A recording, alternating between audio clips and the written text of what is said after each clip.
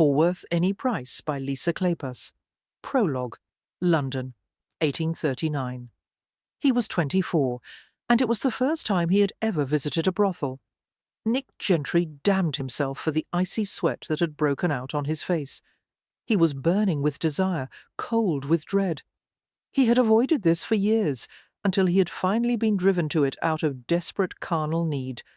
The urge to mate had finally become stronger than fear, forcing himself to keep moving. Nick ascended the steps of Mrs.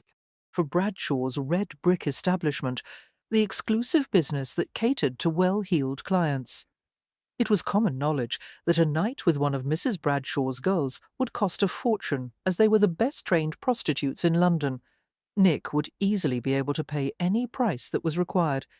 He had made a great deal of money as a private thief-taker, and on top of that he had garnered a fortune from his dealings in the underworld. And he had earned a great deal of notoriety in the process.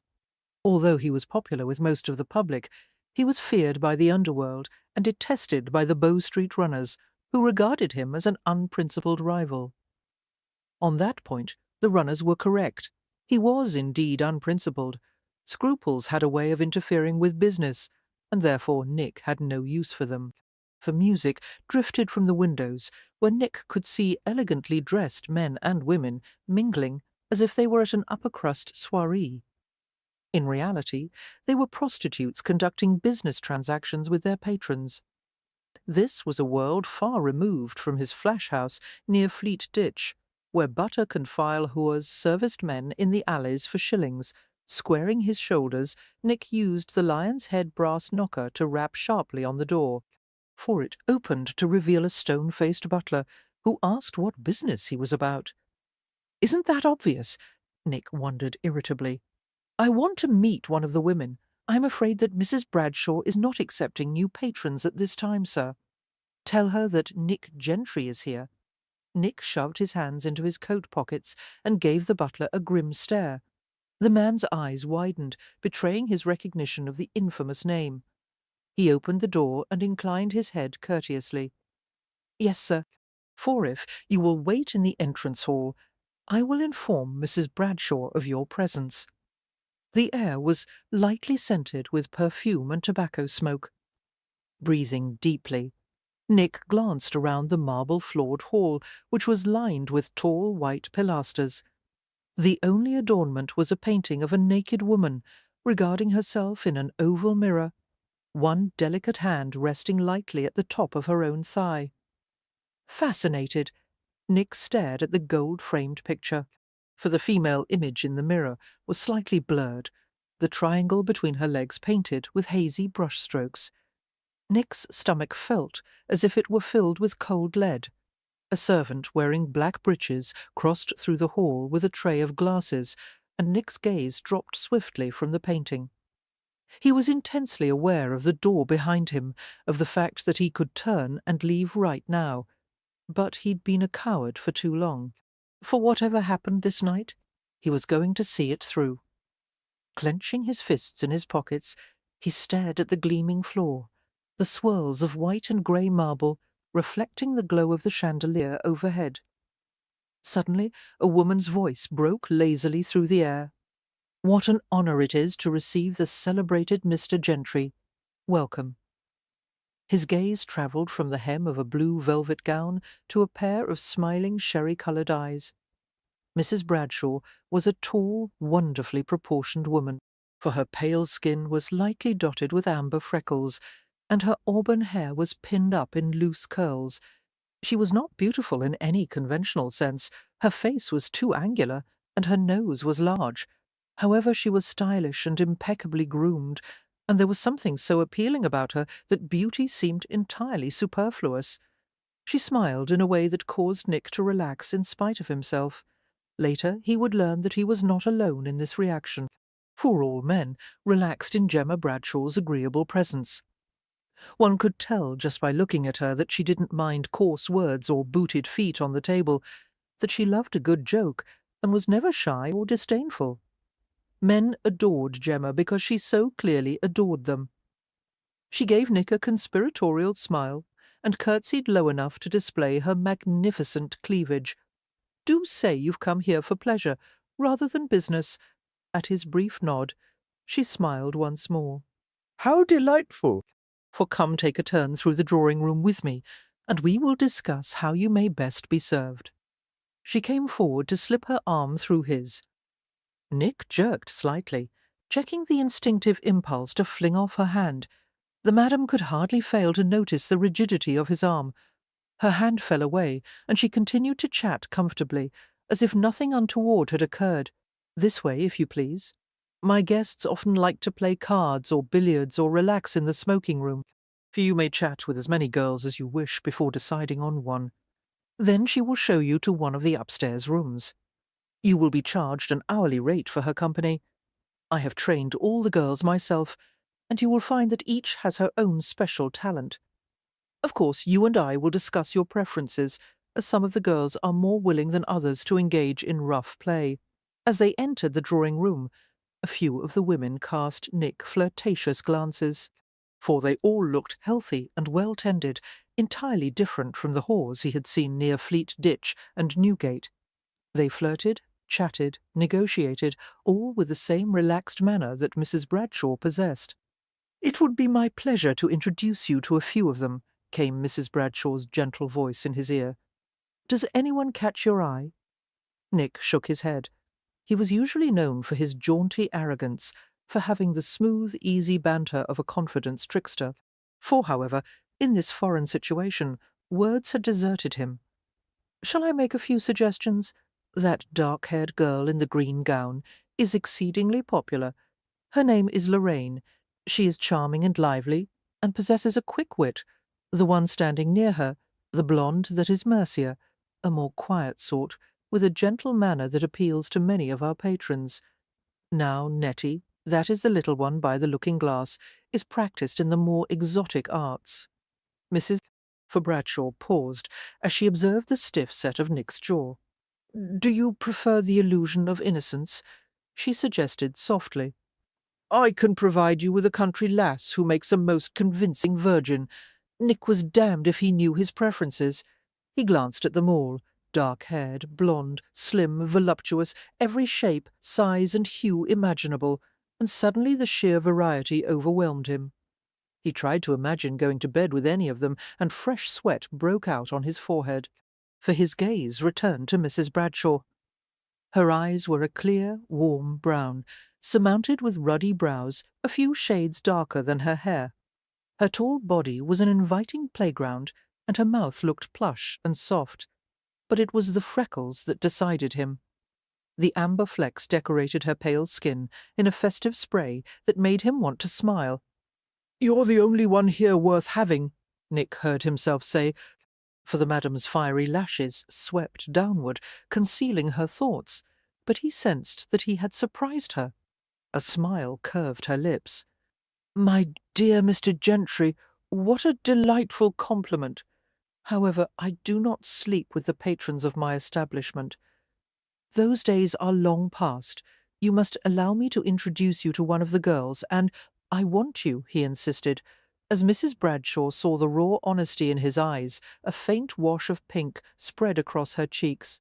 "For good Lord," she said, and laughed suddenly. "It is quite a trick to make a woman of 38 blush. I thought I had forgotten how." Nick did not smile back at her. "I will pay any price." Mrs. Bradshaw shook her head in wonder, still smiling, then stared at his shirt-front with concentration, as if struggling with some weighty matter. "I never do anything on impulse. It's a personal rule of mine." For, slowly, Nick reached for her hand, touched it with great care, drew his fingertips across her palm in a cautious, intimate stroke. Although she had long hands befitting a woman of her height, his were much larger, his fingers twice as thick as her slender ones. He caressed the damp little creases on the insides of her fingers. "Every rule should be broken once in a while," he said. The madam lifted her gaze, seeming fascinated by something she saw in his world-weary face, for abruptly she seemed to make a decision. "Come with me." Nick followed her from the drawing-room, heedless of the gazes that pursued them. She led him through the entrance hall and up a curved staircase that led to a private suite of rooms. Mrs. Bradshaw's apartments were elaborate but comfortable, the furniture deeply cushioned, the walls covered in French paper, the hearth glowing with a generously stocked fire, for the sideboard in the receiving room was laden with a collection of glittering crystal decanters and glasses. Mrs. Bradshaw picked up a snifter from a silver tray and glanced at him expectantly. "Brandy?" Nick nodded immediately.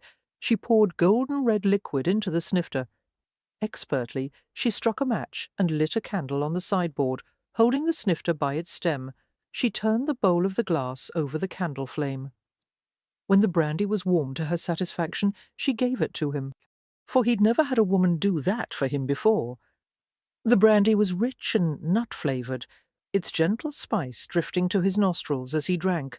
Glancing around the receiving room, Nick saw that one wall was lined with bookshelves, every available inch of space occupied with leather-bound volumes and folios. He drew closer to the shelves, investigating. Although he could not read well, he discerned that most of the books were about sex and human anatomy. "A hobby of mine, Mrs. For Bradshaw said, her eyes gleaming with friendly challenge. I collect books about sexual techniques and customs of different cultures. Some of the books are quite rare. Over the past 10 years, I have accumulated a vast wealth of knowledge about my favourite subject. I suppose it's more interesting than collecting snuff boxes, he said, and she laughed. Stay here. I'll be just a moment. While I am gone, you are welcome to view my library. 4. She went from the receiving room to the adjoining room, where the end of a poster bed was visible. The leaden feeling returned to Nick's stomach. Finishing his drink in one gulp of smooth fire, he set the glass aside and went to the bookshelves. A large volume bound in red leather caught his attention. The antique leather creaked slightly as he opened the book, which was filled with hand-painted illustrations. For his seething insides tangled in a huge knot as he saw drawings of bodies writhing in sexual positions more peculiar than anything he could have imagined. His heart hammered against his ribs, even as his cock surged with aggravated desire. Hastily he closed the book and shoved it back onto the shelf. Going back to the sideboard, he poured another brandy and downed it without tasting it. As Mrs. Bradshaw had promised, she returned soon, coming to stand in the doorway. For she had changed into a thin dressing gown, trimmed with lace, the long sleeves draping in medieval points. The white silk garment revealed the pointed crests of her full breasts, and even the shadow of hair between her thighs. The madam had a magnificent body, and she knew it. She stood with one knee eased forward, protruding through the opening of the dressing gown to display the long, sleek line of her leg, for her blazing hair rippled over her shoulders and down her back, making her look younger, softer. A shiver of longing chased down Nick's spine, and he felt his chest rising and falling in a laboured rhythm. "I'll have you know that I am selective about my lovers." The madam gestured for him to come to her. "A talent such as mine should never be squandered." "Why me?" Nick asked, his voice turning raspy. He drew nearer, close enough to realize that she wore no perfume, for she smelled like soap and clean skin, a fragrance far more arousing than jasmine or roses. "It was the way you touched me. You instinctively found the most susceptible places on my hand, the centre of the palm and the insides of the knuckles. Few men have such sensitivity. Rather than feeling flattered, Nick experienced a flare of panic. The madam had expectations of him, expectations that he was guaranteed to disappoint, for he kept his face expressionless, but his heart dropped in a sickening plunge as she drew him into the warm, firelit bedroom. Mrs. Bradshaw, he said awkwardly As they approached the bed, "I should tell you, Gemma," she murmured. "Gemma," he repeated, every coherent thought scattering as she pushed his coat from his shoulders and helped him remove it. Untying the knot of his sweat-dampened cravat, the madam smiled up at his flushed face. "You are shaking like a boy of 13, for is the notorious Mr. Gentry so intimidated by the thought of bedding the famous Mrs. Bradshaw? I wouldn't have expected it of such a worldly man." Certainly you are not a virgin at your age, a man of 23, 24. He was dying inside, knowing there was no way he could deceive her into believing that he was a man of experience. Swallowing hard, he said hoarsely, "I've never done this before." The ruddy arcs of her brows inched upward. "Never visited a brothel?" 4. Somehow he forced the words up from his aching throat. "Never made love to a woman." Gemma's expression did not change, but he sensed her astonishment. After a long diplomatic pause, she asked tactfully, "You have been intimate with other men, then?" Nick shook his head, staring at the patterned wallpaper. The heavy silence was broken only by the drumming in his ears. The madam's curiosity was almost palpable, for she ascended the movable wooden step that had been placed beside the tall bed and climbed onto the mattress. Slowly she reclined on her side, relaxed and cat-like, and in her infinite understanding of the male sex, she remained silent and waited patiently. Nick tried to sound matter-of-fact, but a tremor broke through his voice. "When I was a boy of 14, I was sentenced to 10 months on a prison hulk." He saw from Gemma's expression that she understood immediately. For the wretched conditions on the hulks, the fact that men were chained together with boys in one large cell was hardly a secret. "The men on the ship tried to force themselves on you, of course," she said. Her tone was neutral as she asked, "Did any of them succeed?" No. But since then, Nick paused for a long moment. He had never told anyone about the past that had haunted him. His fears were not easy to put into words. "I can't bear to be touched," he said slowly. "Not by anyone in any way. For I've wanted—" He paused for a moment, floundering. "At times I want a woman so badly I almost go mad with it, but I can't seem to." He fell helplessly silent. It seemed impossible to explain that for him. Sex and pain and guilt were plated together, that the simple act of making love to someone seemed as impossible as making himself jump off a cliff. The touch of another person, no matter how innocuous, triggered a perilous need to defend himself. For had Gemma displayed a dramatic reaction of horror or sympathy, Nick would have bolted. However, she only regarded him thoughtfully. In a graceful movement, she swung her long legs over the bed and slid to the floor. Standing before him, she began to unbutton his waistcoat. Nick stiffened, but did not move away. "You must have fantasies," Gemma said, "images and thoughts that excite you." Nick's breath turned shallow and quick as he shrugged off his waistcoat, for remnants of volatile dreams swirled through his head, lewd thoughts that had left his body charged and aching in the empty darkness. Yes, he'd had fantasies, visions of women bound and moaning beneath him, their legs spread wide open as he worked himself between them. He could not possibly confess such shameful things, but Gemma Bradshaw's brown eyes contained an invitation that was nearly irresistible. I'll tell you mine first, she offered. Would you like that? 4. He nodded cautiously, heat spreading through his groin. "I fantasize about being naked before an audience of men." Gemma's voice was low and molten as she continued. "I choose one that captures my fancy. He joins me on the stage and performs any sexual act I wish. After that, I select another and another until I am completely satisfied." She tugged the hem of his shirt from his trousers. Nick lifted it over his head and dropped the damp garment to the floor, for his cock throbbed painfully as Gemma stared at his bare torso. She touched the heavy pelt of hair on his chest, much darker than the brown hair on his head. An appreciative sound came from Gemma's throat. "You're quite muscular. I like that." Her fingertips ventured through the matted curls and stroked the hot skin beneath, and Nick took an instinctive backward step. Lazily, Gemma gestured for him to come back. "If you want to make love, my dear, I'm afraid you can't avoid being touched. 4, stand still." She reached for the top button of his trousers. "Now tell me your fantasy."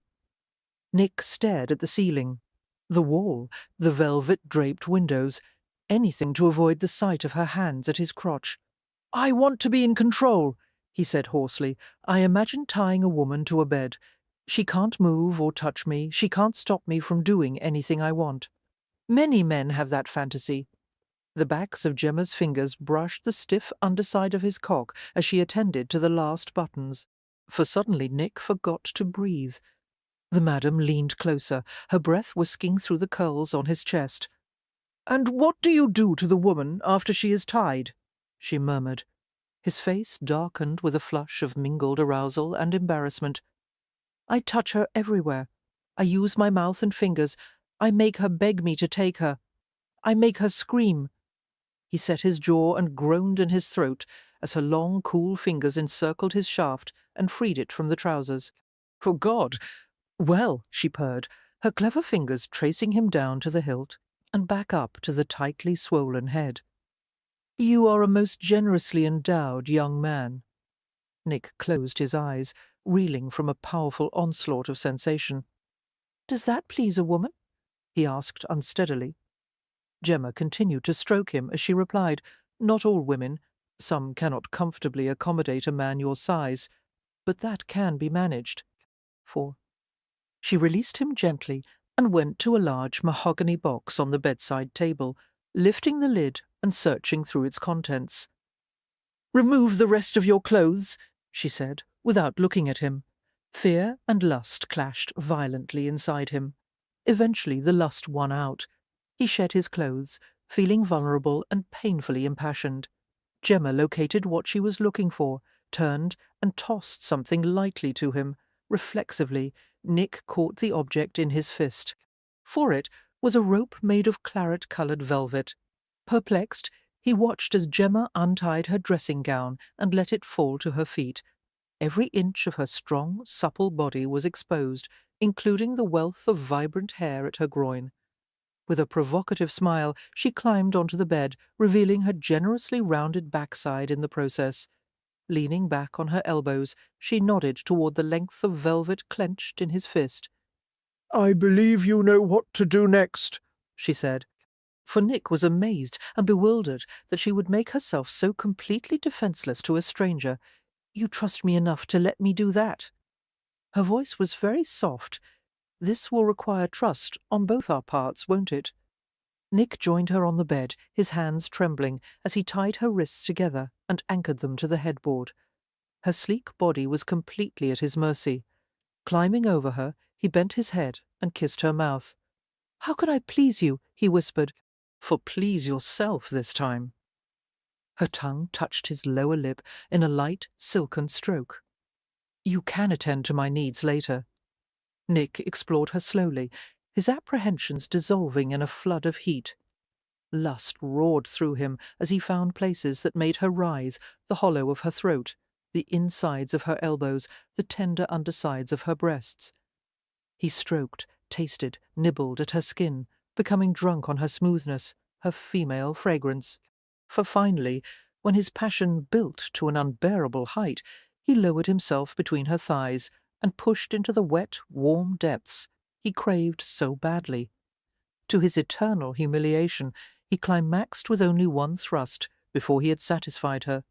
His body shook with unbearable pleasure, and he buried his face in the mass of her flaming hair as he groaned harshly. Gasping in the aftermath, he fumbled at Gemma's tethered wrists. For when she was freed, he rolled to his side away from her and stared blindly at the shadows on the wall. He was dizzy with relief. For some unfathomable reason, the corners of his eyes stung, and he closed his eyes tightly against the hideous threat of tears. Gemma moved behind him, her hand settling lightly on his naked hip. Nick flinched at her touch, but did not move away, her mouth pressed against the top of his spine, a sensation that shot down to his groin. "You have promise," she murmured, "for it would be a shame for your abilities to go undeveloped." "I am going to extend a rare invitation to you, Nick. Come visit me from time to time, and I will share my knowledge with you. I have a great deal to teach. No payment will be necessary. Only bring me a gift now and then."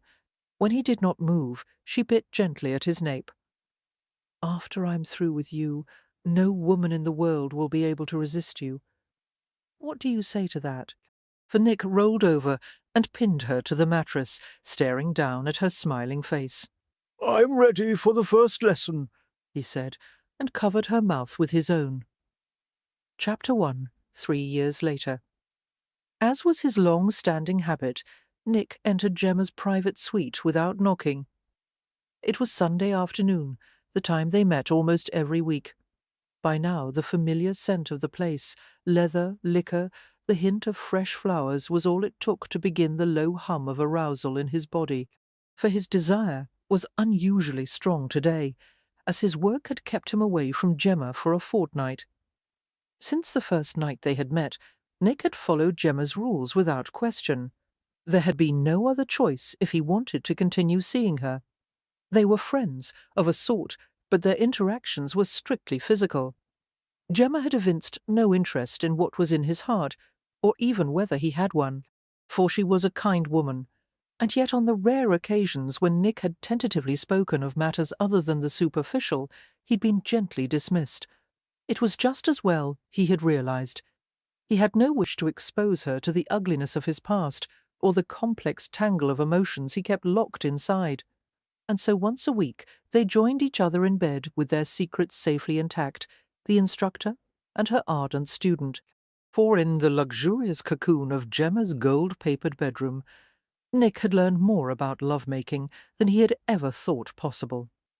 He'd gained an appreciation of female sexuality that few men acquired, the intricacy of a woman's pleasure, the ways to excite her mind as well as her body.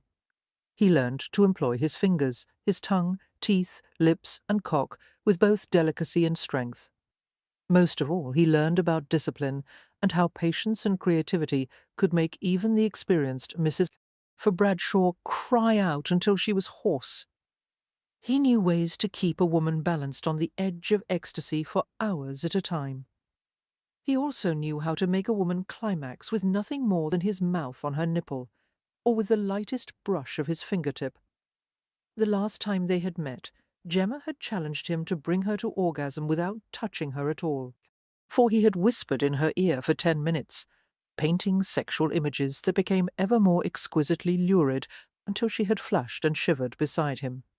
Thinking of her lush body, Nick turned warm with anticipation, and he strode into her parlour. He stopped short as he saw a young blonde man seated on the velvet upholstered chaise, dressed only in a wine silk robe. It was, Nick noted dazedly, the same robe that he made use of whenever he came to visit Gemma, for she had made no promises of fidelity to him, and he had no illusion that he had been her only lover for the past 3 years. Still, Nick was startled by the sight of another man in her receiving room, and the unmistakable tang of sex in the air. Seeing him, the stranger flushed and sat up from his relaxed position.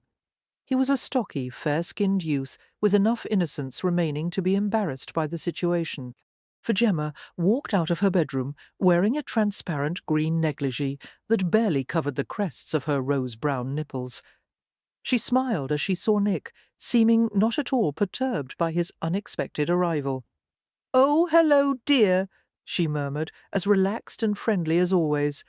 Perhaps she had not planned for him to discover her new chair Amy in precisely this manner, but neither was she distressed about it. Turning toward the blonde man, she spoke to him softly. "Wait for me in the bedroom," for he threw her a glance of heated adulation as he obeyed. As Nick watched the man disappear into the next room, he was reminded of himself, as he had been 3 years earlier, callow and burning and dazzled by Gemma's sensual arts. Gemma lifted a graceful hand to stroke Nick's dark hair. "I didn't expect you to return from your investigation so quickly," she said, without a trace of chagrin. "As you can see, I am entertaining my new protégé." "And my replacement," Nick said, rather than asked, while a cold feeling of abandonment crept over him. "Yes," Gemma said softly. "You have no more need of my instruction. Now that you have learned all I can teach you, it is only a matter of time before our friendship becomes stale. I would prefer to end it while it is still enjoyable." It was surprisingly difficult for him to speak. "I still want you, only because I am safe and familiar." For smiling affectionately, Gemma leaned over to kiss his cheek. Don't be a coward, dear. It is time for you to find someone else. No one could follow you, he said gruffly. That earned a tender laugh and another kiss. That shows you still have much to learn. A wicked smile gleamed in her clear brown eyes. Go find a woman who is deserving of your talents, take her to bed, make her fall in love with you. A love affair is something everyone should experience at least once. For Nick gave her a sullen glance. That is the last damn thing I need, he informed her, making her laugh. Drawing back, Gemma casually unfastened her hair and shook it free. No goodbyes, she said, depositing the hairpins onto the table by the chaise. I much prefer au revoir. Now, if you'll excuse me, my pupil is waiting. Have a drink before you leave, if you like. Stunned, Nick stood immobile as she drifted into the bedroom and closed it with a firm click. Jesus, he muttered, for an incredulous laugh escaped him at having been so lightly dispensed with after all they had done together. Yet he couldn't summon any anger. Gemma had been too generous, too kind, for him to feel anything but gratitude. Go find another woman, he thought numbly. It seemed an impossible task. Oh, there were women everywhere. Cultured, common, plump, lean, dark, fair, tall, short, and he found something to appreciate in all of them. But Gemma had been the only one with whom he had ever dared to unleash his sexuality. He could not imagine how it would be with someone else. Make someone love him? Nick smiled bitterly, thinking for the first time that Gemma didn't know what the hell she was talking about. No woman could love him, and if one ever did, she would be the greatest fool alive. Chapter 2. She was here. He was certain of it. For Nick surveyed the party guests intently as they milled in the gardens behind Stony Cross Park. His hand slid into the pocket of his coat, finding the miniature case that contained Charlotte Howard's portrait. Slowly, his thumb caressed the glossy enamelled side of the case while he continued to gaze at the crowd. His 2 months' search for Charlotte had led him to Hampshire, a place of heather-carpeted hills, ancient hunting forests, and treacherous valley bogs. For the western county was prosperous, its 20 market towns abundantly filled with wool, timber, dairy products, honey, and bacon. Among the Hampshire's renowned estates, Stony Cross Park was considered to be the finest. The manor house and private lake were situated in the fertile Itchen River Valley. Not a bad place to hide, Nick thought wryly.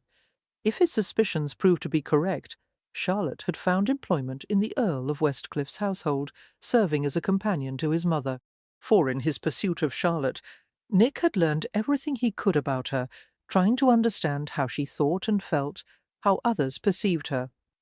Interestingly, the accounts of Charlotte had been so contradictory that Nick had wondered if her friends and family were describing the same girl.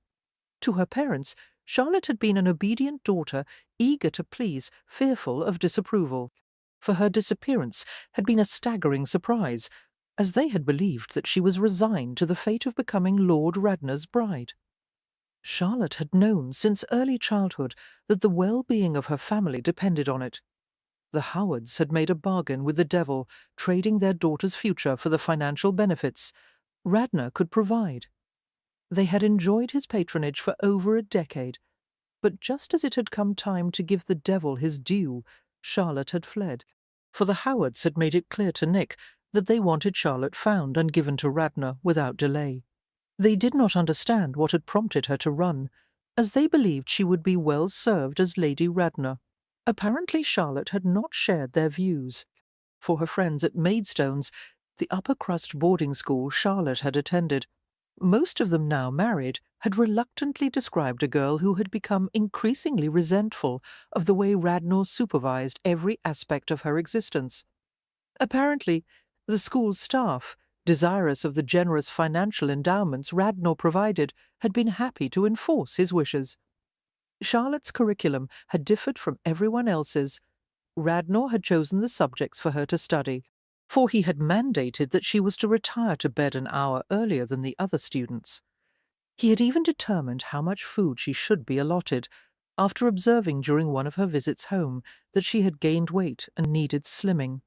Although Nick understood Charlotte's rebellion, he felt no sympathy. He had no sympathy for anyone. Long ago he had accepted the unfairness of life, the cruel twists of fate that no one could avoid forever. For the tribulations of a schoolgirl were nothing compared to the ugliness that he had seen and experienced. He would have no compunction about bringing Charlotte to Radnor, collecting the remainder of his fee, then putting all thought of the luckless bride to be completely out of his mind. His gaze chased restlessly over the scene, but so far there had been no sign of Charlotte, for the great house was filled with at least 36 families, all of whom were attending what amounted to a month-long house party. The annual event was hosted by Lord Westcliff. The daytime hours were devoted to hunting, shooting, and field sports. Each evening had entertainment, such as soirées musicales and dances. Although it was nearly impossible to gain one of the sought-after invitations to Stonycross Park, Nick had managed to, with the help of his brother-in-law, Sir Ross Cannon. For Nick had decided to pose as a bored aristocrat who needed to refresh himself with a few weeks in the country. At the request of Sir Ross, the Earl of Westcliff had extended an invitation, having no idea that Nick was a Bow Street runner on the hunt for a runaway bride. The myriad of lights hung from the oak branches caused the women's jewels to glitter madly. A wry smile tugged at one side of Nick's mouth as he reflected how easy it would be to strip these pigeons of their finery, for not long ago he would have done exactly that. He was an even better thief than he was a thief-taker. But now he was a runner, and he was supposed to be honourable, Lord Sidney. A man's voice interrupted his thoughts, and Nick turned away from the terrace to face Marcus, Lord Westcliff. The Earl possessed a formidable presence, although he was of only average height. His form was broad and exceedingly muscular, almost bullish in its heavily developed power, for his features were bold and decisively formed, his shrewd black eyes set deep in his swarthy face. Westcliff looked nothing like the slender, fair peers who occupied the first circles of society. Were he not dressed in elegant evening clothes, one would assume he was a dock worker or journeyman. However, Westcliff's blood was unquestionably blue. He had inherited one of the most ancient earldoms of the peerage, a coronet that had been won by his ancestors in the late 1300s. For ironically, it was rumoured that the Earl was not an ardent supporter of the monarchy, nor even of hereditary peerage, as he believed that no man should be insulated from the toils and concerns of ordinary life. Westcliff continued in his distinctive gravel-scored voice. "Welcome to Stonycross, Sidney." Nick executed a shallow bow. "Thank you, my lord." The Earl regarded him with an openly sceptical glance. "Your sponsor, Sir Ross, mentioned in his letter that you suffer from ennui," for his tone made it clear that he had little tolerance for a wealthy man's complaint of excessive boredom. Neither did Nick. He chafed inwardly at the necessity of affecting ennui, but it was part of his ruse. "Yes," he said, with a world-weary smile, "a debilitating condition. I have become decidedly melancholy. I was advised that a change of scene might help." A surly grunt came from the Earl's throat. "I can recommend an excellent cure for boredom. Simply apply yourself to some useful activity. For, are you suggesting that I work?" Nick summoned an expression of distaste. "Perhaps that would do for someone else. My kind of ennui, however, requires a careful balance of rest and entertainment." Contempt flickered in Westcliff's black eyes. "We shall endeavour to provide you with satisfactory amounts of both. I look forward to it," Nick murmured, taking care to keep his accent clean. For although he had been born a viscount's son, too many years spent in the London underworld had given him a lower-class cadence and woefully soft consonants. "Westcliff, at the moment what would please me most is to have a drink, and to find company with some delightful temptress." "I have an exceptional Longueville Armagnac," the Earl muttered, clearly eager to escape Nick's company. "That would be most welcome." "Good, I'll send a servant to fetch you a glass." For Westcliff turned and began to stride away. "And the temptress?" Nick persisted, smothering a laugh at the way the man's back stiffened. "That, Sidney, is something you will have to obtain for yourself." As the Earl left the terrace, Nick allowed himself a swift grin. So far, he was playing the part of spoiled young nobleman with great success. He had managed to annoy the Earl beyond bearing, for actually he rather liked Westcliff, recognizing the same hard-driven will and cynicism that he himself possessed.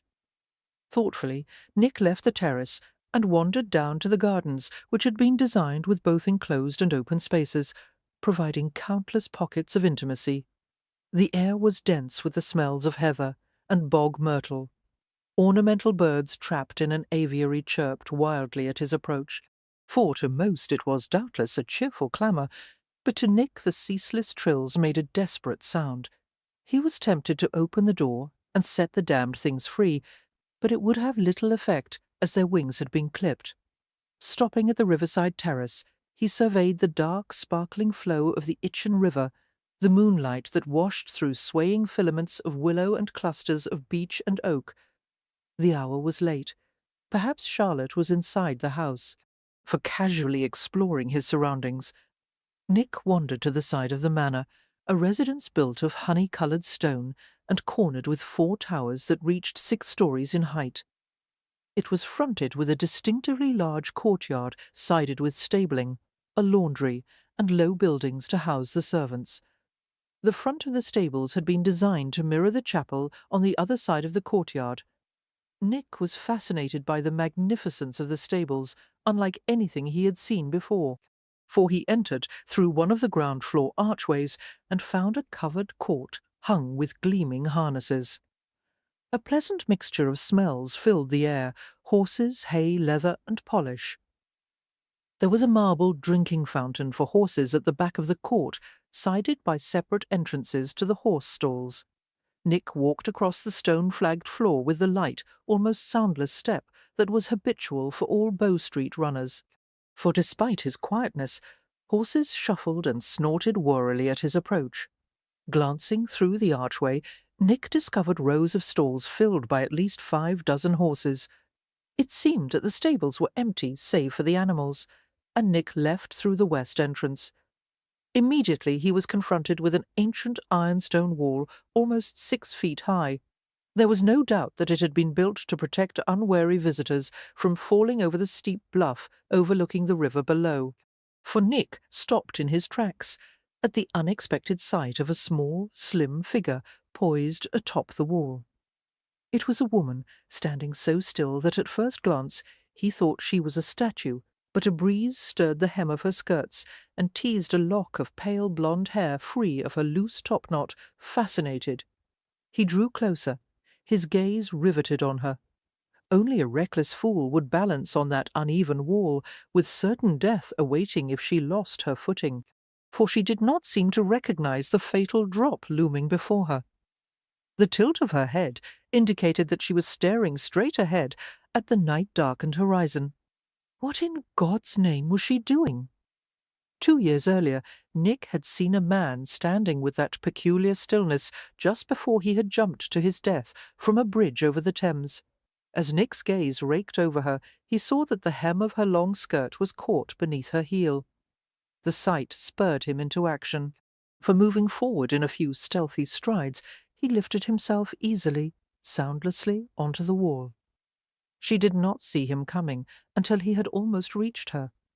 She turned, and Nick saw the flash of her dark eyes just as she lost her balance. Seizing her before she could fall, Nick hauled her against his chest. His forearm locked securely just beneath her breasts. The simple action of pulling her body against his was strangely satisfying, like a puzzle piece snapping neatly into place, for she gave a low cry, automatically clutching at his arm. The loose lock of fine blonde hair blew across Nick's face, and the fresh, faintly salty fragrance of female skin rose to his nostrils. The scent made his mouth water. Nick was startled by his instant reaction to her. He had never experienced such visceral response to a woman. He wanted to leap from the wall and carry her off like one of the wolves that had once roamed the medieval forests, and find some place to devour his prey in private, for she was rigid in his hold, her breath coming in gasps. "Let go of me," she said, prying at his arms. Why the devil did you do that? You were going to fall. I was not. I was perfectly fine until you rushed at me and nearly knocked me over. Your heel is caught in the hem of your skirts. Moving cautiously, she lifted her foot and perceived that he was correct. So it is, she said shortly. For having rescued people from every conceivable situation, Nick was accustomed to receiving at least a perfunctory show of gratitude. Aren't you going to thank me for saving you? I have excellent reflexes. I could have saved myself. Nick let out an incredulous laugh, both annoyed and fascinated by her stubbornness. If it weren't for me, you would have broken your little neck. I assure you, sir, that this so-called rescue was entirely unnecessary. For, however, since it is obvious that you are going to persist, thank you. Now, please take your hands from me. Her tone rendered the words devoid of appreciation.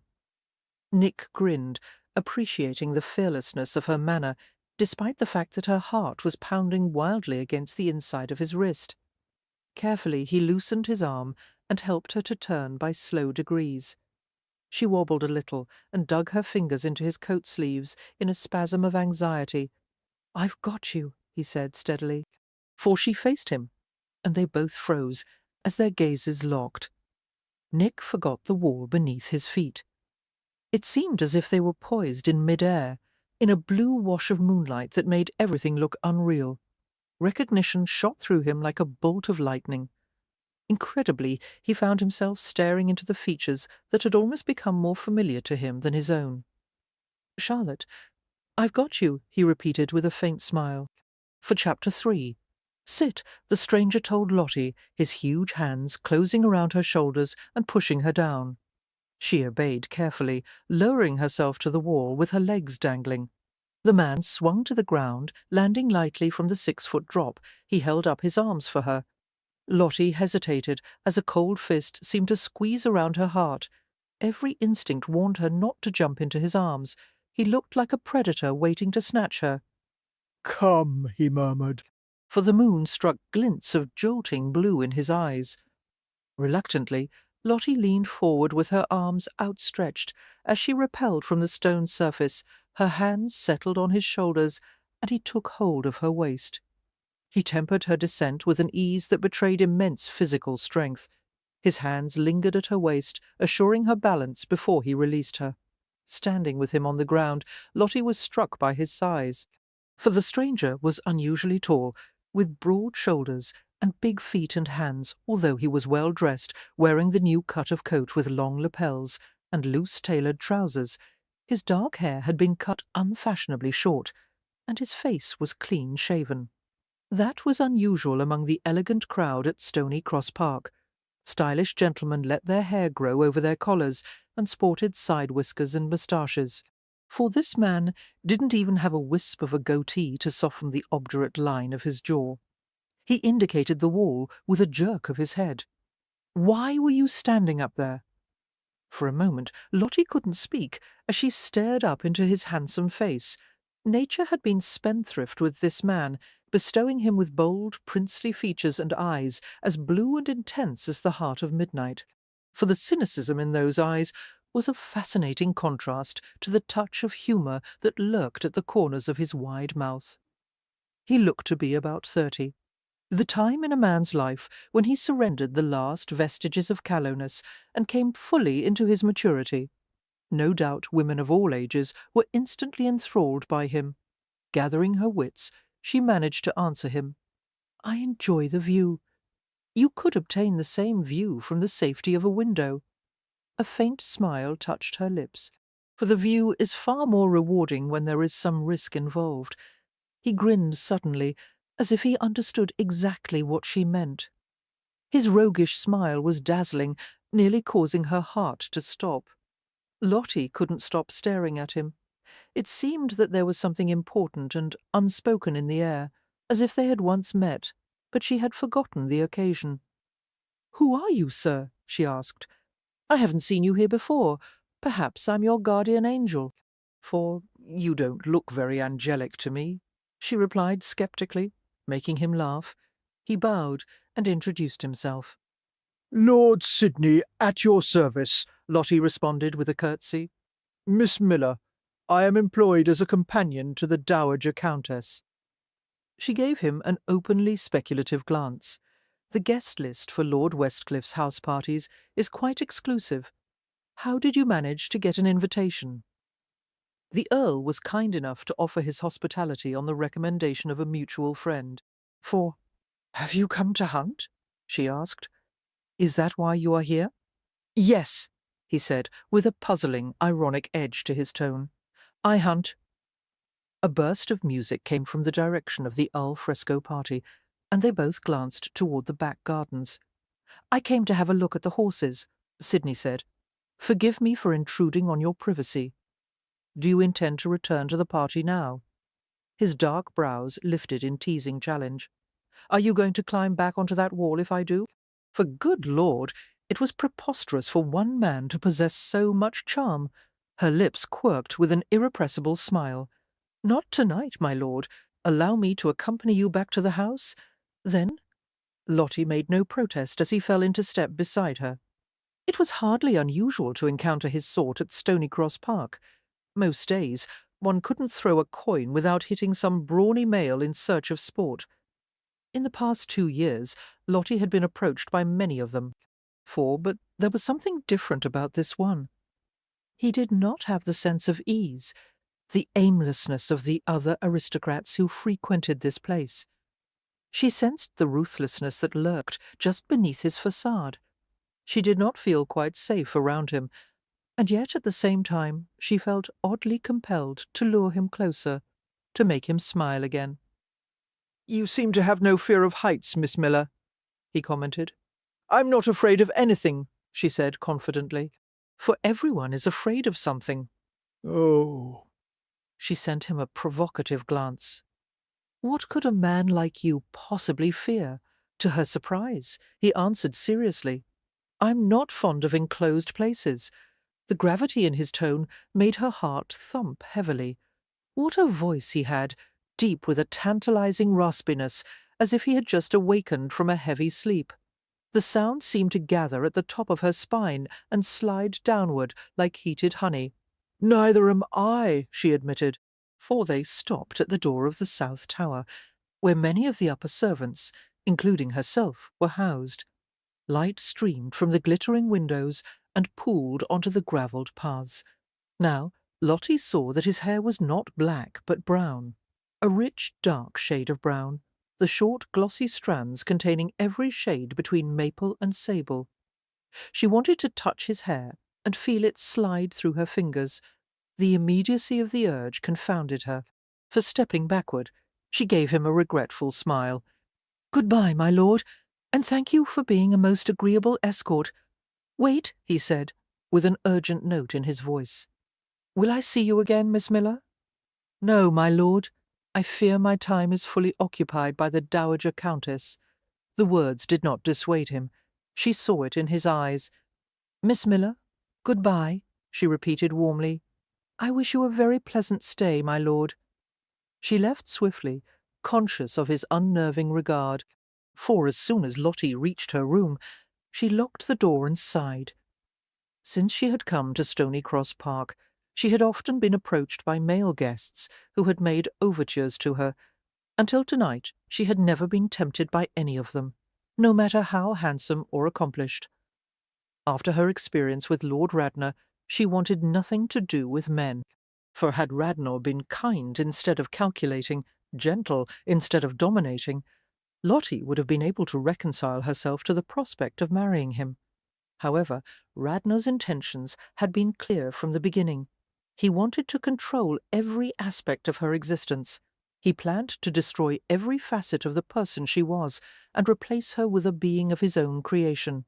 Marriage to him would have literally been worse than death, for her parents had refused to acknowledge the obvious, as they desperately needed Radnor's financial patronage, and it had grieved Lottie to leave them, as she was well aware of the repercussions they would face.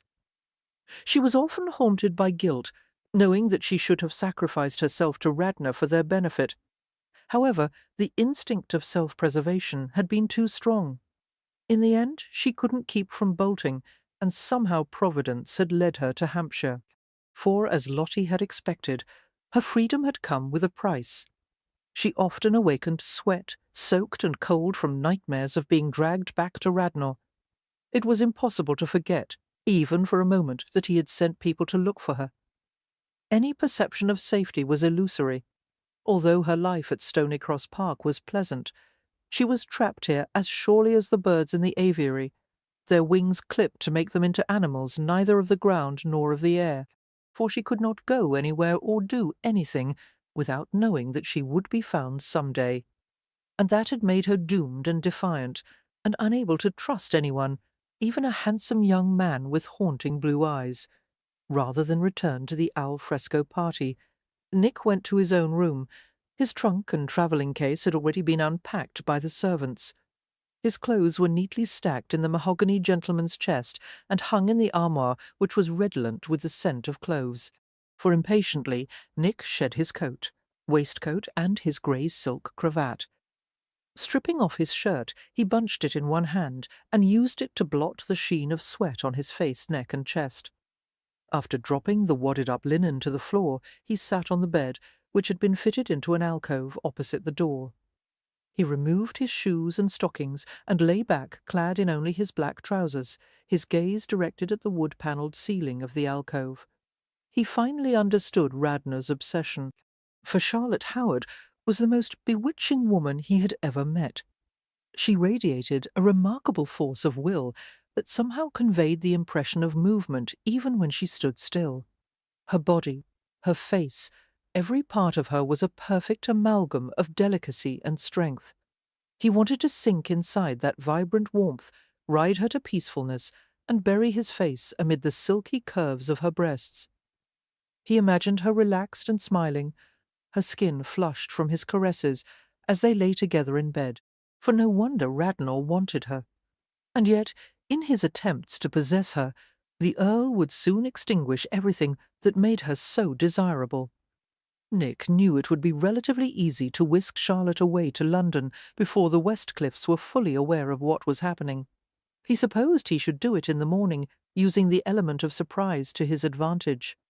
Deeply troubled, he laced his fingers behind his head.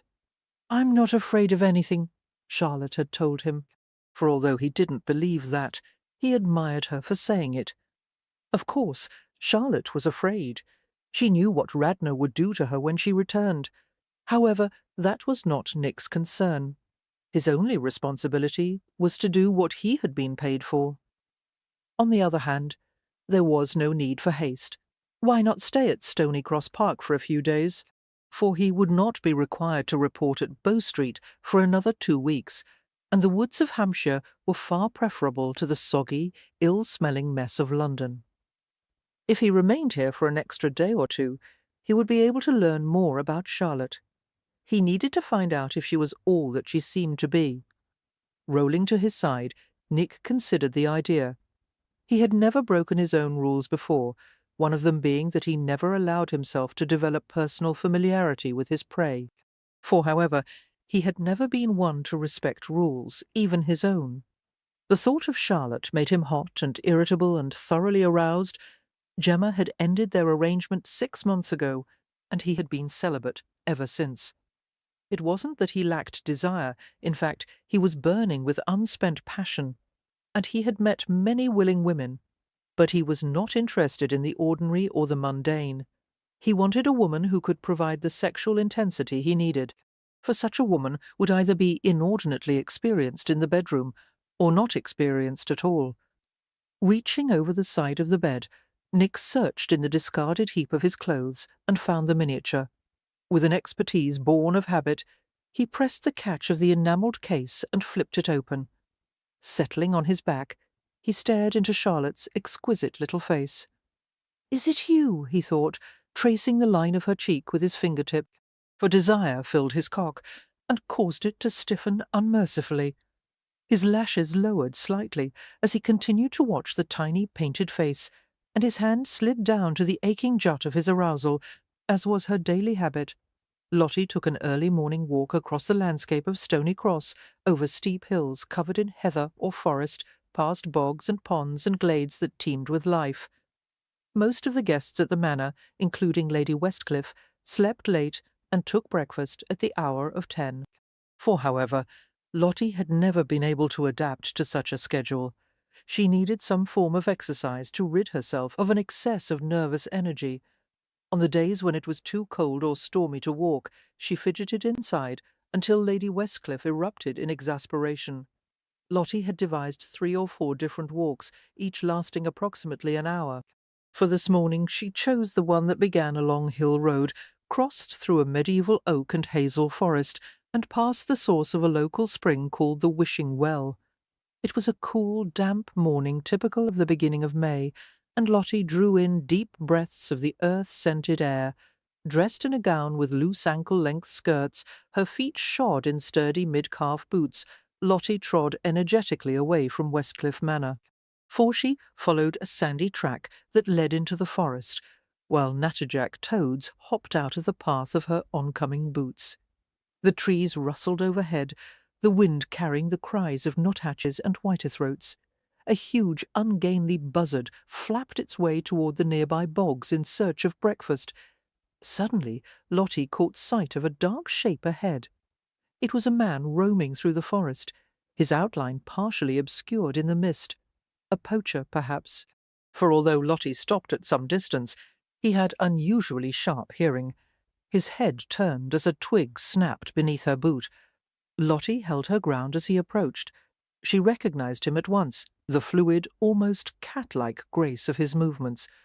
He was casually dressed in shirt-sleeves and a black waistcoat, with boots and decidedly ancient breeches. Lord Sidney, looking disreputable and indecently handsome.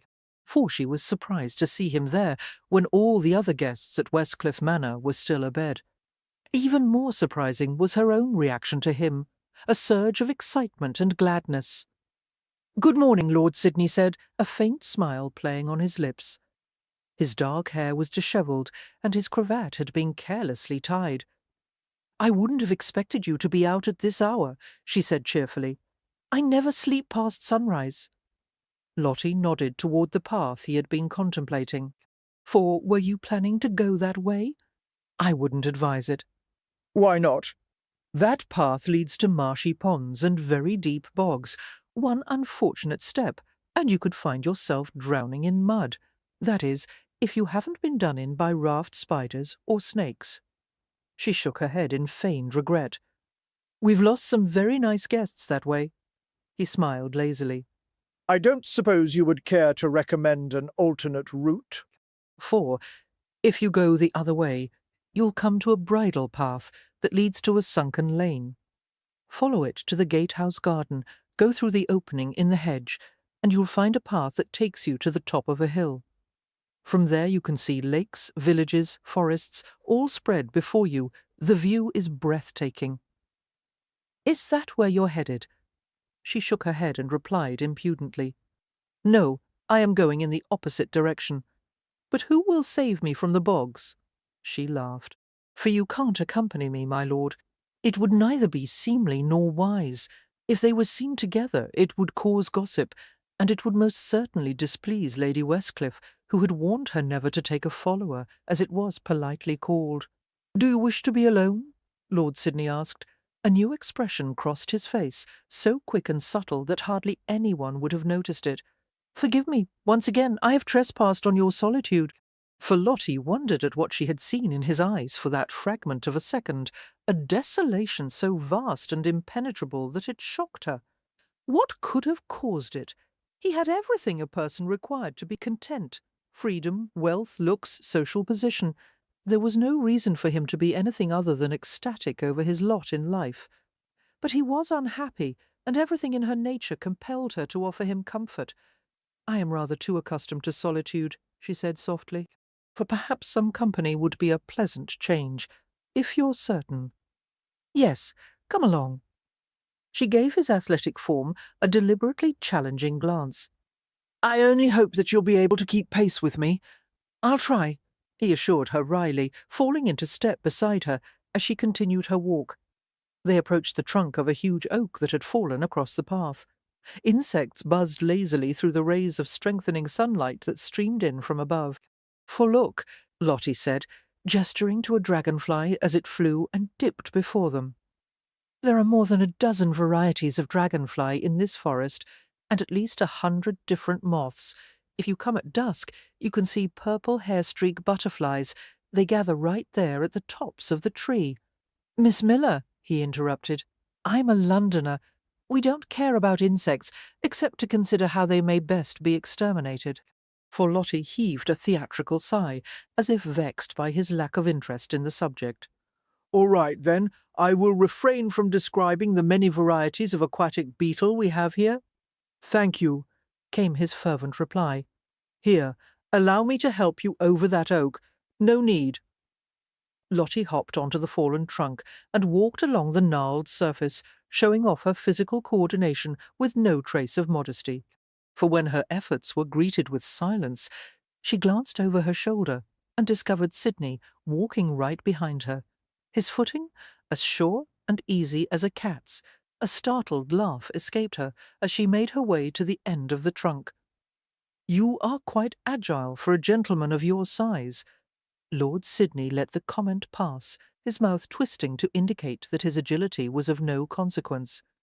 "Why did you become a lady's companion?" "For," he asked as Lottie jumped to the ground, her feet rustling through the brittle layer of leaves. He followed her, landing in the same spot she had. Curiously, he did not make nearly as much noise as she had, despite the fact that he was easily twice her weight.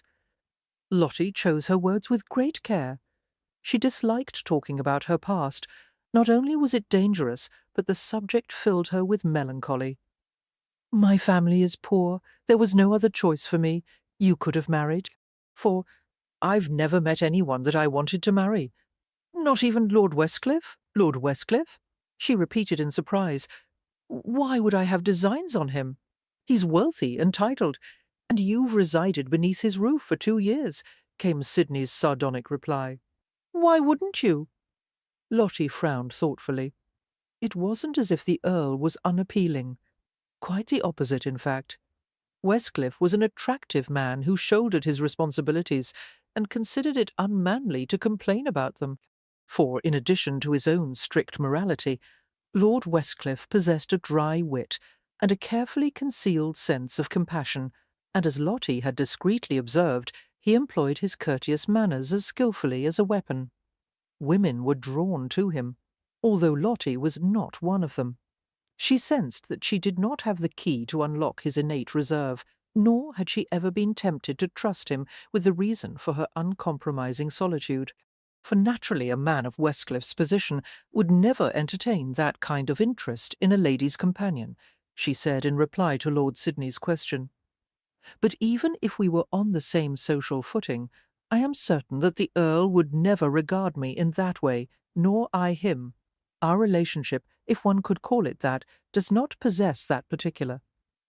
She paused, searching for an appropriate word. "Alchemy." The word hovered gently in the air, dispelled only by the sound of Sidney's quiet voice. For surely alchemy pales in comparison to the safety that he could offer you. Safety. The thing she wanted most, and could never have. Lottie stopped and stared into his dark face. "What makes you think that I am in need of safety?" "You're alone. A woman needs someone to protect her." "Oh, I have no need of protection. I have a very pleasant life at Stony Cross Park. Lady Westcliff is quite kind, and I want for nothing." "Lady Westcliff won't live forever," Sidney pointed out. For, although his words were blunt, his expression was strangely understanding. "What will you do after she is gone?" The question caught Lottie by surprise. No one ever asked her such things perturbed. She took her time about replying. "I don't know," she said honestly. "I suppose I never let myself think about the future." Sidney's gaze was riveted on her, his eyes an almost unnatural shade of blue. "Neither do I." Lottie didn't know what to make of her companion, for it had been easy at first to think of him as a spoiled young aristocrat with his beautifully tailored clothes and perfect features. But on closer inspection there were signs that conveyed the opposite. The deep-cut shadows beneath his eyes betrayed countless sleepless nights. The harsh grooves on either side of his mouth gave him a cynical look that was odd for a man so young, and in unguarded moments such as this she saw in his eyes that he was no stranger to pain, for his expression changed like quicksilver. Once again he was a lazy rogue with mocking eyes. "The future is too boring to contemplate," he said lightly. "Shall we continue, Miss Miller?" Disconcerted by his swift change of mood, Lottie led him out of the forest to a sunken road. The morning sun rose higher, chasing the lavender from the sky and warming the meadows.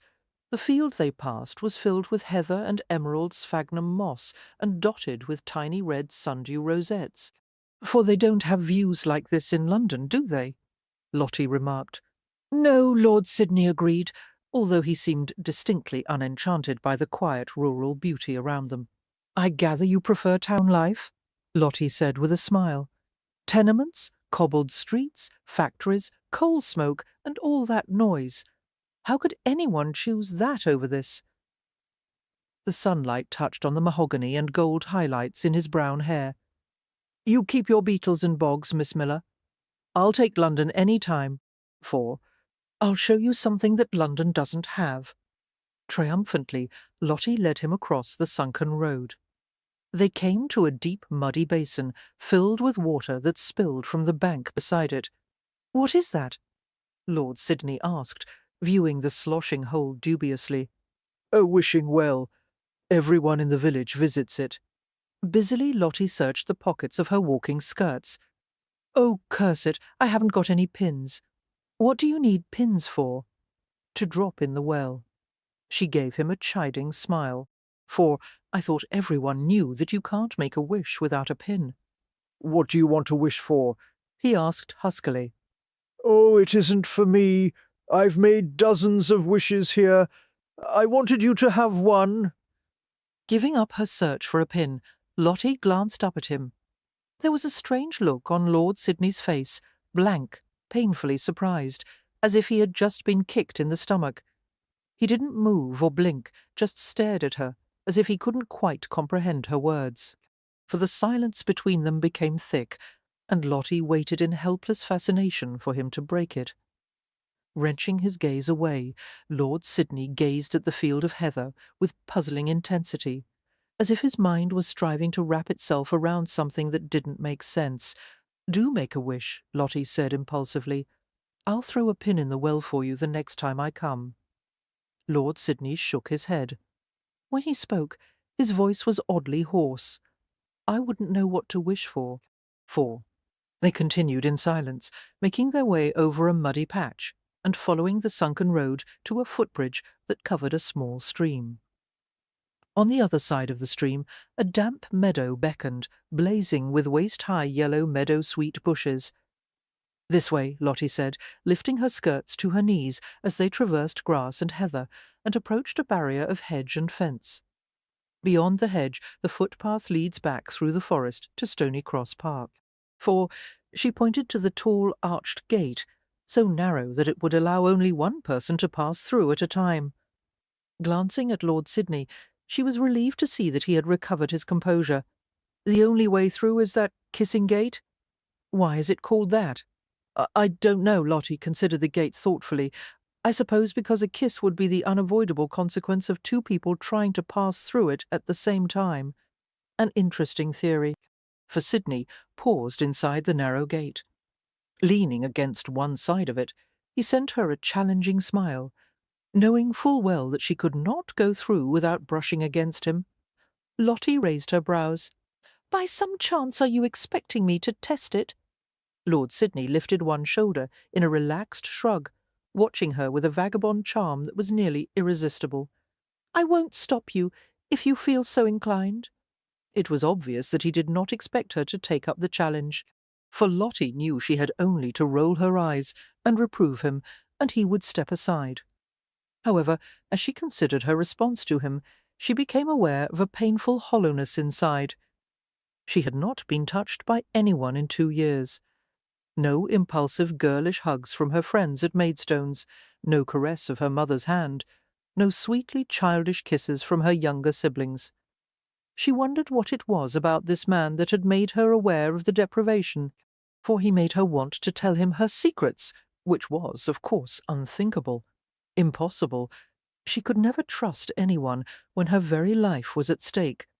She realized that Lord Sidney's smile had vanished. Without being aware of it, she had drawn closer to him and now stood within arm's length. Her gaze flickered to his mouth, so wide, masculine, full. Her pulse escalated to a wild rhythm as temptation exerted a force stronger than anything she had ever known, as strong as fear, as deep as hunger. For hold still, she heard herself say. Carefully, she laid a hand on the centre of his chest. The instant that Lottie touched him, Lord Sidney's chest moved beneath her palm in a strong, quick breath. The violent thump of his heart against her fingers filled Lottie with a curious tenderness. He seemed to be frozen, as if he feared that any movement might frighten her away. Softly, she touched his lower lip with her fingertips and felt his hot breath fan against them, for a butterfly left its resting place on the gate and flew away, a trembling stain of colour in the air. "What is your name?" Lottie whispered. "Your first name." It took an unaccountably long time for him to reply. The bristly fans of his lashes lowered to conceal his thoughts. John. He was so tall that Lottie had to stand on her toes to reach his mouth, and even then she couldn't quite manage it. Catching her waist in his hands, he compacted her gently against his body. For suddenly there was a strange, lost look in his eyes, as if he were drowning. Hesitantly, Lottie slid her hand around the back of his neck, where the interlaced muscles had gone rigid. He let her tug his head lower, lower, until their breath mingled and their lips touched in a sweet, supple kiss. His mouth remained warm and still against hers, and then his lips began to move in soft brushes. Disoriented, Lottie swayed in his grasp, and his arms slid around her back to hold her securely. For instinctively she nudged upward, straining on her toes as she sought to deepen the tender pressure. But he was careful to keep his passion under tight rein, refusing to take any more. Gradually, she eased away from him, sinking back to her heels. She dared to touch the side of his face, relishing the warmth of his skin against her palm. "I've paid the toll," she whispered. "May I pass through the gate now?" He nodded gravely and moved away from the threshold. For Lottie crossed through and wandered past the hedge, surprised to discover that her knees were a bit quivery. Her companion followed in silence as she walked along the footpath that led to Stony Cross Park. When they had almost reached the great house, they paused in the shelter of an oak tree. "I must leave you here," Lottie said, her face dappled by the overhead boughs. It wouldn't do to be seen together. "Of course." A wistful ache gathered inside her chest as she stared at him. "For when will you leave Stony Cross Park, my lord?" "Soon. Not until after tomorrow evening, I hope. The village has a wonderful May Day celebration. Everyone from the manor comes down to watch. Will you?" Lottie shook her head immediately. "No, I have seen it before. I will probably remain in my room with a book, but for a newcomer the festivities would be entertaining." "I will consider it," he murmured. "Thank you for the walk, Miss Miller." And with a polite bow he left her, for after breakfast Charlotte pushed Lady Westcliffe's wheeled chair along the paved walks of the estate gardens. Nick watched from an open first-floor window, able to hear the regal old woman as she lectured Charlotte. "There is no substitute for daily inspection," Lady Westcliff was saying, gesturing with a bejewelled hand. "Weeds must be pulled as soon as they show. For plants must never be allowed to grow outside their proper places, or they will ruin the proportion of the garden." Charlotte appeared to be listening respectfully as she guided the chair along the path. The ease with which she manoeuvred it belied the vehicle's obvious weight. Her slim arms were surprisingly strong, and she showed no signs of tiring as they proceeded along the hedgerow. Nick watched her intently as he tried to sort through the anarchy of his thoughts, for his usual appetite had vanished after their walk this morning. He had not eaten breakfast, had not done anything really, except to wander around the estate in a sort of daze that appalled him. He knew himself to be a callous man, one with no honour, and no means of quelling his own brutish instincts. So much of his life had been occupied with basic survival that he had never been free to follow higher pursuits. For he had little acquaintance with literature or history, and his mathematical abilities were limited to matters of money and betting odds. Philosophy to him was a handful of cynical principles learned through experience with the worst of humanity. By now nothing could surprise or intimidate him. He didn't fear loss, pain, or even death. But with a few words and one awkward, innocent kiss, Charlotte Howard had devastated him. For it was clear that Charlotte had changed from the girl her parents, friends, and Radnor himself had known. She had become accustomed to living in the moment, with no thought given to the future. The knowledge that she was being hunted, that her days of precious freedom were limited, should have made her bitter and disillusioned, and yet she still threw pins into wishing wells. A wish! The flicker of hope that implied it had struck at his soul when he had believed he had no soul left. For he could not give her to Radnor. He had to take her for himself. His hand closed around the painted wood casement, gripping hard to assure his balance. Otherwise he would have staggered from the violent surprise of his discovery. "Sidney?" The sound of Lord Westcliffe's voice startled him. Nick was not pleased to realize that he had been so absorbed in watching Charlotte that his customary alertness had vanished. Keeping his face blank, he turned toward the Earl, for Westcliffe's features seemed even more harshly cut and uncompromising than usual. His dark eyes contained a hard, cold gleam. "I see that you've taken notice of my mother's companion," he remarked softly. "An attractive girl, not to mention vulnerable. In the past, I have sometimes found it necessary to discourage a guest's interest in Miss Miller, as I would never allow any of my servants to be taken advantage of." For Nick returned Westcliffe's steady regard, aware that he was being warned away from Charlotte. "Am I poaching on your preserve, my lord?" The Earl's eyes narrowed at the insolent question. "I have advanced my hospitality to you with very few conditions, Sidney. However, one of them is that you leave Miss Miller alone. That is not open for negotiation." I see. Suspicion ignited inside him. Had Charlotte confided in her employer? For he had not thought that she would trust anyone, even a man as honourable as Westcliff. However, if she had taken that chance, then the Earl would undoubtedly offer strong opposition to her being removed from Stony Cross Park. It was also possible that Charlotte had earned his protection by sleeping with him. The thought of Charlotte, naked in another man's arms, brought an acid taste to Nick's mouth, and he was suddenly filled with bloodlust. "It must be jealousy," he thought incredulously. "Christ! For I'll leave the choice to Miss Miller," Nick said flatly. "If she desires my presence or absence, I will abide by her preference, not yours." Nick saw from the warning gleam in Westcliffe's eyes that the Earl did not trust him. The man had good instincts. Chapter 4. The English celebration of May Day varied from village to village, for it had been derived from an ancient Roman festival, honouring the goddess of springtime, and over time each region had added its own customs in addition to the standard maypole dance and a Maying songs.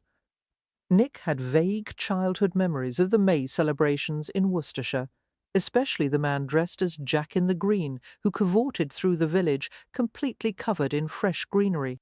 For as a small child, Nick had been terrified by the sight of the plant-festooned man, and had hidden behind his older sister Sophia's skirts until he had gone away. It had been a long time since Nick had seen a May Day celebration of any kind. For now, from his adult perspective, the sexual connotations of the holiday were more than obvious. Villagers dancing with the phallic staffs, the May King and Queen going from door to door and sprinkling wild water on the household inhabitants, the streets adorned with hoop-shaped garlands featuring pairs of marigold balls hanging in the centres. Nick stood on a hill near the manor house with a crowd of other guests, watching the riotous dancing in the centre of the village. For hundreds of lamps and blazing torches lit the streets with a golden glow. A cacophony of laughter, Music and singing filled the air as women took their turns at the towering maypole. Blasts from hunting horns frequently punctuated the din. Young men danced with ropes woven of tail hair from cattle, which would later be dragged through the night dew to ensure a good milk supply for the next year. "I expect good hunting tonight," Came a masculine voice from nearby, for the speaker was Viscount Stepney, a brawny young man with a well-known penchant for skirt chasing. His companions, the Lords Woodsome and Kendall, broke into lusty laughter. Seeing Nick's questioning gaze, Stepney explained with a chortle, "The village girls will go a-maying until morning. Catch one of them in the woods, and she'll let you do anything you want. Even the married ones do it. They're allowed to remove their wedding rings for this one night. And their husbands don't object?" For Nick asked. That question made the lords laugh in unison. "Why no?" Stepney explained. "They are too busy chasing fresh young tails themselves to give a damn about what their wives are doing. A pleasant holiday, is it not?" Nick smiled slightly, making no reply. Clearly, Stepney and his companions considered it great sport to spend 10 minutes coupling with peasant girls in the woods. For a poke and a wiggle, as Gemma Bradshaw had dryly described the love-making style of most of the men who frequented her establishment. They had no conception of real sexuality, no requirement of a woman save that she spread her legs. Obviously, a quick mating between strangers afforded a certain kind of release. But that was too simple and too easy to satisfy Nick. Thanks to Gemma's tutoring, he had developed a complex palate for the image of Charlotte's face. Her dark eyes and pointed chin and sweet mouth hovered at the back of his mind. Let Stepney and his friends go in search of a quick tail tickle. Nick had far more interesting prospects. "Come, Sidney," the Viscount urged. "The village girls will become available immediately after the betrothed of May is chosen." Seeing Nick's unfamiliarity with the phrase, he explained, "A lad of marriageable age lies on the green and pretends to sleep. For the girls who are willing to marry him race to be the first to awaken him. The first one to kiss him will be able to claim him as her betrothed." He smiled lecherously and rubbed his hands. "And the other girls, all in need of consolation, scatter into the forest, waiting to be caught by enterprising fellows such as myself. You should have seen the one I captured last year, black hair and red lips. Ah, what a fine little mount she was. Come, Sidney, if you're fleet-footed, you'll catch one for yourself." Nick was about to refuse when his gaze was caught by a new cluster of girls grasping the maypole ribbons. One of them seized his full attention. Like the others, she wore a white peasant dress, her hair covered by a red cloth. At this distance her features were difficult to discern, but Nick recognized her at once, for a rueful smile curved his lips as he recalled Charlotte's saying that she intended to stay in her room with a book that night. No doubt the Westcliffs would disapprove of her attending the village festival, and so she had chosen to go in disguise. Fascination and desire swirled inside him as his gaze tracked Charlotte's slim figure. She wound in and out of the maypole circle, her hands flung exuberantly high over her head. "For I believe I will join you," Nick murmured, accompanying the eager rakes down the hill. Laughing recklessly, Lottie joined the mass of maidens who waited in tense readiness to race to the village green.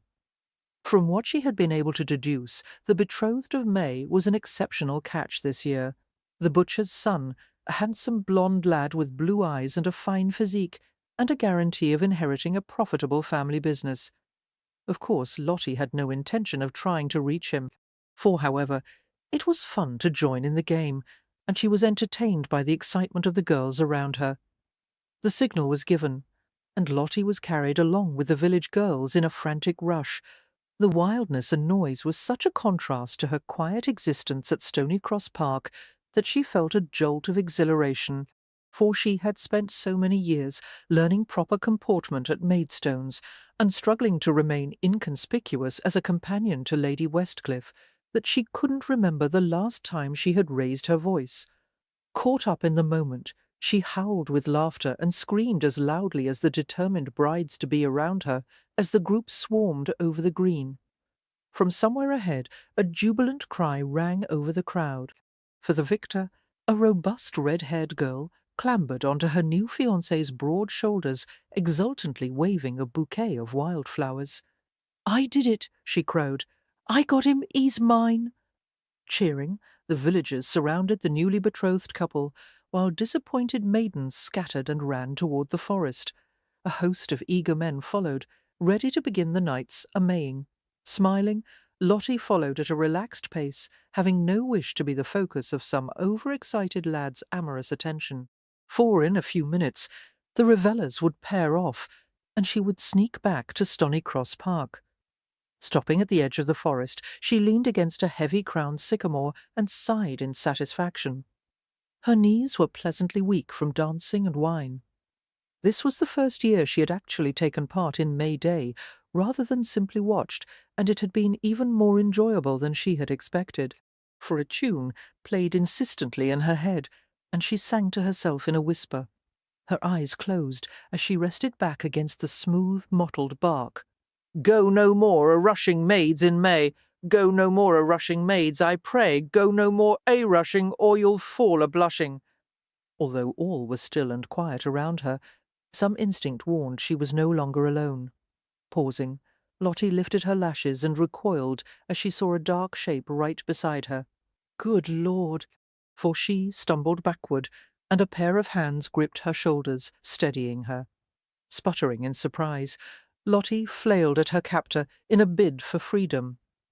"Easy," came a masculine voice, rich with laughter. "Easy, it's me," she gasped, and went still, staring up at his dark face. "Lord S. Sidney? Yes. You nearly frightened me to death. Sorry." He grinned, his white teeth gleaming in the darkness. "I didn't want to interrupt you." For Lottie laughed and pushed at him, mortified to be caught singing to herself like some half-wit. "How did you find me?" "It seems to be a talent of mine." Sidney released her and leaned one shoulder against the sycamore, his careless smile at variance with his alert gaze. Lottie felt for her kerchief, which had been dislodged in the flurry of activity. "I covered my hair. I can't think how you recognized me. I know the way you move." "For?" She did not reply, experiencing a mixture of pleasure and uncertainty. There was a compliment implicit in the statement, but he was a stranger. He had not known her long enough, nor well enough, to distinguish something so intrinsic and subtle. "Did you enjoy the May festivities, my lord?" she asked, as she tied the kerchief back into place. "I enjoyed watching you." Her eyes narrowed in pretend menace. "Do you intend to tell anyone that you saw me here?" For Lord Sidney leaned closer, as if to impart some highly confidential news. "Not if my life depended on it." Smiling, Lottie leaned her shoulder against the tree trunk, mirroring his posture. "Are you going a-maying like the other young men?" "That depends." A flirtatious gleam entered his eyes. "Are you going to run through the forest in hopes of being captured?" "Decidedly not." "Then allow me to escort you back to the house, for I shouldn't like for you to be waylaid by some impassioned village youth." "Oh, I would outrun any of them," Lottie said confidently. "I know these woods quite well, and I am small enough to dart easily among the trees. No one could catch me. I could. A man as large as you, I think not. In these woods, with all the underbrush, you would be as noisy as a rampaging elephant." His body tensed subtly, his appreciation of the impudent challenge almost palpable. "For you might be surprised," he began, and paused as he was distracted by a feminine squeal from somewhere to the left of them, as a village girl was caught by a randy young man. A moment of silence, and then a loud moan of pleasure filtered through the trees. When Sidney turned back to Lottie, she was gone. Laughing inwardly, she slipped through the woods like a wraith, raising her skirts to her knees to keep from being snagged by branches. For she manoeuvred easily through the maze of trunks and flexible saplings, until finally all was quiet, and there was no sign of anyone behind her. Pausing for breath, Lottie glanced over her shoulder. No movement, nothing except for the distant sounds of May-Day carousing. Either Lord Sidney had decided not to give chase, or he had lost her in mid-pursuit. A triumphant smile curved her lips. She had proved her point. For turning, she continued toward Stony Cross Park, and shrieked in alarm as she walked right into a hard male body. She was caught against a deep chest, a pair of powerful arms subduing her easily. It was Lord Sidney, his low laugh tickling her ear. Stunned, she leaned against him, requiring temporary support as she strove to recover her equilibrium. "How did you get in front of me?" she asked breathlessly. Flank speed, for his gentle fingers sought to restore her kerchief, but it slid from her fine, slippery hair, revealing the neat braided coil at her nape. He let the cloth drop to the ground. A smile wove through his voice. "You can't escape me, you know." The teasing words seemed to contain a hint of warning. Lottie stood in the shelter of his body, absorbing his warmth, his spicy, masculine scent. How had she come to be alone in the darkness with him? She did not believe in happenstances, for this could only be a result of her own relentless attraction to him, an attraction that seemed to be returned in full measure. As they both fell silent, Lottie became aware of a nearby couple, their entwined figures barely visible through the trees. The muffled sounds of sexual revelry brought a rush of heat to Lottie's face. "Take me back to the house, please," she said. Lord Sidney released her. Lottie stepped away, almost bumping against the large tree behind her. For following, he pressed her against the wide trunk, using his arms to protect her from the rough bark. Her breath caught sharply. Her hands slid to his upper arms, where the brutal swell of muscle was manifest through his coat. She knew that he was going to kiss her, that he wanted her, and heaven help her, she wanted him too. He stroked the curve of her cheek with a single fingertip, so carefully, as if she were a wild creature that would bolt at the slightest sign of haste. For her breath quickened as he touched her chin and tilted her head back in an angle of surrender. His gentle mouth descended to hers, moulding, coaxing, until she parted her lips with a gasp of pleasure. The tip of his tongue stroked the edge of her teeth, ventured farther, brushed the inside of her cheek in a burning, delicate exploration. The kiss made her light-headed, and she wrapped her arms around his neck in a desperate bid for balance. For he let her have more of his weight, pinning her securely between his body and the unyielding oak at her back. She twisted and pulled at him until he made a soothing noise and ran his hands down her back. The slow caress only sharpened her need, making her arch against him in a blind, instinctive search. She felt something against the fabric of her rough woven skirt, the intimate bulge of his sex. The rigid length of him matched perfectly in the notch between her thighs, for his hardness pressed into her softness.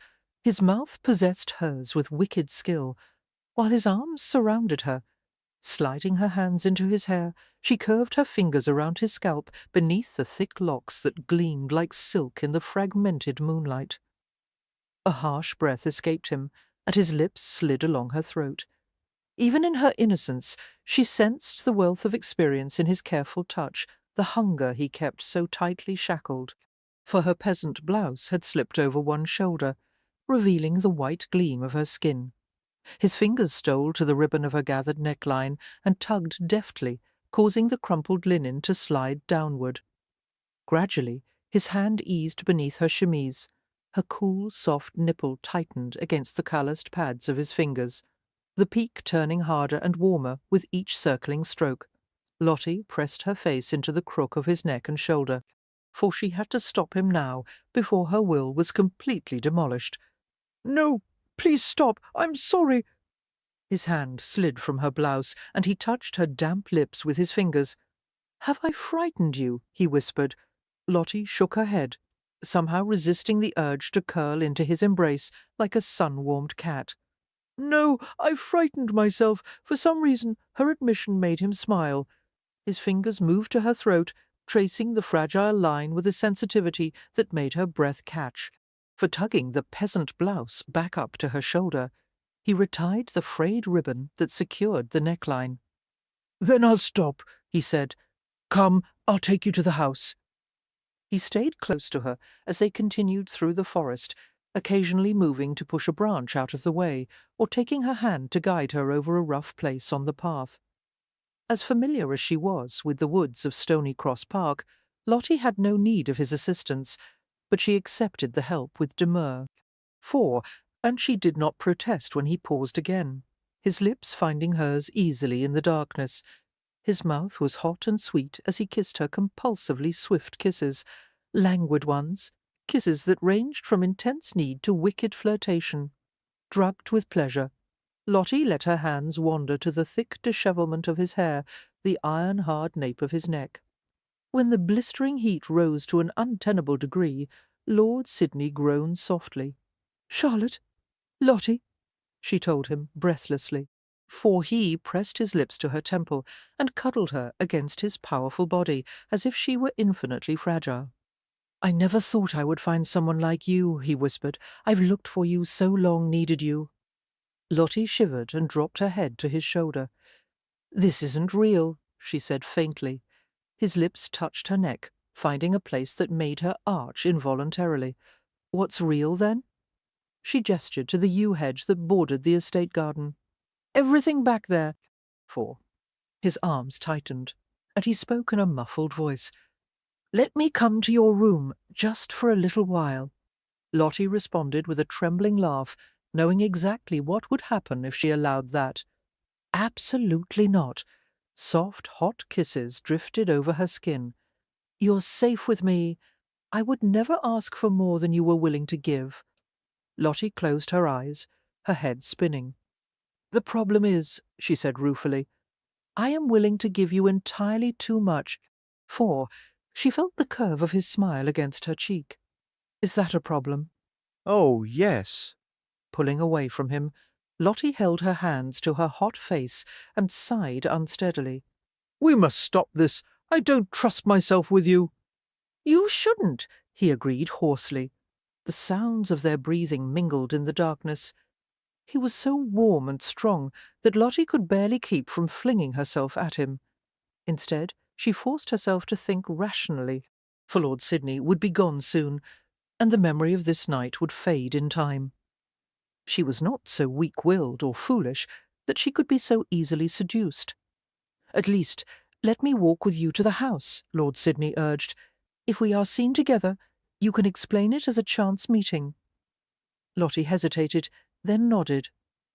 "And we'll part company at the back terrace," Yes. offering her his arm. Lord Sidney accompanied her to the double-sided stone staircase at the back of the manor, for they were both silent as they ascended to the terrace that overlooked the main gardens. Abundant light from the great hall shone through the glittering multi-paned windows and French doors. The terrace, often the location for guests to smoke and drink port, was unoccupied, as nearly everyone was either in the village or playing cards and billiards inside.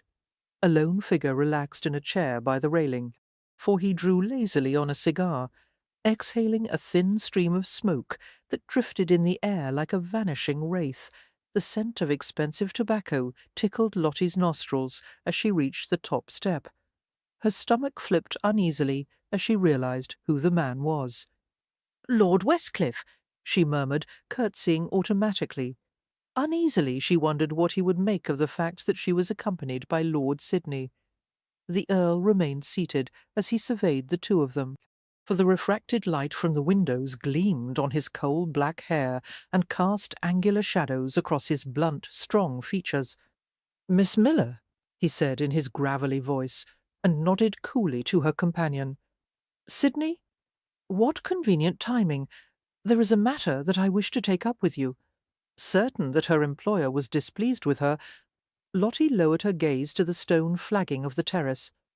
"My lord, forgive me, for I went to watch the festival in the village, and you did more than watch, it appears," Lord Westcliff observed mildly, his keen gaze sweeping over her rustic attire.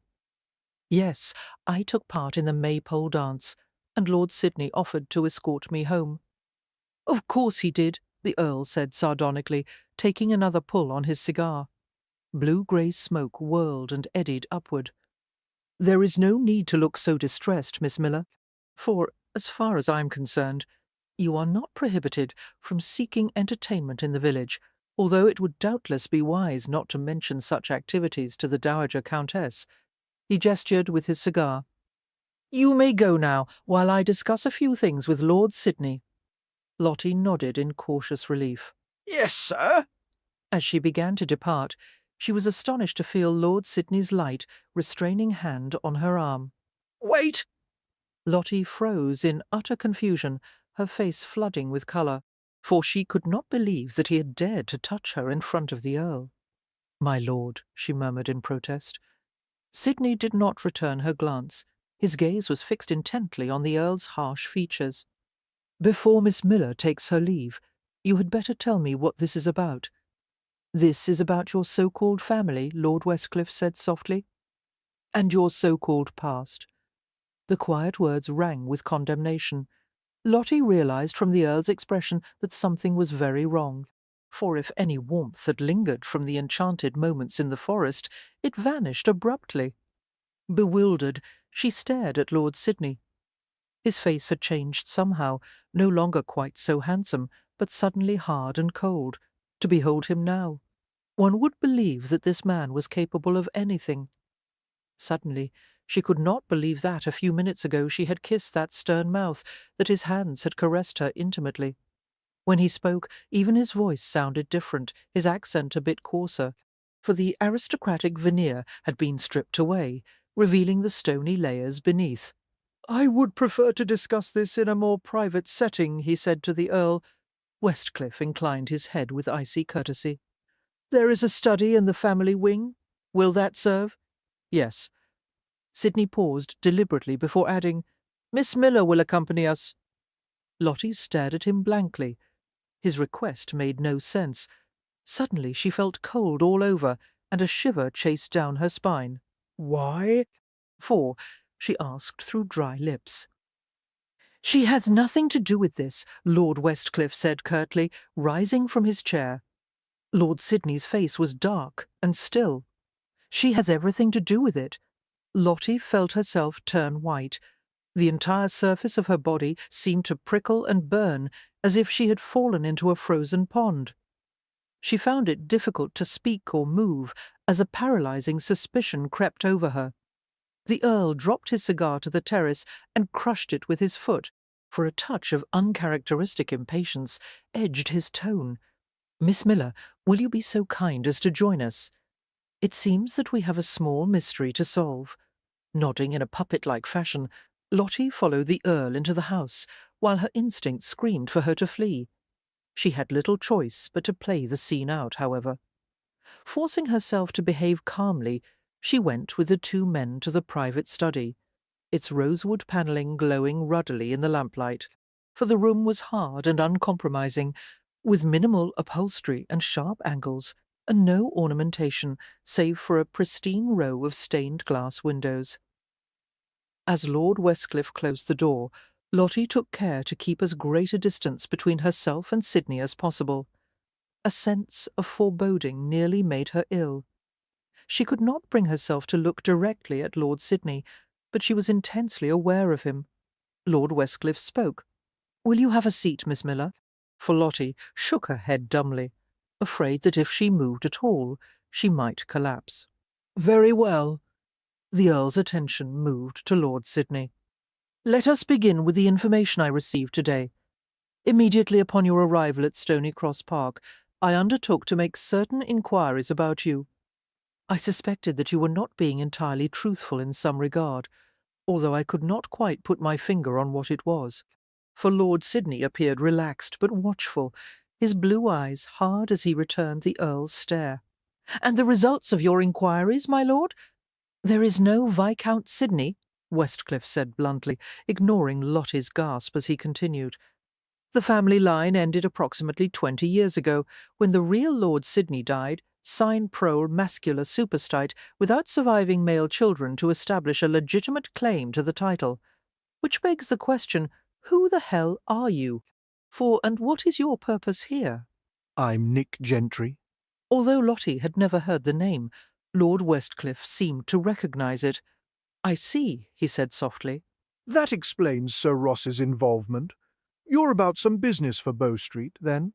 Lottie gasped in astonishment as she realized that the stranger was a Bow Street runner.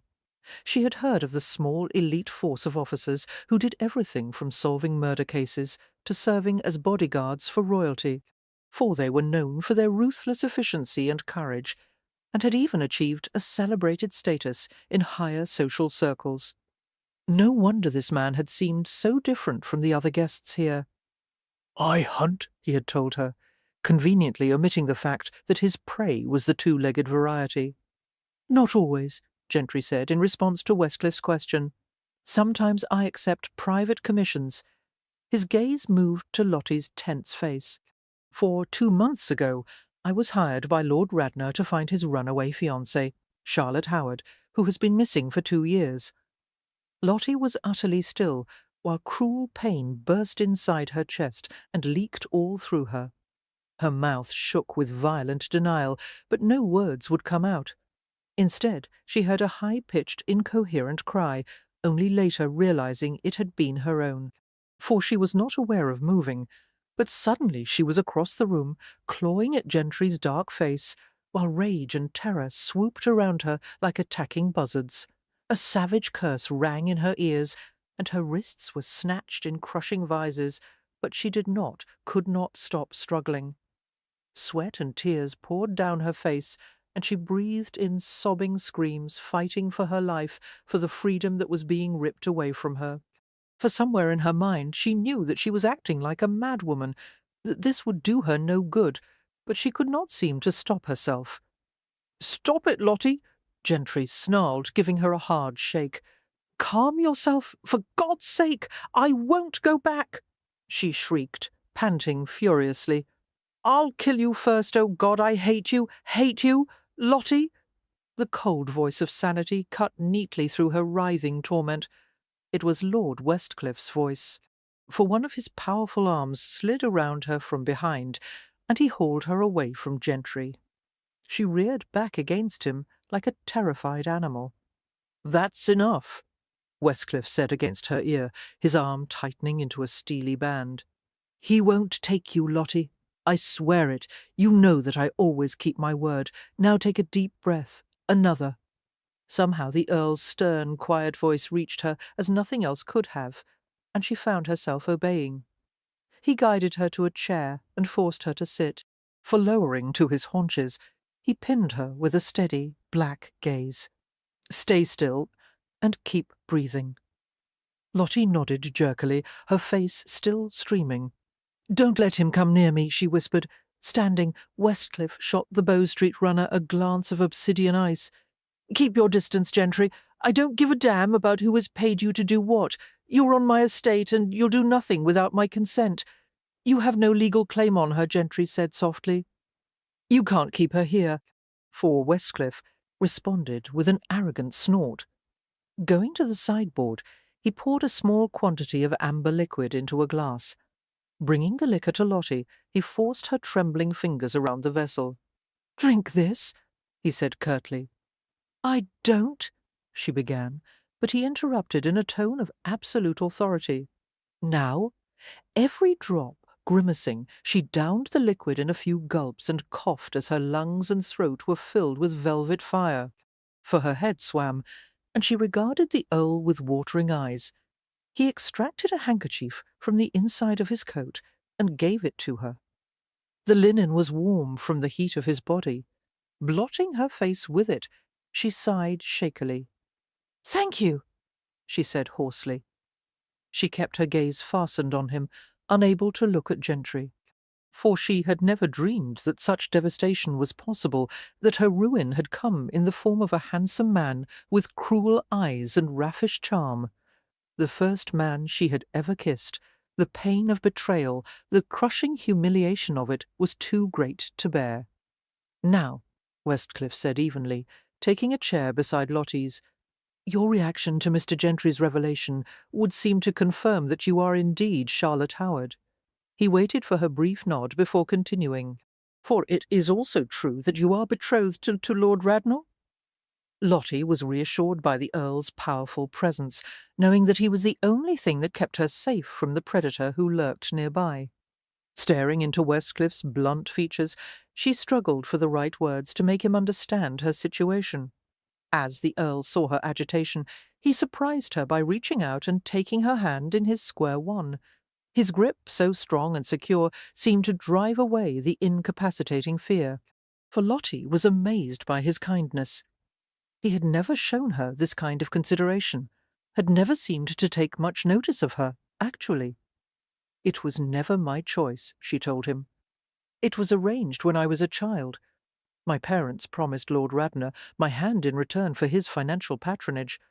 I have tried very hard to accept the situation, but Radnor is not rational, not sane, in my opinion, for he has made no secret of his plans. He regards me as some kind of animal to be trained to his satisfaction. Suffice it to say that I would be better off dead. You must believe me. I would never have resorted to this otherwise. I believe you." Still retaining possession of her hand, Westcliff glanced at Nick Gentry. "Having been acquainted with Miss Miller for quite some time, I can only assume that her objections to marrying Radnor are valid." "They are," came the runner's flat response, for he lounged near the fireplace with deceptive laziness, resting an arm on the marble mantel. Flames cast tongues of red light over his dark face. "Radnor is a swine, but that is beside the point. Her parents have agreed to the match. Money, a great deal of it, has changed hands, and if I don't retrieve her, Radnor will send a dozen more like me to do the job." "They won't find me," Lottie said, finally managing to meet his gaze. "I'll go abroad, for I'll disappear." "You little fool," Gentry interrupted in a low voice. "Do you plan to spend the rest of your life running? He'll send another man after you, and another you'll never have a moment's peace. You can't go fast enough or far enough." "That's enough," Westcliff said curtly, feeling the shiver that ran through Lottie's body. "No, Lottie will not go abroad, nor will she continue to run from Lord Radnor. We will find a way to resolve the matter so that she may lead a normal life. Oh, one of Gentry's dark brows lifted in a mocking arch. This should be interesting. What do you propose to do, Westcliff?" The Earl was silent as he considered the matter. As Lottie continued to stare at Nick Gentry, she tried to think past the welter of emotions. She would find some way out. She would be damned if she would be taken to Radnor like a lamb to the slaughter. For her thoughts must have been obvious. For Gentry's gaze was suddenly touched with flinty admiration as he stared at her. "As I see it, you have only two options," he said softly. Her voice shook, only a little, as she replied, "What are they?"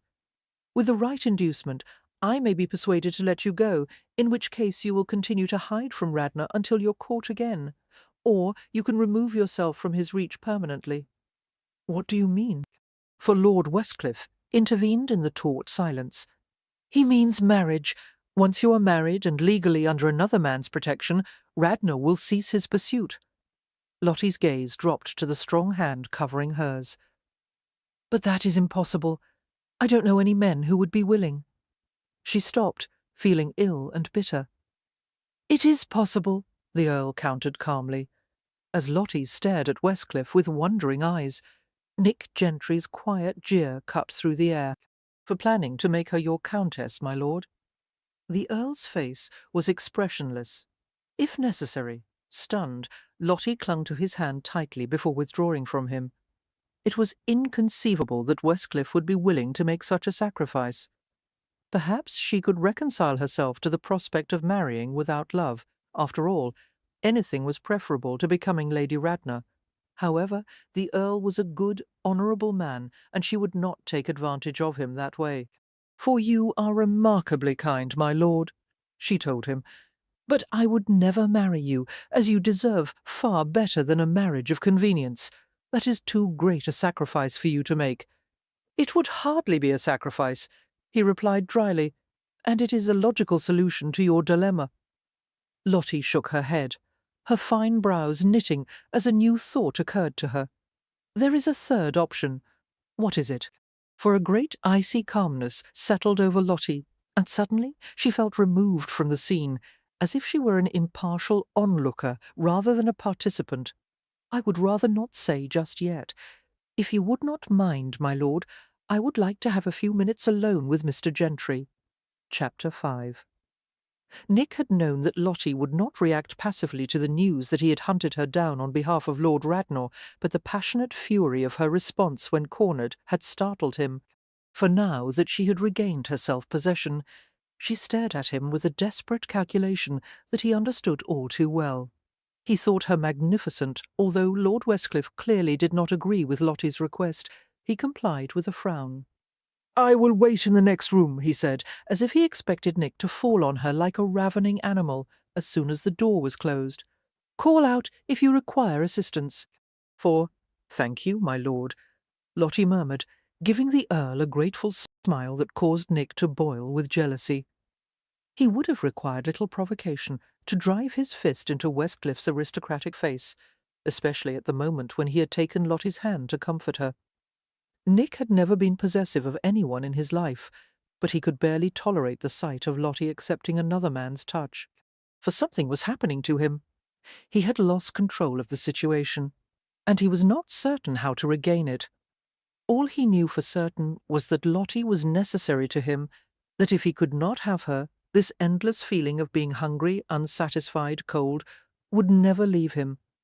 Nick remained by the fire, relaxed except for his clenched fist on the mantel.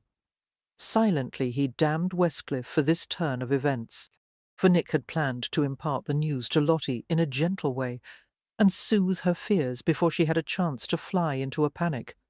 Now Westcliff had fouled things up considerably, and Lottie was understandably hostile. She turned to him, her face pale, her eyes reddened from her tears. Her expression was composed, however, and she looked at him with unsettling intensity, as if she were trying to see inside his mind. Her searching gaze made him feel oddly threatened. Was it all an act? She asked quietly. Nick blinked. He, who had endured countless hours of scrutiny and interrogation and even torture, was completely thrown off by the question. "I know that some of it was," Lottie said. "It was part of your job to gain my trust, but you went quite a bit farther than necessary." She approached him with hypnotic slowness. "Why did you say those things to me tonight?" God help him. He couldn't answer. Worse, he couldn't look away from her, and she seemed to be staring through his eyes into his soul. "The truth, Mr. Gentry," she insisted. "If I can bring myself to ask, surely you can bring yourself to answer. Did you mean any of it?" Nick felt a light sweat break out on his face. He tried to close her away, to deny her, but it was impossible. "Yes," he said hoarsely, and clamped his mouth shut. The devil take her if she wanted him to say anything more than that. For some reason, the admission seemed to make Lottie relax. Nick couldn't begin to imagine why. Finally, managing to rip his gaze away from hers, he stared blindly into the dancing firelight. "Now," he muttered, "perhaps you can explain what the third option is." "I need protection from Lord Radnor," she said bluntly. "Few men would be able to hold their own against him. I believe that you could." The statement was matter of fact. There was nothing complimentary in her tone. For nevertheless, Nick felt a flicker of masculine pride that she recognized his abilities. "Yes, I could," he said evenly. "Then in return for your protection and financial support, I would be willing to be your mistress. I would sign a legally binding contract to that effect. I think that will be enough to keep Lord Radnor at bay, and then I would no longer have to stay in hiding." His mistress. Nick had never anticipated that she would be willing to lower herself that way. However, it seemed that Lottie was ultimately a pragmatist, recognizing when she could not afford to keep her principles. "You'll let me bed you in return for my money and protection," he said, as if the word mistress required definition. He threw a cautious glance at her. "You will live with me and accompany me in public, regardless of the shame it causes you. Is that what you're saying?" Her cheeks turned bright red, but she did not look away from him. Yes, for desire flooded every part of his body with primal heat. The realization that he was going to have her, that she would give herself to him willingly, made him light-headed. His mistress, but that wasn't enough. He needed more of her, all of her deliberately. He went to the settee, a somewhat utilitarian piece upholstered in stiff burgundy leather, and he sat with his legs spread. He let his gaze travel over her with pure sexual appraisal. For, before I agree to anything, I want a sample of what you're offering. She stiffened. I think you've sampled quite enough already. You're referring to our interlude in the woods this evening? He made his voice very soft, while his heart pounded violently in his chest. That was nothing, Lottie. I want more than a few innocent kisses from you. Keeping a mistress can be an expensive proposition. You'll have to prove that you're worth it. For she came to him slowly, her slim form silhouetted in the firelight. Clearly she knew that he was playing some kind of game with her, but she hadn't yet realized what the stakes were. "What do you want from me?" she asked softly. "What he'd had from Gemma." No, more than Gemma had ever given him. He wanted someone to belong to him, to care about him, to need him in some way. He didn't know if that was possible, but he was willing to gamble everything on Lottie. She was his only chance. For, I'll show you. Nick reached out and caught her wrist, pulling until she half sat, half toppled beside him. Sliding a hand behind the nape of her neck, he bent over her, finding her pulse with the tip of his tongue. At the same time, he brought her hand to his crotch, cupping her slender fingers around the straining shape of his erection.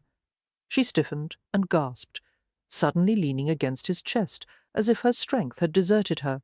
Fortunately, he drew her hand up the length of his shaft, to the round head that pushed impatiently against the taut broadcloth.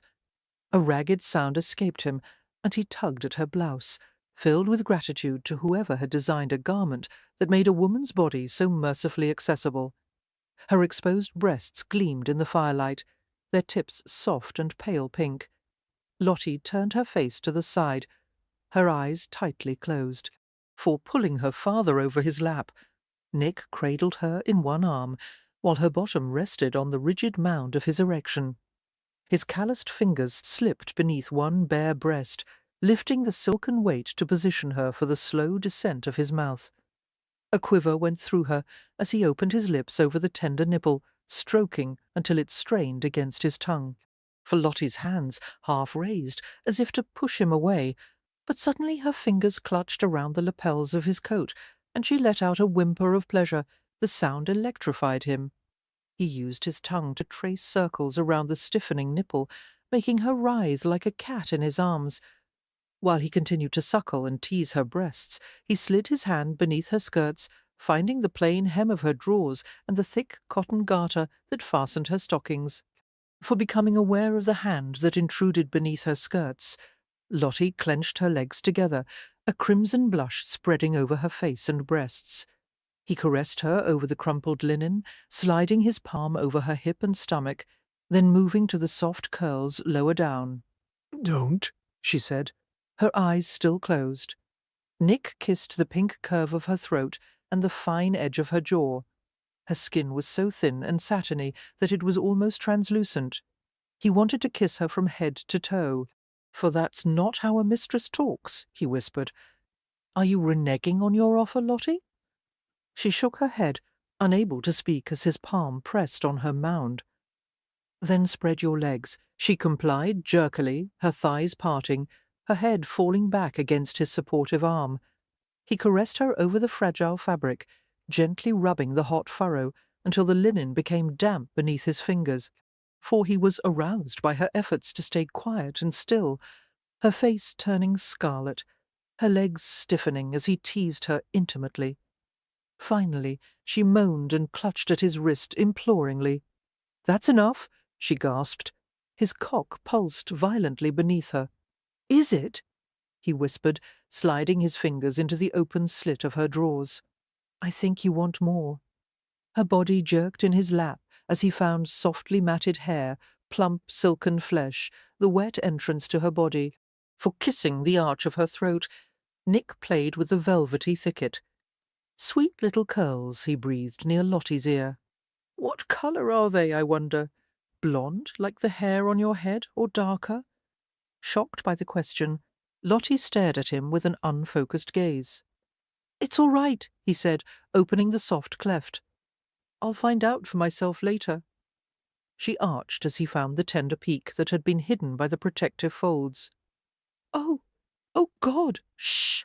He nipped the lobe of her ear. "For you don't want Westcliff to hear, do you?" "Stop that," she said shakily, but nothing would stop him now. He caressed her skillfully, circling the point of delicate fire. Her buttocks lifted away from the hard length of his erection as her hips strained toward his hand. He brushed the swollen bud with the calloused tip of his thumb and slid his middle finger inside her until it was completely submerged in the luscious channel. For Lottie's breath shortened, and her thighs clamped around his hand as he thrust and withdrew his finger in an easy rhythm. He felt her inner muscles tauten as she laboured and twisted, fighting instinctively for release from the excruciating tension. Nick lowered his head to her breasts once more. The tips were taut and rosy now, and he blew against one of them softly before drawing it into his mouth. Forthwith, his fingers sunk inside her, and her nipple throbbing against his tongue, he experienced a triumph he had never known before. Lottie struggled helplessly as climax remained elusive, a moan of frustration escaping her. Withdrawing his finger from the sweet depths of her body, Nick settled his damp hand on her taut stomach, rubbing in soothing circles. "I'll take care of you later," he murmured. "I promise." Lottie moaned again, arching desperately against his hand. For he knew what she wanted, and he longed to give it to her.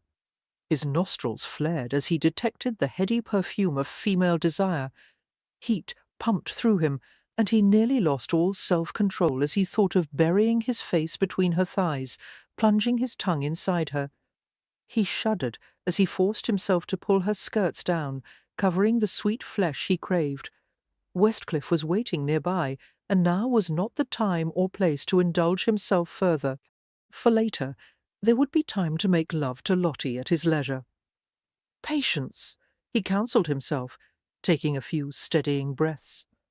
Lottie crawled from his arms and huddled at the opposite end of the settee.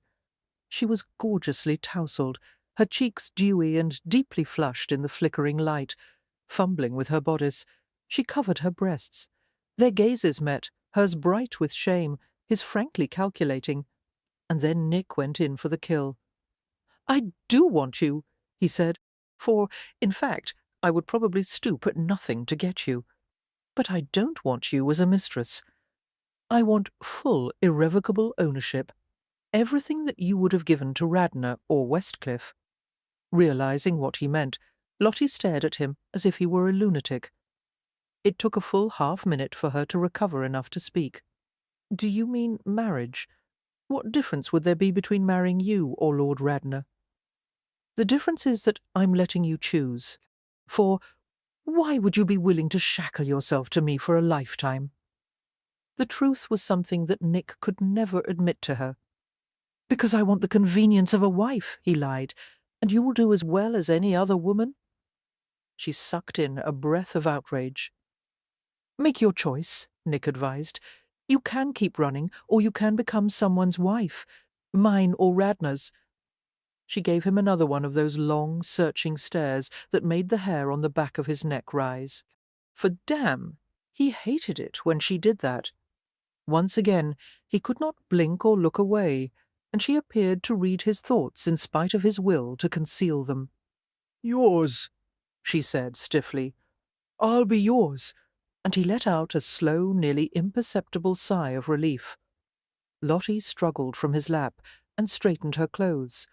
She went to pour herself some brandy from the crystal decanter at the mahogany sideboard, for she was dizzy, and her knees felt like jelly, which were good indications that more spirits were the last thing she needed. Moreover, she was still technically Lord Westcliff's servant, and no one in such a position would ever think of helping herself to some of the master's liquor. On the other hand, such distinctions had become blurred after the stunning revelations of the evening, for she was bemused by the realization that she had received 2 marriage proposals in one night from vastly different men. And the things that Nick Gentry had just done to her, No, she would not think about that now, while her body still throbbed with the echoes of shameful pleasure. Filling the glass liberally, Lottie grimaced and gulped the fine vintage. Gentry came to her, taking the glass after she had downed half its contents. "In a minute you're going to be as drunk as a wheelbarrow. For does it matter?" she asked hoarsely, watching as he finished the brandy for her. "I suppose not." As she swayed before him, he set aside the empty snifter and caught her waist in his hands. A self-mocking smile touched his lips. "God knows any woman would need to fortify herself after agreeing to become my wife." A demanding thump rattled the door, and Lord Westcliff entered the room. His sharp gaze settled on the two of them, standing so close together, and one thick brow arched quizzically. For Gentry's hands tightened on Lottie's waist as she tried to step away from him. "You may be the first to congratulate us," he told the Earl, in a nasty parody of a gentlemanly announcement. "Miss Howard has done me the honour of bestowing her hand on me." Lord Westcliff's eyes narrowed as he glanced at Lottie. "That is the third option? As it turns out," she said, unsteadily.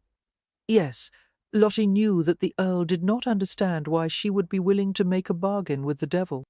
For returning his gaze, she begged him silently not to request an explanation, as she would be unable to account for her reasons. She was tired of hiding, worrying, and being afraid. Nick Gentry had offered her sanctuary. He was unprincipled, callous, and worldly, exactly the kind of man who could protect her from Radnor. But all of that would not have been sufficient to compel her to marry him.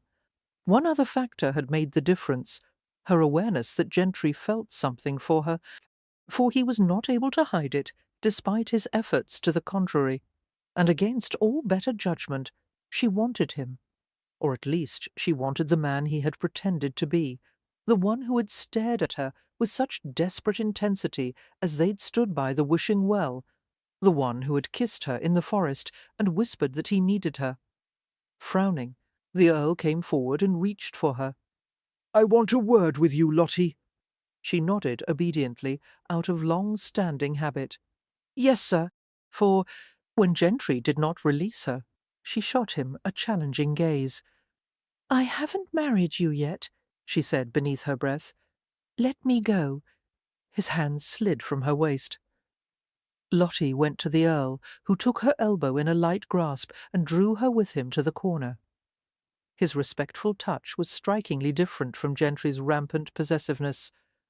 Lord Westcliff looked down at her, a lock of dark hair tumbling over his broad forehead. "For Lottie," he said quietly, "you can't make such a decision without understanding more about the man you're giving yourself to. Do not be deceived by the fact that Gentry is a Bow Street runner. No doubt you think his profession imparts a certain sense of honour, even heroism. In Nick Gentry's case, the opposite is true. He is, and always has been, a figure of public controversy." "In what way?" Lottie asked, glancing at the dark figure on the other side of the room. For Gentry was drinking another brandy, pretending to inspect a row of books. The sullen curve of his mouth made it clear that he knew perfectly well what Westcliff was telling her. Gentry has only been a runner for the past 2 or 3 years. Before that, he was a crime lord masquerading as a private thief-taker. He ran an infamous corporation of thieves and was arrested numerous times for fraud, thievery, receivership, and manufacturing evidence. For I can guarantee that he is acquainted with every criminal of note in England. Despite his apparent reformation, there are many who believe that he still has illicit dealings with many of his former cohorts in the underworld. He is not to be trusted, Lottie." She tried to show no reaction to the information, but she was inwardly stunned. Glancing around Westcliff's broad shoulder, she viewed the Bow Street runner's menacing form as he lounged in the darkest corner of the study. For he seemed more comfortable in the shadows, his eyes gleaming like a cat's. How could a man only in his late 20s have had such a varied career? Crime lord, thief-taker, what in God's name was he? "Miss Howard Lottie," the Earl recaptured her attention with a quiet murmur, "you must consider my proposal once more. I believe the arrangement would benefit us both. For I give you my word that I would be a kind husband, and that you would want for nothing. My lord, she interrupted earnestly, I hope you will not regard my refusal as an indication of anything other than my great respect for you. You are the most honourable man I have ever known, and that is why I would never consign you to a loveless marriage. You cannot deny, my lord, that I would not be your first choice, were you seeking a wife. And if I did you the injustice of accepting your offer, we would both regret it some day. Mr. Gentry and I are far more suited to each other, as neither of us will regard it as a true marriage, but rather as a business transaction in which her cheeks burned as she forced herself to finish, in which one service is exchanged for another. Westcliffe's face was grim. You are not cynical or hardened enough to tolerate such an arrangement. Unfortunately, my lord, I am indeed that hardened, for because of Lord Radnor, I've never had the hopes and dreams that many other women do. I've never expected to be happy in marriage. You still deserve better than this, he insisted. She smiled without humour. Do you think so? I'm not so certain. Breaking away from him, Lottie strode to the centre of the study and stared at Gentry expectantly. She made her manner brisk. When shall we leave? Gentry emerged from the corner, for she saw from the flicker in his eyes that he had half expected her to change her mind after speaking with Westcliff. Now that her choice had been reaffirmed, there was no turning back. Now, he said softly. Her lips parted in the beginnings of an objection. Gentry intended to sweep her away without allowing any opportunity to say good-bye to anyone in the household, not even Lady Westcliff. For, on the other hand, it would be easier for her to simply disappear without having to explain anything to anyone. Isn't it rather dangerous to travel at night? She asked, then quickly answered her own question. Never mind if we met with a highwayman. I would probably be safer with him than you. Gentry grinned suddenly. You may be right. His momentary amusement was wiped away by Lord Westcliffe's crisp announcement. For if I cannot change Miss Howard's mind, I will at least require proof that the ceremony is legal. I will also demand evidence that she will be satisfactorily provided for. Lottie realized that in all her considerations she had actually not given a thought as to what kind of life she would have with Gentry. Good Lord, what kind of a living did a Bow Street runner earn? No doubt his salary was minimal, but surely with private commissions he would make enough to live in a decent style. For she did not require much. A room or two in a safe area of London would be sufficient. I'll be damned if I have to account for my ability to provide for my own wife, Gentry said. All you need to know is that she won't starve, and she'll have a roof over her head. The journey to London would last approximately 12 hours, which meant they would travel through the night and arrive in early afternoon. Lottie rested against the rich brown velvet upholstery of Gentry's well-appointed vehicle. For once they were on their way. Gentry moved to extinguish the small carriage lamp that illuminated the interior. "Do you want to sleep?" he asked. "It's a long time until morning." Lottie shook her head. Despite her weariness, she was too agitated to relax. Shrugging, Gentry left the lamp burning. He rested one of his legs on the upholstery, grimacing slightly. Clearly it was uncomfortable for a man of his size to be confined in a relatively small area. "Is this yours?" Lottie asked. Or did you hire it as part of your deception? Realizing that she referred to the carriage, he gave her a mocking smile. It's mine. I wouldn't have thought a professional man could afford such a vehicle. The runner played idly with the fringed edge of the little window curtain nearby. My work requires frequent travel. I prefer to do it in comfort. Do you often use an assumed name when you go about your investigations? He shook his head. Most of the time there is no need. I wonder that you didn't choose a better disguise, she said, one that could not be disproved so easily. It did not take long for Lord Westcliff to discover that there is no Viscount Sidney. A strange expression crossed his face, amusement interlaced with discomfort, and he seemed to engage in a silent debate about whether or not to tell her something.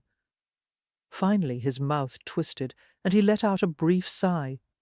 Westcliff was wrong. There is a Viscount Sidney. For at least, There is a legitimate successor to the title. Lottie regarded him sceptically. Who is he? And if what you say is true, why has he not come forward to claim his title and property? Not everyone wants to be a peer. Of course they do. Besides, a peer isn't given the choice. One either is or isn't. He can't deny his birthright any more than he can change his eye colour. Damned if he can't, came his scowling reply. There is no need to be cross, Lottie said. And you haven't yet told me who and where this mysterious Viscount is, which leads me to believe that you're making it up. Gentry changed position, shifting uncomfortably, his gaze carefully averted from hers. It's me. What? Are you trying to fool me into thinking that you are some long-lost peer? You, a crime lord and thief-taker, are a secret Viscount. Lottie shook her head decisively. I don't think so. I don't give a damn if you believe it or not, Gentry said evenly, for especially when it has no bearing on the future, as I will never claim the title. Lottie stared at his hard profile in astonishment. He certainly seemed to believe what he was saying. But how could it be possible? If there was any truth to his claim, how had a son of the aristocracy come to this turn? One did not begin life as a member of the nobility and end up as a whatever he was. She couldn't keep from pelting him with questions. You are John, Lord Sidney, for the son of the Viscount Sidney who died 20 years ago, supposedly without an heir? Do you have any proof of this? Is there anyone who would corroborate it? My sister, Sophia, and her husband, Sir Ross Cannon. The magistrate? The former head of Bow Street is your brother-in-law? Gentry responded with a single nod. Lottie was utterly confounded. She supposed she had no choice but to believe him, since the story could easily be discredited if it were untrue. But it was so fantastical, so absurd, that she couldn't begin to make sense of it. I was 7 years old, perhaps 8 when my parents died, Gentry explained gruffly. Other than me, there were no male relatives who could lay legitimate claim to the title or lands. Not that there was much to inherit, as my father was in debt, and the estate was in disrepair. My older sister Sophia and I knocked about the village for a while, until she was finally taken in by a distant cousin. But I had become a hellion, and the cousin was understandably reluctant to take me under her roof, so I ran off to London and became a footpad, until I was imprisoned for my crimes. When another boy died in prison, I took his name so that I could gain early release. He must have been the real Nick Gentry then, Lottie said. Yes, and you took his identity and let everyone believe that you had died. A defiant gleam entered his eyes. He had no more use for the name. But certainly later, you must have thought about reclaiming your true name, your rightful position in society. I have exactly the position in society that I want, and Nick Gentry has become my name more than it ever was his. I intend to let Sidney rest in peace. He smiled sardonically. Sorry for the loss of prestige, but you're going to be known as Mrs. Nick Gentry, and no one save my sister and her husband will be aware of the truth. Do you understand? Lottie nodded with a puzzled frown. I don't care about a loss of prestige. If I did, I would have married Lord Radnor. You don't mind being the wife of a commoner, then? Gentry said, watching her intently. One with limited means, I am used to living in humble circumstances. My family is of good blood, but as I mentioned once before, we are poor. Gentry studied the polished tips of his boots. Lord Radnor was a damned stingy benefactor, if the condition of Howard House is anything to judge by. Lottie inhaled swiftly. For you've been to my family's home. He glanced into her wide eyes. Yes, I visited your parents to question them. They knew that I was searching for you. Oh, Lottie said in dismay. Of course her parents would have cooperated with the investigation. They had been aware that Lord Radnor wanted to find her, and as always they had acceded to his wishes. The news should not have come as a surprise, and yet she could not help feeling betrayed. For had they taken even one moment to consider her interests, rather than Radnor's? Her throat tightened, and she could not seem to swallow properly. They answered every question in detail. Gentry continued. I've seen the dolls you once played with, the storybook you drew in. I even know the size of your shoes, filled with terrible vulnerability. Lottie wrapped her arms around herself. It seems odd that you have seen my family when I have been away from them for 2 years. For how are my sisters and my brothers? How is Ellie, the 16-year-old, quiet, pretty, in good health, it seems? 16. Lottie murmured, unsettled by the realization that her siblings had grown older, just as she had. They had all changed during the time they had been apart. Her head ached suddenly, and she rubbed her forehead. When my parents spoke of me, did they seem to— what? Do they hate me? She asked distractedly. I've so often wondered. No, they don't hate you. For, his voice became oddly gentle, they're concerned for their own hides, of course, and they seem to entertain a sincere belief that you would benefit from a marriage to Radnor. They've never understood what he is really like. They don't want to. They've profited far more by deceiving themselves. Lottie was tempted to rebuke him, even though she had thought the same thing 1,000 times before. They needed Lord Radnor's money, she said dully. They have expensive tastes. For, is that how your father lost the family fortune, by living outside his means? I don't believe there was much of a fortune to begin with, but my parents certainly spent whatever was available. I remember that when I was a child, we had the best of everything, and then when the money was gone, we nearly starved, until Lord Radnor intervened. She continued to rub her forehead, letting her fingers drift to her aching temples, for the argument could easily be made that I've benefited from his interest. Because of Radnor, I was sent to the most exclusive girls' school in London, and he paid for my food, my clothes, and even hired a maid to attend me. I thought he wanted to make a lady of me. At first I was even grateful that he took such care to prepare me for being his wife. But it became more complicated than that. Gentry murmured. She nodded. I was treated like a pet on a leash, for Radnor decided what I could read, what I was allowed to eat. He instructed the teachers that my baths were to be ice-cold, as he believed it was more conducive to good health than hot water. My diet was limited to broth and fruit whenever he decided that I needed slimming. I had to write a letter to him every day to describe my progress on the subjects he wished me to study. There were rules for everything. I was never to speak unless my thoughts were well formed and gracefully expressed, for I was never to offer an opinion about anything. If I fidgeted, my hands were tied to the seat of my chair. If I became sun-browned, I was kept indoors. She let out a strained sigh. Lord Radnor wanted to make me into another person entirely. I could not fathom what it would be like to live with him as his wife, or what would happen when he finally realized that I could never attain the standards of perfection he set, for lost in the dark memories. Lottie twisted her fingers together and spoke without being fully aware of what she revealed. How I dreaded coming home on holidays. He was always there, waiting for me. He barely allowed me time to see my brothers and sisters before I had to go with him, and— She stopped suddenly, realizing that she had been about to confide the secret that had caused her parents to erupt in fury when she had tried to tell them. It had seethed at the bottom of her soul for years, for they had somehow made it clear without words that the family's survival, and hers, depended entirely on her silence. Choking back the forbidden words, Lottie closed her eyes.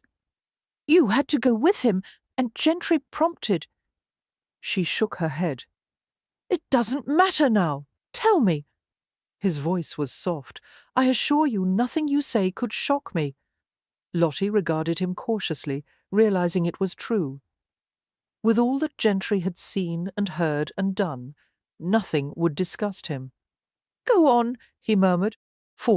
And Lottie found herself telling him what no one had ever wanted to hear. Every time I came home, I had to go into a private room with Radnor and account to him for my behaviour at school, and answer his questions about my studies and my friends and— She stared into Gentry's inscrutable face, finding that his lack of reaction made it easy for her to continue. He made me sit on his lap while we talked. He touched me, on my chest and beneath my skirts.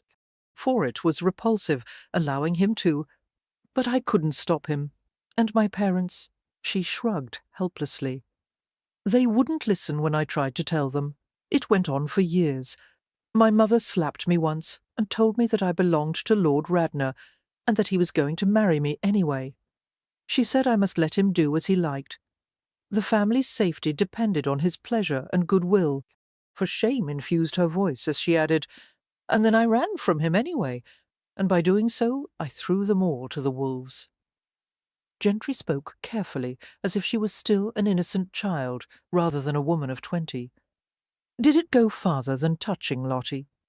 She stared at him without comprehension, his dark head tilted slightly, his voice remaining soft as he persisted.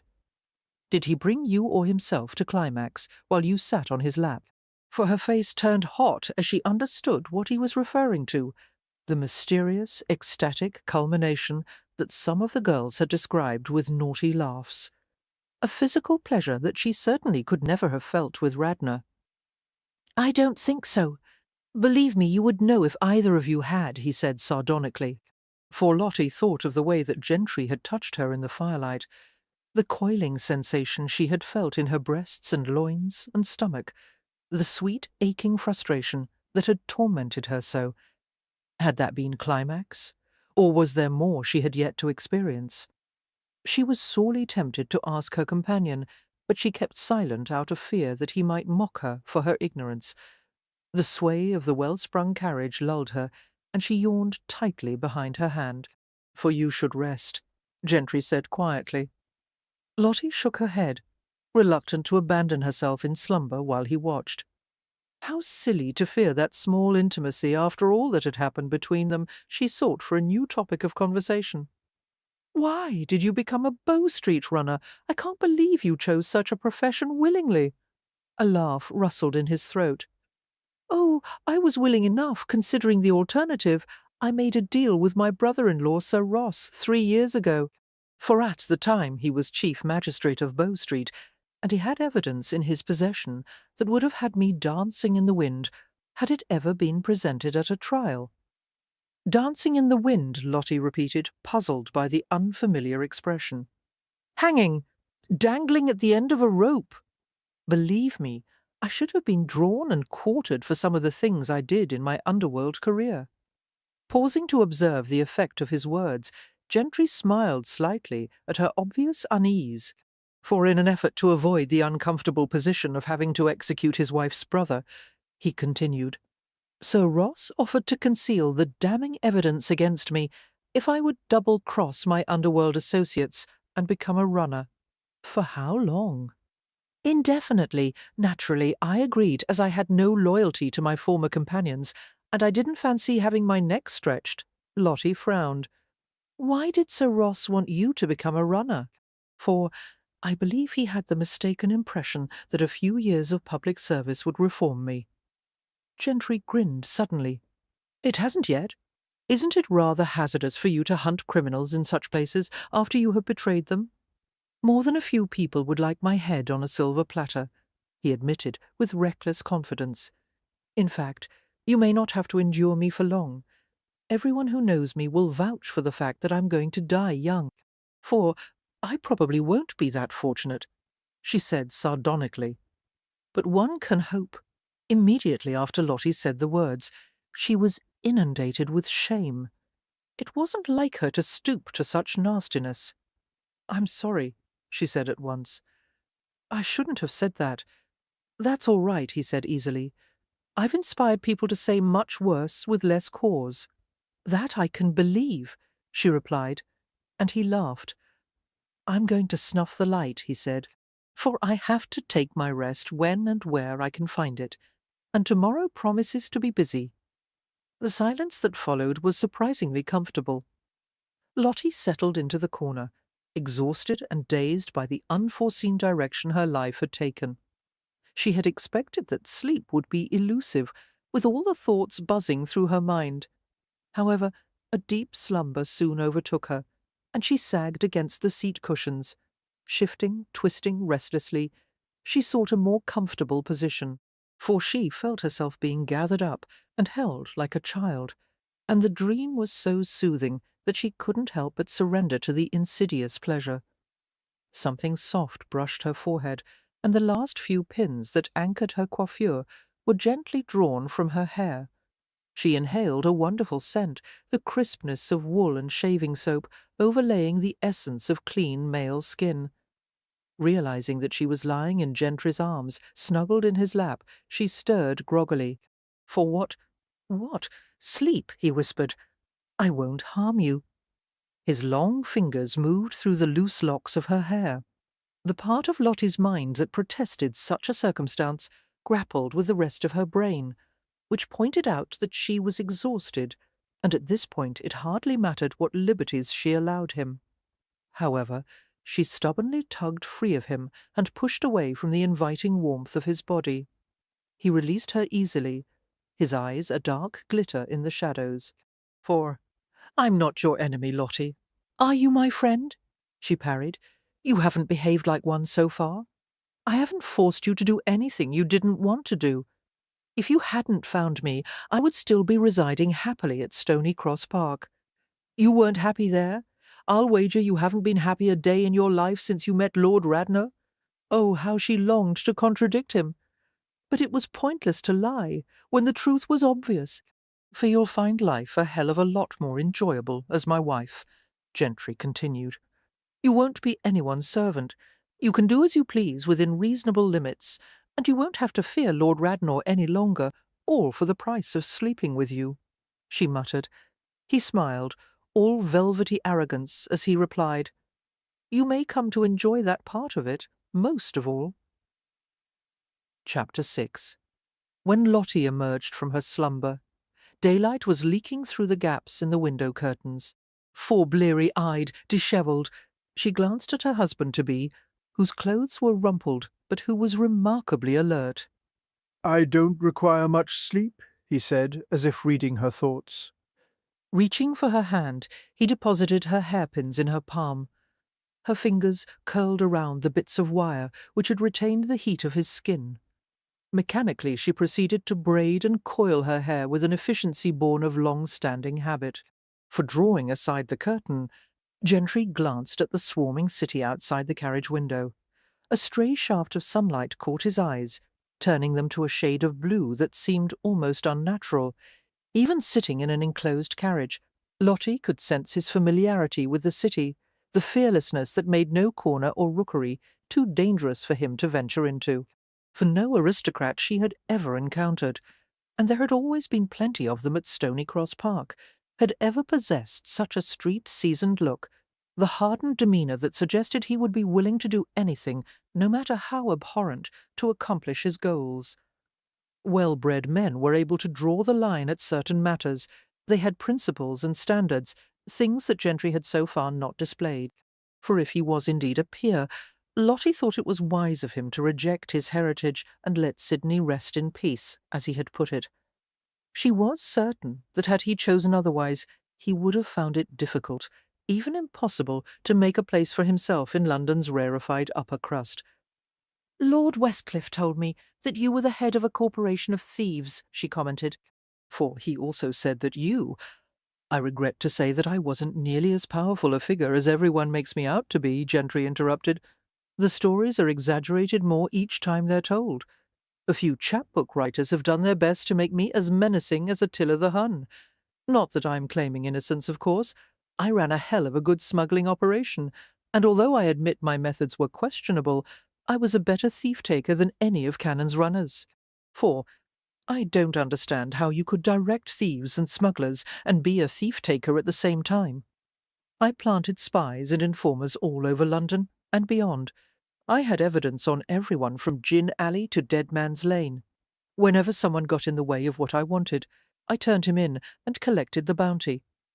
As a runner, I find the business of thief-taking a bit more difficult, as the Chief Magistrate insists that I do things his way, but I'm still the best man he's got. And not shy about saying so," Lottie said dryly. I'm not one for false modesty, and it happens to be the truth. I don't doubt it. You managed to find me when Lord Radnor's men failed after 2 years of trying. He surveyed her with unnerving intensity. The more I learnt about you, the more curious I became. I wanted to see what kind of girl had the courage to create a new life for herself, with no help from anyone. Courage, she repeated dubiously.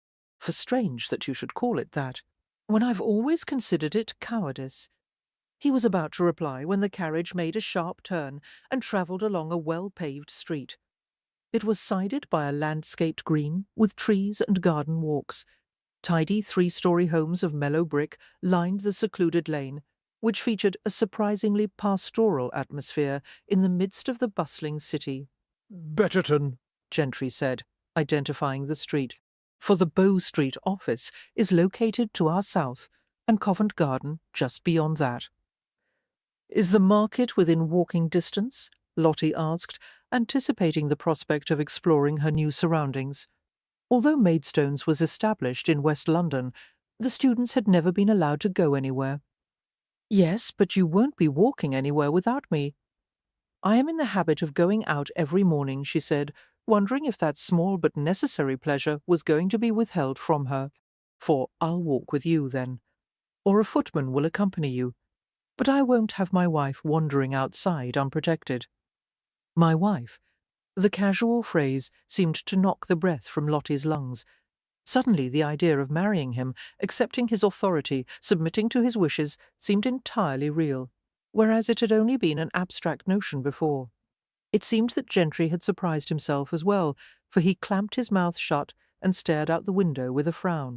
For Lottie wondered if the prospect of marriage had also just become real to him, or, God help her, if he was having second thoughts. The carriage stopped before a house designed in the symmetrical early Georgian style, with white Doric columns and folding glazed doors that opened to a domed entrance hall.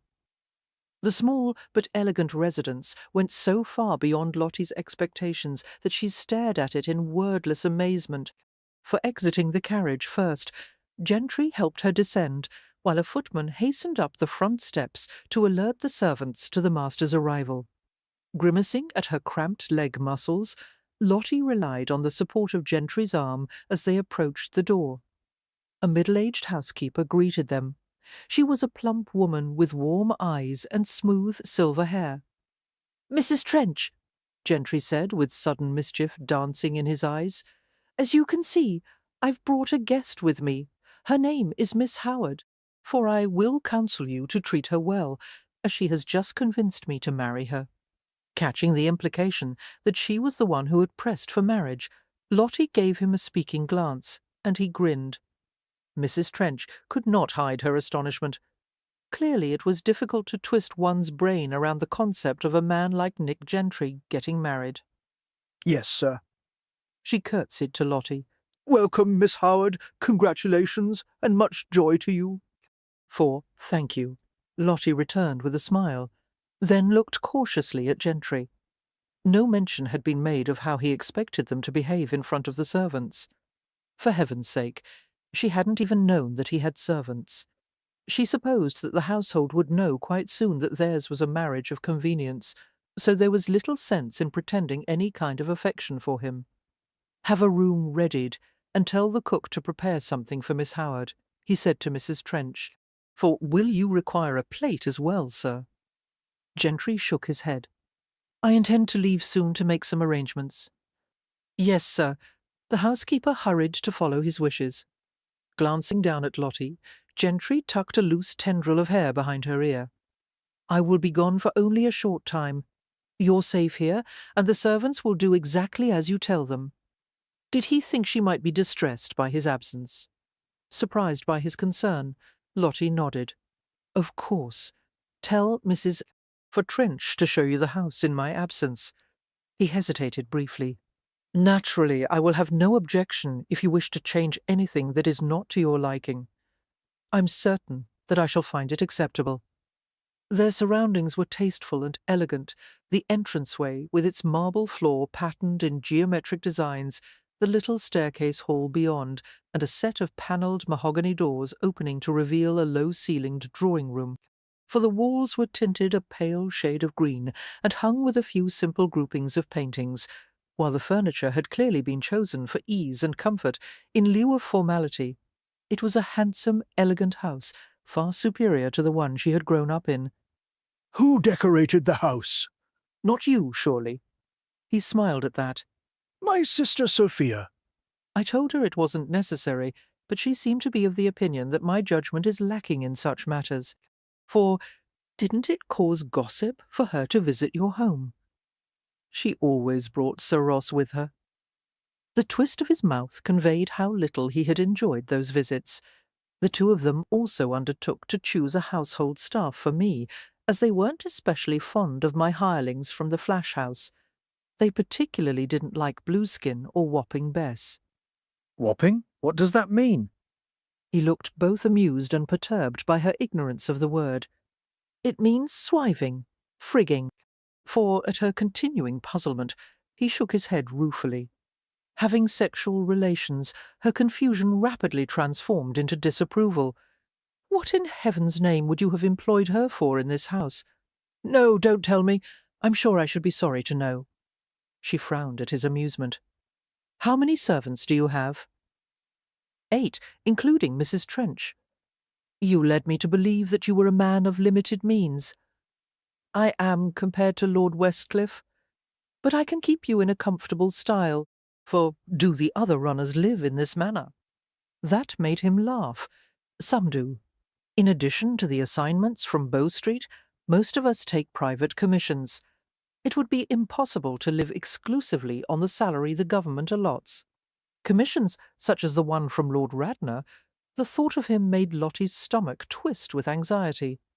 Now that she was in London, easily within Radnor's reach, she felt like a rabbit that had been flushed from its burrow.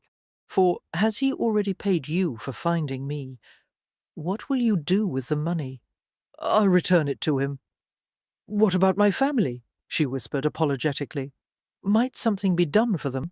Lord Radnor will withdraw his patronage. Gentry nodded. I had already considered that. Of course I will take care of them. Lottie hardly dared to believe her ears, for it was asking a great deal of any man to support his wife's entire family. And yet Gentry seemed to accept the burden without apparent resentment. Thank you, she said, nearly breathless with sudden relief. That is kind of you. I can be very kind, he replied softly, given the right incentive. Lottie stood still as he fingered her earlobe and stroked the hollow just behind it. For a rush of heat spread over her face, such a small, almost innocuous caress, and yet he had found a place so susceptible that she gasped at the brush of his fingertip. He bent his head to kiss her, but she turned her face away. He could have anything he wanted of her, except that, to her, a kiss held a meaning beyond the physical, and she did not want to give that part of herself to him. His lips touched her cheek instead, and she felt the warm curve of his smile. For once again, he showed an uncanny ability to read her thoughts. What can I do to earn a kiss from you? Nothing. His mouth slid lightly over the edge of her cheekbone. We'll see about that. To most people, the dingy, well-worn Bow Street public office, smelling of sweat, brass polish, and charge books, was not an inviting place. But during the past 3 years, Nick had become so familiar with every inch of the office that it felt like home. For an outside visitor, would be hard-pressed to believe that the small, unassuming buildings, Bow Street, Nos 3 and 4, were the centre of criminal investigation in England. Here was where Sir Grant Morgan held court and directed the force of 8 runners under his command. Wearing a relaxed smile, Nick returned the greetings of clerks and constables as he made his way through No. 3 Bow Street, for it had not taken long for the force at Bow Street to appreciate his finer points, most particularly his willingness to go to the rookeries and flash houses that no one else dared to venture into. He didn't mind taking the most dangerous assignments, as he had no family of his own to consider, and he wasn't particular in any case. For, in fact, through some quirk of his character that even Nick didn't understand, he required a frequent amount of risk, as if danger were an addictive drug that he had no hope of renouncing. The past 2 months of tame investigative work had filled him with a raw energy that he could barely contain. Reaching Morgan's office, Nick looked askance at the main court clerk, Vickery, who gave him an encouraging nod. Sir Grant has not yet gone to morning sessions, Mr. Gentry. For I am certain that he will wish to see you. Nick knocked on the door and heard Morgan's rumbling voice. Come in. As massive as the battered mahogany desk was, it appeared like a piece of children's furniture compared to the size of the man who sat behind it. Sir Grant Morgan was a spectacularly large man, at least 5 inches taller than Nick's own height of 6 feet, for although Morgan was fast approaching the age of 40, no hint of silver had yet appeared in his short black hair, and his distinctive vitality had not faded since the days that he himself had served as a Bow Street runner. As well as having been the most accomplished runner of his day, Morgan was easily the most popular, as he had once been the subject of a string of best-selling halfpenny novels. For before Morgan, the government and the public had regarded the entire Bow Street force with the innate British suspicion toward any form of organised law enforcement. Nick had been relieved by Sir Ross's decision to appoint Morgan as his successor. An intelligent and self-educated man, Morgan had worked his way through the ranks, beginning in the foot patrol and working his way to the exalted position of chief magistrate. Nick respected that, for he also liked Morgan's characteristic blunt honesty and the fact that he seldom bothered with splitting ethical hairs when a job needed to be done. Morgan guided the runners with an iron hand, and they respected him for his toughness. His only apparent vulnerability was his wife, a small but lovely woman whose mere presence could make her husband start purring like a cat. For one could always tell when Lady Morgan had visited the offices at Bow Street, leaving a bewitching trace of perfume in the air and a happily bemused expression on her husband's face.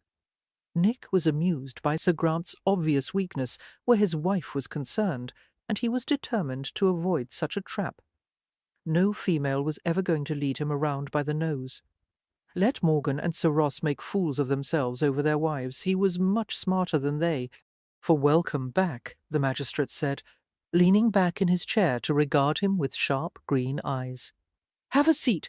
I assume your return means that you have concluded your business with Lord Radnor. Nick took the chair across the desk.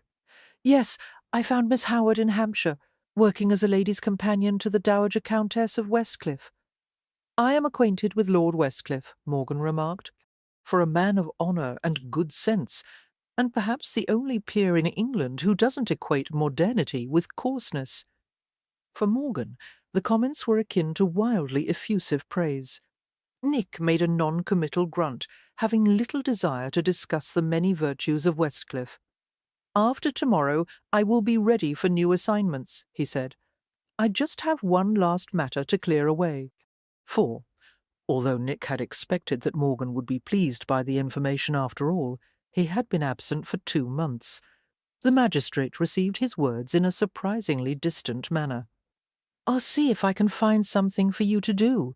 In the meantime, what? Nick stared at him with open suspicion. The magistrate had never displayed such diffidence before. There was always something to be done, unless the entire London underworld had elected to go on leave at the same time Nick had, for looking as though he wanted to discuss some volatile matter, but had not been given permission to do so. Morgan frowned. You need to visit Sir Ross, he said abruptly. There is something that he wants to communicate with you. Nick didn't like the sound of that at all. His suspicious gaze met with Morgan's. What the hell does he want? For, as one of the few people who knew about Nick's secret past, Morgan was well aware of the agreement Nick had made 3 years earlier, and the difficulties between him and his esteemed brother-in-law. You'll have to learn that from Sir Ross, Morgan replied, and until you do, you will receive no assignments from me. What have I done now? Nick asked, suspecting that some kind of punishment was being inflicted on him. Swiftly, he mulled over his actions of the past few months, for there had been the usual minor infractions, but nothing out of the ordinary. He found it infuriating that Sir Ross, despite his so-called retirement, still had the ability to manipulate him. And Morgan, damn his eyes, would never go against Sir Ross's wishes. Amusement flickered in Morgan's eyes. To my knowledge, you've done nothing wrong, Gentry. I suspect that Sir Ross wishes to discuss your actions at the Bathurst house fire. Nick scowled. For 2 months earlier, just before taking the commission from Lord Radnor, he had received an on-duty summons to run to the fashionable quarter near Covent Garden. A fire had started in a private house belonging to Nathaniel Bathurst, a rich wine merchant, being the first constable to arrive on the scene. Nick had been informed by onlookers that no one in the family had been seen to exit the burning building.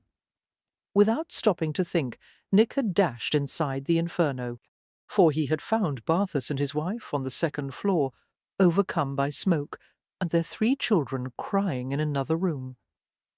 After managing to rouse the couple, Nick had ushered them from the home while carrying the 3 screaming imps beneath his arms and on his back. In what seemed a matter of seconds afterward, the house had exploded into flames and the roof had caved in.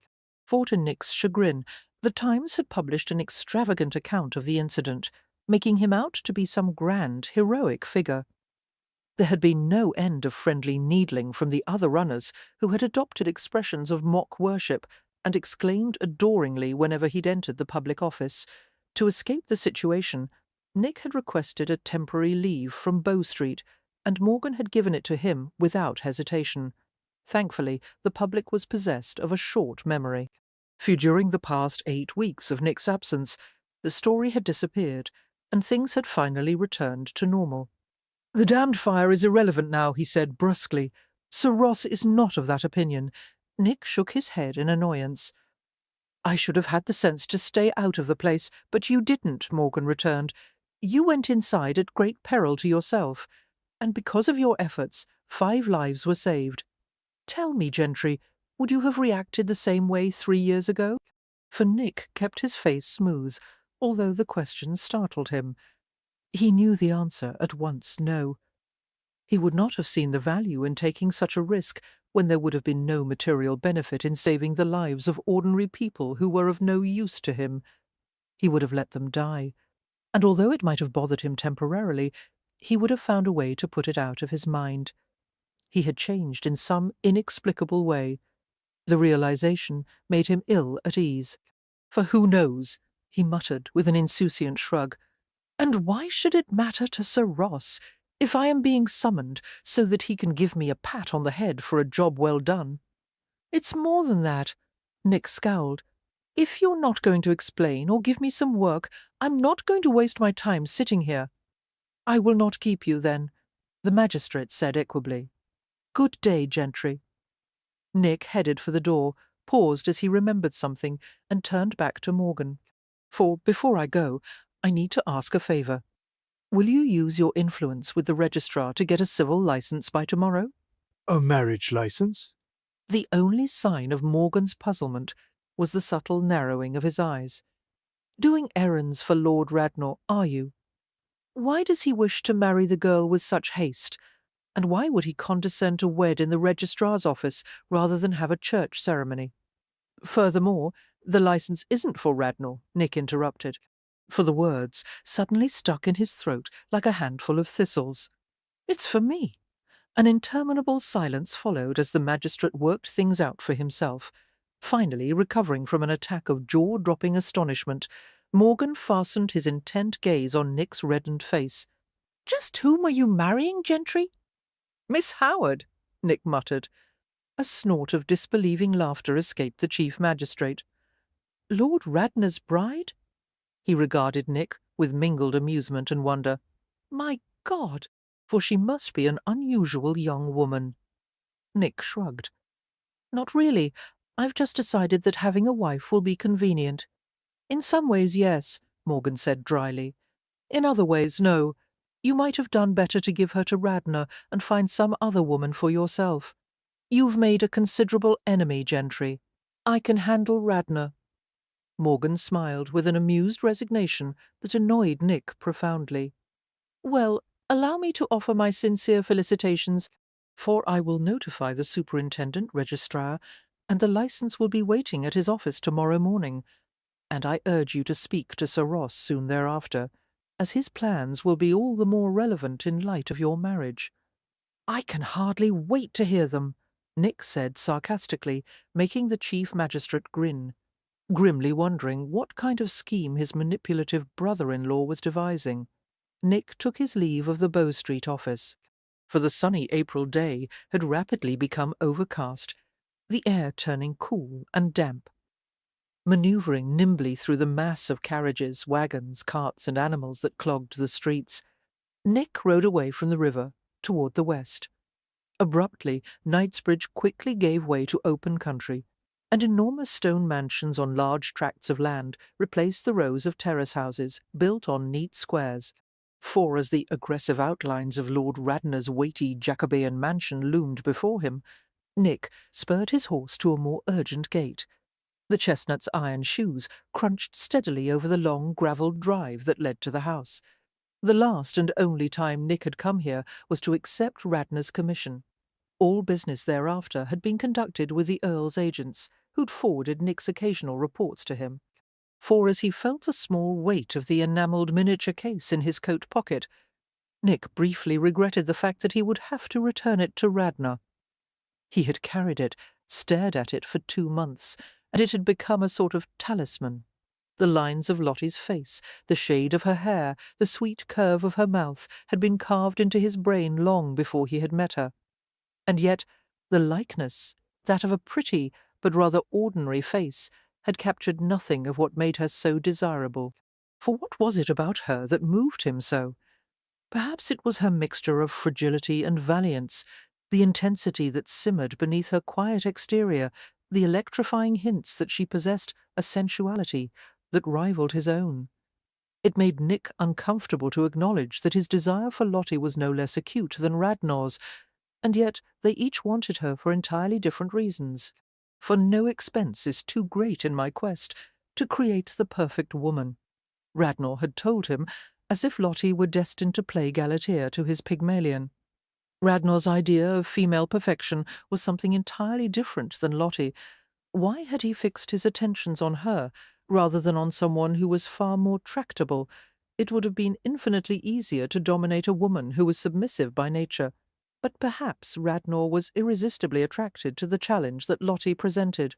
For arriving at the front entranceway, Nick handed the reins of his horse to a servant and slowly made his way up the flight of narrow stone steps. A butler greeted him, asked his business there, and seemed galvanized by Nick's reply. "Tell Lord Radnor that I have news about Charlotte Howard." "Yes, sir." The butler left with circumspect haste and returned in 1 minute. He was slightly out of breath, as if he had run back to the entrance hall. "Lord Radnor will see you at once, Mr. Gentry." "For if you will follow me, please." As the butler led him across the entrance and through a narrow hallway, the mansion seemed to swallow Nick in its dark crimson interiors. It was stifling and poorly lit, though luxuriously appointed. Nick recalled that Radnor was sensitive to light. At their first meeting, he had mentioned that strong illumination strained his eyes. For now, as then, the windows were shrouded in heavy velvet that obscured every hint of daylight, and the thick carpets muffled all sound as a servant led him deeper into the maze of small compartmented rooms. Nick was shown to the library. The Earl was seated at a mahogany table, his narrow, harshly planed face illuminated by the flame, trapped in a nearby lamp. Gentry, Radnor's avid gaze fastened on him. For he did not invite Nick to take a chair, only waved him closer, while the butler retreated and closed the door with an ineffable click. "What news have you for me? Have you located her?"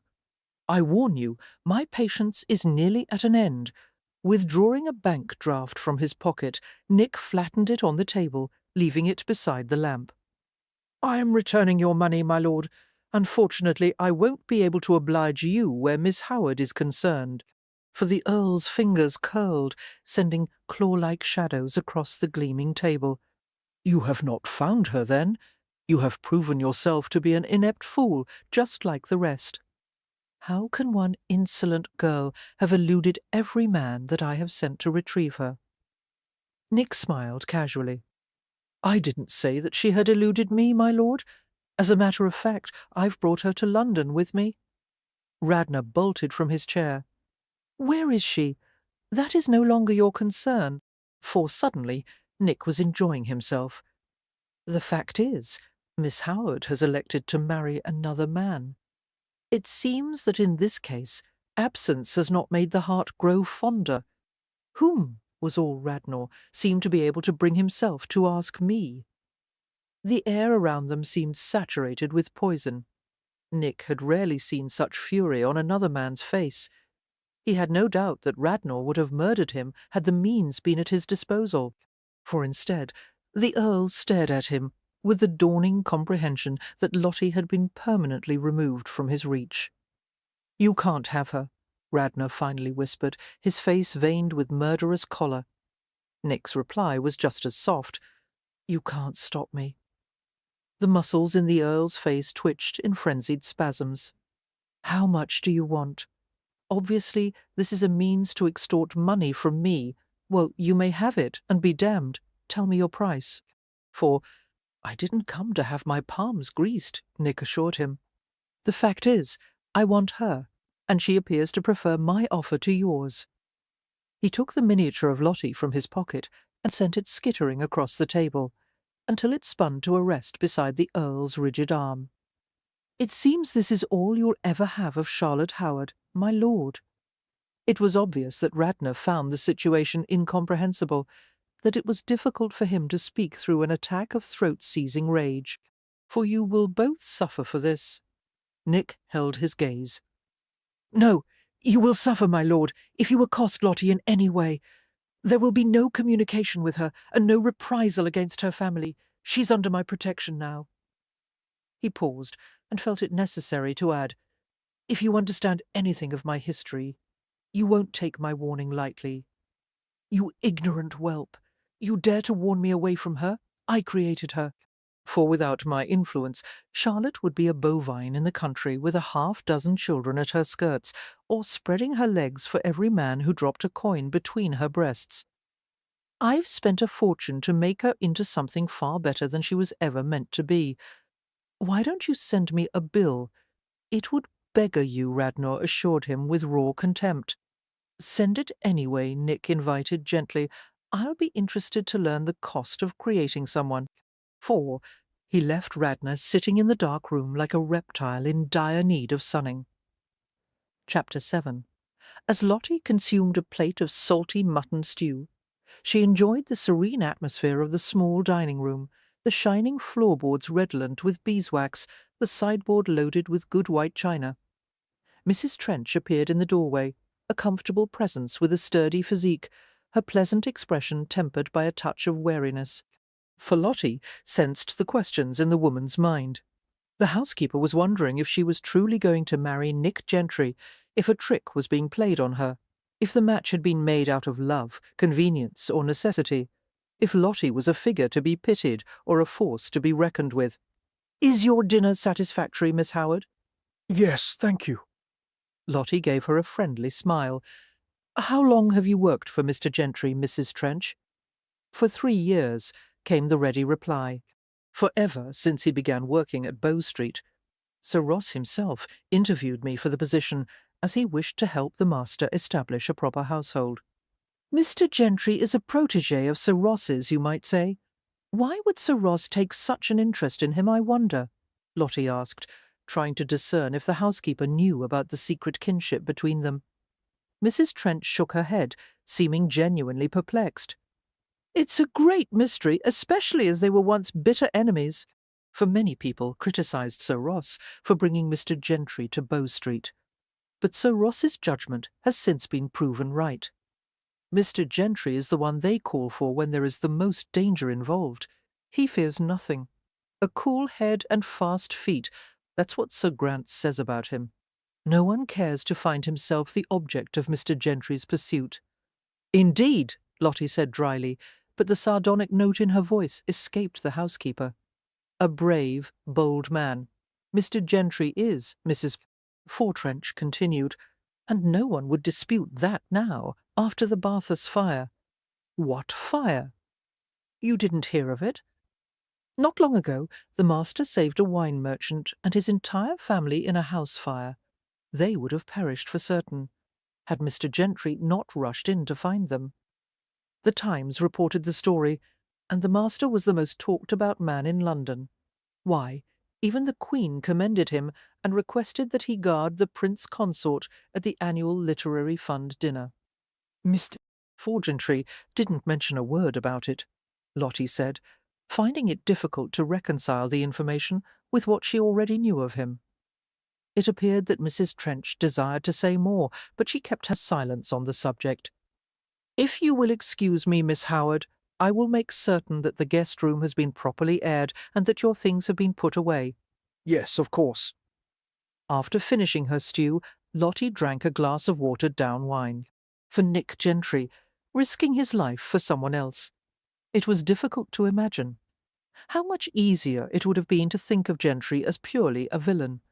Good Lord, one could ruminate about him for weeks and still not come to a definite conclusion.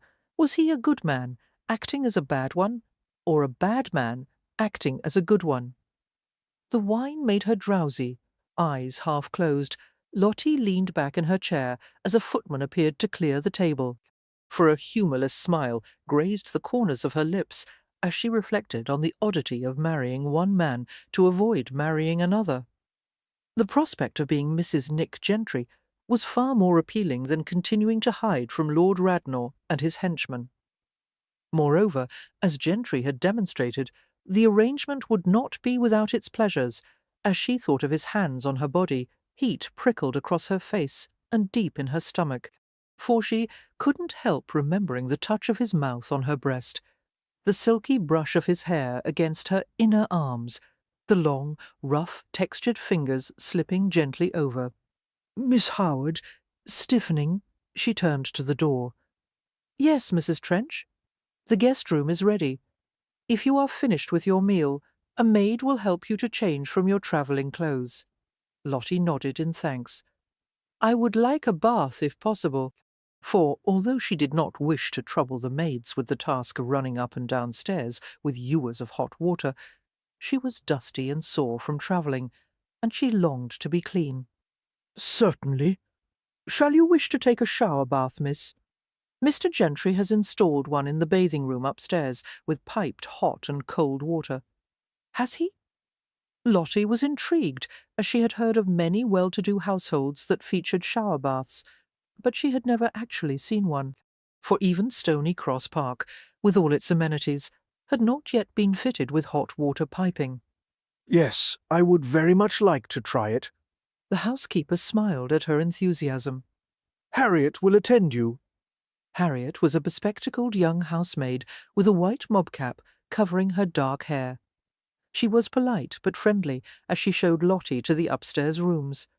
The dressing and bathing rooms branched off from the largest bedchamber, which clearly belonged to the master of the household, for it contained a bed with polished, exposed wooden framework and columns supporting the amber silk canopy above.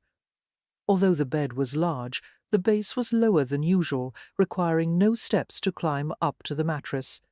Stealing a glance at the lavish arrangement of pillows and bolsters, Lottie felt a cramp of nervousness in her stomach. Her attention moved to the walls, which were covered with hand-painted paper featuring Chinese birds and flowers. For a porcelain washstand on a tripod foot was positioned beside a tall mahogany wardrobe, topped with a small, square-looking glass. It was a handsome and very masculine room. A subtle fragrance drifted through the air, luring her to investigate. She discovered that the source of the smell was his shaving soap, contained in a marble box on the washstand. As she replaced the top on the box, a bit of soap residue transferred to her fingers, leaving them aromatic and spicy, for she had inhaled this scent before, from the warm, slightly prickly skin of Nick Gentry's jaw. Good God! In less than a week she had been wrenched from her hideaway and brought to London. She was standing in a stranger's bedroom, already familiar with the scent of his body. Suddenly she could no longer be certain of who she was or where she belonged. Her inner compass had been damaged somehow, and she was unable to negotiate between what was wrong and what was right. For the maid's voice broke through her uneasy pondering. "Miss Howard, I've started the water. Shall I help you into the shower bath?" The heat doesn't last long. Obeying the prompting, Lottie ventured into the blue and white tiled bathing room, noting the porcelain tub with its exposed pipes, a dressing stand, and a chair, and the shower bath neatly fitted into the space of a tall but narrow cupboard. The tight confines of the room explained why the washstand remained in the bedchamber, for with Harriet's help, Lottie undressed quickly and let down her hair. Covered in only a blush, she stepped over the raised threshold of the shower bath, viewing the steaming water that poured lavishly from the perforated projection directly overhead. She hesitated. A cold draught curled around her, raising gooseflesh on her skin. "Go on, miss," the maid encouraged. Seeing her irresolution, taking a breath, Lottie walked straight into the fall of water, while the door closed gently behind her. For a startling suffusion of heat, a moment of watery blindness, until she manoeuvred far enough that her face was no longer directly in the spray. Wiping her streaming eyes with her hands, Lottie laughed in sudden pleasure. "It's like standing in the rain," she exclaimed. The loud spattering of water on tile made the housemaid's reply inaudible. Standing still, Lottie absorbed the exhilarating sensation, the needling warmth on her back, the steam that saturated her lungs.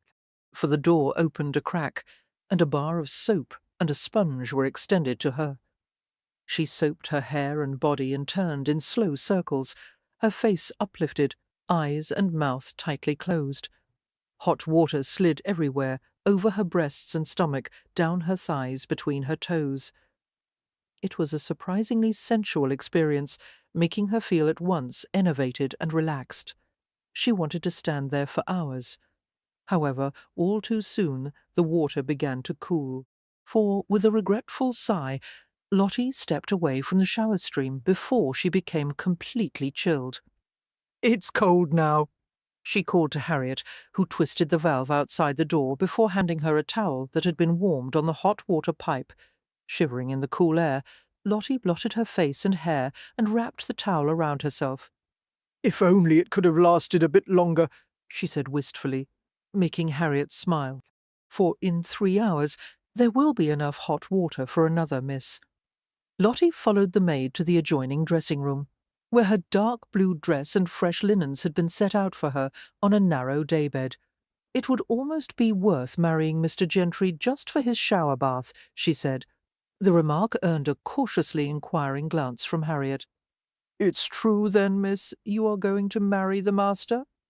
It would seem so, for it was obvious that the housemaid was eaten up with curiosity, but somehow managed to remain respectfully silent.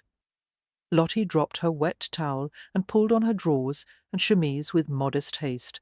When she was decently covered, she sat on the velvet-covered daybed and began to tug her thick cotton stockings over her calves.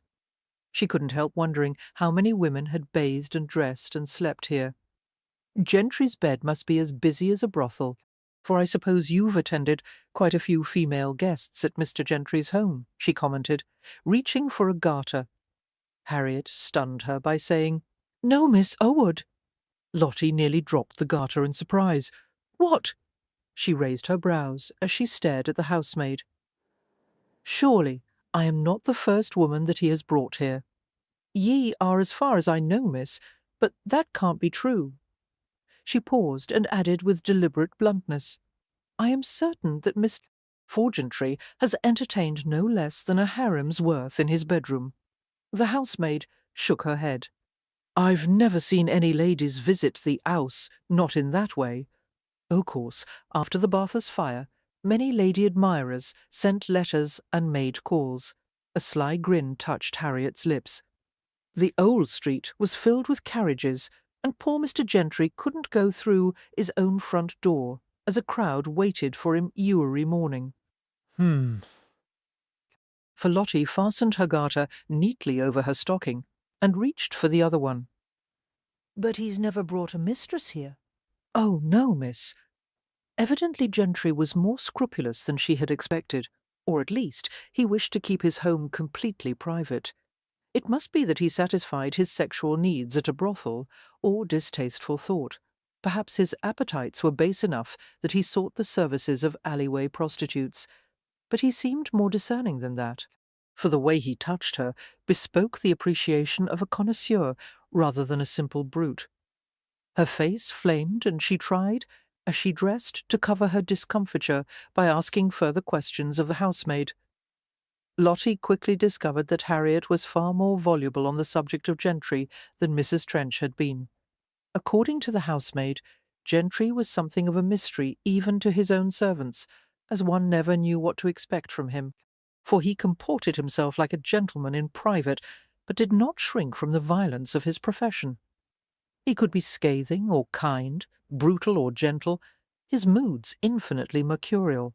Like the other Bow Street runners, Gentry kept odd hours and could be summoned at any moment to assist at some disaster, or investigate a murder, or apprehend a particularly dangerous fugitive. There was little structure or routine to his days, and he did not like to make plans. For, and curiously, he did not sleep well, and was occasionally tormented by nightmares. Nightmares about what? Lottie asked, fascinated. He won't say, not even to his valet Dudley, but he makes the most fearsome noises in his sleep sometimes, and then he wakes himself, and won't go back to bed for the rest o' the night. Dudley says it must be from things that Mr. Gentry remembers from. Pausing, Harriet glanced at Lottie warily. From his days in the underworld? Lottie asked calmly, for, yes, I am aware of Mr. Gentry's criminal past. He weren't a criminal, miss, not exactly. He was a thief-taker, but he owned a flash-house near Fleet Ditch, and he was put in the Stone Jug a time or two. Imprisoned, you mean? Harriet nodded, adding with a boastful note in her voice, Escaped twice, Mr. Gentry did. They say there's not a prison that can hold him. The second time he was weighted with £300 o' chains right in the Devil's Closet in the centre o' Newgate, for an E slipped out and shuttered off, easy as ye please. Lottie was not surprised by the information, knowing what she did of Gentry's unusual agility, physical strength, and wily nature. Perhaps the image of her soon-to-be husband as a hardened criminal should have alarmed her, but instead it was oddly reassuring. She was more convinced than ever that he would not be intimidated or easily outwitted by Lord Radnor. He was quite possibly the best protection she could have enlisted. Foreyawning, she went with Harriet to the guest-room, a room with soft blue walls, an exquisite tent-bed enclosed with grey and blue curtains, and a large Heppel-white wardrobe with a row of cunning little drawers for gloves, stockings, and other small necessities. She found her comb in one of the drawers, and she approached the hearth as the housemaid lit a fire in the grate. "Thank you, that is lovely," she said. "That will be all for now, Harriet." "Yes, miss, for the bell-pull is there, if he needs anything." Sitting beside the hearth, Lottie combed her fine, straight hair until the long blonde strands were warm from the heat of the fire. From somewhere in the house a clock chimed 4 times. As she glanced at the grey sky outside the window and the raindrops that scattered against the glass panes, she shivered. For just a little while she would push away her concerns about the future. For setting aside the comb, she crawled onto the bed, drew the hangings closed, and rested against the pillows. She fell asleep rapidly, swimming through a haze of pleasant images, walking through the forest in Hampshire, dangling her feet in a cool pond on a hot day, pausing in the kissing gate, while the smell of sun-warmed meadowsweet rose thickly to her nostrils. She closed her eyes and tilted her chin upward, relishing the sultry rays while a butterfly's wings brushed lightly against her cheek, for entranced by the delicate tickle, she held very still. The silken strokes moved over the tip of her nose, the sensitive periphery of her upper lip, the tender corners of her mouth. Searching blindly, she lifted her face to the brushes of warmth, and was rewarded by a gentle pressure that opened her lips and drew a moan from the upper part of her lungs. Lord Sidney was standing with her in the kissing gate, his arms trapping her against the painted ribs of lattice-work, for his mouth searched hers so gently. his body firm against hers, and she writhed in a mute plea for him to hold her more tightly. Seeming to know exactly what she wanted, he pushed his knee into her skirts, right against the place that felt swollen and yearning. Gasping, she curled her fingers in his glossy hair, and he whispered for her to relax, that he would take care of her, satisfy her. Oh! Blinking hard, she stirred from the sensuous dream as she realized that she was not alone, for the bed curtains had been drawn aside, and Nick Gentry's long body was entangled with hers. One large hand was cupped beneath her hips, while his leg wedged more intimately between hers. His breath surged against her ear, filling the shell with moist heat, and then his lips wandered back to hers in a searing path. He absorbed her protest as he kissed her, his tongue searching her mouth, his body levering over hers. For she felt the hard length of his erection nudging against the cleft between her thighs until she could feel it distinctly through the layers of their clothing. A restrained thrust, another each rhythmic insinuation, was so maddeningly good that she could not bring herself to stop him. She was filled with a physical agitation that penetrated to her soul, and every part of her demanded that she pull him harder, closer, tighter. Instead, Lottie pushed at him, ripping her mouth free with a sob. For no. He released her, and she rolled to her stomach, resting on her clenched fists. As her lungs moved in violent inhalations, she was aware of him right behind her, the powerful length of his body pressing against her from neck to heels. "You took advantage of me while I was sleeping," she said breathlessly. "That's not fair." Gentry's hand moved over her hip in a slow circle. "I seldom play fair. It's usually easier to cheat." A sudden laugh bubbled in Lottie's throat. "For you are the most shameless man I've ever encountered." "Probably," he conceded, pushing her hair aside and lowering his smiling mouth to the back of her neck. She inhaled sharply as she felt him nuzzle the fragile wisps of hair at her nape. "How soft you are," he breathed, "like silk, like kitten fur." The touch of his lips sent a ripple through the overheated core of her body. "Nick, Mrs. Trench told me that you tried the shower bath," for his hand coasted from her hip to the indentation of her waist. "Did you like it?" "It was very refreshing," Lottie managed to say. "I'm going to watch you the next time." "Oh, no, you won't." He laughed quietly and offered, "I'll let you watch me then."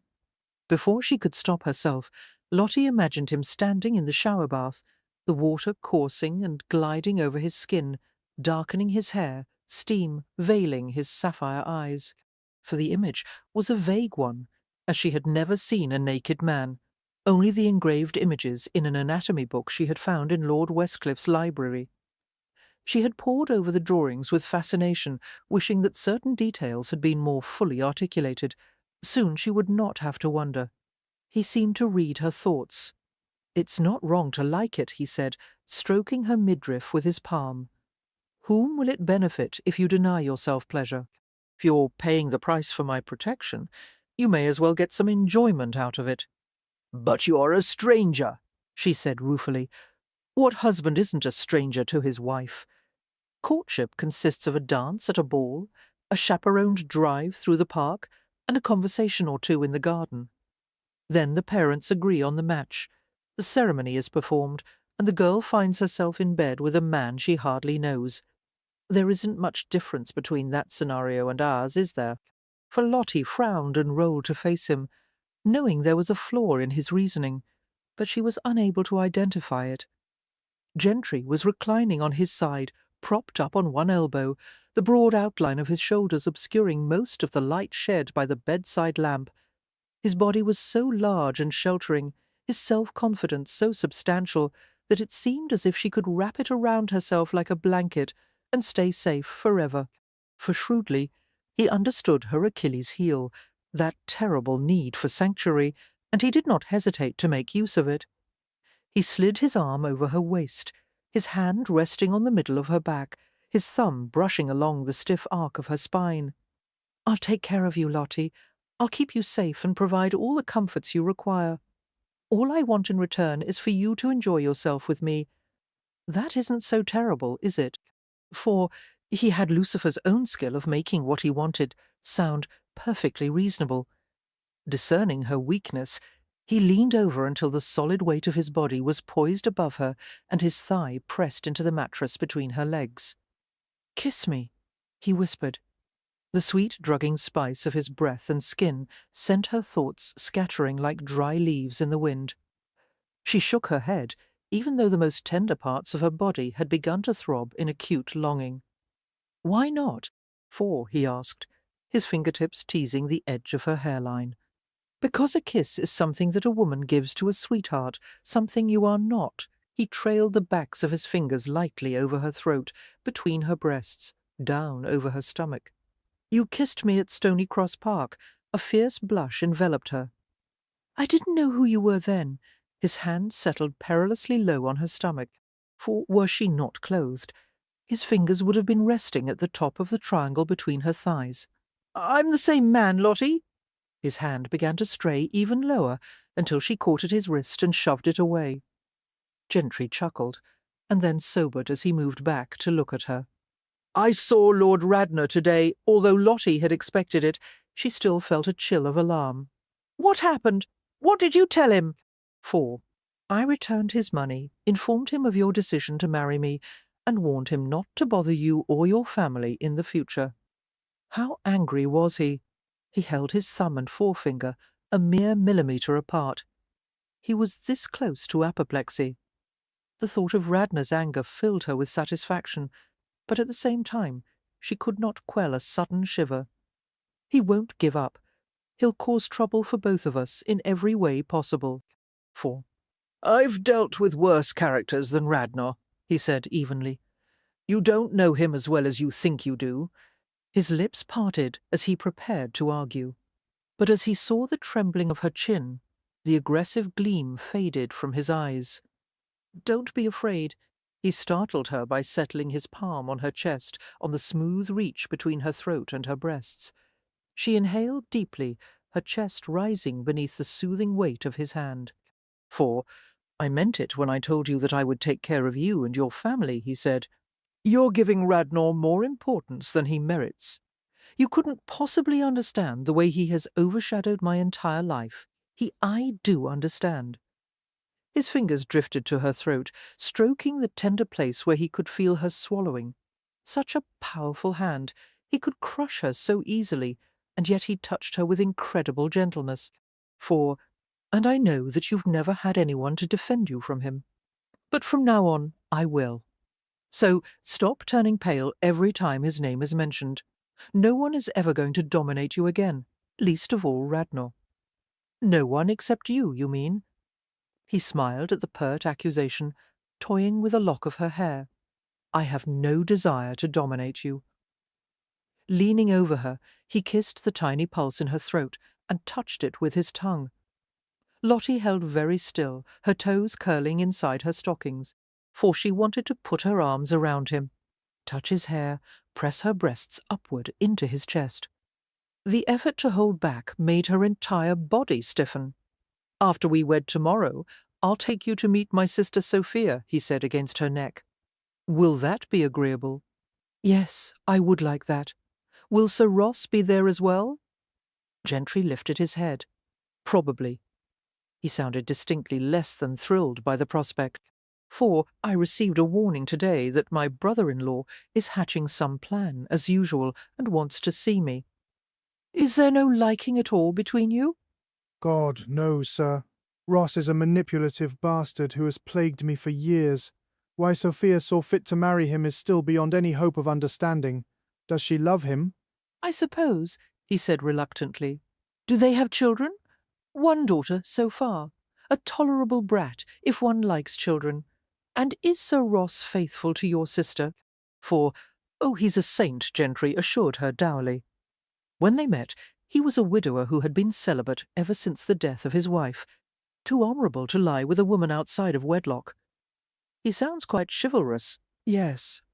"Not to mention honest and ethical. He insists that everyone around him follow the rules, his rules, and, as his brother-in-law, I receive an ungodly amount of his attention." For having a fair idea of how well Gentry received Sir Ross's attempts to reform him, Lottie bit the inside of her lower lip to suppress a sudden smile. Seeing the twitch of her lips, Gentry gave her a glance of mock warning. "That amuses you, does it?" "Yes," she admitted, and yelped in surprise as he nudged a sensitive spot beneath her ribs. "Oh, don't. I'm ticklish there, please." 4.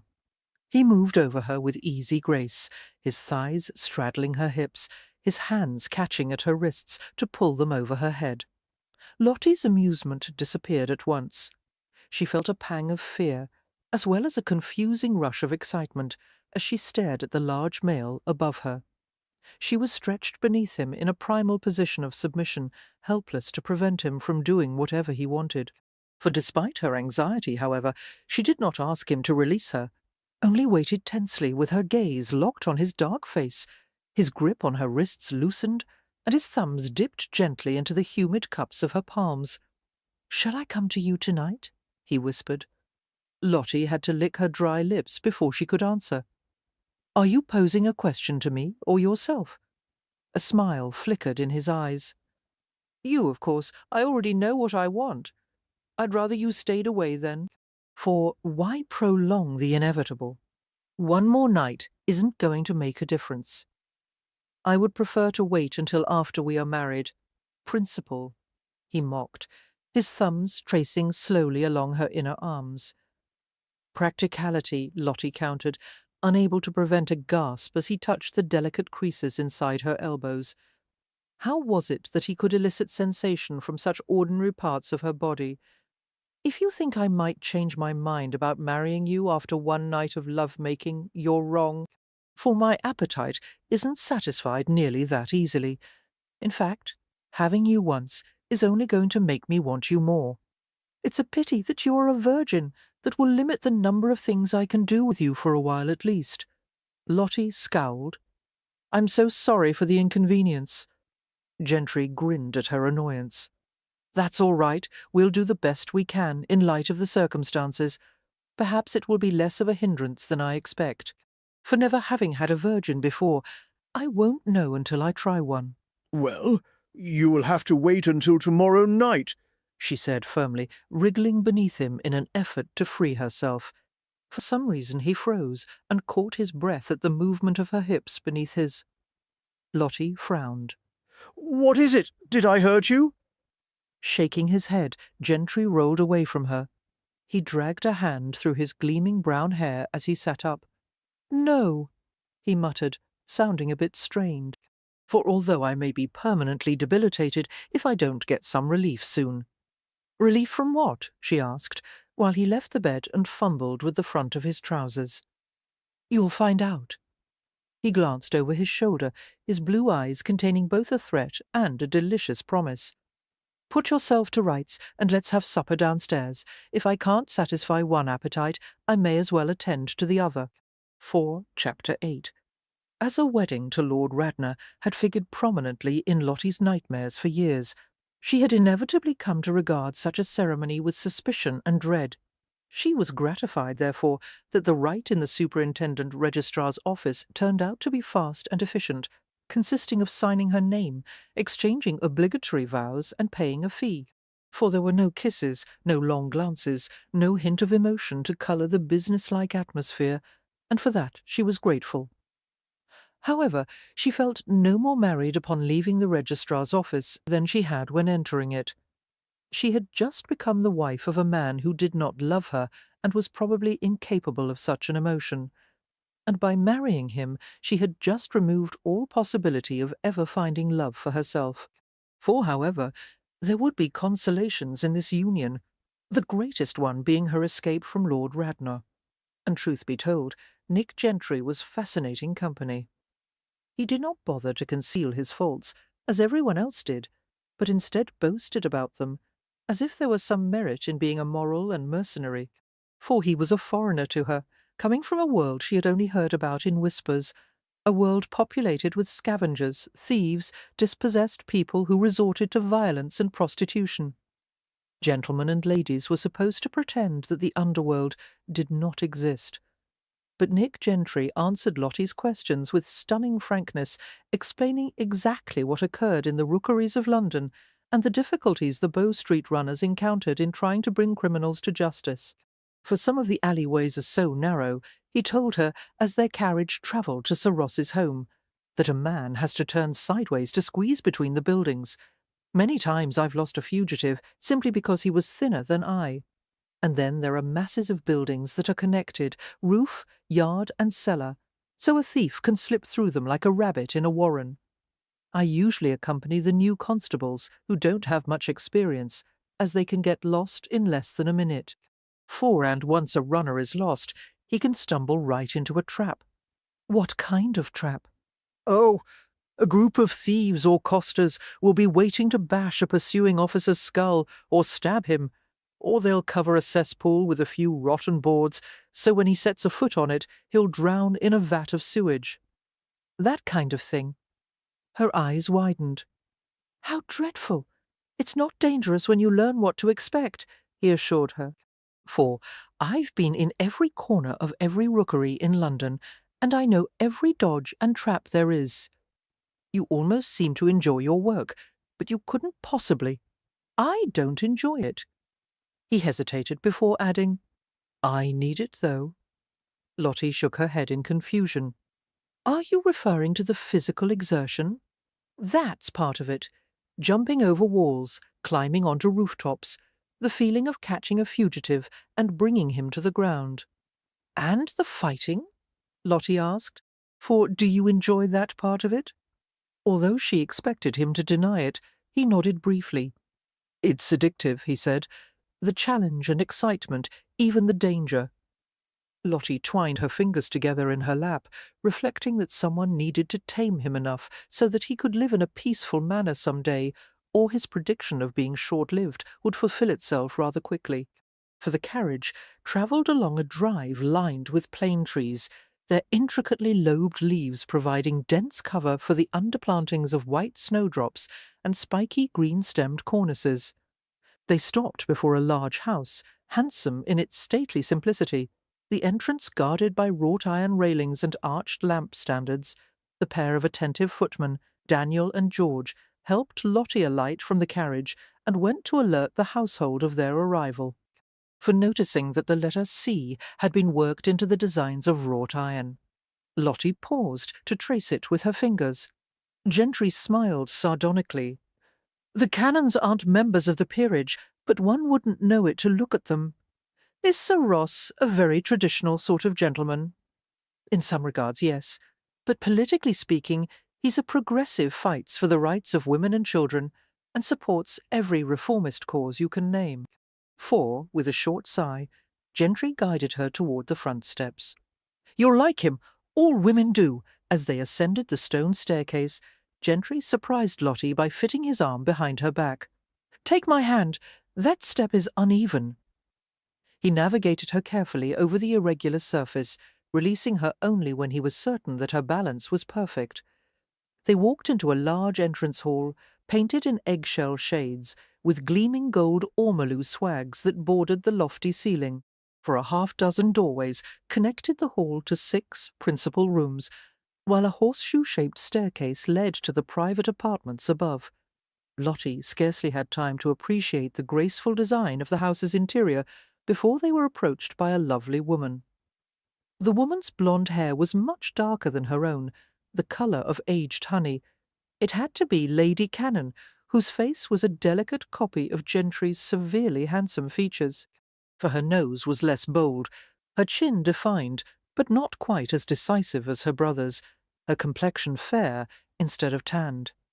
The eyes, however, were the same distinctive blue, rich, dark, and fathomless. Lady Cannon was so youthful in appearance that one would never have guessed that she was older than her brother by 4 years. Nick, she exclaimed, with an exuberant laugh, coming forward and lifting up on her toes to receive his kiss, for he enclosed her in a brief hug, rested his chin on the crown of her head, then drew back to look at her appraisingly.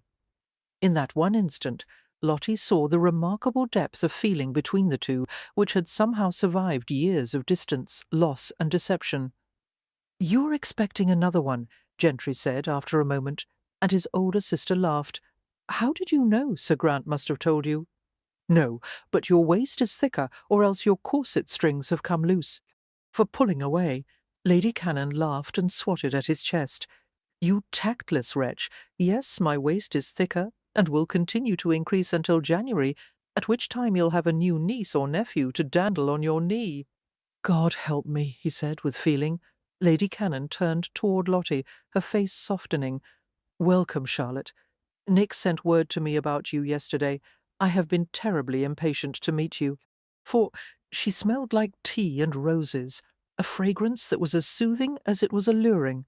Sliding a slender arm around Lottie's shoulders, she turned to address Gentry. "What a lovely sister you've brought me," she remarked. "Mind you treat her well, Nick, or I shall invite her to live here with me. She appears far too well bred to keep company with the likes of you. So far I have no complaints about Mr. Gentry's treatment of me," Lottie replied with a smile. "For, of course, we've only been married for an hour."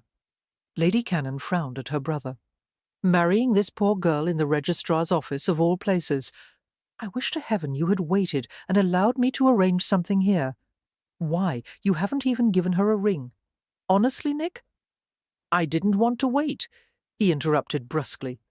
Before Lady Cannon could reply, a small child toddled into the entrance hall, followed by an aproned nanny. For the dark-haired little girl, with her blue eyes and dimpled cheeks, could not have been much older than 2. Uncle Nick!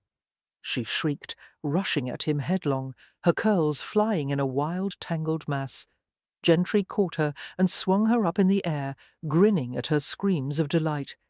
As he hugged her close, his strong affection for the child was more than obvious, belying his earlier description of her as a tolerable brat. For wrapping her plump arms around his neck, the little girl growled playfully, kissing him and pulling at his hair. "God, what a savage!" Gentry said, laughing. He turned her upside down, making the child squeal in excitement. "Nick," his sister reproved, although she was laughing as well. "Don't! You'll drop her on her head." I will not, he said lazily, righting the child and holding her against his chest. "Candy," the little girl demanded, plunging inside his coat as busily as a ferret. For finding what she had been searching for, she extracted a small paper parcel and crowed with excitement as her uncle opened it for her. What are you giving her this time? Lady Cannon asked with resignation. "Cinder toffee," he said cheerfully, while his niece popped a large sugary wad into her cheek. His eyes continued to sparkle as he glanced at Lottie. Would you like some? She shook her head, while her heart gave a peculiar extra thump. For just now, when he had looked at her that way, his face gentle, his smile quick and easy, he had been so devastatingly handsome that Lottie had felt a shot of pleasure from the back of her neck down to her toes. "Amelia," Gentry murmured, bringing her to Lottie. "Say hello to your Aunt Charlotte. I married her this very morning." Suddenly shy, the little girl laid her head on Gentry's shoulder and smiled at Lottie. Lottie smiled back at her, uncertain of what to say, for she had little experience with children, as she had lived away from home for so many years. Lady Cannon came to retrieve her sticky-faced daughter, smoothing back her knotted curls. My darling, she murmured, won't you let Nanny brush your hair? The round little chin protruded obstinately.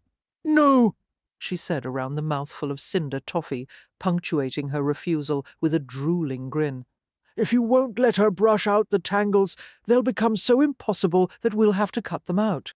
For Gentry added in a coaxing tone, "Let Nanny brush your hair, sweets, and the next time I come to visit, I'll bring you a pretty blue ribbon." And a doll? Amelia asked, hopefully.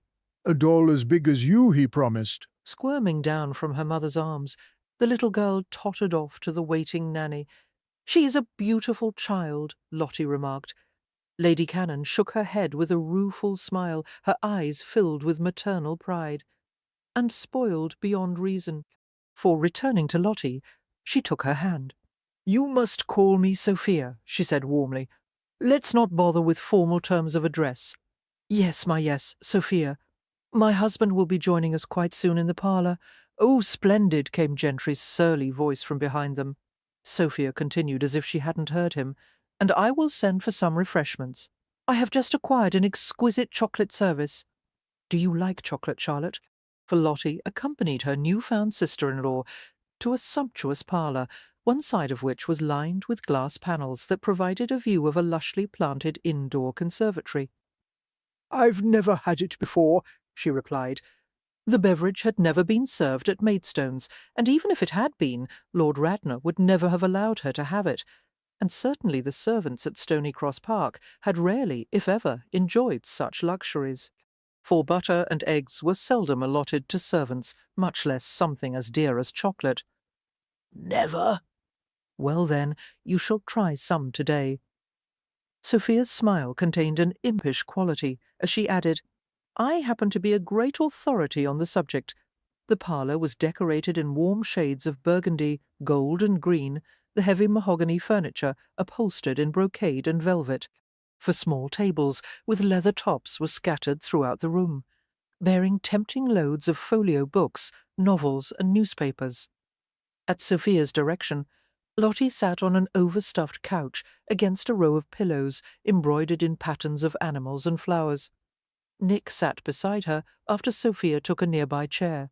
A housemaid approached Sophia, received a few whispered directions, and left the room discreetly.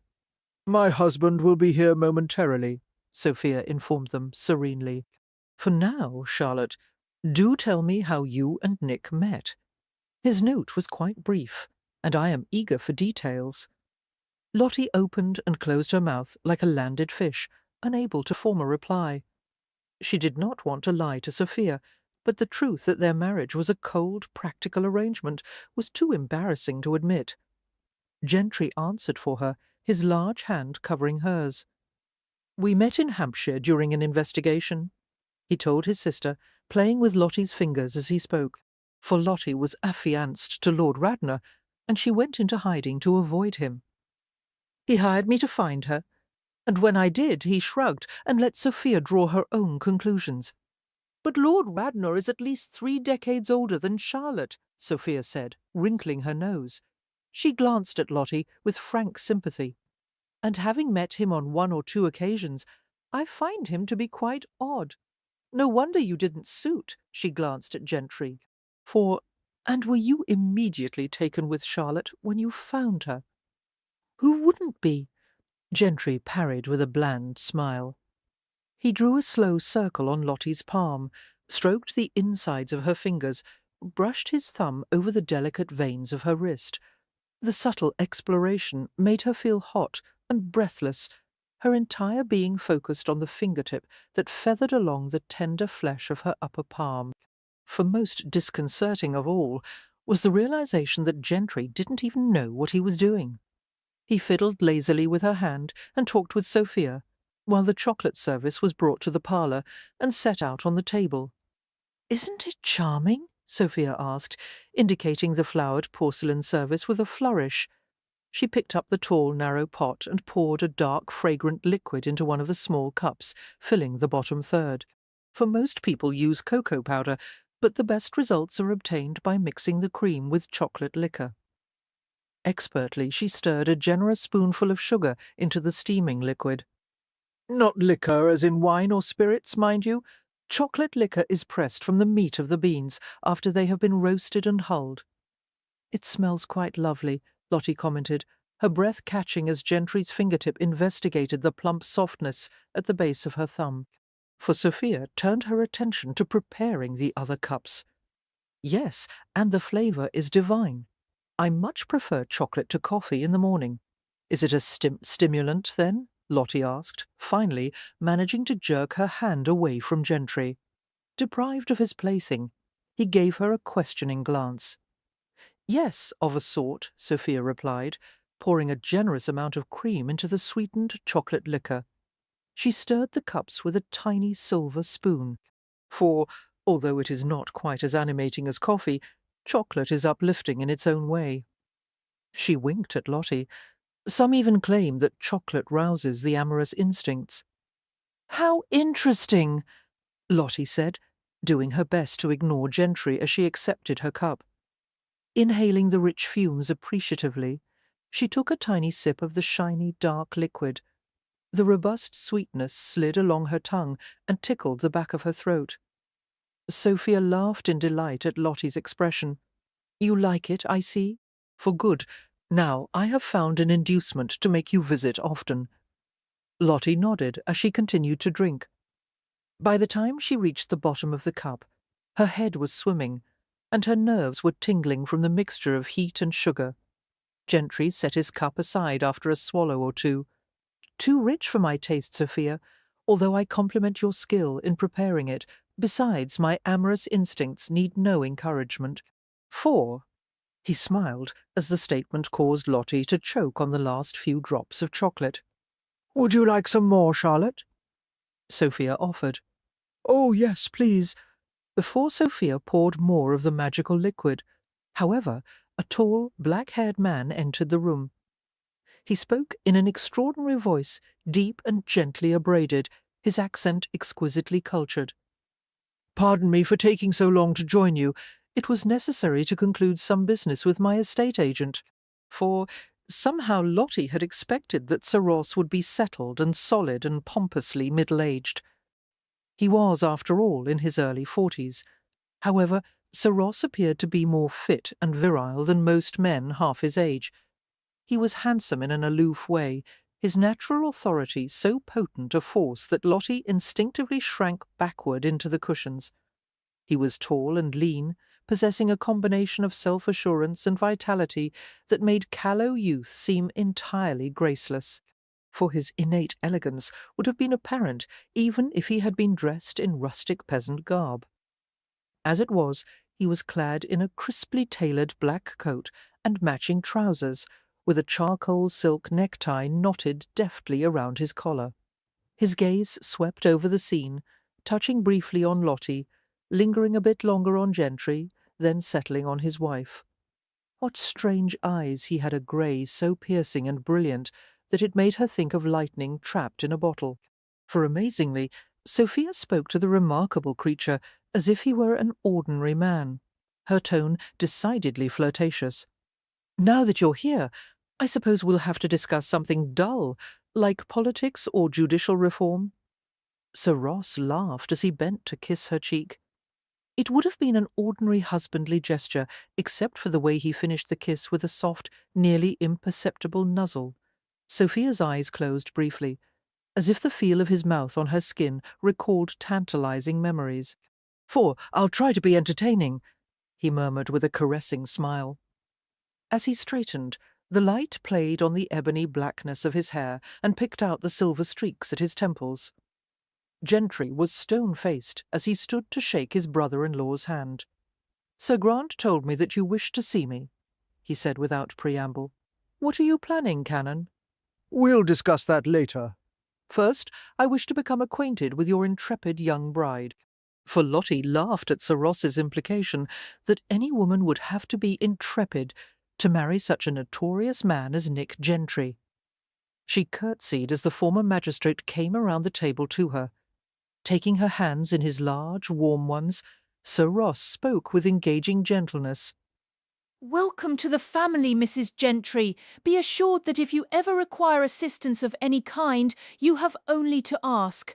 I am at your disposal." As their gazes met, Lottie knew instinctively that he meant what he said. For, thank you, Sir Ross, I regret the necessity of keeping our kinship a secret, as I would be quite proud to claim you and Lady Cannon as relatives. "Perhaps we can do something about that," he replied enigmatically. Suddenly, Lottie felt Gentry's hands close around her waist, and he tugged her away from Sir Ross. "I doubt it," Gentry said to his brother-in-law, "since there is no way in hell that I would ever allow such information to be made public." Sophia interceded quickly, for since it is rather too late to have the traditional wedding breakfast, I propose that we enjoy a wedding luncheon. Cook is preparing lamb cutlets, early season asparagus, and several varieties of salad, and pineapple cream for dessert. "How wonderful!" Lottie said, joining her in the effort to keep the atmosphere tranquil. She sat once more on the couch and carefully arranged her skirts. I've never had asparagus, and I've always wanted to try it. Never had asparagus. For Sophia asked in disbelief, as Lottie searched for a way to explain her unfamiliarity with such delicacies. Gentry sat beside her and took her hand again.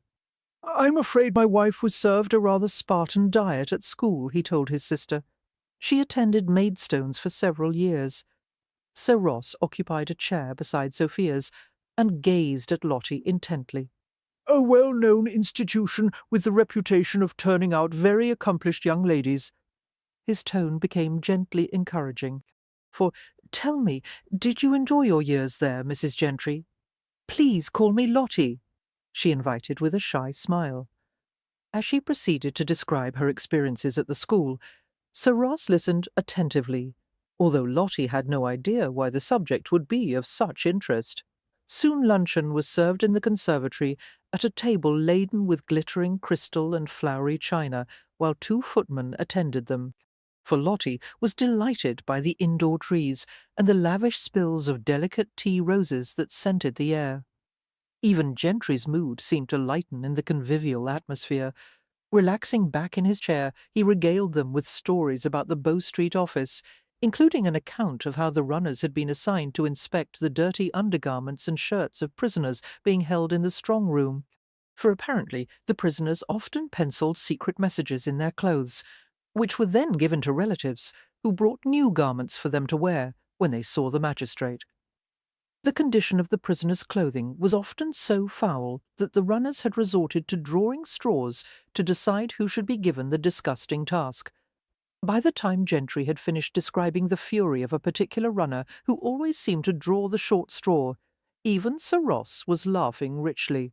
For eventually Sir Ross and Gentry launched into a conversation about the problems concerning the new police, which had been created approximately 10 years earlier. Since then, Bow Street had remained separate from the new police, as Sir Grant's force of constables and runners were far better trained and more effective than the Raw Lobsters. Why are the new police called Raw Lobsters? Lottie could not resist asking. Sir Ross replied with a faint smile. For because raw lobsters are blue, the colour of the new uniforms, and lobsters also pinch. The comment made Gentry laugh. As the police discussion continued, Sophia drew closer to Lottie. "Do you think that my brother will wish to continue at Bow Street, now that you've married?" "He gave me the impression that he has no choice," Lottie replied carefully. "The bargain with Sir Ross? Yes, but that arrangement was never intended to last forever.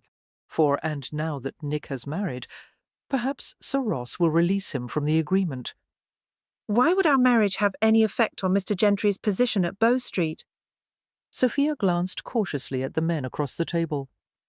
"The answer to that is too private and complicated to discuss now. May I call on you soon, Lottie? We could have a nice long chat, and perhaps we'll go on a shopping excursion." Lottie smiled. She had never expected that Gentry's sister would turn out to be so personable. And it seemed that Sophia was quite willing to shed some light on Gentry's mysterious past, which would help Lottie understand him much better. "Yes, I would like that very much." "Lovely. I expect we shall have great fun." Overhearing his sister's last remark, Gentry arched a dark brow. "What are you arranging, Sophia?" "Oh, a simple stroll along Oxford Street," she replied cheerfully. Gentry snorted. "There are at least 150 shops on Oxford, for I suspect you'll do more than simply stroll." Sophia laughed. "You must open accounts for Charlotte at the draper's, and Wedgwood, and naturally the jeweller's as well as the bookshop, and, oh, my lady, Sophia." Lottie interrupted uncomfortably, wondering why she didn't seem to realize that their finances were quite meagre compared to the canon's affluence. "I'm certain it will not be necessary to open accounts on my behalf." Gentry spoke to Sophia with a slight smile. "For Lottie may have credit wherever she likes, but first take her to your dressmaker. To my knowledge, she has no wedding trousseau. I don't need any new gowns," Lottie protested. "Perhaps one nice gown, but that is all." The last thing she desired was for Gentry to spend a great deal on clothes for her. Her memories of her parents' extravagant spending habits and their resulting descent into poverty were still very clear in her mind, for she had an instinctive fear of spending large amounts of money, and she knew better than anyone how even a comfortable fortune could be squandered in a short time. Please, I must insist that you don't. "It's all right," Gentry interrupted, touching her shoulder. His gaze conveyed the message that now was not the time to debate the issue. Flushing, Lottie fell silent. His hand lingered at her shoulder, then slid to her elbow, squeezing lightly. For thankfully, the silence at the table was relieved by the appearance of a footman, who cleared the dishes while another set out plates of dessert and tiny glasses of sweet wine. The dessert plates were arranged with delicate biscuits and pineapple cream served in cunning little glazed pots. Sir Ross introduced a new topic of conversation concerning some recently proposed amendments to the Poor Law, which both he and Gentry supported. For surprisingly, Sophia offered her own opinions on the subject, and the men listened attentively. Lottie tried to conceal her astonishment, for she had been taught for years that a proper woman should never express her opinions in mixed company. Certainly she should say nothing about politics, an inflammatory subject that only men were qualified to debate. And yet here was a man as distinguished as Sir Ross seeming to find nothing wrong in his wife's speaking her mind. For nor did Gentry seem displeased by his sister's outspokenness. Perhaps Gentry would allow her the same freedom. With that pleasant thought in her mind, Lottie consumed her pineapple cream, a rich, silky custard with a tangy flavour. Upon reaching the bottom of the pot, she thought longingly of how nice it would be to have another. However, good manners and the fear of appearing gluttonous made it unthinkable to request seconds. For noticing the wistful glance, Lottie gave her empty dish. Gentry laughed softly and slid his own untouched dessert to her plate. "You have even more of a taste for sweets than little Amelia," he murmured in her ear. His warm breath caused the hair on the back of her neck to rise. "We didn't have desserts at school," she said with a sheepish smile. He took his napkin and dabbed gently at the corner of her mouth. "For I can see that I'll have a devil of a time trying to compensate for all the things you were deprived of. I suppose you'll want sweets with every meal now." Pausing in the act of lifting her spoon, Lottie stared into the warm blue eyes so close to hers, and suddenly she felt wreathed in heat. Ridiculous that all he had to do was speak with that caressing note in his voice, and she could be so thoroughly undone. Sir Ross studied the pair of them with an all-engulfing glance. "For Gentry, there is a matter I would take up with you. Undoubtedly there are better ways to reveal my thoughts concerning your future, but I confess that I can't think of them. Your circumstances are unusual." He paused and smiled ruefully. "That is an understatement, of course. The twists and turns of your life have been nothing if not bizarre." Gentry sat back with languid grace, appearing relaxed, but Lottie sensed the apprehension that coiled inside him. "For I haven't asked you to consider my future. I have, none the less. During the past 3 years that I have followed your career—" "Followed?" Gentry interrupted dryly. "More like manipulated, meddled, and interfered." Inured to semantics after so many years on the bench, Sir Ross shrugged. "I've done as I thought best. Bear in mind that in my dealings with you, I've also had Sophia's interests to consider. She is the only reason I kept you from the gallows, for she believed there was potential for goodness in you. And though I didn't see it back then, I am willing to admit now that she was right. You are not the complete villain I thought you to be." Gentry smiled coolly, aware that he was being damned with faint praise. "In return, let me say that you are not completely the hypocritical cold fish I thought you to be." "Nick," Sophia scolded, and laid her slender hand over Sir Ross's large one. "For my husband has never had a hypocritical thought in his life, and as for his being a cold fish, I can assure you most definitely that he is not. Furthermore, Sophia," Sir Ross interrupted softly, "you don't have to defend me, my love." "Well, you're not," she insisted. His hand turned palm up to grip hers, and for just a moment the pair stared at their interlaced fingers with a shared pleasure that seemed unspeakably intimate. Lottie felt a peculiar ache in her chest, for what must it be like to love that way? The two of them seemed to take such enormous delight in each other. "All right," Gentry said impatiently. "Let's get to the point, Canon. I have no desire to spend my entire wedding day with you." That elicited a grin from the former magistrate. "Very well, I will try to be succinct. Forever since you joined the Bow Street force, Sir Grant has kept me informed of your accomplishments, the detective operations, the work with the foot patrols, the pursuits that you've undertaken at the hazard of your life. But it wasn't until the Bathurst house fire that I realized how much you have changed." "I haven't changed," Gentry said warily. "You've learned to value others' lives as much as your own," Sir Ross continued, "for you've met the challenge I presented to you 3 years ago, and you've contributed greatly to the public welfare. And now you've even taken a wife. Interestingly enough, she is the kind of young woman you might have married had circumstances not deprived you of your title and position so long ago." Gentry's eyes narrowed. "I never gave a damn about the title, and God knows I have no use for it now." For the older man toyed with his spoon, wearing an expression befitting a chess player in the middle of a long game. "There is something you've never quite understood about your title. It's yours whether you want it or not. A title doesn't disappear merely because one chooses to ignore it. It does if one chooses to become someone else." "But you're not someone else," Sir Ross rejoined. "The real Nick Gentry died 14 years ago. You are Lord Sidney. No one knows that. For that, Sir Ross said calmly, is about to change." Gentry went very still as he absorbed the statement. "What the hell does that mean?" "After a great deal of deliberation, I decided to begin the process of dignification on your behalf. Recently I explained the particulars of your situation to the officers of the Crown and the Lord Chancellor. Not only did I assure them that you are indeed the long-lost Lord Sidney, I also confirmed that you are financially equipped to manage the title. For in approximately a fortnight, the Clerk of the Crown will issue a writ of summons, calling you to the House of Lords, at which time I will introduce you publicly as Lord Sidney at a ball that will be given in your honour." Gentry shot up from the table, his chair falling back and clattering to the floor. "Go to hell, Canon!" Lottie started at the burst of hostility.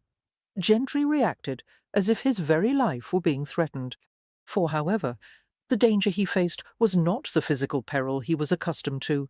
It was intangible, insidious, the one prison he could not escape. Lottie sensed the thoughts that writhed behind his set expression, the way his clever mind analysed the sudden predicament and considered various ways to evade it. "I'll deny everything," Gentry said. Sir Ross made a temple of his hands, regarding him steadily. "For if you do, I will respond with depositions from myself, Sir Grant, your sister, and even your wife, testifying to the fact that you have privately confessed yourself to be Lord Sidney. Those, combined with circumstantial oddities such as missing burial records and inconsistent reports of your death, form what is known in English law as a fecundatio ab extra, a rare but not impossible occurrence." Gentry looked as if he wanted to murder the former Bow Street magistrate. "For I'll petition the House of Lords to be allowed to renounce the title. God knows they'll be overjoyed to get rid of me. Don't be a fool. Do you really believe they would ever allow you to disclaim your title? To their minds, such a renunciation would challenge the very institution of the peerage. They would fear that the distinctions between the classes, no, the monarchy itself would be threatened." "You don't believe in privilege based on birth?" Gentry shot back. "For why force a damned title on me? I don't want it. This has nothing to do with my political beliefs. This is a matter of simple fact. You are Sidney, no matter what you call yourself. You are not going to be able to overturn 700 years of hereditary principle, nor will you be able to avoid your obligations as Lord Sidney any longer." "Obligations to what?" Gentry sneered. "To an estate that has been held in abeyance for 14 years? For you have a responsibility to the tenants who are trying to eke out a living on ramshackle government-managed lands. To the House of Lords, where your seat has gone vacant for 2 decades. To your sister, who is obligated to keep her relationship with her own brother a secret. To your wife, who will enjoy far more respect and social advantage as Lady Sidney than she ever would as Mrs. Gentry.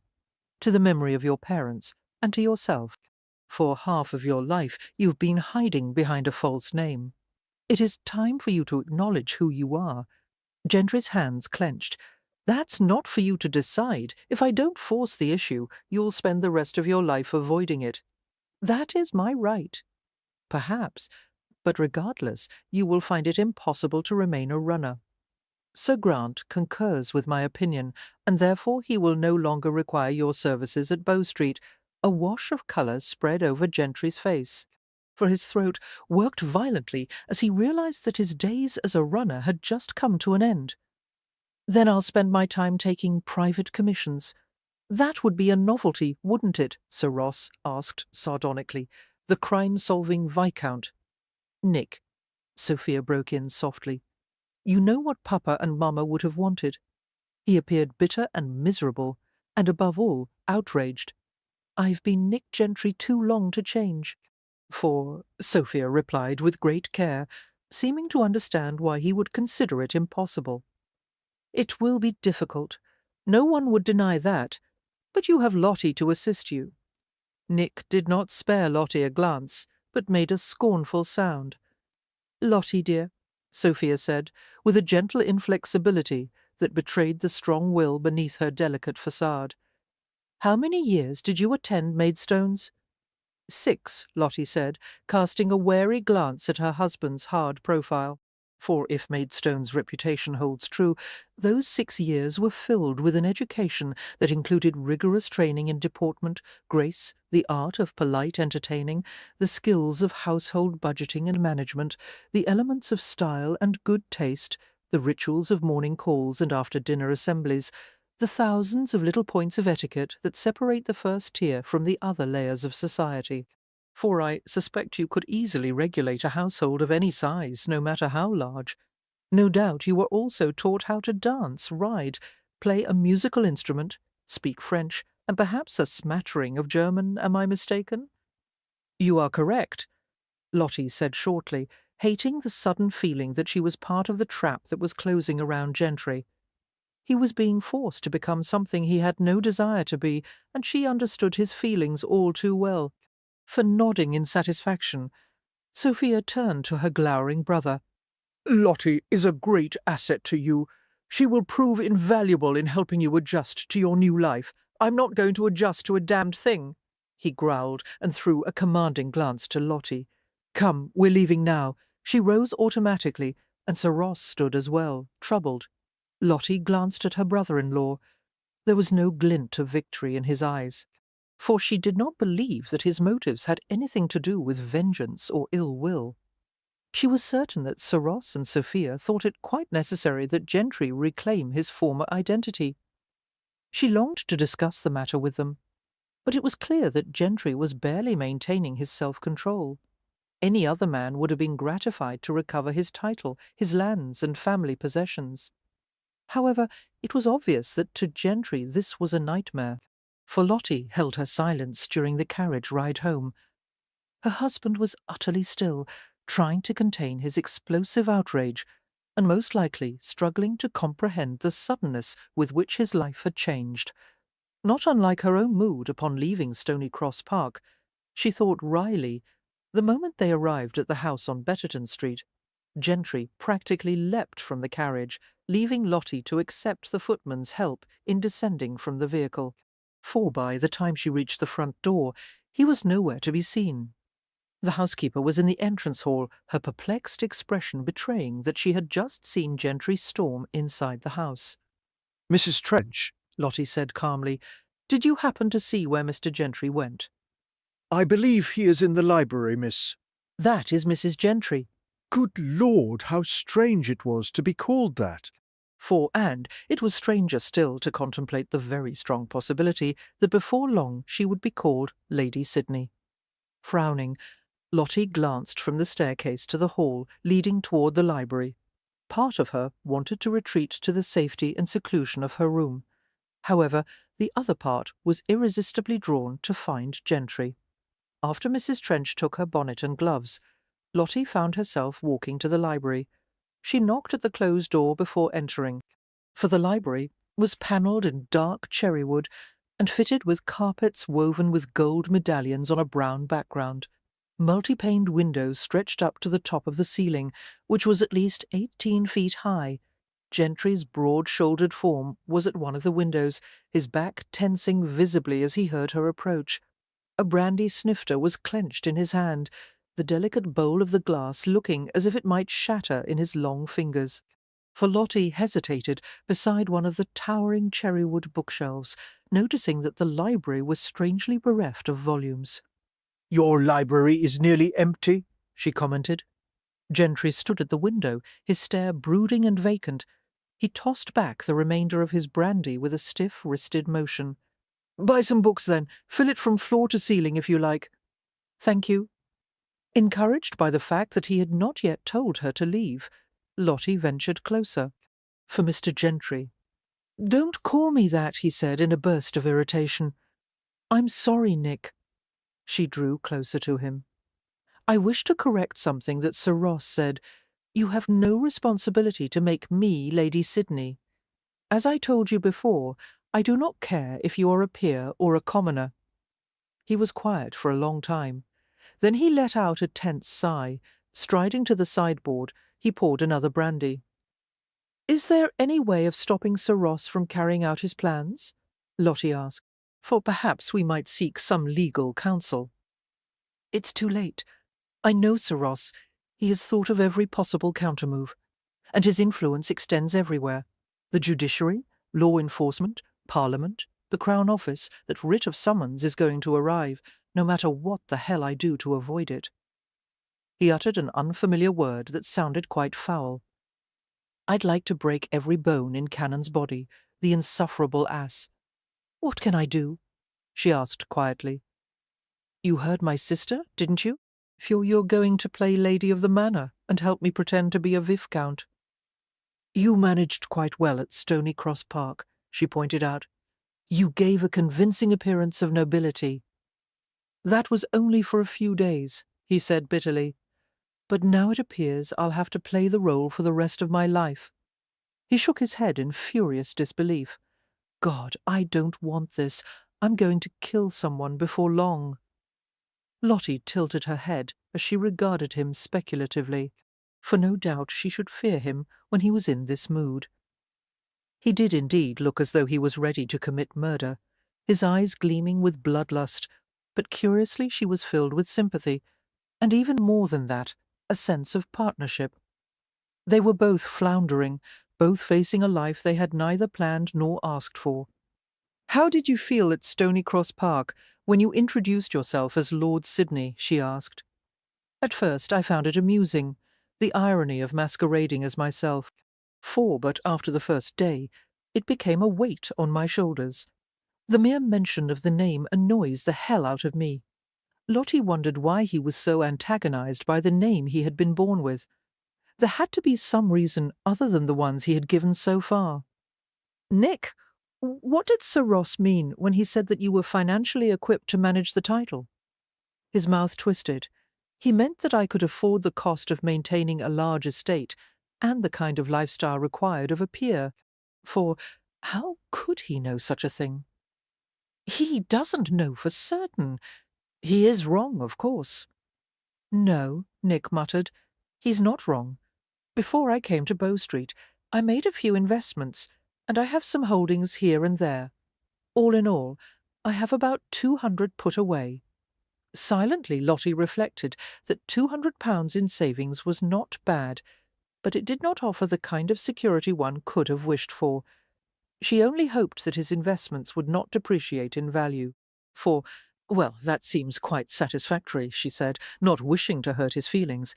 "I think we shall do fairly well if we economize. But I do not think the circumstances allow for a wedding trousseau. Not at this time. Perhaps in the future."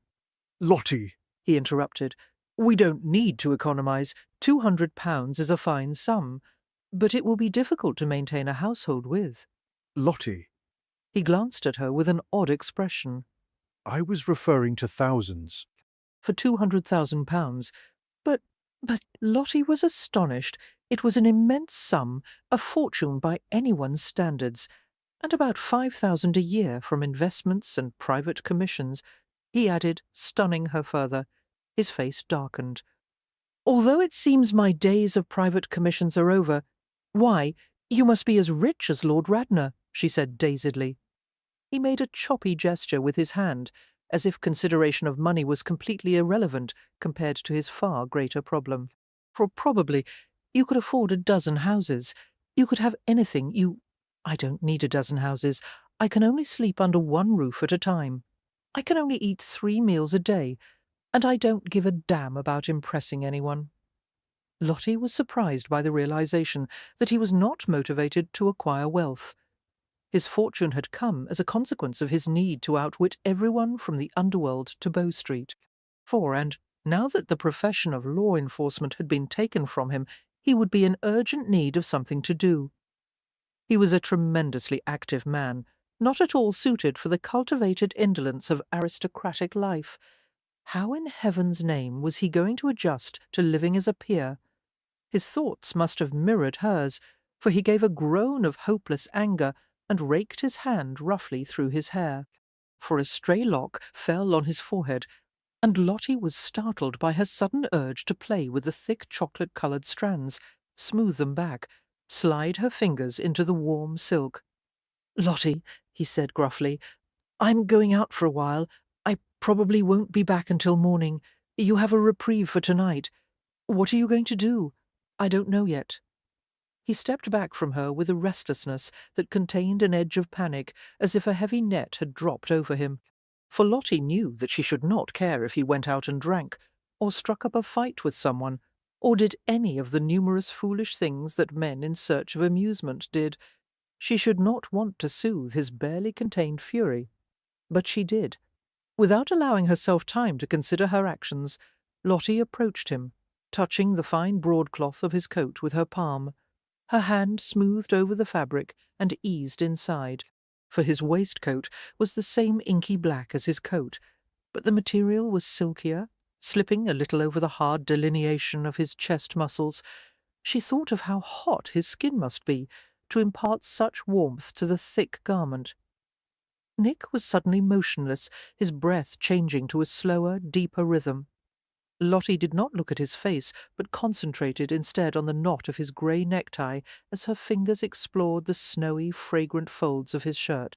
"For I don't want a reprieve," she said eventually, and tugged at the knot until it slid loose. As the necktie unravelled, it seemed that his self-control became similarly undone. He breathed more heavily, and his hands clenched at his sides. Inexpertly, she unfastened the stiff collar of his shirt and spread it wide to reveal the amber sheen of his throat. She glanced up at his face and saw with a quake of sudden nervousness that his fury was transforming rapidly into pure sexual need. For colour crept across his cheekbones and the bridge of his nose, a burnished glow that made his eyes look like blue fire. His head lowered very slowly, as if he were giving her every opportunity to flee.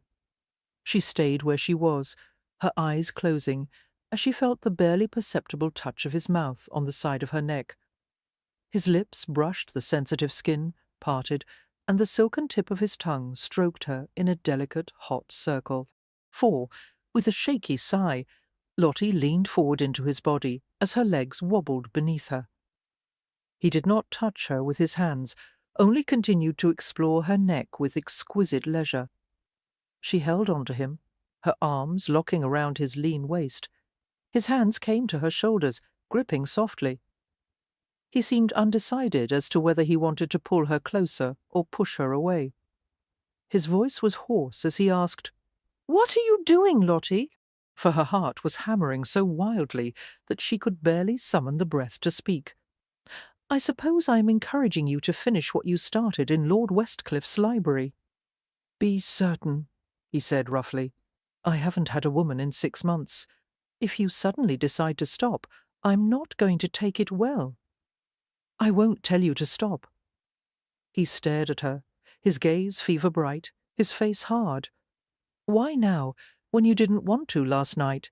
That was beyond her ability to explain. For after the events of this afternoon, he suddenly seemed vulnerable to her.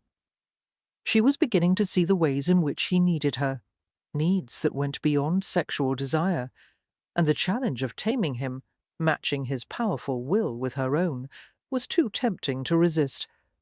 "We're married now," she said, seizing on the first excuse she could think of. "And I would prefer to have done with this, so that I won't have to dread it." She saw the predatory flicker in his eyes. He wanted her, for he did not waste time asking questions, only extended his hand. "Come upstairs, then." Carefully, Lottie placed her hand in his. "Nick, there is just one thing." "What? It's not dark yet, and is it appropriate to do this in the afternoon?" The question pulled an unsteady laugh from him. "I don't know, and I damn well don't care." Keeping her hand in his, he guided her from the library to the entrance hall and up the grand staircase.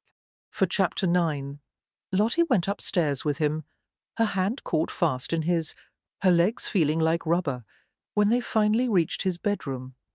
The curtains were parted, admitting soft grey light through the windows. She would have much preferred darkness. The thought of being naked in the unforgiving daylight caused her to shake all over. Easy, Nick murmured, standing behind her. His hands closed gently around her upper arms. His voice was lower, thicker than usual. I'll be careful. "For I can make it pleasant for you if you'll trust me." They were both still and silent.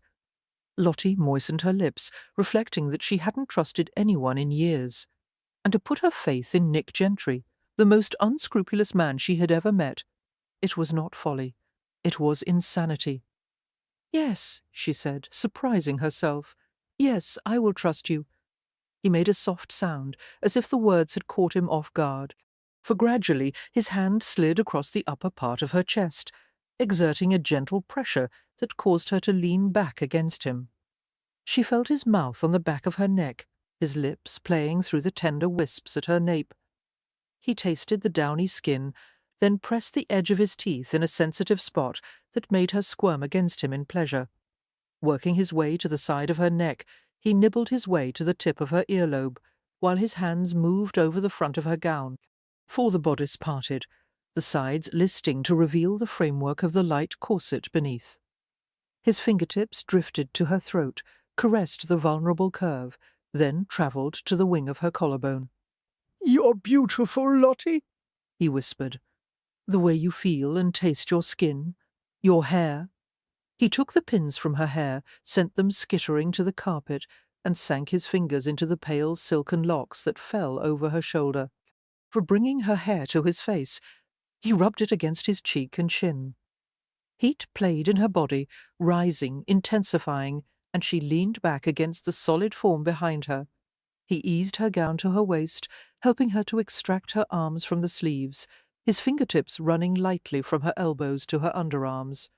Turning her to face him, Nick deftly unhooked the corset, releasing her from the wrapping of stays and laces. For her breasts, which had been propped artificially high in the boned supports, were left unconfined, the tips hardening against the thin crushed muslin of her chemise. His hand lifted, and he touched her through the sheer fabric. Sliding his fingers beneath the fullness of her breast, he drew his thumb over the shape of her nipple. His touch was very light, lingering at the tip until it burned. Gasping, Lottie grasped his shoulders for balance, for he slid a solid arm behind her back as he continued to toy gently with her body, taking the peak in his fingers, stroking softly. An ache of pleasure formed deep in her stomach as he cupped her breast in his hand, containing the roundness in his palm. Suddenly she wanted him to touch her other breast.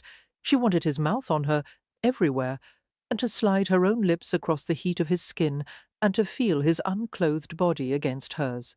Frustrated and eager, she tugged at his coat until his choppy laugh ruffled through her hair. "Slowly," he whispered. "There's no need to hurry."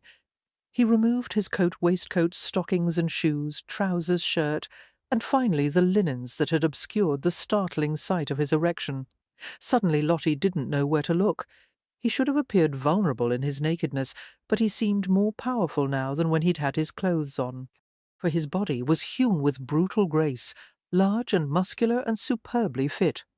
His bronze tan ended at his waistline, fading into the paler skin of his hips. A wealth of thick, dark hair covered his chest, and there was another heavy patch of it at his groin, around the dark, up-thrust length of his erection. Nick's fingertip traced the side of her scarlet cheek. Do you know what is going to happen? Lottie nodded jerkily. Yes, I think so. 4. He stroked the underside of her chin, his fingertip leaving a trail of fire. Who told you about it? Your mother? Oh, no. She was going to explain everything to me the night before my wedding to Lord Radnor, but of course that never transpired. Lottie closed her eyes as he caressed the side of her neck, his hand warm and a bit raspy from calluses. I heard gossip at school, though. A few of the girls had done things, and they told the rest of us about it. Done what things? For met in private with gentlemen friends or cousins, and allowed them liberties. Lottie opened her eyes and met his smiling gaze, refusing to look below the level of his collarbone. How far did the liberties go? As far as we went the other night? Yes, she forced herself to admit. Did you enjoy the way I touched you? He asked softly. Colour blazed in her face, and she managed a jerking nod. You'll enjoy the rest of it too, he promised, reaching for the hem of her chemise. For obeying his wordless urging, she lifted her arms and let him strip away the garment. She kicked off her slippers and stood before him in her long drawers and stockings, with her arms crossed over her bare breasts. He stood over her, his hand trailing over her back, raising gooseflesh on every inch of her skin. Put your arms around me, Lottie. She obeyed awkwardly, bringing her body fully against his. Her nipples sank into the coarse mat of curls on his chest, for his body was incredibly hot, his erection burning through the muslin drawers. It prodded against her stomach until he slid his hand beneath her buttocks and hitched her upward. His hand slid between her buttocks to hold her compactly against him, and she felt him press against her sex. A shock of sensation went through her, followed by a surge of lust so acute that she could hardly bear it. Gripping his neck, she pushed her face against the dense muscle of his shoulder, for his fingers slid farther between her thighs. The linen beneath his fingers became damp, as he stroked the soft furrow in a lazy rhythm. For a long, blissful minute he held her like that, warming her with his own body, until she began to strain against the ridge of his erection. Reaching between their bodies, he pulled at the tapes of her drawers. He let the garment drop to the floor and picked her up, carrying her to the bed with astonishing ease. For as Lottie reclined on the embroidered counterpane, Nick's gaze slid over her. A smile tugged at his lips. I've never seen anyone blush from head to toe before. Well, I've never been naked in front of a man, Lottie said, abashed. It was inconceivable that she should be conversing with someone while she wasn't wearing a stitch of clothing, except for her stockings. His hand closed gently around her ankle. You're adorable, he whispered, and climbed over her, for he tugged at one of her garters with his teeth, loosening the ribbon that fastened it. She gasped as he kissed the red marks left by the tie and soothed them with his tongue. Unrolling the stockings from her legs, he pushed her thighs wide apart, increasingly uncomfortable. Lottie used her hand to conceal herself from his view. His head moved over her, his hot breath fanning her skin, his thumb swept over the pulse in the fragile crease between her thigh and groin. For don't cover yourself, he coaxed. I can't help it, she said, wriggling to evade the tiny flicks of his tongue, which ventured in places she had never imagined a man would want to put his mouth. Somehow she managed to dislodge the bedclothes enough to dive beneath them in search of sanctuary. She shivered at the cool slickness of the linens against her naked body. Following with a low laugh, Nick slid beneath the bedclothes until they tented over the broad outline of his shoulders, for his head disappeared, and she felt his hands on her knees, pushing them apart once more. Lottie stared blindly at the dark canopy overhead. "Nick?" she asked raggedly. Is this the usual way that people have relations? His voice was muffled. What is the usual way? She inhaled sharply as he nipped at the inner curve of her thigh. I'm not entirely certain, but I don't think this is it. His voice thickened with amusement. I know what I'm doing, Lottie. I was not implying that you didn't. Oh, please don't kiss me there. Then she felt him shake with suppressed laughter. For someone who has never done this before, you're rather opinionated. Let me make love to you the way I want, The first time, at least. He grasped both her wrists and pinned them at her sides. Lie still. Nick, she started as his mouth descended to the nest of blonde curls. Nick, but he did not listen, completely absorbed in her salt-scented female flesh, for his breath filled the moist cleft with steamy heat. A moan rose in her throat, and her wrists twisted in his grasp. His tongue searched through the springy curls until he reached the rosy lips hidden beneath. He licked one side of her sex, then the other, the tip of his tongue teasing delicately. His mouth ravished her so gently, his tongue slipping over her melting flesh to find the secret entrance to her body, filling her with silky heat, withdrawing, filling. For Lottie went weak all over, her sex pulsing urgently.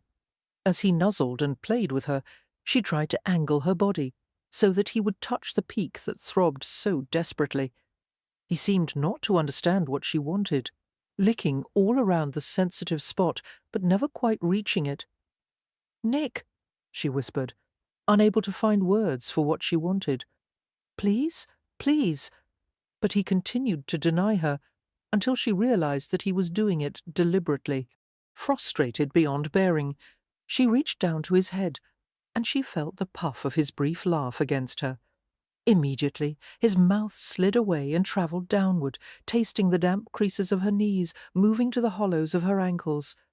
By the time he made his way back to her loins, her entire body was sweltering.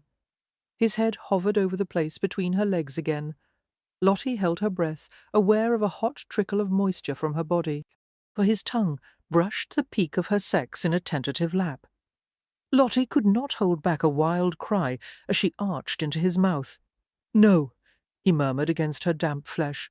"Not yet, Lottie. Wait just a little longer. I can't. Oh, don't stop." She pulled at his dark head frantically, groaning as he feathered his tongue over her once more, catching her wrists. Nick pulled them over her head and settled his body between her thighs, taking care not to crush her, for his shaft was cradled in the hot valley between her legs. His dark blue eyes stared directly into hers as he released her hands. "Leave them there," he said, and she obeyed with a sob. He kissed her breasts, moving from one to the other. With each incendiary swirl of his tongue, she nearly rose off the sheet. His sex slid against her in disciplined thrusts that teased and rubbed and tormented, while his mouth drew hungrily on her nipples. She arched upward with supplicating moans. For stunning pleasure built inside her, gaining intensity, she hovered on the brink, waiting, oh please, until the culmination was finally upon her. She cried out in bashful amazement as rich spasms spread from the centre of her body. "Yes?" he whispered against her taut throat, his hips working gently over hers. The sensation eased into long shivers as he smoothed her hair back from her damp forehead. "Nick," she told him between deep gulps of air. "Something happened?" "Yes, I know. For you climaxed." His voice was tender and vaguely amused. "Shall I do it again?" "No," she said instantly, making him laugh. "Then it's my turn." He slid an arm beneath her neck so that her head rested in the crook of his elbow. He mounted her again, the muscular weight of his thighs pushing between hers, and she felt the broad head of his shaft press against the vulnerable cove between her legs, for he skimmed it through the moisture in deliberate circles, then nudged against her until Lottie felt a slight burn. Instinctively she shrank from the pressure. Holding still, Nick gazed down at her, his face suddenly taut and intent. He bent his head and touched his mouth to the delicate space between her brows. "I'm sorry," he said quietly. "Why?" she began, and gasped as he invaded her in a single determined thrust. For she recoiled from the pain, her legs closing instinctively, but she could do nothing to prevent him from sliding deeper. She was trapped beneath his body, impaled with hardness and heat. Carefully he pushed farther. I'm sorry, he said again. I thought it might be easier for you if I did it quickly. It hurt more than Lottie had expected. It was a curious sensation, having part of someone else's body inside her own. It was so remarkable that she almost forgot the pain, for she sensed the effort it took for him to hold still. He was trying to wait until she became accustomed to him, she realized. But the discomfort persisted, and she knew that no matter how much time he gave her, it was not going to improve. Nick, she said unsteadily, would it be possible for you to finish this part of it right away? God! He muttered ruefully. Yes, I can do that. Cautiously he tightened his hips, and Lottie realized in consternation that he was advancing even deeper. For, as the crown of his shaft pressed against her womb, she flinched in distress. Immediately he drew back a little, his hand stroking from her breast to her hip. The next time will be better, he said, keeping his thrusts shallow. You're so warm, Lottie, so sweet.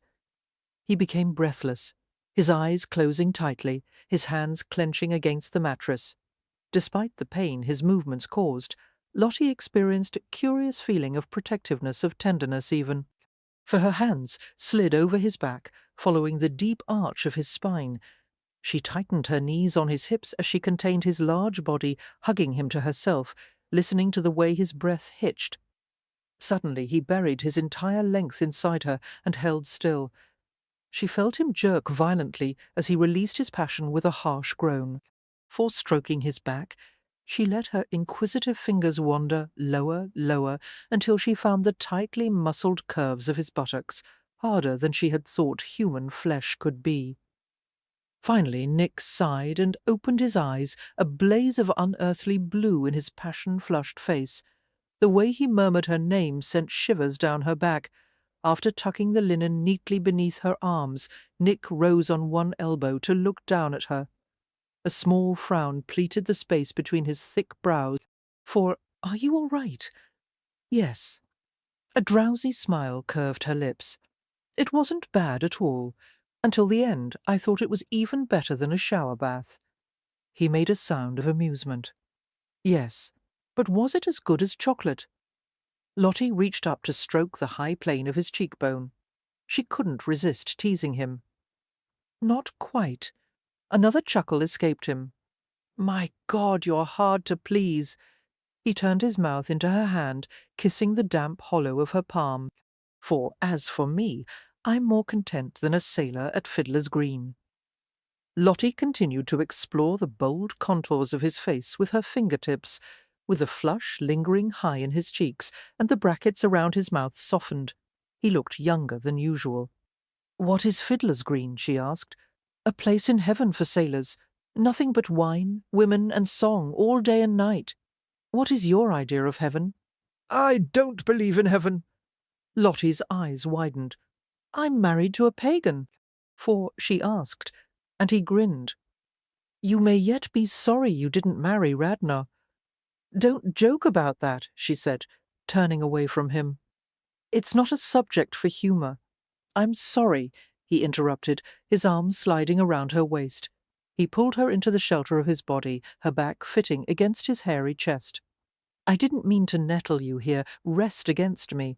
He nuzzled into the pale streamers of her hair. What a fiery little wench you are. For, I'm not fiery, Lottie protested, for that quality was hardly something that befitted a ladylike graduate of Maidstones. Yes, you are. His hand curved possessively over her hip. I've known it from the moment we met. It's one of the reasons I wanted you. You said you wanted me merely for convenience. Well, there is that, he said with a grin, and reacted swiftly as she tried to elbow him. But in truth, convenience had nothing to do with it, for I wanted you more than any woman I've ever met. Why did you insist on marriage when I offered to be your mistress? Because being a mistress wasn't good enough for you. He paused before adding quietly, You deserve everything I can give you, including my name. A sobering thought dimmed Lottie's pleasure in the compliment. After everyone learns that you are Lord Sidney, you will be quite sought after, she said. For a man with his looks, a fortune, and a title to boot was an irresistible combination. He would undoubtedly receive a great deal of attention from women who would want to tempt him into having an affair.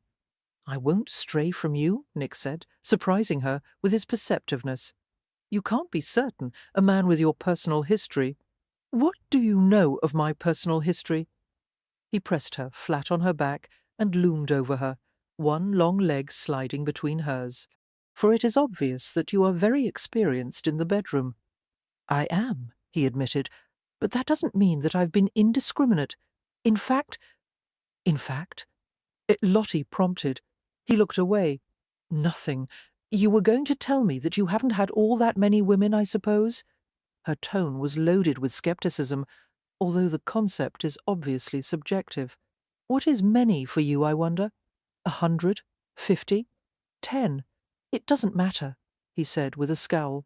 For I wouldn't believe you if you claimed anything less than 20. You would be wrong then. How far off the mark would I be then?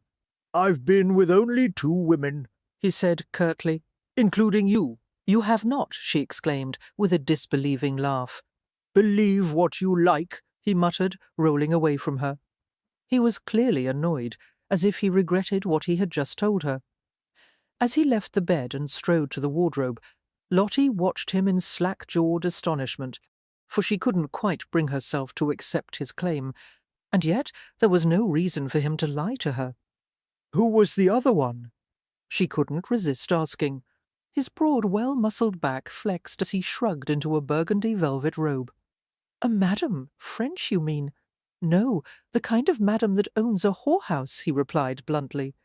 Lottie nearly toppled from the edge of the bed. She managed to keep her face relatively composed as he turned toward her. Was it a long friendship? 3 years? For Lottie absorbed the information silently. She realized with dismay that the heaviness in her chest was caused by jealousy. Were you in love with her? She brought herself to ask. No, he said, without hesitation. But I liked her. I still do. A frown worked across her forehead. Why do you no longer see her? Nick shook his head. After a while, Gemma believed there was nothing more to be gained on either side by continuing the arrangement. I've since come to realize that she was right, and I haven't slept with anyone else, until you. So you see, I don't have a problem keeping my trousers buttoned. A tide of relief swept over her. Just why she was so pleased at the notion that she might be able to keep him all to herself was not something she wished to ponder too closely. Leaving the bed, she hurried to pick up her discarded dress from the floor and held it over her front. I will admit that I am surprised, she said, trying to appear casual with her nudity, for you are certainly not predictable in any regard. He approached her and closed his hands over her bare shoulders. Neither are you, he replied. I never expected to receive such pleasure from a rank novice. Taking the dress from her hands, Nick dropped it to the floor and pressed her body against the velvet front of his robe.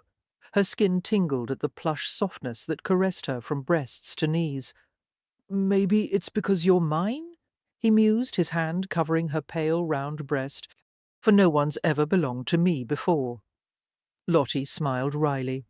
You make me sound like a horse you've just bought.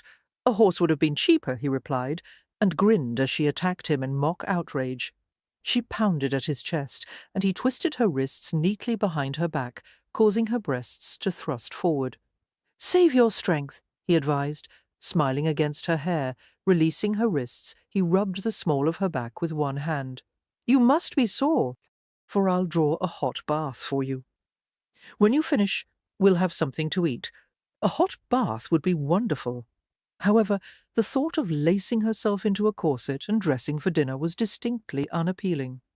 Shall I have a supper tray sent up here? Nick asked. Yes, Lottie said immediately and gave him a quizzical glance. How do you do that? You always seem to know what I'm thinking. Your face shows everything. For removing his robe, he placed it around her, the heavy velvet warming her with the lingering heat of his body. "I've only eaten in my bedroom once when I was ill," she told him as he tied the robe around her, and that was years ago. Nick bent to whisper in her ear, "My passionate bride later, I'll show you that the bedroom is the best possible place to dine." He bathed her himself, kneeling by the tub with the sleeves of his robe rolled up to reveal the wet, dark hair of his forearms. For eyes half closed, Lottie let her gaze drift from the tanned column of his throat to the dark hair that filled the open V of his robe. He was such a robustly masculine creature, and yet he touched her with incongruous gentleness. Veils of steam rose from the water, making the air hot and iridescent. She felt drugged with heat and sensuality as his strong, soapy hands glided into the intimate places of her body. "Does it hurt here?" "For," he asked, his fingers slipping over the swollen entrance of her sex. "A little." She leaned back against his arm, her head lolling on the polished wooden rim of the huge porcelain bathtub. Nick kneaded lightly with his fingertips, as if he could heal her with his touch. "I tried to be gentle." "You were," she managed to say, her thighs floating apart. Nick's thick lashes lowered as he stared at the shimmering blur of her body beneath the water, for his handsome features were carved with such severity that his face could have been moulded from bronze. The edge of his rolled-up sleeve dragged in the water, the velvet turning hot and sodden. "I won't ever hurt you again," he said. "That's a promise." Lottie caught her breath as he parted the tender folds between her thighs and investigated the fragile plumpness they had concealed. Her hips lifted, while her hands fought for purchase on the slippery surface of the tub, for he slid a supportive arm behind her back, holding her securely. "Lean back," he murmured. "Let me pleasure you." No, she thought skeptically, not in a bathtub with a thick wall of porcelain between them. But she relaxed in his hold and opened for him as his free arm moved across her body. She grasped his wrist lightly, feeling the movement of tendons and muscles as he ran his thumb over each side of her vulva. He rubbed the silken flanges of her inner lips together, his touch tender and light. For softly, he spread her, stroking his middle fingertip along the tender seam, brushing the rosy nub of her sex each time. He smiled slightly as he saw bright patches of colour appear on her face and chest. "The Chinese call this the jewel terrace," he whispered. Gently his fingers slipped inside her, advancing only an inch, circling softly. "And here the lute strings, and here—" He reached to the most secret recesses of her body. "The flower heart, does it hurt when I touch you this way?" "For—" "No," she gasped. His lips brushed her ear. "The next time we lie together, I'll show you a position called stepping tigers. I'll enter you from behind and go deep inside and rub against the flower heart over and over." He suckled her earlobe, catching it lightly between his teeth. A hum of pleasure climbed from Lottie's chest to her throat. She was floating, weightless, yet clasped securely by the arm at her back and the hand between her thighs. "How do you know such things?" "For?" she asked unsteadily. "Gemma collects books on erotic techniques. One of her favourites is a translation of a text written during the Tang dynasty. The book counsels men to increase their stamina by forestalling their own pleasure as long as possible." His finger withdrew, and he stroked her inner thighs with the lightness of butterfly wings. "And it gives prescriptions for health benefits to strengthen the bones, enrich the blood, ensure long life." "For, tell me some of them," Lottie said, swallowing hard as his hand cupped over her, the base of his palm nudging rhythmically into the place where she was most sensitive. He nuzzled her cheek. "There's the soaring phoenix, which is said to make 100 illnesses disappear, and cranes' entwining necks, reputedly very good for promoting healing. How many have you tried? Only about 40. The ancient masters would consider me a novice." For Lottie drew back to stare at him in astonishment, her movement causing a wave to slosh close to the rim of the tub. "How many are there, for heaven's sake?" 15 coital movements applied to 36 basic positions, which provides about 400 variations. "That seems rather excessive," she managed to say. Amusement curled through his voice. "It would keep us busy, wouldn't it?" Lottie winced as she realized that he was trying to slide 2 fingers inside her. For Nick, "I can't. Take a deep breath and exhale slowly," he whispered. "I'll be gentle." And as she obeyed, he eased his middle fingers past the tight entrance. His thumb teased her sex and swirled in a steady rhythm. Moaning, Lottie buried her face against his velvet-covered arm while her inner muscles grasped helplessly at the gentle invasion. After the initial sting faded, she began to squirm and gasp at each penetrating glide. "You hold me so sweetly in here," Nick said huskily, "for I want to go deeper and deeper, lose myself in you." His words were drowned out by the thundering of her own heartbeat, and she was racked with shudders of bliss, her senses lit with white-hot fire. A long time later, after the bath had cooled, Lottie dressed in a fresh white nightgown and approached the bedroom table, where Nick was standing. She felt herself colour as he stared at her with a half-smile. "For I like the way you look in this," he said, brushing his fingers over the high-necked bodice of the gown. Very innocent, not any longer, Lottie said with an abashed smile. He lifted her against his body, his face rubbing into the cool dampness of her hair. His beguiling mouth found her neck. "Oh, yes, you are," he said. "It's going to require a great deal of time and effort to debauch you completely. For I have every faith you'll succeed," she said, and sat before a plate loaded with ham, vegetable pudding, potatoes, and open-faced tarts. "To our marriage," Nick said, pouring a glass of wine for her. "May it continue in a better vein than it started." They raised their glasses and clinked the crystal gently. Lottie sipped cautiously, discovering a rich, spicy flavour that balanced the saltiness of the ham. Setting his glass aside, Nick took her hand in his and regarded her bare fingers thoughtfully. "You have no ring. I'm going to remedy that tomorrow." Lottie experienced a shameful spark of interest in the idea. She had never owned a piece of jewellery. However, it had been drilled into her at Maidstones that a lady should avoid the appearance of acquisitiveness. She managed to adopt an impassive expression that would have pleased her former teachers excessively. "It isn't necessary," she said, "for many married women do not wear rings. I want anyone who looks at you to know that you're taken." Lottie gave him a brilliant smile. "If you insist, I suppose I can't stop you." He grinned at her obvious eagerness. His thumb brushed over the fine points of her knuckles. "What kind of stone would you like?" "A sapphire," she suggested hopefully. "A sapphire it is." He kept her hand as they talked, absently toying with the tips of her fingers and the close-trimmed crescents of her nails. For, "I suspect you'll want to see your family soon." Lottie's attention was immediately diverted from the subject of the ring. "Yes, please. I fear that Lord Radnor may have already told my parents about what I've done, and I don't want them to worry that they'll be left destitute now that I have married someone else." "There is no need to look so guilty," Nick said, tracing the thin veins inside of her wrist, "for you had no part in making the bargain. It wasn't your fault that you didn't wish to uphold it." "But I benefited from it," Lottie pointed out reluctantly. "All those years at Maidstone's my education cost a great deal, and now Lord Radnor has nothing in return." He arched a dark brow. "If your point is that Radnor has been ill-used, no, it's not that precisely. It's just, well, I didn't do the honourable thing. For, yes, no doubt you should have fallen on the sword for the rest of the family," he said sardonically.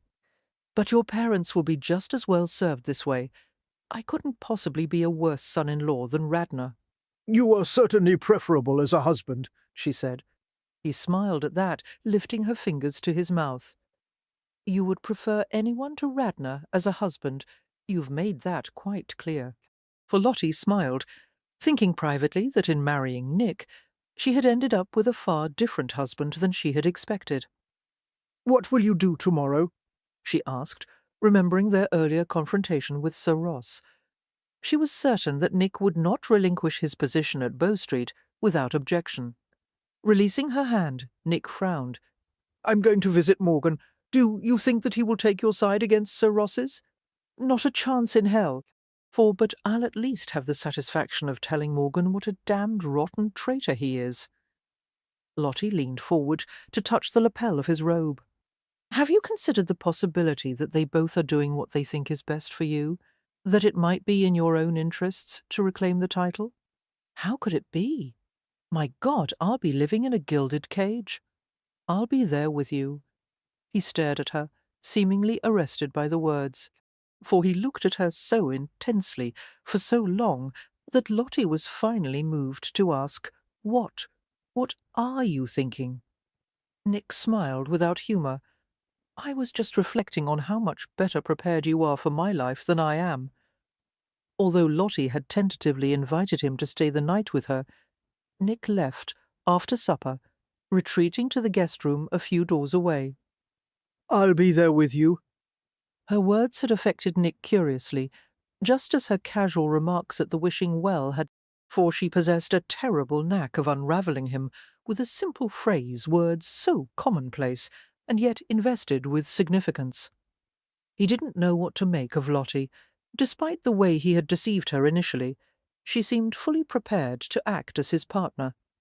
She responded to him with passion and generosity, and in her arms he had been able to forget the secrets that had haunted him for 14 years. He craved more of that sweet oblivion. For the past few hours had been extraordinarily different from what he had experienced with Gemma. When he made love to Lottie, his lust was enmeshed with a deep tenderness that made his physical responses unbearably acute. She kept reaching through his defences without even seeming to know what she was doing, and he could not allow anyone that kind of intimacy. At this rate, it was only a matter of time before Lottie discovered the demons that lurked inside him, and if that happened, she would withdraw from him in horror. He had to keep a certain distance between them, otherwise she would eventually come to regard him with disgust or pity. The thought made his skin crawl. He had to maintain his detachment, while even now he longed to go back to her. In all his 28 years, he had never felt this painful need for someone just to be in the same room with her. For my God, he thought with dull horror, going to the window and staring blindly into the night. What is happening to me? Sir Grant Morgan looked up from his desk as Nick burst into his office before morning sessions. There was no trace of apology in his hard green eyes. "I see you've spoken to Sir Ross," he said, for Nick proceeded to give vent to his outrage in the coarsest words ever conceived in the history of the English language, levelling accusations that would have caused any other man either to cower in terror or to reach for the nearest pistol. Morgan, however, listened as calmly as if Nick were offering a description of the weather, for after an extensive rant speculating on the likelihood that Morgan was nothing but a puppet, while Sir Ross pulled the strings, the Chief Magistrate sighed and interrupted. "Enough," he said shortly. "You're beginning to repeat yourself. Unless you have anything new to add, you may as well spare yourself the breath. As to your last charge, that this situation is all of Sir Ross's making, I can assure you that the decision to remove you from the force was fully as much mine as his. For, until that moment, Nick had never realized that Morgan's opinion was so important to him. But he experienced a genuine stab of pain, a killing sense of betrayal and failure. "Why?" he heard himself ask hoarsely. "Was my performance so unsatisfactory? What more could I have done? I solved every case and caught almost every man you sent me after, and I did it by the rules the way you wanted. I did everything you asked, more even. For there has never been a problem with your performance," Morgan said quietly. "You discharged your duties as ably as anyone could have. I've never seen any man match you for bravery or wits." "Then back me against Sir Ross," Nick said roughly.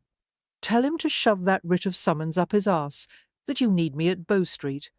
Their gazes clashed and held, and then something in Morgan's face changed. For damned, if he didn't look almost fatherly, Nick thought, with sullen fury, despite the fact that Morgan was only about 10 years older than he. "Have a seat," Morgan said. "No, I don't. Please." The invitation was uttered with steely politeness. Please. Nick occupied the nearest chair, practically reeling in shock. Morgan had never used that word before. Nick wouldn't have thought it was part of his vocabulary. Gripping the arms of the scarred leather chair, Nick gazed at him warily, for the magistrate began to speak. In their 3-year acquaintance, Morgan had never talked to him like this, with a friendly, rather paternal concern. "I don't want you at Bow Street any longer, Gentry. God knows it has nothing to do with your effectiveness. You're the best runner I've ever seen. For since you came here, I've tried to offer what modicum of guidance I thought you'd accept, and I've watched you change from a self-serving bastard into a man I consider to be both dependable and responsible. But there is one thing that I regret to say has not altered. From the beginning, you've taken suicidal risks in the course of your work because you don't give a damn about yourself or anyone else, and in my opinion, you'll continue to do so if you remain here at the cost of your own life. For why do you give a damn? I was a runner for 10 years, and I've seen many men die in the course of their duties. I myself came close to it more than once. There comes a time when a man has tweaked the devil's nose once too often, and if he's too stubborn or slow-witted to realize it, he'll pay with his own blood. I knew when to stop. And so must you. Because of your famous instincts?" Nick mocked angrily. "Damn it, Morgan, you stayed a runner until you were 35. For by that count, I still have 7 years to go. You've tempted fate many more times in the last 3 years than I did in 10, the magistrate countered. And unlike you, I didn't use the job as a means to exorcise demons." Nick remained expressionless, while the frantic question, "What does he know?" buzzed and stung in his head. Sophia was the only one who knew about the full ugliness of his past, for she had probably told Cannon, who in turn might have said something to Morgan. "No, I don't know what those demons are," Morgan said softly, his eyes warming with a flicker of either pity or kindness. "Although I can make a competent guess, unfortunately I have no advice to offer about how to reconcile yourself with the past. All I know is that this way hasn't worked, and I'll be damned if I let you kill yourself on my watch. I don't know what the bloody hell you're talking about." For Morgan continued, as if he hadn't heard him. "I'm rather inclined to agree with Sir Ross's opinion that you'll never find peace until you stop living behind the shield of an assumed name. As difficult as it may be to face the world as Lord Sidney, I think it for the best." "What am I supposed to do as a Viscount?" Nick asked, with an ugly laugh. "Collect snuff-boxes and neckties, read papers at the club, advise the tenants? Christ, I know as much about farming as you do. For there are thousands of ways a man can be of use to the world," Morgan said flatly.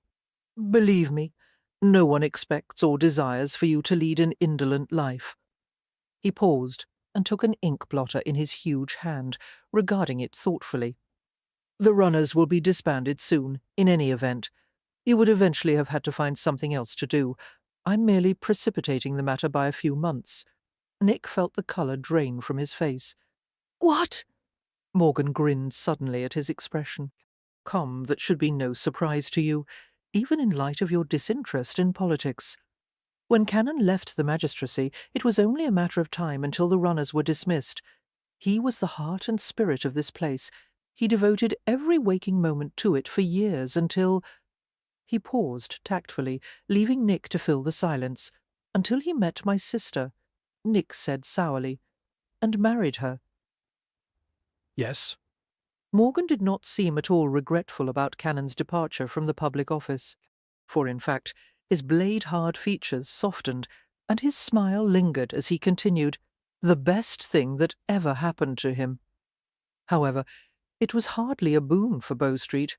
Now that Cannon has retired, there is a movement in Parliament to strengthen the Metropolitan Police Act, and many politicians believe that the new police would become more popular with the public if the runners weren't here to compete with them. "They intend to leave all of London to that bunch of half-wits?" For Nick asked incredulously. "Good God, half of the new police have no experience to speak of, and the other half are black sheep or idiots. Be that as it may, the public will never fully support the new police while the runners remain." The old instruments cannot be installed in the new machine. Stunned by the finality in the chief magistrate's voice, Nick fixed him with an accusing stare. "You're not going to fight for this place? For you have an obligation." "No," the chief magistrate said simply. "My only obligation is to my wife. She and my children are more important to me than anything else. I made it clear to Cannon that I would never surrender my soul to Bow Street the way he did for so long, and he understood that." "But what will become of the runners?"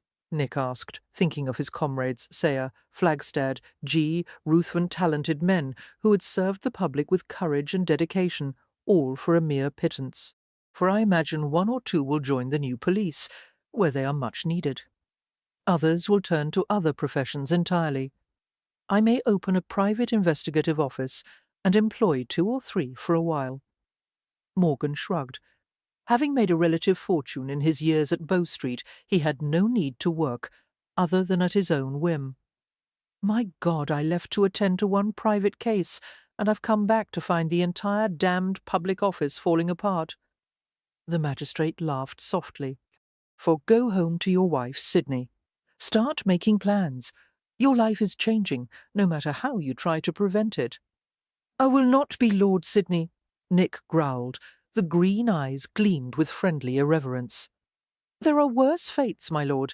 A title, land, a wife. If you can't make something of that, there is indeed no hope for you." For Chapter 10. "Something in pale yellow, I think," Sophia said decisively, sitting in the midst of so many fabrics that it appeared as if a rainbow had exploded in the room. "Yellow," Lottie repeated, chewing the side of her lower lip. "I don't think that would flatter my complexion." As this was at least the 10th suggestion that Lottie had rejected, Sophia sighed and shook her head with a smile. For she had commandeered the back room in her dressmaker's shop at Oxford Street, specifically for the purpose of ordering a trousseau for Lottie. "I'm sorry," Lottie said sincerely. "I don't mean to be difficult. Clearly I have little experience with this sort of thing." She had never been allowed to choose the styles or colours of her gowns. According to Lord Radnor's dictates, she had always worn chaste designs in dark colours, for, unfortunately, it was now difficult to envision herself in rich blue or yellow or, heaven help her, pink. And the idea of exposing most of her upper chest in public was so discomforting that she had cringed at the daring pattern book illustrations that Sophia had showed her. Nick's older sister, to her credit, was remarkably patient.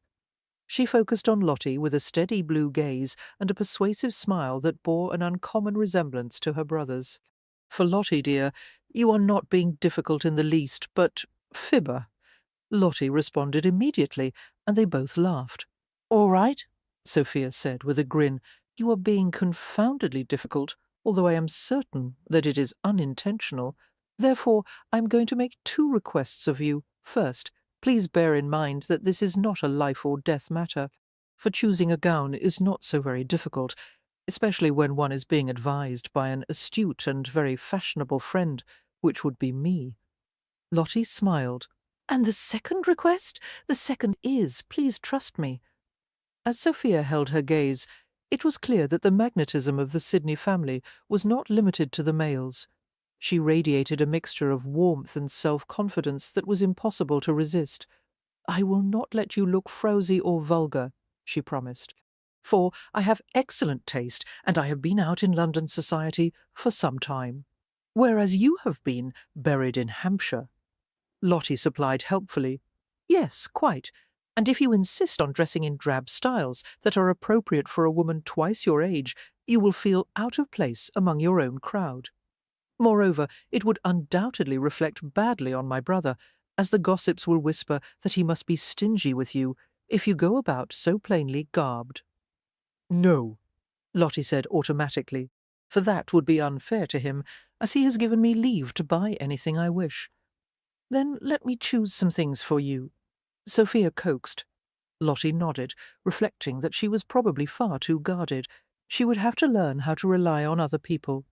"I'm in your hands," she said resignedly. "I'll wear whatever you suggest." Sophia fairly wriggled in satisfaction. "Excellent. She hefted a pattern book to her lap and began to insert slips of paper between the pages she particularly liked, for the light played over her dark golden hair, bringing out shades of wheat and honey in the shining filaments. She was an uncommonly pretty woman, her delicate, decisive features a feminine echo of Nick's strong face. Every now and then she paused to give Lottie an assessing gaze, followed either by a nod or a quick shake of her head. Lottie sat placidly and drank some tea that the dressmaker's assistant had brought, for it was raining heavily outside, and the afternoon was grey and cool, but the room was cosy and peaceful.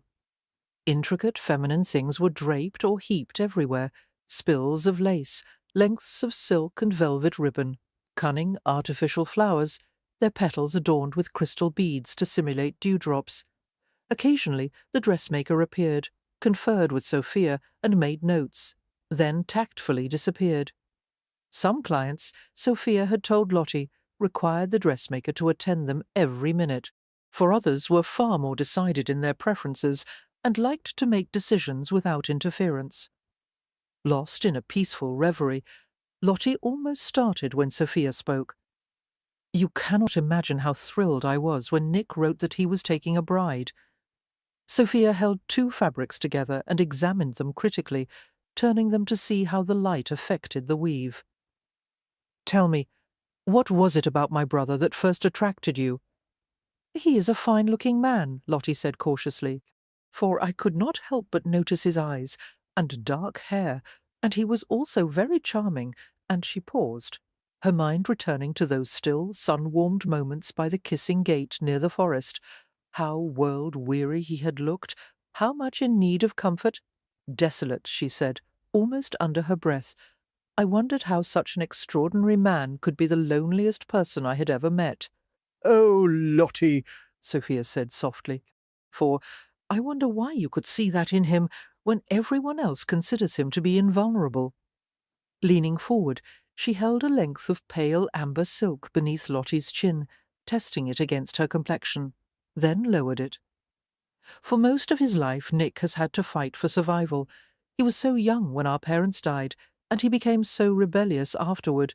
She gave a quick little shake of her head, as if to elude a sudden swarm of painful memories. And then he ran off to London, and I heard nothing of him, until one day I learned that he had been convicted of some petty crime and sentenced to a prison hulk. A few months after that, I was told that he had died of disease aboard ship. I grieved for years. Why did he not come to you? He could have at least sent a letter of some kind to spare you such unnecessary distress. I believe that he was too ashamed after what had happened to him, for he tried to forget that John Lord Sidney had ever existed. It was easier to close everything away and create a new life for himself as Nick Gentry. After what had happened, Lottie asked, perplexed, "Are you referring to his imprisonment?" Sophia's dark blue eyes searched hers. Seeming to realize that Lottie had not been told about something significant, she turned secretive. "For, yes, his imprisonment," she said vaguely, and Lottie knew that Sophia was protecting her brother in some mysterious way. "How did you learn that he was still alive?" "I came to London," Sophia replied, "to take revenge on the magistrate who had sentenced him to the prison hulk.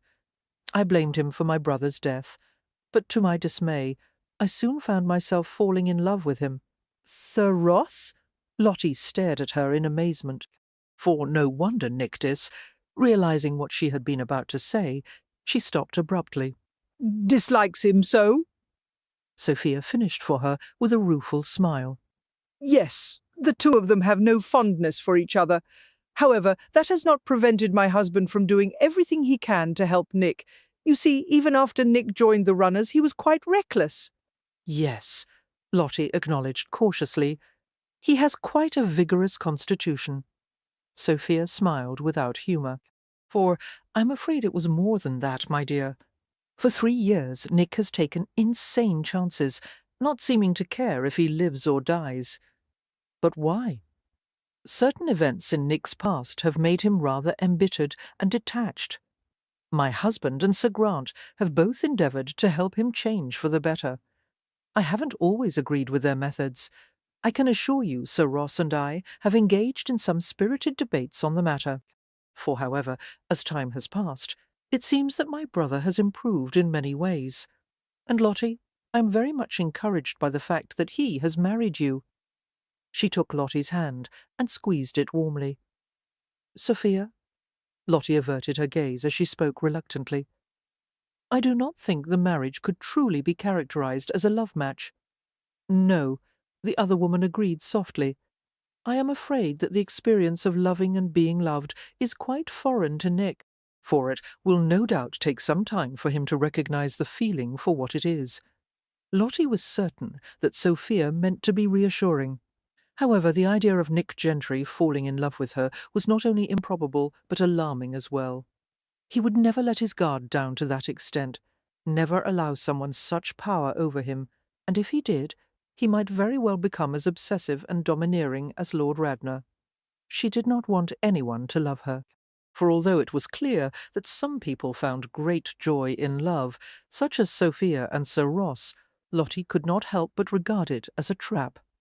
The arrangement that she and Nick had devised was much safer. Nick found himself strangely adrift after he left the public office. It had begun to rain, and the burgeoning clouds promised a heavier deluge yet to come. For hatless, striding along the slick pavement, he felt the cold, fat splashes of water sinking through his hair and pelting the broadcloth weave of his coat. He should seek shelter somewhere. The Brown Bear, a tavern located across from Bow Street, No. 3, or perhaps Tom's Coffee House, where the runner's preferred physician, Dr. Linley, was wont to appear, or his own home, but he shied from that thought instantly, for the rain fell harder, in cold, soaking sheets that drove street sellers and pedestrians to huddle beneath shop awnings. Scrawny boys darted into the street to fetch cabs for gentlemen who had been caught unawares by the rain. Umbrellas snapped open, their frames strained by strong gusts of wind, while the sky was partitioned by jagged shafts of lightning. The air lost its characteristic stable-yard odour and took on the freshness of spring rain. 4 brown currents ran through the drains, washing them clear of the foul matter that the night soil men had failed to remove during evening rounds. Nick walked without direction, while the rain slid down his face and dripped from his chin. Usually in his off time he went somewhere with Saya or Ruthven to exchange stories over ale and beefsteaks, or they would attend a prize fight or a bawdy comedy at Drury Lane. For sometimes they would patrol the streets in a small pack, leisurely inspecting the thoroughfares and alleys for any sign of disruption. Thinking of the other runners, Nick knew that soon he would lose their companionship. It was folly to hope otherwise. He could not move in their world any longer. Sir Ross had made that impossible. But why? Why couldn't the interfering bastard have left well enough alone? Nick's mind chased in circles, failing to apprehend the answer. For perhaps it had something to do with Sir Ross's unfailing pursuit of rightness, of order. Nick had been born a viscount, and therefore must be restored to his position, no matter how unsuited he was for it. Nick considered what he knew of the peerage, of their habits and rituals, the countless rules of conduct, the inescapable removal of landed aristocrats from the reality of common life, for he tried to imagine spending the majority of his time lounging in parlours and drawing-rooms or rustling his freshly ironed newspaper at the club, making speeches at the Lords to demonstrate one's social conscience, attending soirees and prattling about art and literature, and exchanging gossip about other silk-stockinged gentlemen. A sense of panic filled him, for he hadn't felt this trapped, this overwhelmed, since he had been lowered into the dark, stinking hold of the prison hulk and chained alongside the most degraded beings imaginable, except that then he had known that freedom lay just outside the hulls of the anchored ship, and now there was no place to escape. Like an animal in a cage, his mind cast about in angry sweeps, hunting for some kind of refuge. Gentry. The friendly exclamation interrupted his thoughts. For Eddie Sayer approached Nick with his customary hail-fellow well-met grin. Big, dashing, and congenial in nature, Sayer was liked by all the runners, and he was the one that Nick most trusted in a tight situation. "You're finally back," Saya exclaimed, exchanging a hearty handshake. His brown eyes twinkled beneath the brim of his dripping hat.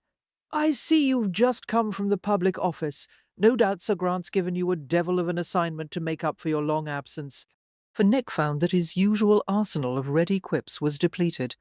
He shook his head, finding it difficult to explain how his life had turned upside down within the space of a week. "No assignment," he said hoarsely. "I've been dismissed." "What?" Saya stared at him blankly. "You mean for good? You're the best man Morgan's got. Why the hell would he do that? Because I'm going to be a viscount." Suddenly Saya's puzzlement disappeared, and he laughed. "And I'm going to be the Duke of Devonshire." For Nick did not crack a smile, only stared at Saya with a grim resignation that caused the other man's amusement to fade slightly. "Gentry," Saya asked, "isn't it a bit early for you to be this fox-faced?" "I haven't been drinking." Ignoring the statement, Saya gestured to Tom's coffee-house. "Come, we'll try to sober you with some coffee. Perhaps Linley is there. He can help figure out what has made you so addlepated." For, after numerous cups of coffee that had been liberally sweetened with lumps of brown sugar, Nick felt like a pocket watch that had been wound too tightly. He found little comfort in the company of Saya and Linley, who clearly did not know what to make of his implausible claim. They pressed him for details that he was unable to give, as he could not bring himself to discuss a past that he had spent a decade and a half trying to forget. For finally, he left them at the coffee-house and walked back out into the rain. Bitterly, he thought that the only period of his life in which he had been able to make decisions for himself had been his years as a crime lord. It would be damned easy to overlook the violent squalor of those years and think only of the savage enjoyment he'd taken in outwitting Sir Ross Cannon at every turn. For had someone told him back then that he would some day be working for Bow Street, and married, and compelled to take up the cursed family title, holy hell, he would have taken any and all measures to avoid such a fate. But he could not think of what he could have done differently. The bargain with Sir Ross had been unavoidable, and from the moment he had seen Lottie standing on that wall on the river bluff in Hampshire, he had wanted her. For he knew also that he would never stop wanting her, and he should probably abandon all attempts to puzzle out why. Sometimes there were no reasons. A thing was just so. Thinking of his wife's sweetly erotic scent and her eloquent brown eyes, he suddenly found himself before a jeweller's shop. The place was devoid of customers, save one who was preparing to dash out into the downpour beneath the questionable cover of a battered umbrella. Nick went inside just as the other man plunged out. For pushing the dripping hair out of his eyes, he glanced around the shop, noting the felt-covered tables and the door that led to the safe room in back. "Sir?" A jeweller approached him. His neck hung with a large magnifying loupe. He gave Nick a glance of pleasant inquiry. "May I assist you?" "I want a sapphire," Nick told him. "For a lady's ring?" The man smiled. "You have done well to come here, then, as I have recently imported a magnificent selection of Ceylon sapphires. For is there a particular weight you have in mind? At least 5 carats, without flaws. Something larger, if you have it." The jeweller's eyes gleamed with patent eagerness. "A fortunate lady to receive such a generous gift." "It's for a viscount's wife," Nick said, sardonically unfastening his rain-soaked coat. It was afternoon by the time Nick returned to Betterton Street. For dismounting at the entrance of his house, he gave the reins to the footman, who had dashed out into the storm with an umbrella. Refusing the umbrella, which would do him little good at this point, Nick sloshed up the front steps. Mrs. Trench closed the door against the bluster of the storm, her eyes widening at the sight of him. Then Lottie appeared, neat and dry in her dark grey gown, her hair silvery in the lamplight. "Good Lord, you're half drowned," Lottie exclaimed, hurrying forward, for she enlisted a maid to help tug the sodden coat from his shoulders and bid him remove his muddy boots right there in the hall. Nick barely heard what she said to the servants, all his awareness focused on Lottie's small form as he followed her upstairs. "You must be cold," she said in concern, glancing over her shoulder. I'll start the shower bath to warm you, and then you can sit before the fire. For I was out earlier with your sister. She came to call, and we went to Oxford Street and spent a delightful morning at the dressmaker's. I vow you will regret giving me carte blanche with your credit, as I allowed Sophia to persuade me into ordering a shocking number of gowns. A few were positively scandalous. I fear I shall never have the courage to wear them outside the house. And then we made an excursion to the bookshop, and it was there that I truly lost my head. For no doubt I've made paupers of us now. An extensive description of her various purchases ensued, while she nudged him into the changing room and bid him to remove his wet clothes. Nick moved with unusual care, his intense awareness of her making him almost clumsy. Lottie ascribed his slowness to a chill taken from outside, saying something about the health risks of walking about in a storm, and that he must drink a cup of tea with brandy after the shower bath. He was not cold at all, for he was burning inside, remembering details from the night before, her breasts, her open thighs, the places where silken smoothness flowed into light, intimate curls. He could not simply fall on her the moment he entered the house, as if he had no modicum of self-control. But oh, how he wanted to! He thought with a wry smile, fumbling with the fastenings of his clothes. The wet garments came off with difficulty. Despite his inner heat, he realized that he was indeed chilled, for he heard the rattle of pipes as Lottie started the shower bath, and then her hesitant tap at the door. "I've brought your dressing robe," came her muffled voice. Her hand appeared around the door-frame with the burgundy velvet clutched between her fingers. Nick looked at her small hand, the tender inside of her wrist, with the little tracing of veins.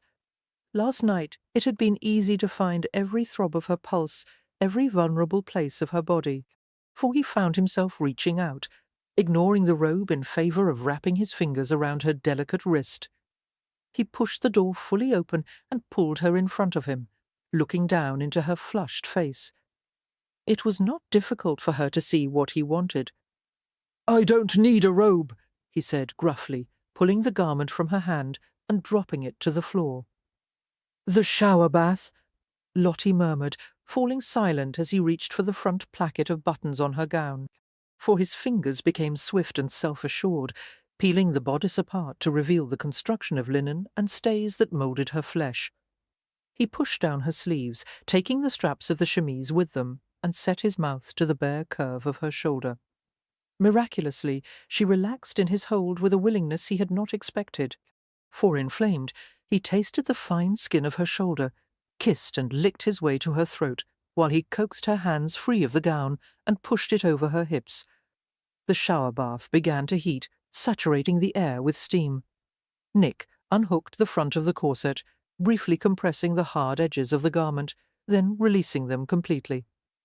Lottie held onto his shoulders as she moved to help him strip away the rest of her undergarments, for her eyes were closed, her translucent lids trembling slightly as she began to breathe in long sighs.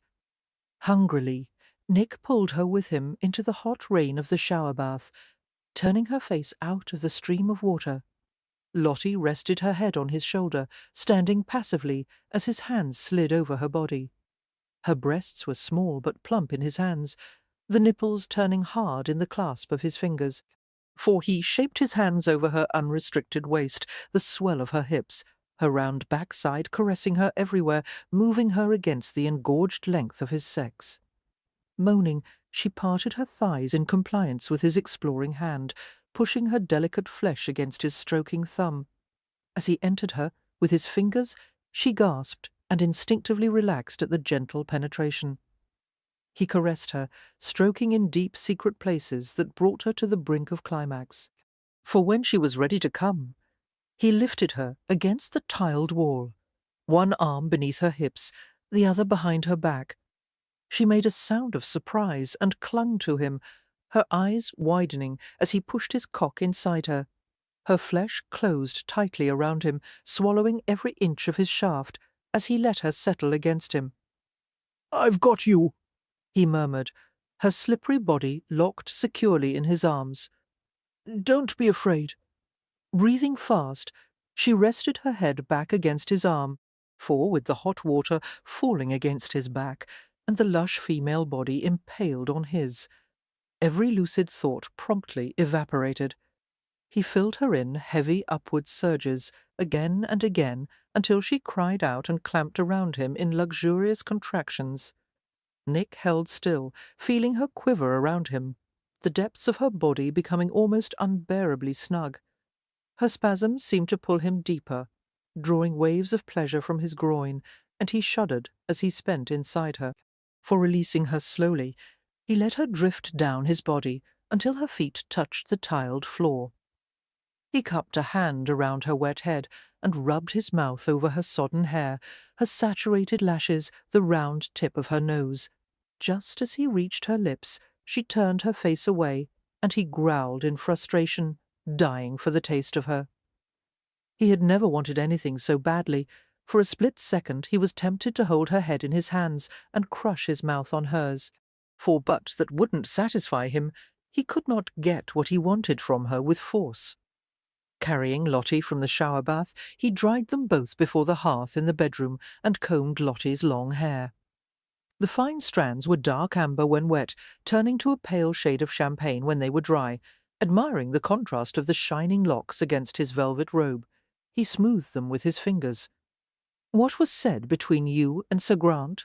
For Lottie asked, leaning back against his chest as they sat on the thick Aubusson rug. She was wearing another of his robes, which was at least 3 times her size. He supported Sir Ross's decision. Naturally, Nick said, inwardly surprised, to realize that his bitter desperation of the morning had faded considerably. It seemed that his mind was reconciling itself to the prospect of what lay ahead, however unwillingly. For he told her what Morgan had said about the runners being disbanded soon, and Lottie twisted to look at him with a thoughtful frown. London without the Bow Street runners. "Things change," he said flatly, "so I'm learning." Lottie sat to face him, unthinkingly curving her arm around his propped-up knee for support. Nick, she said cautiously, as Sophia and I were talking today, she mentioned something that I believe you will wish to know, even though it is supposed to be a surprise. "For I don't like surprises," he muttered. "I've had enough of them lately." Yes, that's what I thought. Her eyes were clear, dark brown, like cups of shimmering caravan tea. Nick stared into her sweetly curved face, the chin too pointed, the nose too short. The little imperfections made her beauty unique and endlessly interesting, whereas more classically shaped features would have bored him quickly. For his body reacted with pleasure to the pressure of the slim arm hooked around his leg and the side of her breast brushing his knee. "What did my sister tell you?" he asked. Lottie smoothed the loose folds of the silk robe. "It concerns your family estate in Worcestershire. Sophia and Sir Ross are having it restored as a gift to you. They are repairing the manor and landscaping the grounds. For Sophia has taken great pains to select fabrics and paints and furnishings that closely resemble the ones she remembered. She says it is rather like taking a journey back in time, that when she walks through the front entrance, she half expects to hear your mother's voice calling her and to find your father smoking in the library." My God, Nick said through his teeth, rising to his feet. Lottie remained before the fire, extending her hands toward its warmth. "For they want to take us there after the writ of summons arrives. I thought it best to give you advance warning, to allow you time to prepare yourself." "Thank you," Nick managed to say tautly, although no amount of time would be sufficient for that. The family manor, Worcestershire. He had not been back there since he and Sophia had been orphaned. Was there no damned escape from this? He felt as if he were being hauled inexorably toward a bottomless pit. For the Sydney name, the title, the estate, the memories, he wanted none of it, and it was being shoved upon him regardless. A sudden suspicion spread through him. "What else did my sister tell you?" Nothing of significance. Nick would have been able to see if his sister had confided in her. But it seemed that Sophia had not betrayed him in that way, and if she had not told Lottie by now, she would probably continue to hold her silence. For relaxing marginally, he scrubbed his fingers through his dishevelled hair. "Damn everyone and everything," he said in a low voice. But as he saw the indignant expression on Lottie's face, he added, "Except for you." "I should hope so," she retorted. "I am on your side, you know." "Are you?" he asked, drawn to the idea in spite of himself. "Your life isn't the only one that's been turned topsy-turvy," she informed him. "And to think that I was worried about the problems that my family would cause." For Nick was tempted to smile in the midst of his aggravation. He went to where she sat and lowered a hand to her. "If the rain stops," he said, pulling her up, "we'll visit your parents tomorrow." Lottie's expressive face betrayed both consternation and eagerness. "If it isn't convenient, that is, if you have other plans, I am willing to wait." "I have no plans," Nick said, thinking briefly of his dismissal. "Tomorrow will be as convenient as any other day." "Thank you. I do want to see them, for I only hope." Lottie fell silent, her brows knitting together. The hem of the robe dragged in a long train as Lottie went to the fire. Nick followed immediately, wanting very much to cuddle and reassure her, to kiss her lips until they softened beneath his. "Try not to think about it," he advised. "Distressing yourself won't change anything. It won't be a pleasant visit.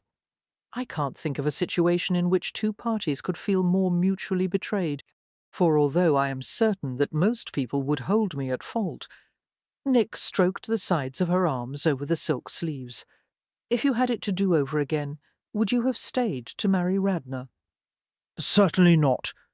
Turning Lottie to face him, he smoothed her hair back from her forehead. "Then I forbid you to feel guilty about it." "Forbid?" she repeated, arching her brows. Nick grinned.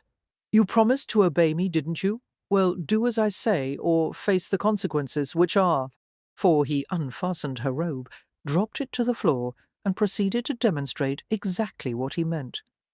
The Howard family lived in a hamlet 2 miles west of fashionable London, a residential outgrowth surrounded by farming land. Nick remembered the well-structured but shabby house from his much earlier visit at the beginning of his search for Lottie, for the irony of returning to them as their new, very much unwanted son-in-law would have made him smile, as the situation contained strong elements of farce. However, his private amusement was tamped down by Lottie's impenetrable silence. He wished he could spare her the difficulty of seeing her family. On the other hand, it was necessary for Lottie to face them and at least try to make peace. The small Tudor-style home was one in a row of architecturally similar houses. For it was fronted with small, overgrown garden plots, its red brick exterior sadly dilapidated. The front door was raised 4 steps from the ground, the narrow entrance leading to 2 downstairs rooms that served as parlours.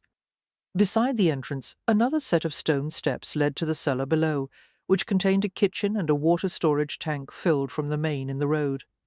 3 children played in the garden plots, brandishing sticks and running in circles.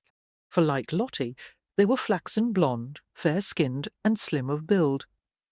Having seen the children before, Nick had been told their names, but he could not recall them. The carriage stopped on the paved coachway, and the small faces appeared at the front gate, staring through the peeling slats as Nick helped Lottie descend from the carriage. For Lottie's face was outwardly calm, but Nick saw how tightly clenched her gloved fingers were, and he experienced something he had never known before, concern for someone else's feelings. He didn't like it. Lottie stopped at the gate, her face pale. "Hullo," she murmured. "Is that you, Charles? Oh, you've grown so I can scarcely recognize you, and Eliza, and good gracious, is that baby Albert?" "I'm not a baby," piped the toddler indignantly. For Lottie flushed, poised on the verge between tears and laughter. "Why, no, indeed. You must be 3 years old by now." "You're our sister Charlotte," Eliza said. Her serious little face was sided by 2 long braids. "The one who ran away." Yes. Lottie's mouth was touched with sudden melancholy. "I don't wish to stay away any longer, Eliza. I have missed all of you so very much." You were supposed to marry Lord Radnor, Charles said, regarding her with round blue eyes. "For he was very angry that you wouldn't. And now he's going to—" "Charles." A woman's agitated voice came from the doorway. Hush, and come away from the gate at once. But it's Charlotte, the boy protested. Yes, I'm aware of that. Come now, children, all of you.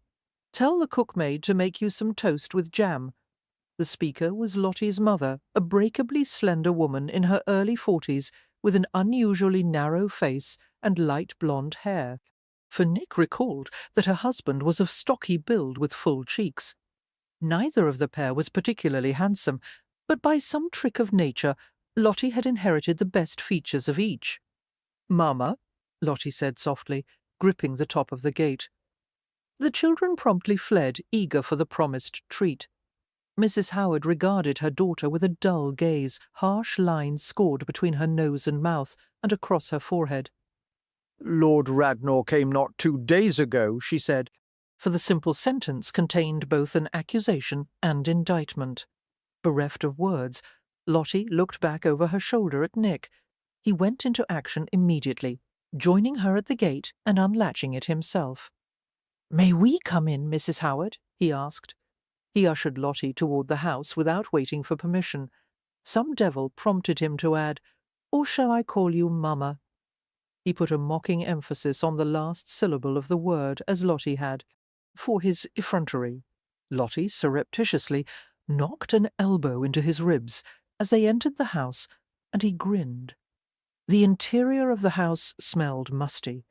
The drapes at the windows had been turned many times until both sides were unevenly sun-bleached, while the aged carpets had been worn so thin that no regular pattern was discernible.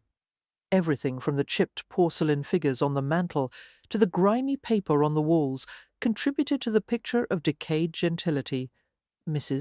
For Howard herself gave the same impression, moving with the weary grace and self-consciousness of someone who had once been accustomed to a far better life. "Where is father?"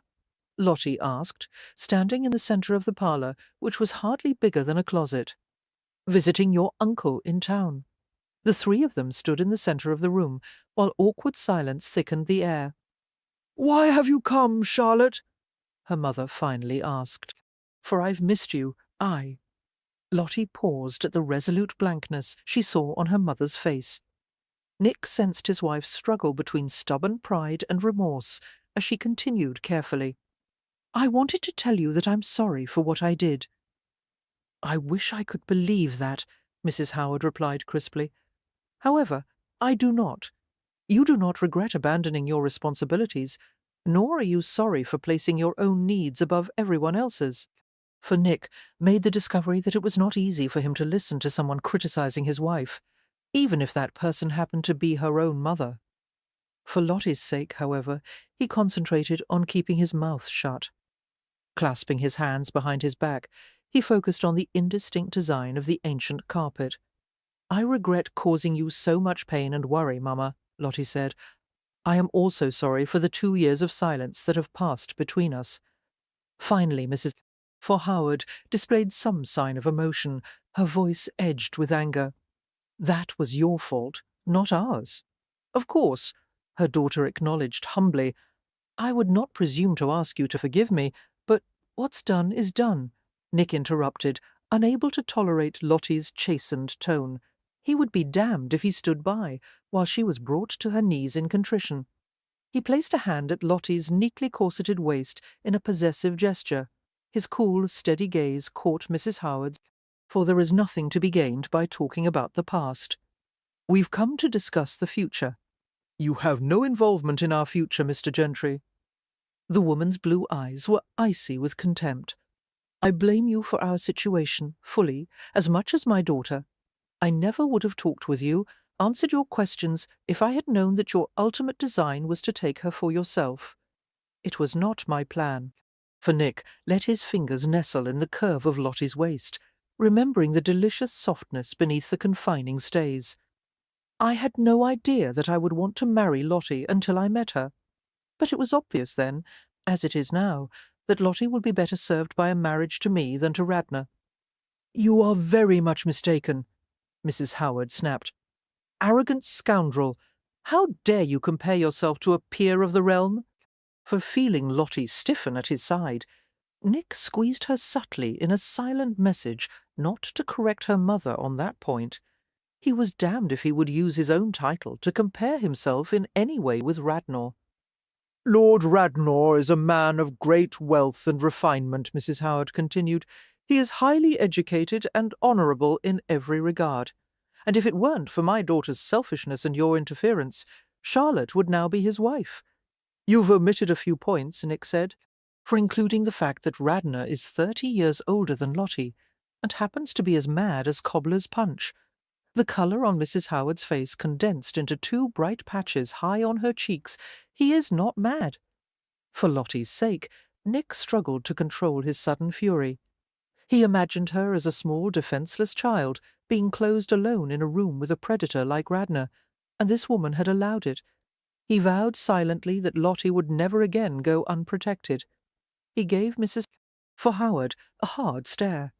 "You saw nothing wrong in Radnor's obsessive attentions to an 8-year-old girl?" he asked softly. "The nobility are allowed their foibles, Mr. Gentry.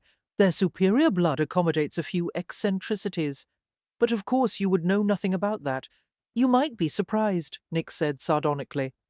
"Regardless, Lord Radnor is hardly a model for rational behaviour. The social attachments he once enjoyed have withered because of his so-called foibles, for he has withdrawn from society and spends most of his time in his mansion, hiding from the sunlight. His life is centred around the effort to mould a vulnerable girl into his version of the ideal woman, one who isn't allowed even to draw breath without his permission. Before you blame Lottie for running from that, answer this question in perfect honesty. Would you want to marry such a man?" Mrs. Howard was spared from having to reply by the sudden arrival of Lottie's younger sister Ellie, a pretty 16-year-old girl with a full-cheeked face and heavily lashed blue eyes. Her hair was much darker than Lottie's light brown instead of blonde, and her figure was far more generously endowed.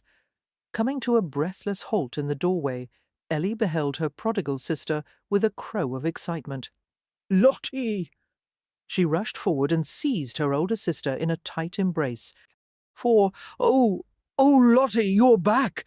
I missed you every day and thought of you and feared for you, Ellie. I've missed you even more," Lottie said with a choked laugh.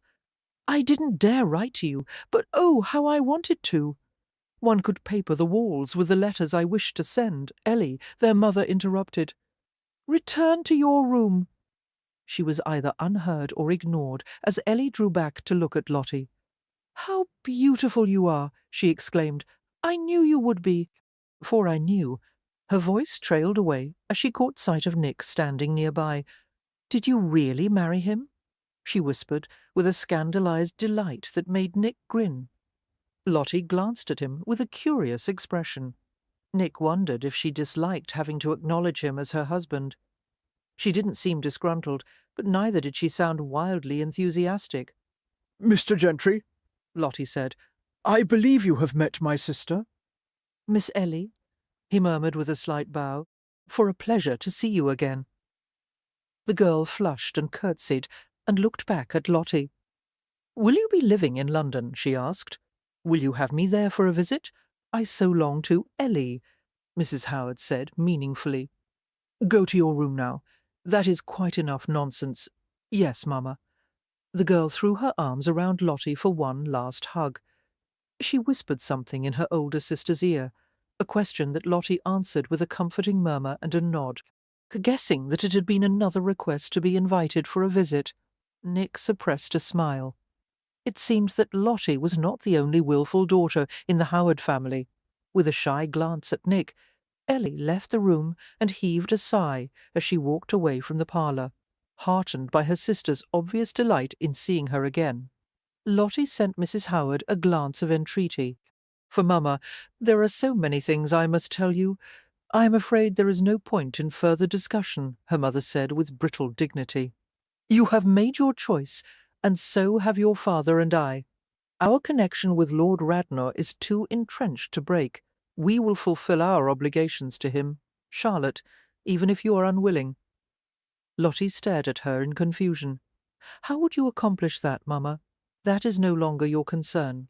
"But I don't see." Lottie began, and Nick interrupted, his gaze fastened on Mrs. Howard. For years, he had successfully negotiated with hardened criminals, overworked magistrates, the guilty, the innocent, and everyone in between. He would be damned if he couldn't come to some sort of compromise with his own mother-in-law. Mrs. Howard, I understand that I am not your first choice as a husband for Lottie. He gave her the wry, charming smile that worked well with most women, for the devil knows that I wouldn't be anyone's preference. But as things stand, I will prove a far more generous benefactor than Radnor. He glanced deliberately at their dilapidated surroundings and returned his gaze to hers. There is no reason you shouldn't make improvements to the house and refurbish it to your satisfaction. I will also pay for the children's education and see to it that Ellie has a proper coming out. If you like, you can travel abroad and spend the summer months at the coast. For tell me whatever you want, and you shall have it. The woman's expression was frankly disbelieving. And why would you do all that?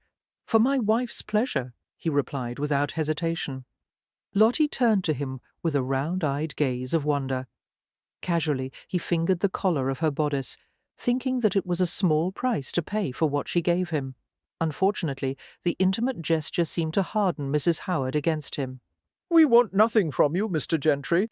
For I understand that you're in debt to Radnor, Nick persisted, feeling there was no way to address the issue other than with bluntness. I will take care of that. I've already offered to repay him for Lottie's years at school, and I will assume your other financial obligations as well. You can't afford to keep such promises, Mrs. Howard said, and even if you could, the answer would still be no. I bid you take your leave, Mr. Gentry, as I will not discuss the matter any more. For Nick gave her a searching stare, detecting desperation, uneasiness, guilt. His every instinct warned him that she was hiding something. I will call on you again, he said gently, when Mr. Howard is at home. His answer will be no different than mine. Nick did not indicate that he had heard the refusal. Good day, Mrs. Howard. We take our leave with every wish for your health and happiness. Lottie's fingers clenched tightly through Nick's coat sleeve as she fought to master her emotions. For good-bye, Mamma, she said huskily, and walked out with him. Nick handed her carefully into the carriage and glanced back at the empty garden plot. All the windows of the house were vacant, except for one on the upper floor, where Ellie's round face appeared. She waved forlornly and rested her chin on her hands as the carriage door closed. The vehicle pulled away with a jolt before the horses settled into their rhythm. For Lottie leaned her head back against the velvet upholstery, her eyes closed, her mouth trembling. The glitter of unshed tears appeared beneath her rich gold lashes. Foolishly, I had hoped for a warmer reception, she said, trying for an ironic tone and failing completely as a half-sob escaped her throat. Nick sat there, unnerved and damnably helpless, his body tensing all over. The sight of his wife crying filled him with alarm. For, to his relief, she managed to gain control over her emotions, and she pressed the heels of her gloved hands to her eyes. They couldn't afford to turn down my offer, Nick said, unless they were still receiving money from Radnor. Lottie shook her head in confusion. But it makes no sense that he would continue to support my family now that I've married you. Do they have any other source of income? I can't think of one. Perhaps my uncle may be able to give them a little. For not enough to keep them indefinitely, however. Considering various possibilities, Nick leaned back into the corner of his seat, his gaze fixed on the scenery that jostled past the window. Nick, did you really tell Lord Radnor that you would repay my school tuition for all those years? Yes. Strangely, Lottie did not ask why, only occupied herself with arranging her skirts and tugging her sleeves down to cover her wrists. For removing her gloves, she folded them and set them beside her on the carriage seat. Nick watched her through half-closed eyes. When she could find nothing left to adjust or straighten, she brought herself to look at him. What now? She asked, as if preparing for a new round of difficulties. Nick considered the question, feeling a tug in the centre of his chest as he saw the resolution in her expression.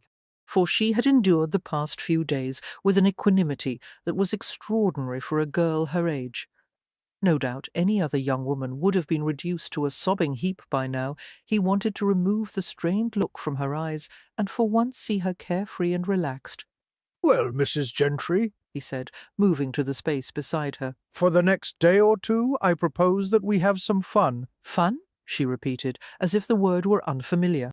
Forgive me, but my capacity for enjoyment is rather diminished at present. Nick smiled and settled his hand on the outline of her thigh. You're in the most exciting city in the world, he murmured, in the company of a virile young husband and his ill-gotten gains. He kissed her ear, making her shiver. Believe me, Lottie, there is a great deal of fun to be had.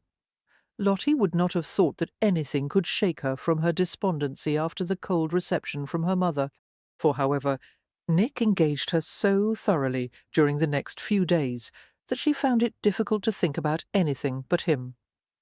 That night, Nick took her to a theatrical tavern where music and comical acts were staged to draw in customers.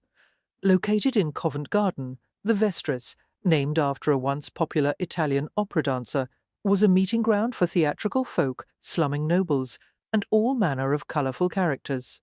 For the place was dirty and reeking of wine and smoke, the floor so sticky that Lottie was in danger of walking right out of her shoes.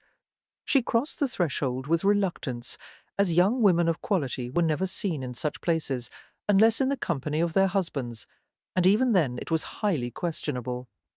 Nick was immediately hailed by the occupants of the tavern, many of them appearing to be complete ruffians, for after a brief interval of backslapping and an exchange of friendly insults, Nick took Lottie to a table. They were served a dinner of beefsteak and potatoes, a bottle of port, and 2 mugs of something called heavy wet. Although Lottie had never eaten in public before and felt absurdly self-conscious, she gamely attacked a beefsteak that could easily have served a family of 4. "What is this?" she asked, gingerly taking her mug and peering into the foaming brown depths.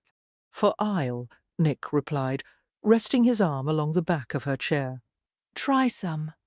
Obediently, she took a sip of the thick grain-flavoured beverage, and her entire face wrinkled in distaste. Laughing at her expression, Nick told a nearby barmaid to fetch her some gin punch. More patrons crowded into the building. Mugs were clanked heavily on the battered wooden tables, and barmaids moved busily among the crowd with large pitchers. 4 at the front of the tavern, a comic musical ditty was being performed by a slender woman wearing men's clothing and a portly gentleman with a luxuriant moustache who was dressed as a country maid, with a huge false bosom that swayed from side to side as he moved. As the lad chased the maid around the tavern, singing a soulful love song that praised her beauty, the place erupted in bellows of laughter. The sheer silliness of the performance was impossible to resist. For tucked against her husband's side, with a cup of astringent gin punch in her hands, Lottie tried without success to stifle a fit of giggles. More performances followed, bawdy songs and dances, comic verse, even a display of acrobatic tumbling and juggling. The hour grew late, the corners of the tavern became shadowy, and in the relaxed atmosphere more than a few couples began to indulge in some indiscreet fondling and kissing. For Lottie knew that she should have been shocked, but the gin punch had made her sleepy and thick-headed. She discovered that she was sitting on Nick's lap, her legs tucked between his, and that the only reason she was able to sit upright was the fact that his arms were around her. "Oh dear," she said, staring into her nearly empty cup. "Did I drink all of that?" Nick took the cup from her and set it on the table.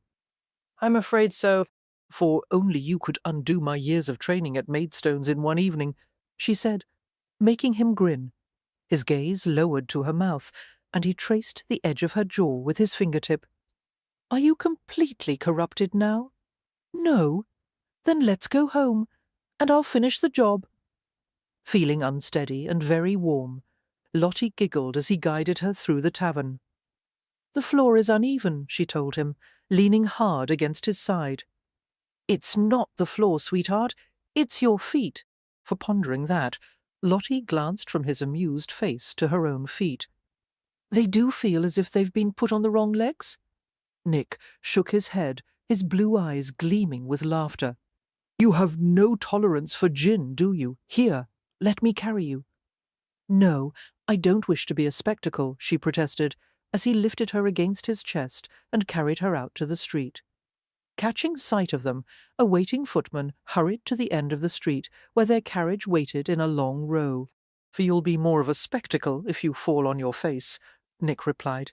"I'm not that far gone," Lottie protested. However, his arms were so solid and his shoulder so inviting that she snuggled against him with a sigh. The slightly musky scent of his skin mingled with the crisp smell of starch from his necktie, a blend so alluring that she inched closer to inhale deeply. Nick stopped by the side of the street, his head turned, his shaven cheek brushing hers and making her skin tingle. "For what are you doing? Your smell," she said dreamily. "It's wonderful. I noticed it the first time we met, when you nearly knocked me off the wall." A laugh stirred in his throat. "I saved you from falling, you mean?"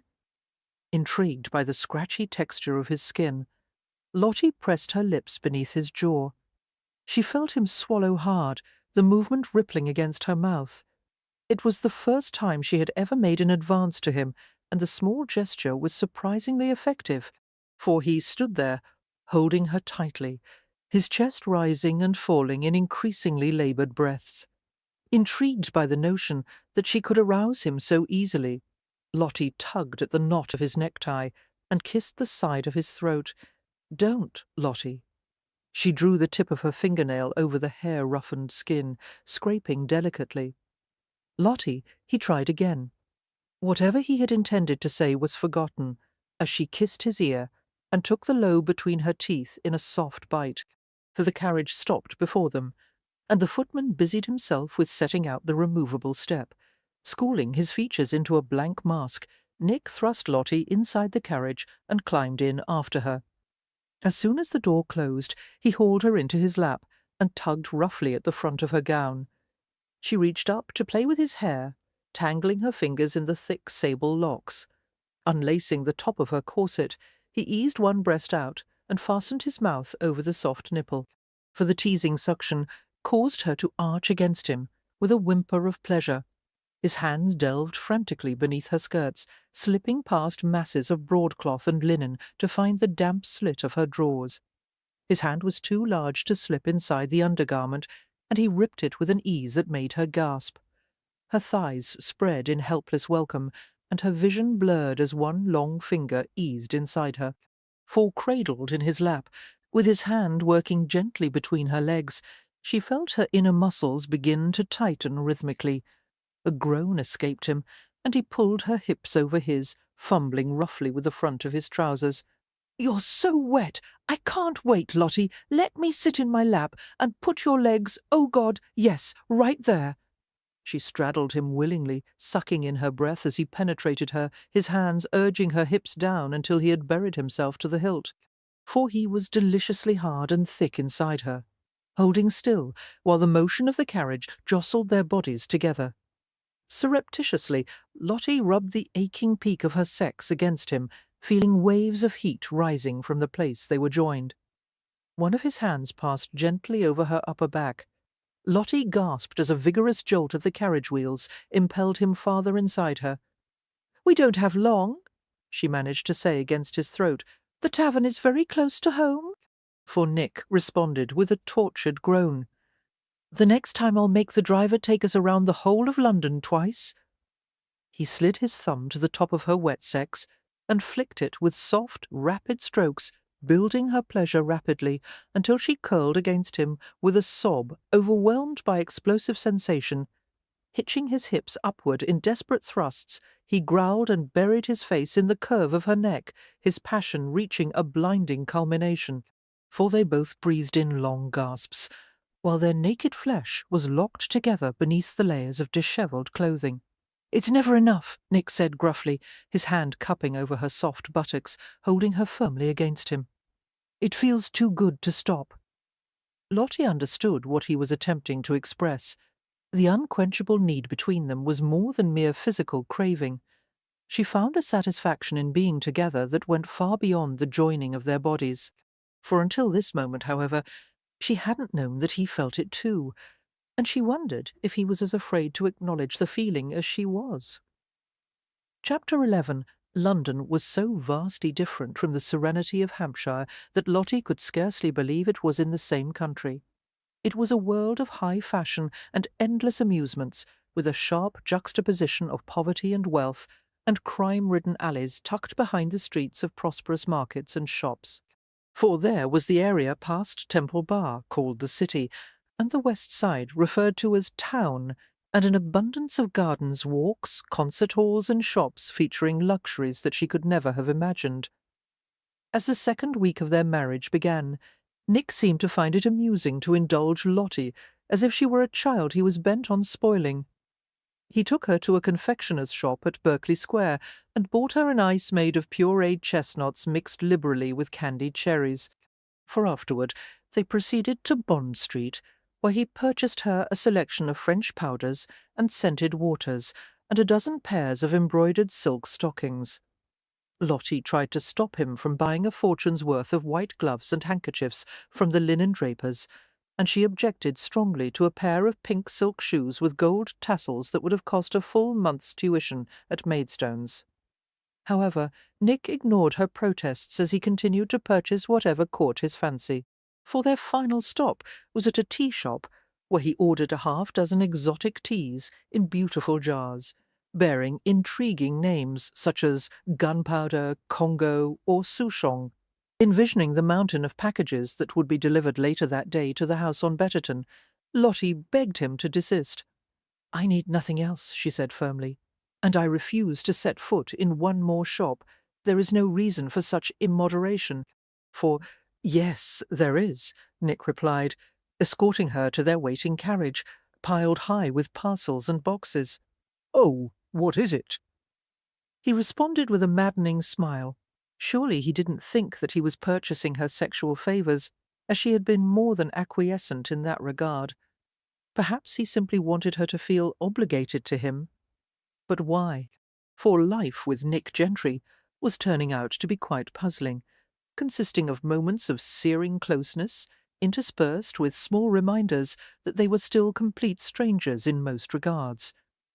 She did not understand why Nick left her bed every night after making love to her, never allowing himself to drift to sleep beside her. After everything else they had shared, that seemed harmless enough.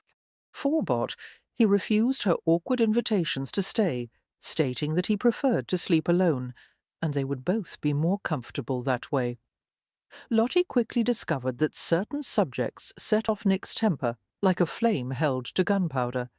She learned never to question him about any part of his boyhood, and that any reference to the days before he took the name of Nick Gentry would earn his certain wrath. For when he became angry, he did not shout or throw things, but instead was coldly quiet and left the house, and did not return until long after she had gone to bed. She learned also that Nick never allowed himself to be vulnerable in any way. He preferred to stay in complete control of himself and his environment. He considered it unmanly for someone not to be able to hold his liquor. She had yet to see him drink to excess, for even sleep seemed to be a luxury he did not like to indulge in too often, as if he could not afford to relax into unguarded slumber. In fact, according to Sophia, Nick had never even allowed physical injuries to hamper him. He stubbornly refused to yield to pain or weakness. Why? Lottie had asked Sophia in genuine bewilderment as they went for dress fittings and waited for the gowns to be brought out. What does he fear that he cannot allow himself to be unprotected for one moment? For a moment, Nick's older sister had stared at her with an obvious longing to reply. Her deep blue eyes were filled with sadness. "I hope that some day he will confide in you," she said softly. "It is a great burden to bear alone. I am certain that he fears your reaction once you are told." "Told what?" Lottie persisted, but to her frustration Sophia would not answer. Some great fearful secret. Lottie could not fathom what it might be, for she could only suppose that he had killed someone, perhaps in a fury. That was the worst thing she could think of. She knew that he had committed crimes in his past, that he had done things that would probably horrify her. He was so guarded and self-possessed that it seemed she would never come to know him fully. In other ways, however, Nick was an unexpectedly tender and generous husband, for he coaxed her to tell him all the rules that had been drilled into her at school, and then he proceeded to make her break every single one of them. There were nights when he launched a gentle assault on her modesty, undressing her in the lamplight and making her watch as he kissed her from head to toe, and others when he made love to her in exotic ways that shamed and excited her beyond bearing. He could arouse her with a single glance, a brief caress, a soft word whispered in her ear. For it seemed to Lottie that entire days passed in a haze of sexual desire, her awareness of him simmering beneath everything they did.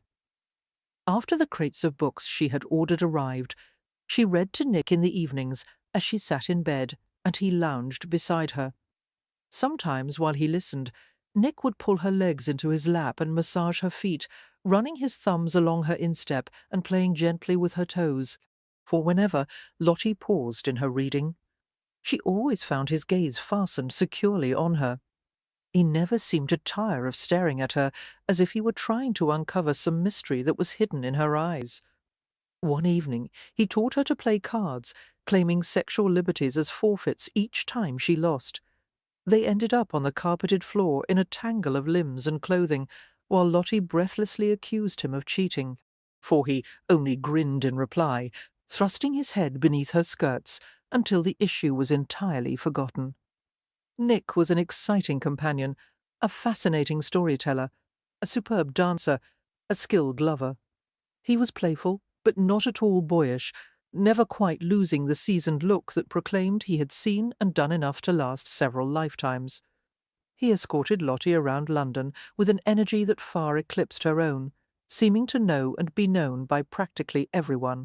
For more than once, at a subscription dance or a private party, or even walking through the park, Lottie could not help but be aware of the attention he attracted.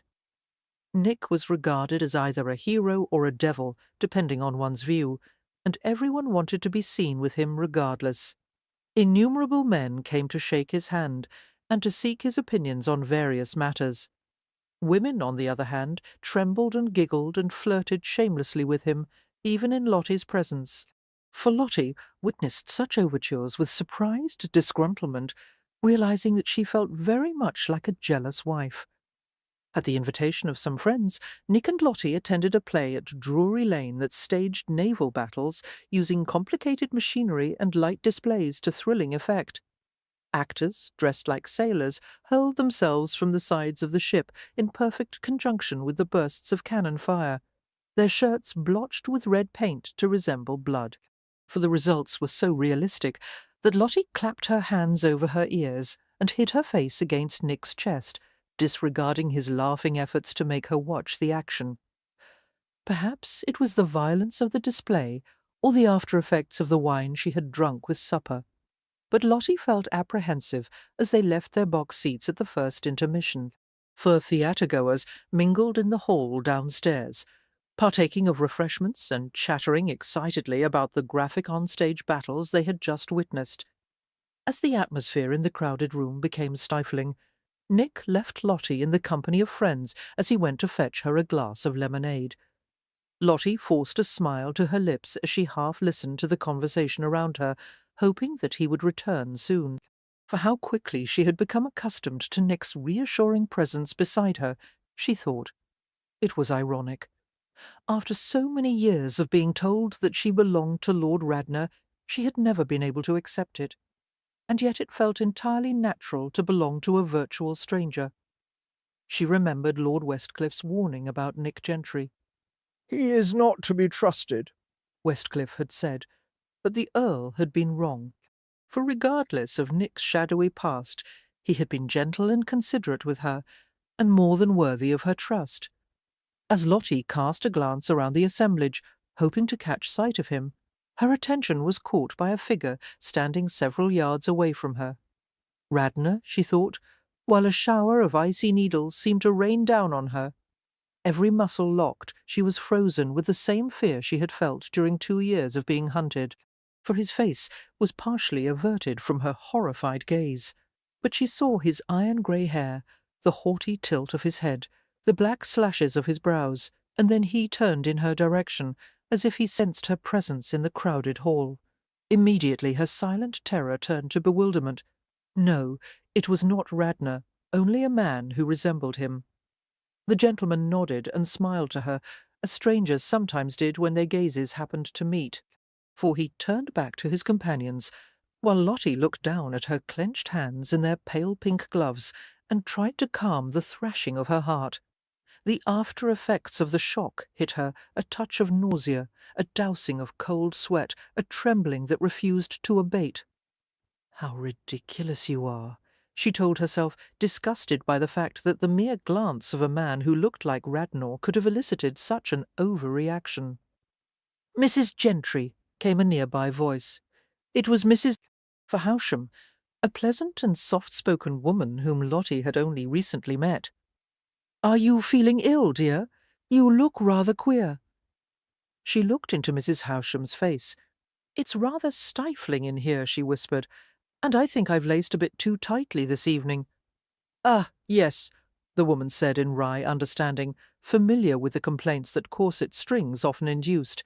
"The perils of fashion we must suffer." To Lottie's relief, Nick appeared at her side, a glass of lemonade in hand. For instantly, something was wrong. He slid a supportive arm behind her. "What is it?" he asked, staring alertly at her pale face. Mrs. Hauschem took it upon herself to answer. "Tight-lacing, Mr. Gentry. I suggest that you take her somewhere a bit more secluded than this. A breath of fresh air often helps," keeping his arm around Lottie. Nick guided her through the hall. The night air caused Lottie to shiver as her sweat-soaked garments turned clammy.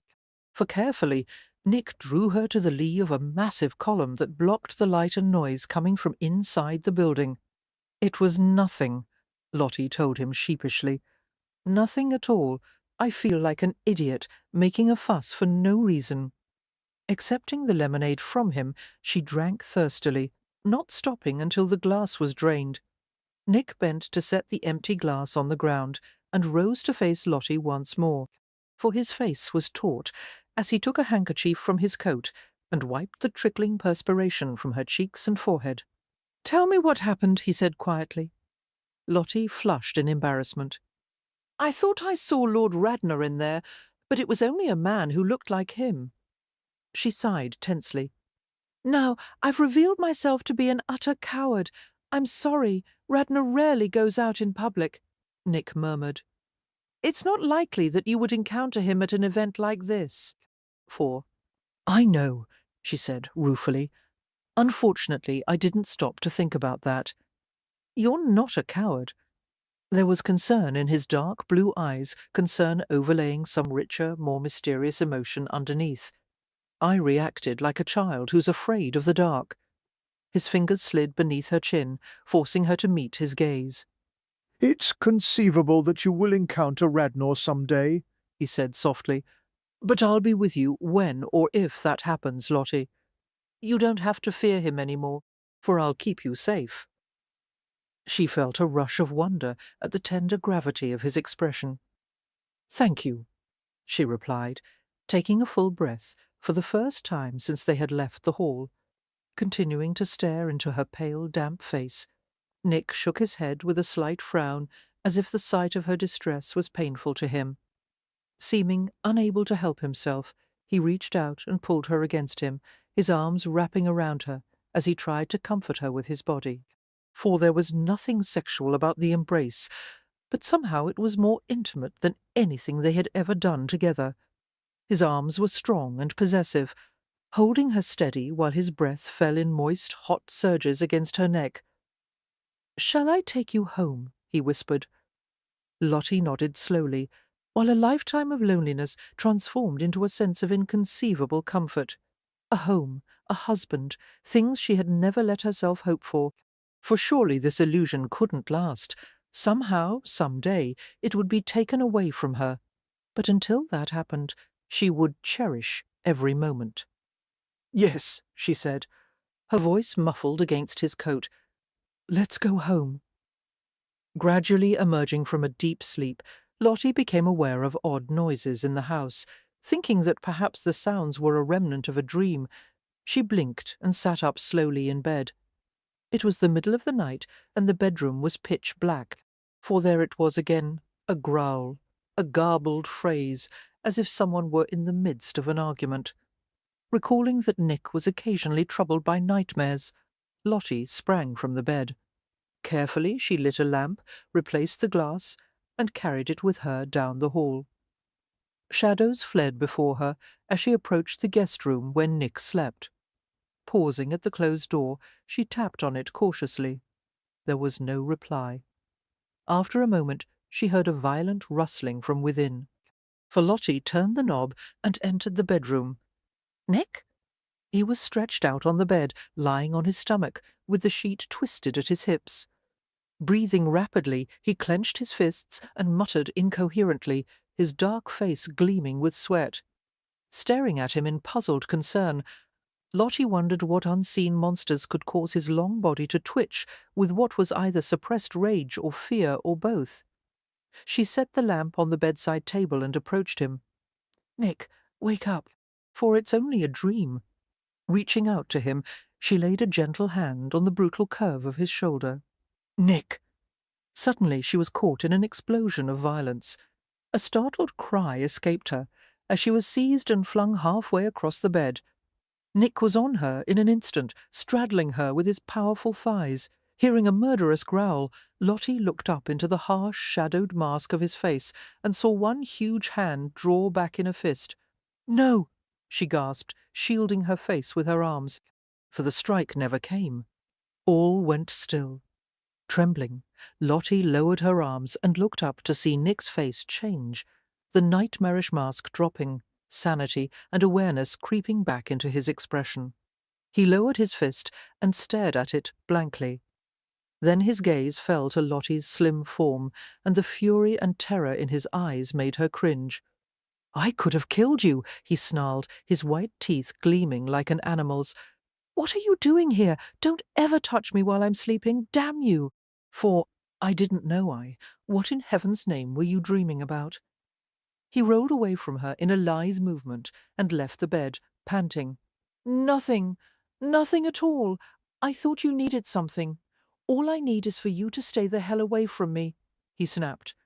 Finding his discarded clothes on a chair, he jerked his trousers on. Lottie felt as if she had been struck. She hated it that his words had the power to hurt her. For even more than that, she was anguished for him, wishing he did not have to bear such torment alone.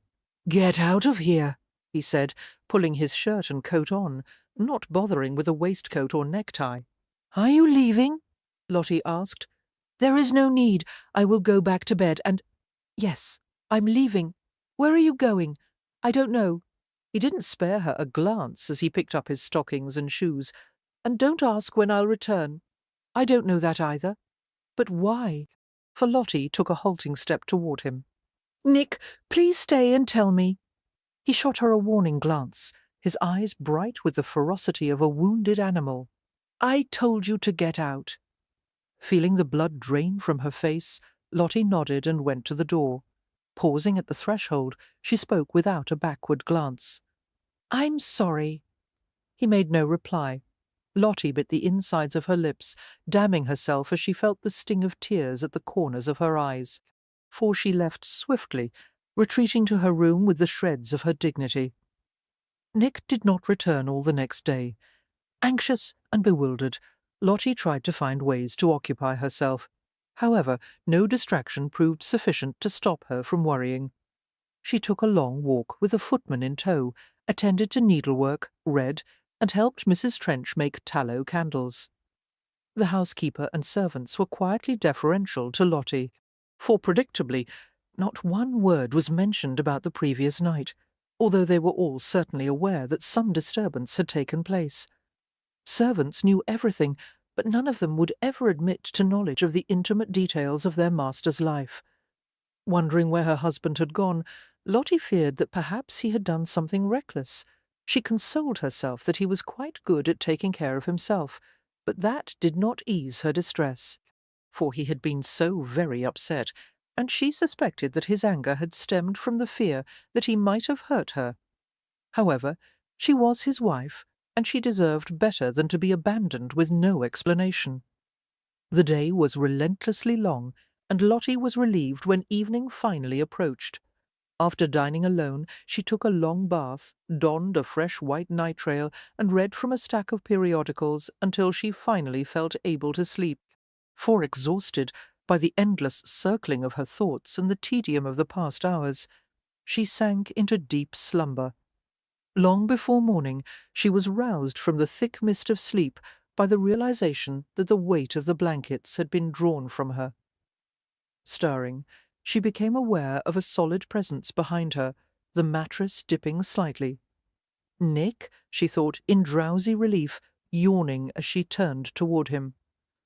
The room was so dark that she could not quite distinguish him, for the familiar warmth of his hands pressed her back to the bed, one large palm resting gently on the centre of her chest, and then he drew her wrists over her head. Lottie murmured in surprise, awakening fully as she felt him loop something around each wrist. Before she realized what was happening, the bonds were secured to the headboard, stretching her tautly beneath him. Her breath stopped in amazement. Nick moved over her, crouching like a cat, his breath coming in rough surges. For he touched her body over the cotton veil of her gown, his fingers slipping beneath the curve of her breast, the indentation of her waist, the swell of her hip and thigh. His weight shifted, and his mouth sought her breast, wetting the gown, licking the rising peak of her nipple. He was naked, the scent and heat of warm male skin surrounding her. Dazedly, Lottie realized that he wanted to take her like this, with her hands fastened over her head. The idea made her fearful, for she did not like being restrained in any way, but at the same time she understood what he wanted. Her helplessness, her absolute trust, the knowledge that he could do anything he wanted to her without restrictions. He rolled her distended nipple against his tongue, excited the tight peak with long, dragging licks, and sucked hard through the wet cotton until she gasped, for she squirmed in a mute plea for him to remove her gown, but he only slid farther down her body. His muscular arms braced on either side of her. Curling her thumb and forefinger over one of the bonds that fastened her wrists, Lottie discovered that Nick had used her silk stockings. The light tension on her arms seemed to intensify her response to him, sensation racing through her in electric charges. His mouth was at her stomach, his breath burning through the delicate gown, for he nibbled at her body, his caresses languid, while the pace of his breathing betrayed his excitement. He made a space between her thighs, pushing them apart with his hands. His mouth rooted gently between her legs, against the cotton fabric. Lottie strained toward him, her fingers opening and closing helplessly, her heels digging hard into the mattress. For he played with her leisurely, then rose again to find her breasts, kissing and fondling her through the clinging nightrail until she thought she would go mad if he didn't remove it. Every inch of her skin was hot and oversensitive, the fine fabric seeming to chafe her unbearably. "Nick," she said frantically, "my gown! Take it off, please take it." He hushed her with his fingers, resting two of them lightly against her lips. For when she quieted, his thumb brushed over the curve of her cheek in a whisper-soft caress. Reaching for the hem of the gown, he pulled it upward, and she sobbed with gratitude. Her legs twitched as they were exposed to the cool air, and her wrists tugged at the silken bonds as she writhed to help him. The cotton was raised over her chest, catching slightly at the stiff tips of her nipples. Nick's hand slid carefully over her stomach, travelling to the tender flesh of her inner thighs. For his fingertip stroked through the curly hair, found the welling moisture, and brushed softly against the smouldering, delicate flesh. Her legs spread, her body throbbing with anticipation. She gave a pleading sob as his hand left her. The tip of his middle finger traced the sensitive edge of her upper lip. His finger was damp with the salty elixir of her own body, leaving the fragrance wherever he touched. For suddenly her nostrils were filled with the scent of her own arousal, filling her lungs with every breath. Slowly, Nick turned her to her side, his hand running over her arms to check their tension. His body settled behind hers, his mouth caressing the back of her neck. Lottie strained backward, her bottom pressing into his turgid shaft, for she wanted to touch Hill, to twist around and stroke the coarse, thick hair on his chest, and then to grasp the hard weight of his sex and let the silken barrel of it push through the circle of her fingers. But her position made movement impossible, and her only choice was to wait helplessly for his pleasure.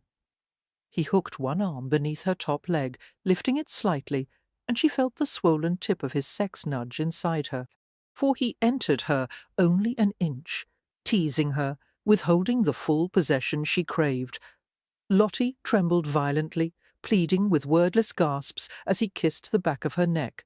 With the head of his shaft lodged just inside her entrance, his hand wandered over her an exquisite tug at her nipple, a circling stroke of her navel. Gradually his caresses became more purposeful, his gentle, clever fingers delving into the thicket of curls. For sweating, moaning, Lottie undulated against his sweetly provoking fingertips. She felt his shaft slide all the way inside her, filling her completely, and she cried out sharply, her body shaken with tremors of delight. Nick waited until she quieted. He began to pump inside her, his movements steady and deliberate, flooding her with pleasure. She breathed in open-mouthed sighs, her wrists pulling hard at the silk loops as she climaxed again with a long, shuddering moan. For he thrust harder then, his loins meeting hers in delicious impacts, his breath rushing through his clenched teeth. The bed shook from his movements. Lottie felt at once vulnerable and strong, possessing him as surely as he did her, with her heart beating against his hand, and her flesh surrounding his peep. He tensed inside her, his organ jerking and pulsing, his lips parting as he gasped against her neck. For a long time she lay against his large, hard body, giving a soft moan when he released her wrists. He rubbed them gently, and then his hand came down to cup her wet sex. His breathing slowed, and at the thought that he was drifting to sleep beside her, Lottie quivered in longing. Suddenly nothing was more desirable in the world than to have him stay in her bed for an entire night. But he rose eventually, leaning to kiss her breast, his tongue swirling around the tender peak. For as Nick left the bed, Lottie bit her lip to keep from asking him to stay, knowing that he would only deny her as always. The door closed, leaving her in solitude, and although her body was sated and weary and her flesh tingled pleasantly, she felt tears welling behind her eyelids. She felt sorrow not for herself, but for him, and longing the dangerous need to comfort him, even though he would bitterly resent her for doing so. For, and last of all, a deep tenderness for a man she barely knew, a man who needed to be rescued far worse than she ever had. The following morning, a parcel arrived from Sir Ross, containing a sheaf of documents bearing elaborate seals and an invitation to a ball to be held in 1 week's time. As Lottie entered the dining-room, she saw Nick sitting alone at the table, a half-finished breakfast plate before him, for his gaze lifted from the thick sheet of parchment in his hand, his eyes darkening as he saw her. He rose to his feet, staring at her without blinking. Lottie felt a brilliant tide of red sweep over her face. On the mornings after an unusually passionate evening, Nick usually teased her, or smiled as he made some commonplace remark to ease her discomfort. Today, however, his face was taut, and his eyes were bleak. Something had changed between them. The ease of their former interactions was gone, for awkwardly she gestured to the paper in his hand. "It has arrived?" There was no need to clarify what it was.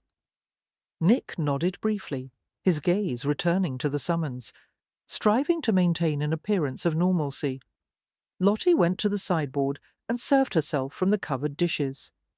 Nick helped her into the chair beside him and resumed his seat. He regarded the remains of his breakfast with unusual concentration, while a maid came to set a cup of steaming tea before Lottie, for they were both silent until the maid left the room. "The ball will be given next Saturday," Nick said brusquely, not looking at her. "Will you have an appropriate gown by then?" "Yes, I've already been fitted for a ball gown, and there were only a few minor alterations to be made." "Good. Are you angry?" Lottie asked. He picked up his knife and regarded it moodily, scraping the tip of the blade against the calloused pad of his thumb. I'm beginning to feel oddly resigned to the situation. For now, the news is leaking from the offices of the Crown and the Lord Chancellor. It's all been set in motion, and there is nothing anyone can do to stop it now. Sir Ross will introduce us at the ball as Lord and Lady Sidney, and from then on, Nick Gentry will be dead. Lottie stared at him intently, struck by his odd phrasing. You mean the name will no longer be used, she said. You, as Lord Sidney, will be very much alive. Shall I begin to call you John in private? For a scowl pulled at his features, and he set the knife down. No, I'll be Sidney to the rest of the world, but in my own home I'll answer to the name that I choose. Very well, Nick. Lottie stirred a generous lump of sugar into her tea and sipped the hot, sweet liquid. The name has served you well for many years, hasn't it? I dare say you've given it far more renown than the original Gentry ever would have. For her idle remark earned a peculiar glance from him, somehow rebuking and beseeching at the same time. A sudden realization flashed through her mind. The real Nick Gentry, the boy who had died of cholera aboard the prison hulk, was at the heart of the secret that tormented her husband.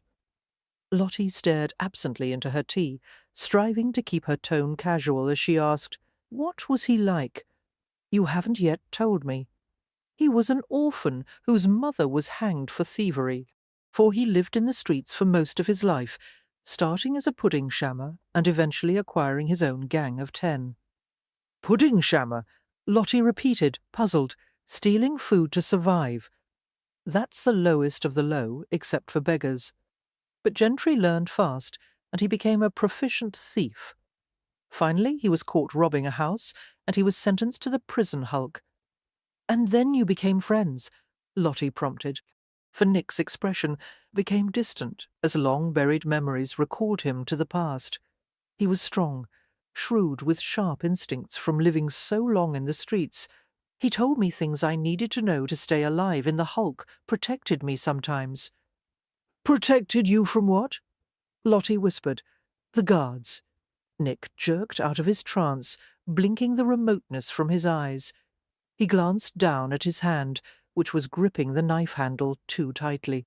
For carefully he set the gleaming object on the table and pushed his chair back. I'm going out for a while, he said, his voice stripped of all nuance. I expect I will see you at dinner this evening. Lottie responded in the same carefully neutral tone. Very well. Have a pleasant day. During the week that ensued, the days and nights were dizzying in their contrast. Lottie's daytime hours were occupied with errands and small practical matters, for she was never quite certain when she would see Nick, for he came and went at will.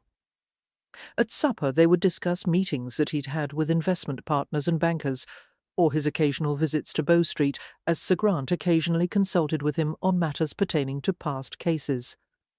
In the daytime, Lottie's interactions with Nick were cordial, the conversation pleasant and yet slightly impersonal. The nights, however, were a far different story, for Nick made love to her with an almost desperate intensity. He did things that shocked her, leaving no part of her body untouched in his passion. At times their love-making was urgent and primitive, while other times it was languid and slow, with both of them reluctant to let it end. There were also unexpected moments of humour, as Nick played with her, teased her, and coaxed her to try positions so undignified that she dissolved into mortified giggles. For no matter what enjoyment the nights held, however, each day brought them closer to the time when Sir Ross would make the announcement that would change the course of their lives. Lottie knew that her husband dreaded the ball, and that the months afterward would be quite difficult as he tried to adjust to his new circumstances.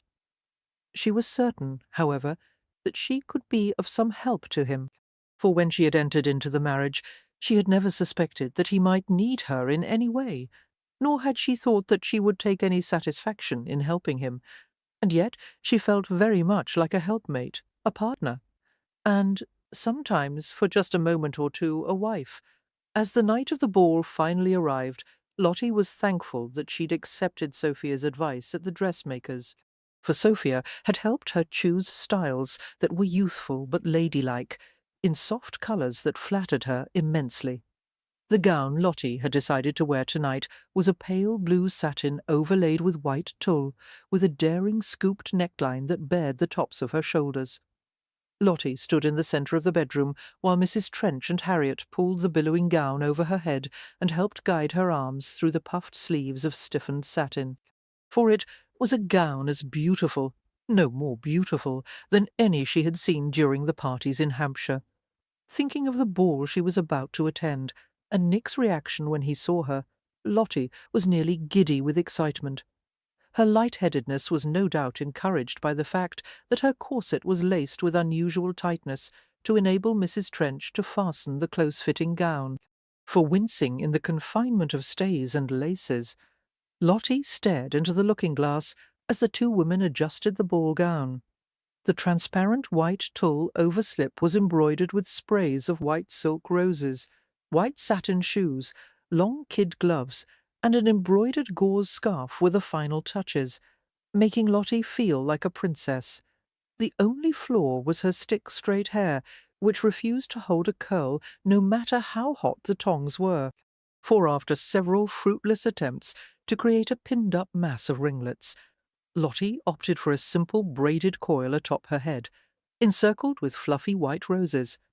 When Harriet and Mrs. Trench stood back to view the final results of their labours, Lottie laughed and did a quick turn, making the blue skirts whirl beneath the floating white tulle. "You look beautiful, my lady," Mrs. Trench commented, with obvious pleasure. Pausing in mid-whirl, Lottie stared at her with a wondering smile.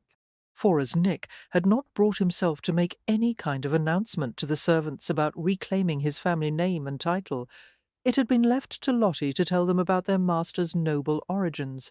After their initial amazement had faded, the servants had seemed more than a little pleased by the turn of events. If they were to become servants of a peer's household, their own status in the world would be greatly enhanced. "Thank you, Mrs. Trench," Lottie replied, "for as always, you have been invaluable this evening. We couldn't manage without you, especially in the days to come." "Yes, my lady." The housekeeper wore an expression of frank anticipation. As they had previously discussed, a brand-new household would have to be established in Worcestershire, with at least 30 servants to start with. Mrs. Trench would be largely responsible for selecting and hiring the new staff. Lottie left the room, her gown swishing and rustling as she moved. For, as she descended the grand staircase, she saw Nick waiting in the entrance hall, his body as tense as that of a panther about to strike. His broad-shouldered form was dressed to perfection in the formal scheme of a dark coat, silver waistcoat, and a charcoal silk necktie. With his dark brown hair neatly brushed and his face gleaming from a close shave, he was both virile and elegant. His head turned toward her, and suddenly his narrow-eyed impatience was replaced by an arrested expression. For Lottie felt a rush of elation at the look in his eyes. She deliberately took her time about reaching him. "Do I look like a viscountess?" she asked. His lips quirked wryly. "No viscountess I've ever seen looks like you, Lottie." She smiled. "Is that a compliment?" "Oh, yes. In fact," Nick took her gloved hand and assisted her down the last step. He held her gaze compulsively, his fingers tightening around hers, and he answered her light question with a gravity that stunned her. "For you are the most beautiful woman in the world," he said huskily. The world? She repeated with a laugh. When I say you're beautiful, He murmured, I refuse to qualify the statement in any way. except to add that the only way you could be more so is if you were naked. She laughed at his audacity. "I'm afraid that you will have to reconcile yourself to the fact that I'm going to remain fully clothed tonight. Until after the ball," he countered, for he tugged at the fingertips of her left glove, loosening them one by one. "What are you doing?" Lottie asked, suddenly breathless. His blue eyes taunted her. "Removing your glove? For what purpose? To admire your hand?" Drawing the glove completely away, he draped it over the nearby banister of the stairs and lifted her tapered fingers to his mouth. Lottie watched as he kissed them each in turn, his lips warm on her skin. for by the time he finished with a soft kiss in the centre of her palm, her entire arm was tingling. Lowering her hand, Nick regarded it thoughtfully. "It lacks something." Reaching into his pocket, he murmured, "Close your eyes." Lottie obeyed with a slight smile. She felt something cool and heavy slide over her fourth finger, fitting snugly at the base. Realizing what it was, she opened her eyes and caught her breath, for the ring was a huge, dome-shaped sapphire, a blue that nearly approached the dark, sparkling depth of her husband's eyes. The gem was set in gold, with a ring of smaller diamonds surrounding it. What made the sapphire so remarkable, however, was the star that danced on the silky surface of the gem, appearing to slide across it with the light. Awe-struck, Lottie looked up into Nick's dark face. "Does it please you?" he asked. Words eluded her, for she tightened her fingers on his, her mouth opening and closing before she could manage to speak. "I've never seen anything so lovely. I didn't expect anything like this. Oh, how generous of you!" Impulsively, she threw her arms around his neck and kissed his cheek. Nick's arms closed around her. She felt his hot breath on the side of her neck, while his hand drew gently over her lace-covered back. "Don't you know that I would give you anything you wanted?" he said softly. "Anything at all?" For afraid to let him see her expression, Lottie remained close against him, her face averted. He had spoken without thinking. Either that or the words could not possibly reveal what she thought they did. Nick stiffened, as if realizing what he had just said, and he stepped back from her quickly. Risking a glance at him, Lottie saw the careful blankness of his face, and she remained silent, giving him control of the moment. Nick shook his head as he painstakingly reassembled his self-possession, for when his gaze returned to hers, his eyes were bright with self-mockery. "Shall we depart, Lady Sydney?" "Yes, Nick," she whispered, and reached for his proffered arm. Sir Ross had prevailed on a friend in the first tier of society, the Duke of Newcastle himself, to host the ball at which the long-lost Lord Sydney would be introduced. The Duke and Duchess were a distinguished pair, a well-respected couple who had been married for 40 years. For their unimpeachable reputations would be quite useful in this situation, for a man as infamous as Nick would certainly need sponsors who were above reproach. The Duke's London estate featured what was tactfully referred to as an important house, one so mammoth in scale that visitors frequently lost their way from one circuit of rooms to another. For there were innumerable parlours, rooms for breakfasting, supping, or taking coffee, a library, dining hall, and a hunting hall, rooms for studying, smoking, and music. The drawing-room was floored with what seemed to be acres of highly polished parquet work, reflecting light from a half-dozen celestial chandeliers hung 2 stories above. Lined with balconied galleries above and below, the room provided many pockets of privacy for gossip and intrigue. For the ball was attended by at least 500 guests, many of them chosen for their glittering social status. As Sophia had remarked dryly to Nick, the invitations to this particular event had become such a mark of distinction that no one dared not to attend, in case it was perceived that they had not been asked. Nick assumed a properly grateful expression as he was introduced to the Duke and Duchess, both of whom had known his parents. "For you bear a striking resemblance to your late father," the Duchess remarked, as Nick bent over her gloved hand. She was a small but elegant woman, her silver head adorned with a diamond tiara, her neck weighted with ropes of pearls so massive that they threatened to topple her off balance. "Had I not been told of your parentage," the Duchess continued, "I would have known it at once, just by looking at you.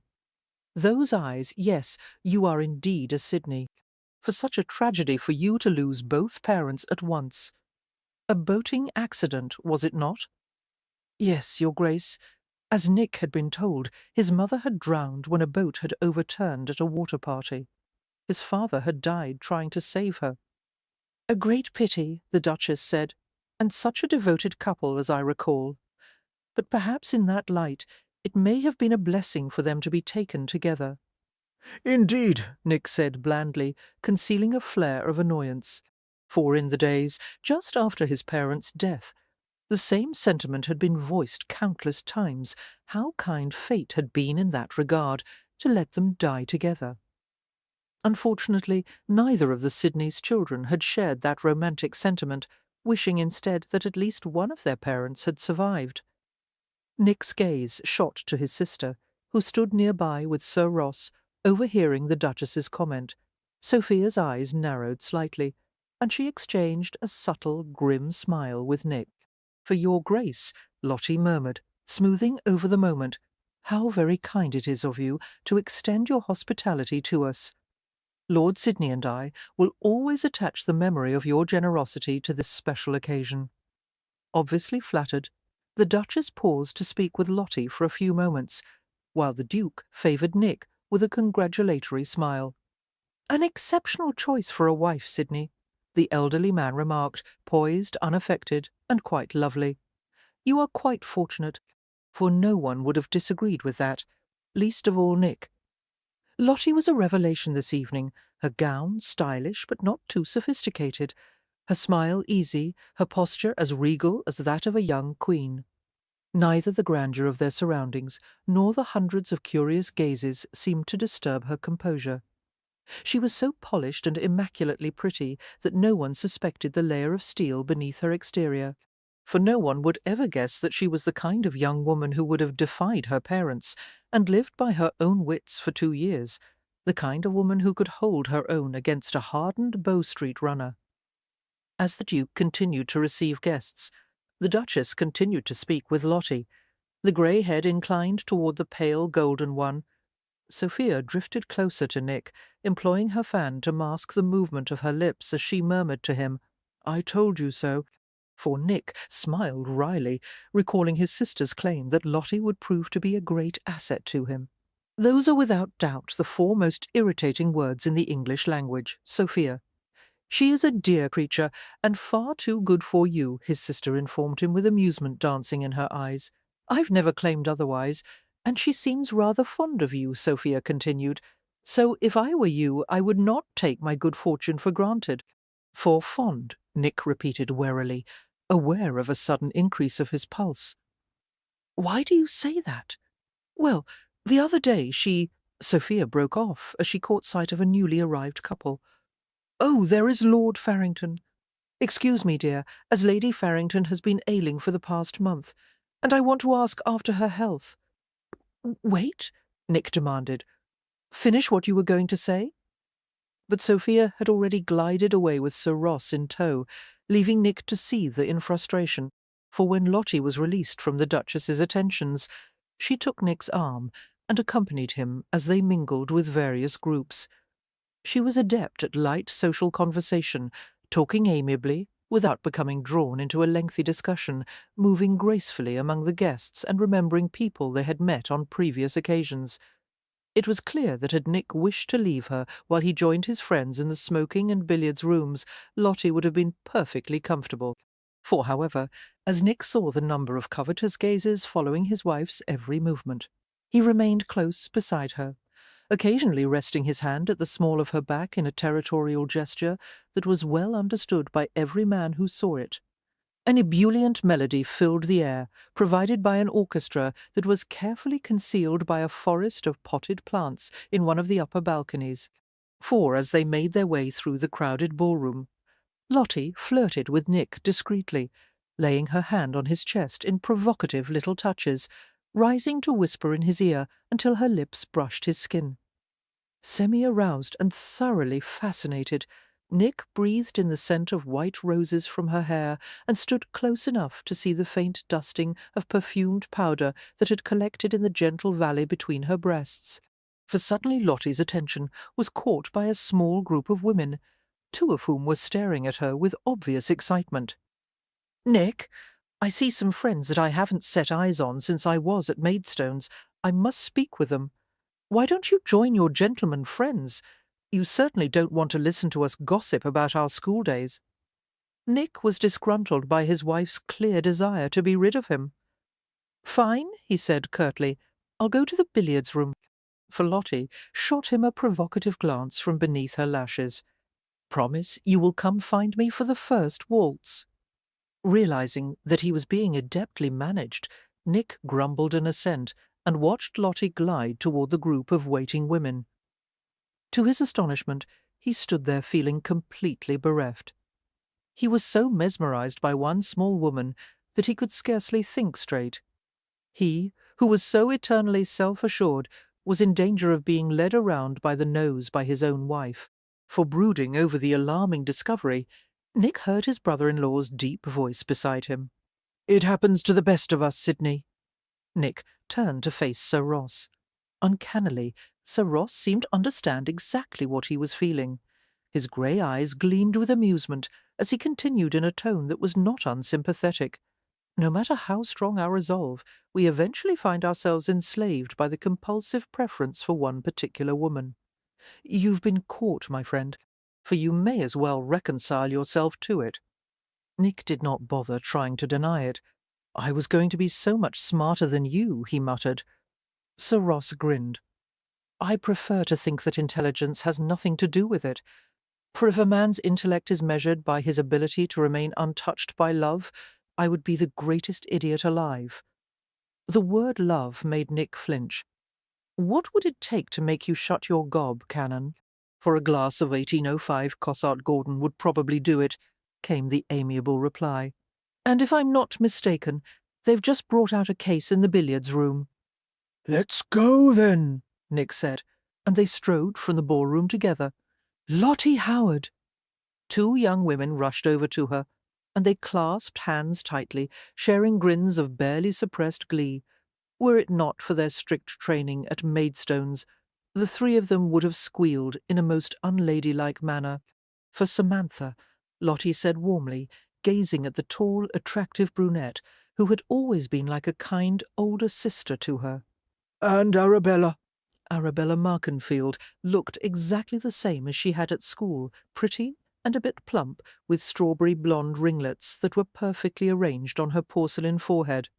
"I'm Lady Lexington now," Samantha informed her with considerable pride. "I court an earl no less, with a good sound fortune." For slipping an arm around Lottie's waist, she turned her slightly. "He's standing right there, close to the conservatory doors, the tall, balding one. Do you see him?" Lottie nodded as she caught sight of a sombre-looking gentleman who appeared to be in his early 40s, with large eyes that seemed slightly out of proportion to his long, narrow face.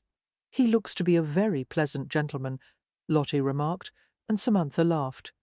"Very tactful, dear, for I'll be the first to admit that the Earl is not much to look at, and he has no sense of humour. However, men with a sense of humour often tend to grate on one's nerves, and he is an impeccable gentleman." "I'm so glad," Lottie said sincerely, knowing from past conversations with Samantha that such a marriage was very much what she had desired. "And you, Arabella?" "I married into the Seaforths last year," Arabella confided with a giggle. "For you've heard of them, I'm sure. Do you remember one of the daughters was in the class ahead of us?" "Yes," Lottie said, recalling that the Seaforths were a great untitled family with a considerable quantity of rich farming land. "Don't say you married her brother, Harry." "Just so." The girl's ringlets danced merrily on her forehead as she continued with great animation. "Harry is quite fine-looking, though he's grown as round as a bait-pot since our wedding, and he is ever so charming. For, of course, I'll never have a title. But there are compensations. My own carriage. A real French lady's maid, not one of those Cockney maids who throw out a si vous plaît or a bonjour every once in a while." She giggled at her own wit, and sobered enough to regard Lottie with round, curious eyes. "Dear Lottie, is it true that you are Lady Sidney now?" "Yes." For Lottie glanced in the direction of her husband, who was walking from the ballroom in the company of Sir Ross. Their long legs matched at an equal pace. She felt an unexpected rush of pride at the sight of him, so virile and graceful, his bold good looks displayed to their best advantage in the elegant evening clothes, handsome as the devil, Samantha commented, following her gaze. "Is he as wicked as they say, Lottie?" "Not in the least," Lottie lied. for Lord Sidney is as mild-tempered and obliging a gentleman as could be found anywhere. It was a case of unfortunate timing that at that moment Nick happened to glance in her direction. His gaze encompassed her in a smouldering sweep that threatened to singe her clothing to ashes. Knowing what that look meant, and what would happen in the evening hours after the ball, Lottie felt a thrill deep inside, and she struggled to maintain her composure. For Samantha and Arabella, meanwhile, had snapped open their fans and were employing them vigorously. "Good heavens!" Samantha exclaimed in a low voice. "The way he looks at you is positively indecent, Lottie." "I don't know what you mean," Lottie said demurely, though she felt her own cheeks heating. Arabella giggled behind her own painted silk fan. "The only time I've ever seen that expression on my Harry's face is when a plate of Yorkshire pudding is set before him," for Samantha's dark eyes were keen with interest. "I was under the impression that Lord Radnor owned you part and parcel, Lottie.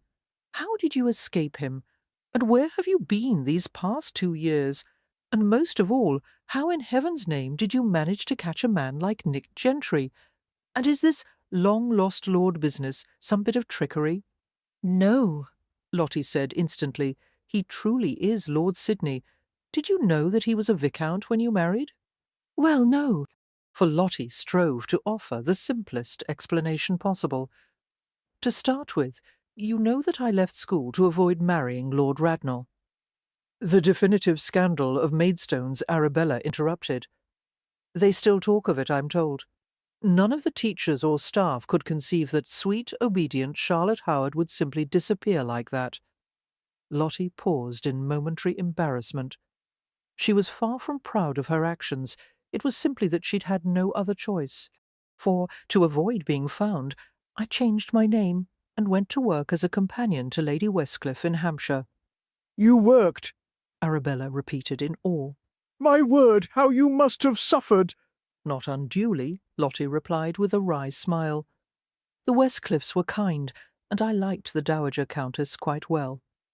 It was while I was in her employ that I made the acquaintance of Mr. Gentry, Lord Sidney, for he proposed quite soon after we met, and—" she paused, an image flashing in her mind of that evening in Lord Westcliff's library, the firelight playing over Nick's face as he bent to her breast. "And I accepted," she said hastily, feeling her face turn fiery red. Samantha smiled at Lottie's discomfiture, seeming to guess the reason behind it. "Apparently it was a memorable proposal. Were your parents terribly put out with you?" Arabella asked. For Lottie nodded, reflecting with sad irony that "put out" was singularly inadequate to describe her family's reaction. Samantha's face was grave with understanding. "They won't be angry forever, dear," she said with a pragmatism that was far more comforting than sympathy would have been. "If your husband is half as wealthy as the rumours indicate, the Howards will eventually prove more than happy to claim him as a son-in-law." For the three of them conversed for a while, eagerly becoming reacquainted and making plans to call on each other soon. Lottie was unaware of time passing until she heard the orchestra begin to play a newly popular waltz called Blossoms in the Spring, a melody that immediately inspired a host of eager couples to begin whirling through the room.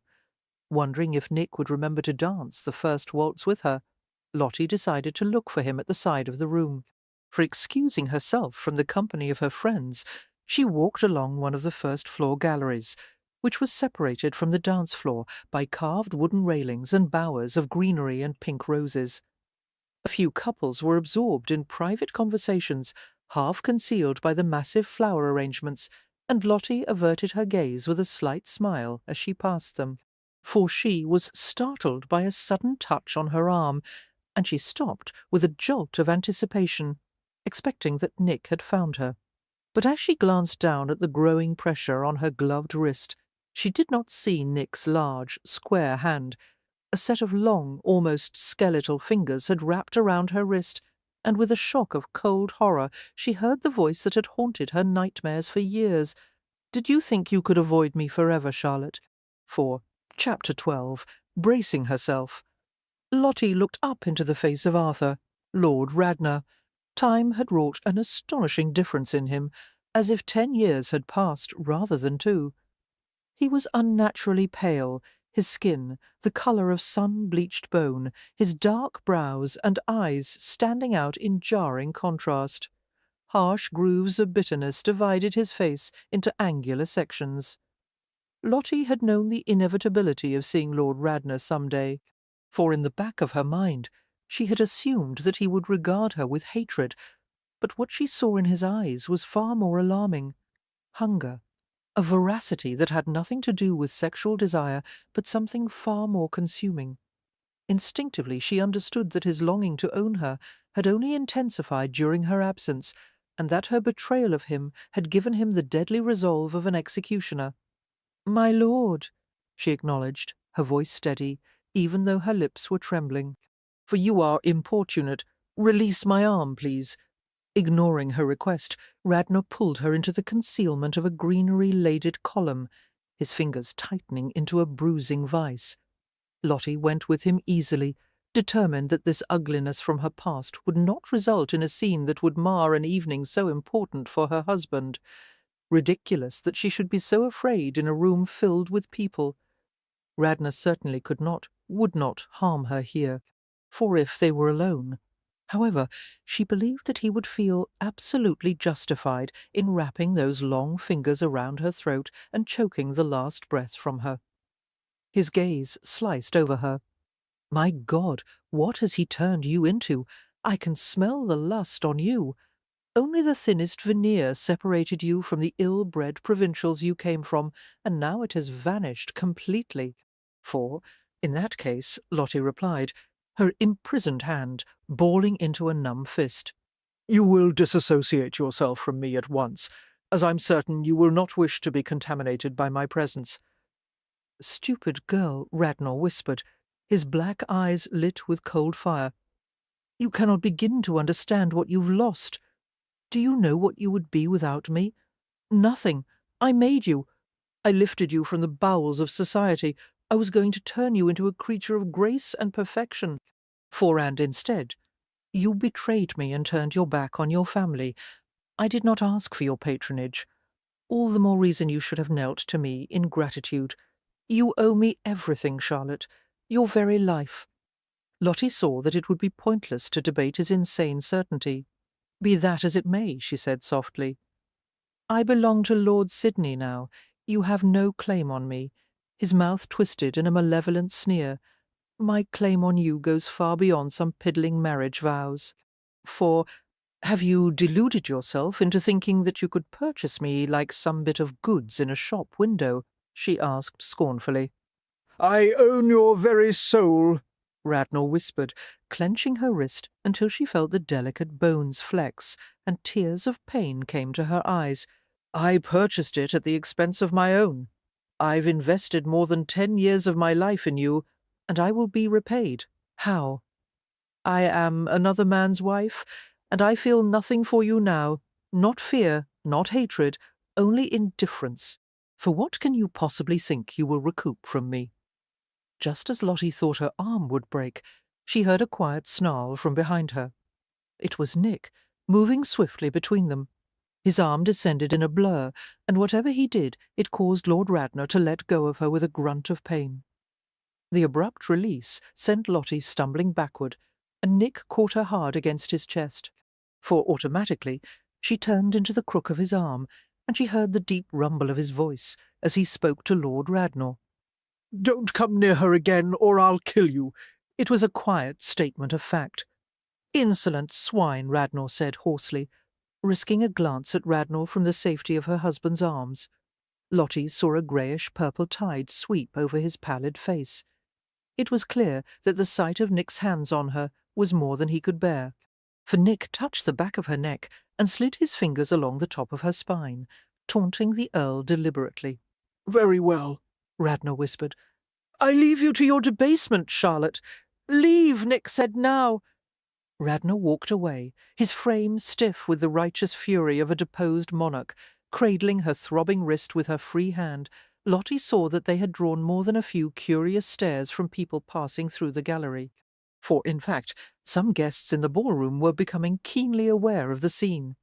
"Nick," she whispered, But he went into action before she needed to say another word. Keeping a supportive arm around her, Nick motioned to a servant who was passing with a tray of empty glasses. "You," he said tersely, "come here." The dark-haired footman obeyed with haste. "Yes, my lord. Tell me where I can find a private room." The footman thought rapidly. "For if you proceed along that hallway, my lord, you will come to a music-room that I believe is unoccupied at present." "Fine. Bring some brandy there quickly." "Yes, my lord." Dazedly Lottie went with Nick as he guided her through the hallway. Chaotic thoughts filled her mind, while the elegant din of the ballroom receded behind them. Her body was charged with peculiar battle readiness. The long-dreaded confrontation with Lord Radnor had left her ill, elated, furious, and relieved. For how was it possible to feel so many things at once? The music-room was quietly lit, the outlines of a piano, harp, and several assorted music stands casting deep shadows on the wall. Nick closed the door and turned to Lottie, his broad shoulders looming over her. She had never seen his face so hard. "I'm all right," Lottie said, and the unusually high pitch of her own voice actually drew a giggle from her throat. "For really, there's no need to look so." She paused, with another uncontainable laugh, seeing that Nick clearly thought she had taken leave of her senses. She would never be able to explain the wild sense of freedom that flooded her after having faced her greatest fear. "I'm sorry," she said giddily, even as tears of relief dampened her eyes. "It's just, I've been so afraid of Lord Radnor for my entire life, but as I saw him just now, I realized that his power over me is gone, for he can do nothing to me. I don't feel any obligation to him whatsoever, and I don't even feel guilty about it. The burden of it is gone, as well as the fear, and it feels so strange." As she trembled and laughed and blotted her eyes with her gloved fingers, Nick took her into his arms and tried to soothe her. Easy, easy, he whispered, while his hands moved gently over her shoulders and back. Take a deep breath. "Hush, everything's all right." For the warm brand of his mouth pressed against her forehead, her wet lashes, her cheeks. "You're safe, Lottie. You're mine, my wife, and I'll take care of you. You're safe." As Lottie tried to explain that she wasn't afraid, he murmured for her to be quiet, to rest against him. She began to breathe deeply, as if she had just run for miles without stopping, and lay her head on the centre of his chest. For Nick tore off his gloves and placed his warm hands on her chilled skin, his strong fingers kneading the rigid muscles of her neck and upper shoulders. Someone knocked at the door. "The brandy," Nick said quietly, and guided Lottie to an armchair. Lottie sank into the chair, listening to the footman's appreciative exclamation as Nick gave him a coin in return for his trouble. Returning with a tray bearing a bottle and a snifter, Nick set it on a nearby table. "For I don't need that," Lottie said with a worn smile. Ignoring her, Nick poured a finger of brandy into the snifter and held the bowl of the glass between his palms. After warming the spirits with his hands, he gave it to her. "Drink!" Obediently, Lottie took the snifter. To her surprise, her hands trembled so badly that she could barely hold it. Nick's face darkened as he saw her difficulty. He sank to his knees before her, his muscular thighs spread on either side of her legs. For covering her fingers with his own, Nick steadied her hands and helped guide the rim of the snifter to her lips. She took a sip, grimacing as the brandy scalded her throat. "More," Nick murmured, forcing her to take another swallow, and another, until her eyes watered from the velvet fire. "I think it's a bit off," she said scratchily. Nick's eyes flickered with sudden amusement. "It's not off. It's a Finboire 98. It must have been a bad year." "For?" He grinned at that, his thumbs caressing the backs of her hands. "Someone should tell the wine merchants then, as it usually goes for £50 a bottle." "£50?" Lottie echoed, aghast, closing her eyes. She finished the brandy in a few determined gulps, and coughed as she gave him the empty glass. "Good girl," Nick murmured, sliding a hand around the back of her neck and squeezing gently. For she could not help reflecting that, although Nick's hand was much larger and infinitely more powerful than Radnor's, He had never caused her a single moment of pain. Nick's touch had given her only pleasure. She winced as she rested her sore wrist on the arm of the chair. Subtle as the movement was, Nick detected it immediately. He swore beneath his breath as he took her arm and began to peel away the long glove. "It's nothing," Lottie said. "For, really, I would prefer to leave the glove on Lord Radnor. Did take hold of my arm, but it wasn't all that." She broke off with a gasp of discomfort as Nick eased the glove from her hand. Nick froze as he saw the black finger marks that had been left by Lord Radnor's vicious grip. The murderous fury that suffused his face caused Lottie to start in alarm. "I bruise quite easily," she said. "You mustn't look like that. The marks will be gone in a day or two, and then I'm going to kill him." For Nick bared his teeth in feral rage. "When I get through with him, all that will be left is a stain on the ground. Damn him to everlasting hell. Please." Lottie laid a soft hand on his stiff cheek. "Lord Radnor intended to ruin this evening for both of us, and I refuse to let him succeed. I want you to bind my wrist with a handkerchief and help me to put my glove back on. We must hurry back before we're missed. Sir Ross will be making his speech, and I don't give a damn about that." "For I do," regaining her composure. Lottie stroked his cheek with soft fingertips.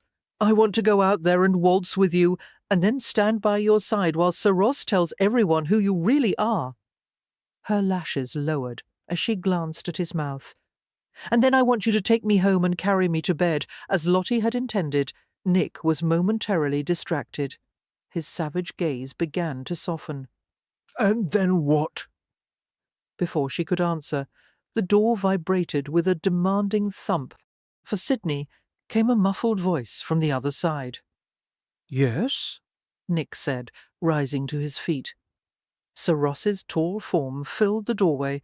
His face was expressionless as he looked at the two of them. "I was just told of Lord Radnor's presence." He went directly to Lottie, crouching before her much as Nick had. Seeing her bruised arm, Sir Ross gestured toward it carefully. May I? His voice was more gentle than she had ever heard it. "Yes," Lottie murmured, allowing him to take her hand in his, for Sir Ross examined the darkened wrist with a gathering frown. His face was very close, and his grey eyes were so kind and concerned that Lottie wondered how she could have ever thought him aloof. She recalled his reputed compassion for women and children, a focal point of his magisterial career. Sophia had told her. Sir Ross's mouth flexed in a faint, reassuring smile as he released her hand. "This won't happen again, I can promise you that." "Wonderful party," Nick said sarcastically. "For perhaps you can tell us who the hell included Lord Radnor on the guest list." "Nick," Lottie interceded. "It's all right. I am certain that Sir Ross did not." "It is not all right," Sir Ross countered quietly. "I hold myself responsible for this, and I humbly beg your forgiveness, Charlotte. Lord Radnor was most certainly not included on the guest list that I approved, but I will find out how he managed to obtain an invitation." His brow creased as he continued, for Lord Radnor's behaviour tonight was irrational as well as reprehensible. It bespeaks an obsession with Charlotte that will likely not end with this incident. "Oh, it's going to end," Nick said darkly. "I have several methods in mind that will cure Radnor's obsession. To start with, if he hasn't left the premises by the time I go back out there—" "He's gone," Sir Ross interrupted. "Two of the runners are here. I bid them to remove him in as discreet a manner as possible. For calm yourself, Sidney. It will do no good for you to rampage like a maddened bull." Nick's eyes narrowed. "Tell me how calm you would be if someone had left those bruises on Sophia." Sir Ross nodded with a short sigh. Point taken. His dark brows drew together as he continued. "Obviously, it is your right to deal with Radnor as you will, Sidney, and I would not presume to stop you or to interfere. But you should be aware that I intend to approach him myself and make it clear that Charlotte is under my protection as well as yours. The fact that Radnor would dare accost a member of my family is an untenable outrage." Lottie was touched by his concern. She had never imagined that she would have two such powerful men to defend her from Lord Radnor, not only her husband but her brother-in-law as well. Thank you, Sir Ross. No one would blame you if you wish to go home now, he told her. For, as for the speech I had planned to give this evening, other arrangements can be made. I'm not going anywhere, Lottie said steadily. and if you do not give your speech tonight, Sir Ross, I vow I will do it in your stead. He smiled suddenly. All right, then. I would hate to gainsay your wishes. He sent Nick a questioning look. Will you return to the ballroom soon? Nick's mouth twisted. If Lottie wishes it, yes, she said decisively, for despite the pain in her wrist, she felt ready to confront the devil himself, if need be. She saw the glances the two men exchanged as they silently agreed to discuss the problem of Radnor at a more appropriate time. Sir Ross left them in private once more, and Lottie stood resolutely. Nick was at her side immediately, his hands framing her waist as if he feared she would topple over. Lottie smiled at his overprotectiveness. I'm fine now, she told him. Truly. For she waited for the familiar glimmer of wry humour to appear in Nick's eyes, for him to return to his usual insouciant self. But he remained tense, his gaze searching her face with strange gravity. He looked as though he wanted to wrap her in cotton wool and carry her far away from here. "You're staying by my side for the rest of the evening," he told her. Lottie tilted her head back to smile at him. "That might be wise, as the brandy seems to have gone to my head," for warmth kindled in his eyes, and one of his hands slipped upward to cradle the shape of her breast. "Do you feel dizzy?" She relaxed into the cupping pressure of his fingers, his touch releasing a glow of sensuality from her susceptible flesh. The pain in her wrist was nearly forgotten, her nerves tingling wildly as his thumb teased her nipple into a thrusting point. "Only when you touch me like that," for finishing the tantalizing caress with a gentle rotation of his palm. Nick returned his hand to safer territory. I want this damned evening to be done with, he said. Come, the sooner we go out there, the sooner Cannon can make his bloody speech. Extending her bare hand, Lottie steeled herself not to flinch as he eased the tight-fitting glove over her swollen wrist.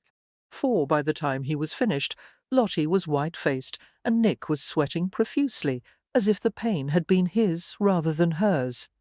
Damn Radnor, he said, raspily, going to pour her another brandy. I'm going to tear his throat out. I know something that would hurt him far more than that. Carefully, Lottie raised a folded handkerchief to blot his damp brow. Oh! His brows arched in sardonic inquiry. Her fingers closed around the handkerchief, compressing it into a ball. For she paused for a long moment before replying, while a wave of hope rose in her throat and nearly threatened to choke her. Taking the brandy from him, she took a bracing swallow. We could try to be happy together, she said. That is something he could never understand, something he'll never have. She could not bring herself to look at him, afraid that she might see mockery or rejection in his eyes. But her heart slammed heavily in her chest as she felt his mouth drift along the top of her head, his lips playing with white rose petals as they fluttered against the pinned-up silk of her braid. We could try, he agreed softly. After the 2 glasses of brandy, Lottie's head was swimming pleasantly, and she was grateful for Nick's steady guidance as they returned to the ballroom. The hardness and strength of his arm fascinated her, for no matter how heavily she leaned on him, he took her weight easily. He was a strong man, but until tonight she had not suspected that he was capable of offering her such tender comfort. Somehow she did not think that he had suspected it of himself either.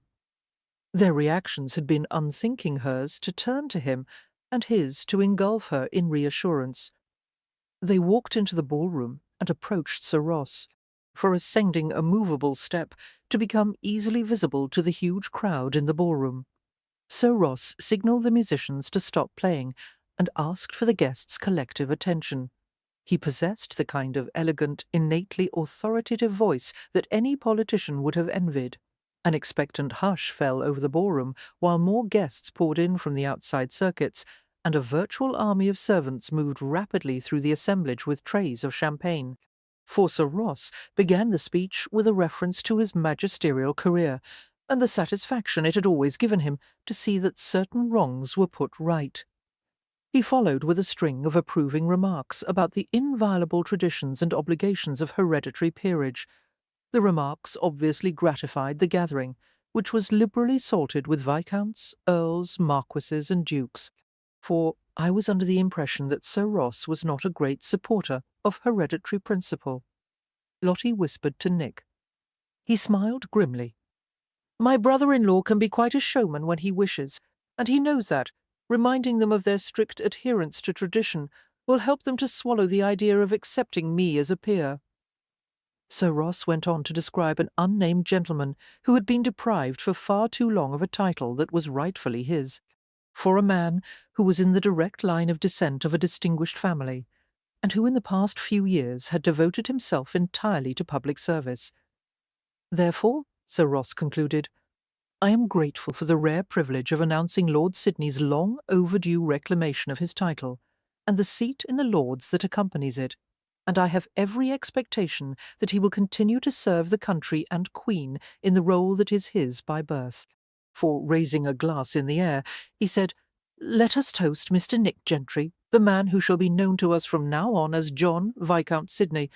A ripple of amazement went through the crowd. Although most of them had already known what Sir Ross would announce, it was startling to hear the words spoken aloud. To Lord Sidney came hundreds of obedient echoes, followed by as many cheers. For, and to Lady Sidney, Sir Ross prompted, drawing another enthusiastic response, to which Lottie curtsied in gracious recognition. Rising, Lottie touched Nick's arm. Perhaps you should offer a toast to Sir Ross, she suggested. He gave her a speaking glance, but complied, lifting his glass toward his brother-in-law. To Sir Ross, he said in a resonant voice, without whose efforts I would not be here tonight.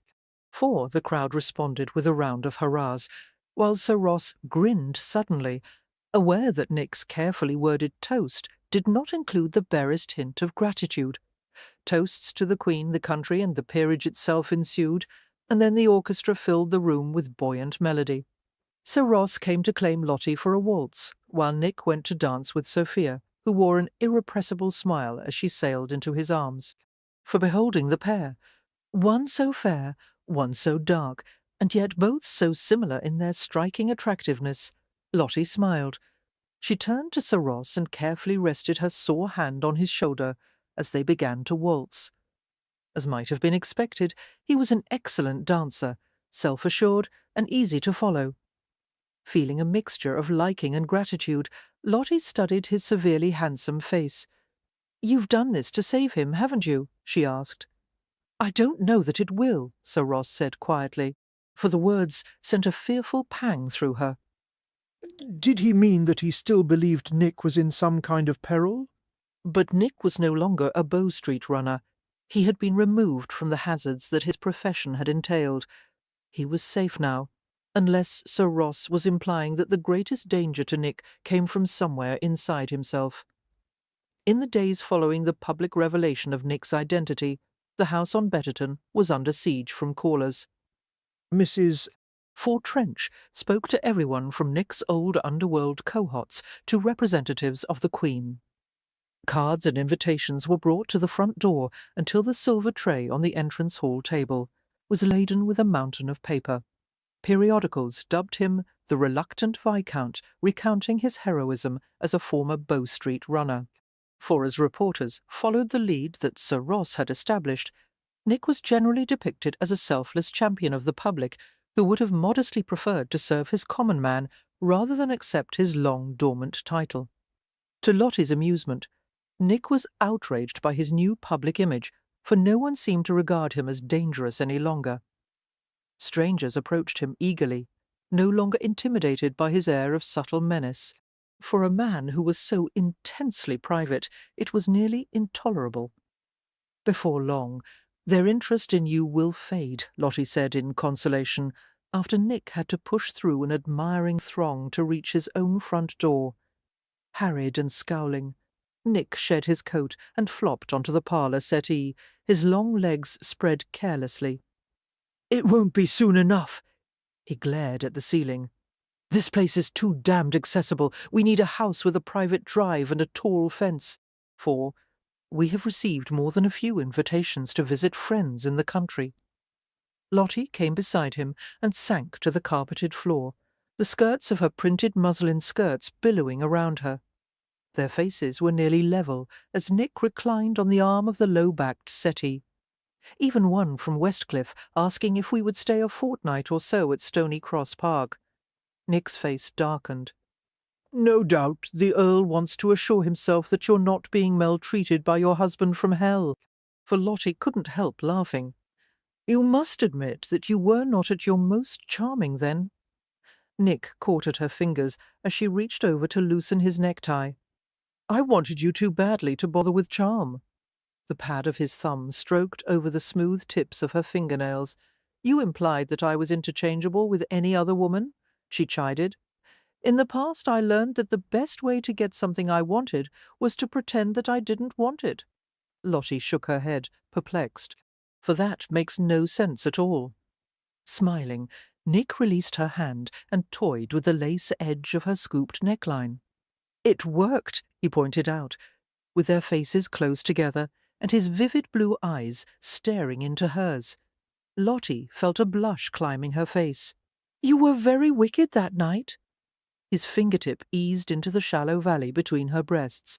For not nearly as wicked as I wanted to be. The sound of the front door being soundly rapped echoed through the entrance hall and drifted into the parlour. Withdrawing his hand, Nick listened as Mrs. Trench went to answer the door, telling the visitor that neither Lord Sidney nor his wife was receiving callers. The reminder of their beleaguered privacy caused Nick to scowl. That does it. I want to get out of London. Whom shall we visit? Lord Westcliff would be perfectly. No.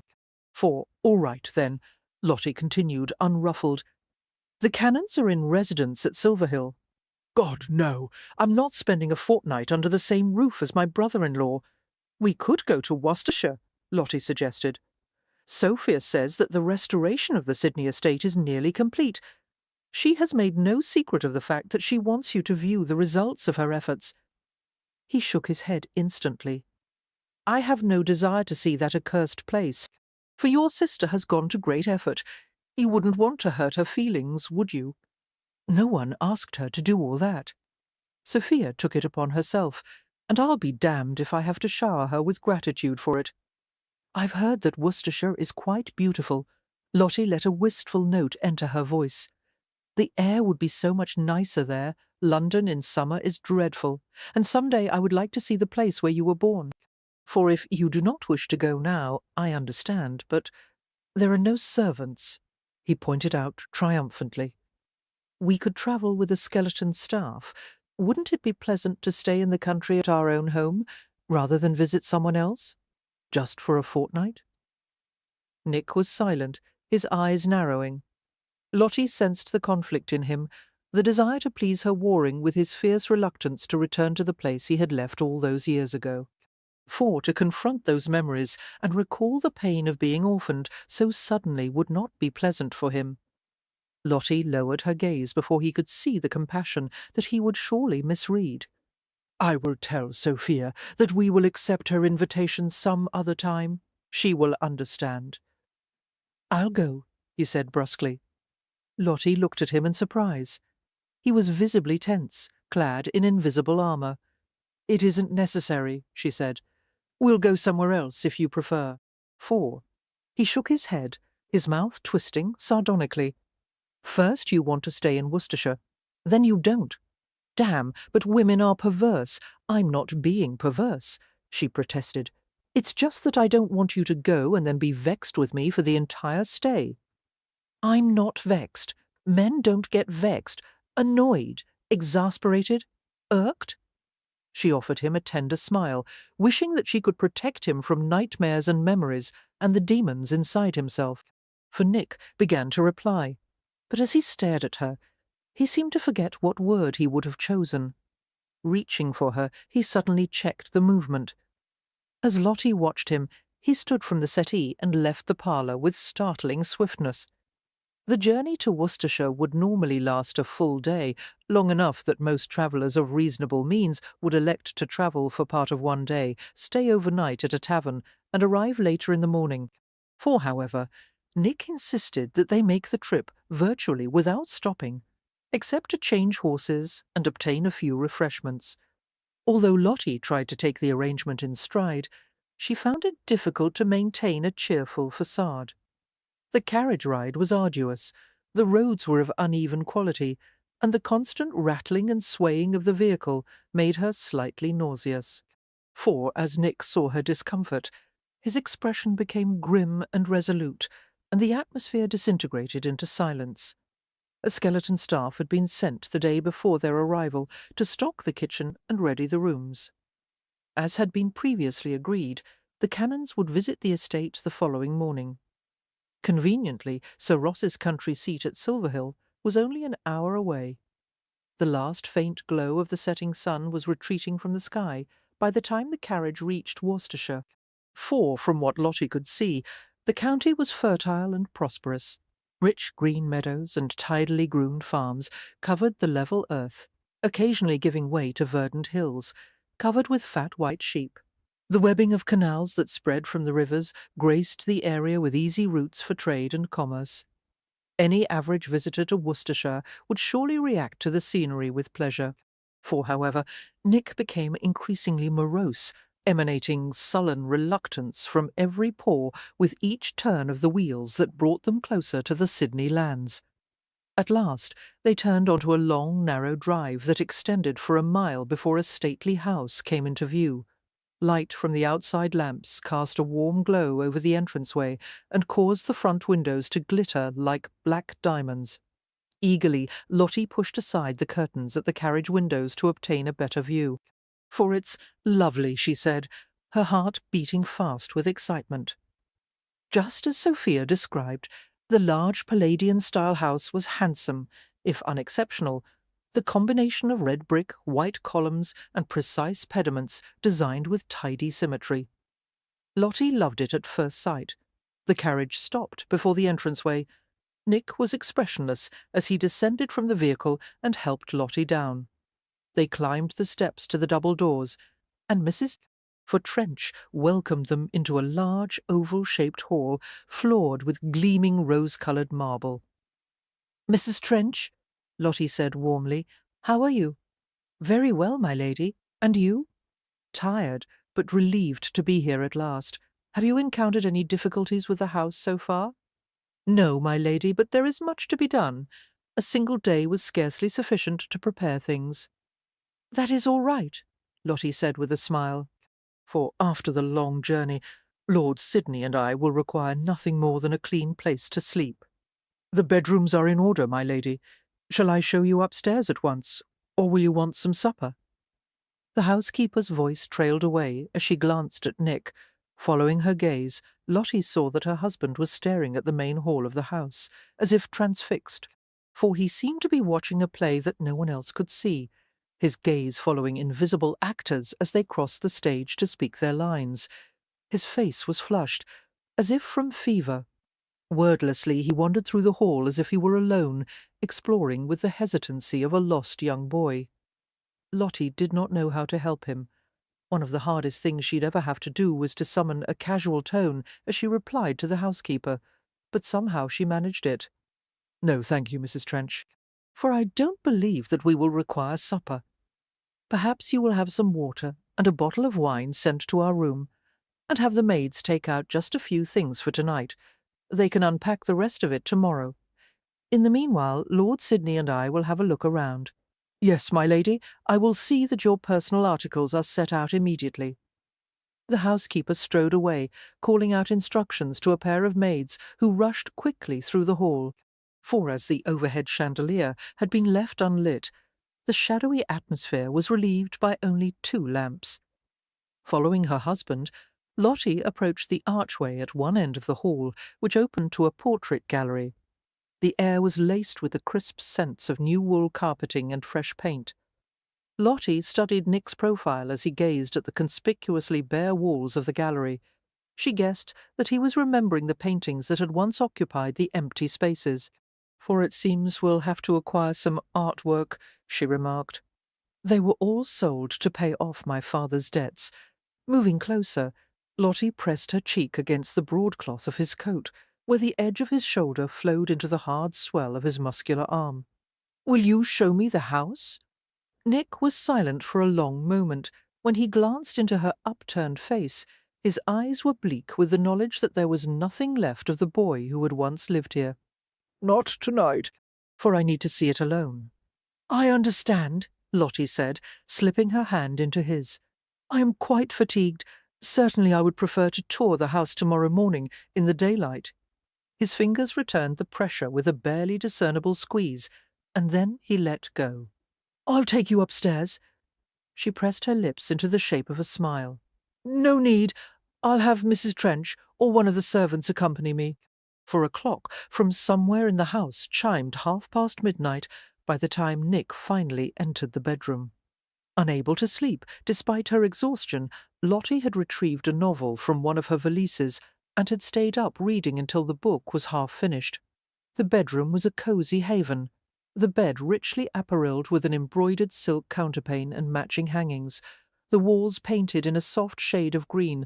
For becoming absorbed in the story, Lottie read until she heard the creak of a floorboard. Seeing Nick in the doorway, Lottie set the novel on the bedside table. Patiently, she waited for him to speak, wondering how many memories had been stirred by his walk through the house, how many silent ghosts had traversed his path. "You should sleep," he said eventually. "So should you." Lottie turned back the covers. After an extended pause, she asked, "Will you come to bed with me?" "For?"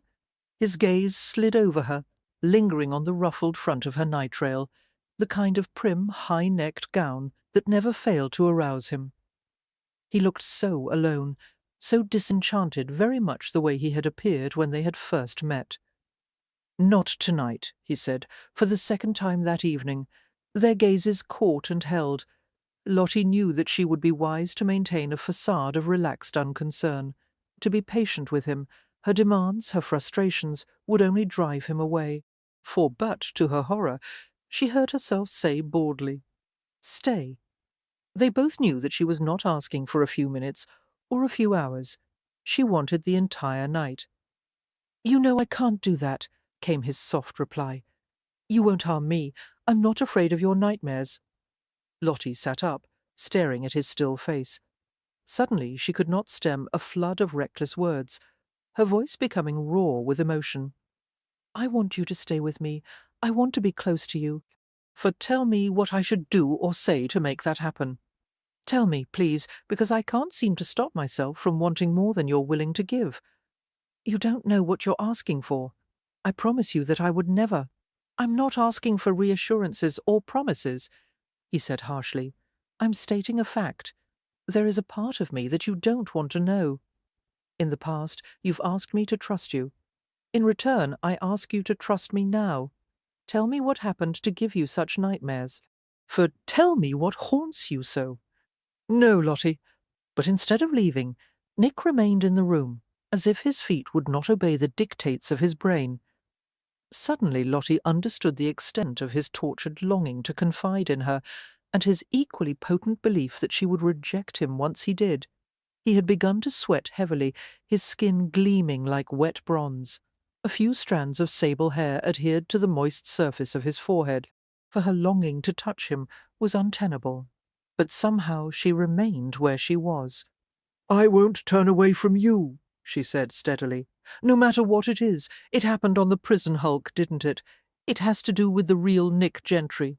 Did you kill him so that you could take his place? Is that what torments you?" She saw from the way Nick flinched that she had struck close to the truth. The crack in his defences widened, and he shook his head, trying to navigate past the breach. Failing, he gave her a glance filled with equal parts of rebuke and desperation. "It didn't happen that way." Lottie refused to look away from him. "Then how?" The lines of his body changed, relaxing into a sort of wretched resignation. He leaned one shoulder against the wall, facing partially away from her, his gaze arrowing to some distant point on the floor. "I was sent to the hulk because I was responsible for a man's death. I was 14 at the time, for I had joined a group of highwaymen, and an old man died when we robbed his carriage. Soon afterward we were all tried and convicted. I was too ashamed to tell anyone who I was. I simply gave my name as John Sidney. The other 4 in the gang were hanged in short order, but because of my age, the magistrate handed me a lesser sentence, 10 months on the Scarborough. Sir Ross was the magistrate who sentenced you, Lottie murmured, remembering what Sophia had told her, for a bitter smile twisted Nick's mouth. Little did either of us know that we would someday be brothers-in-law. He slouched harder against the wall. As soon as I set foot on the hulk, I knew that I wasn't going to last a month there. A quick hanging would have been far more merciful. Duncombe's academy, they called the ship, Duncombe being the officer in command. Half of his prisoners had just been cleared out by a round of jail fever. They were the lucky ones, for the hulk was smaller than the others anchored just offshore.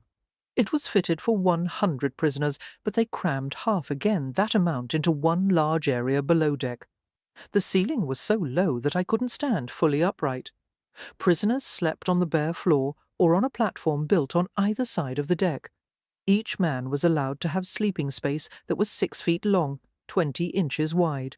For we were double-ironed much of the time, and the constant rattling of chains was almost more than I could stand. The smell was the worst of it, though. We were seldom allowed to wash. There was always a shortage of soap, and we had to rinse with seawater, and no through ventilation, just a row of portholes left open on the seaward side. As a result, the reek was so powerful that it would overcome the guards who first opened the hatches in the mornings.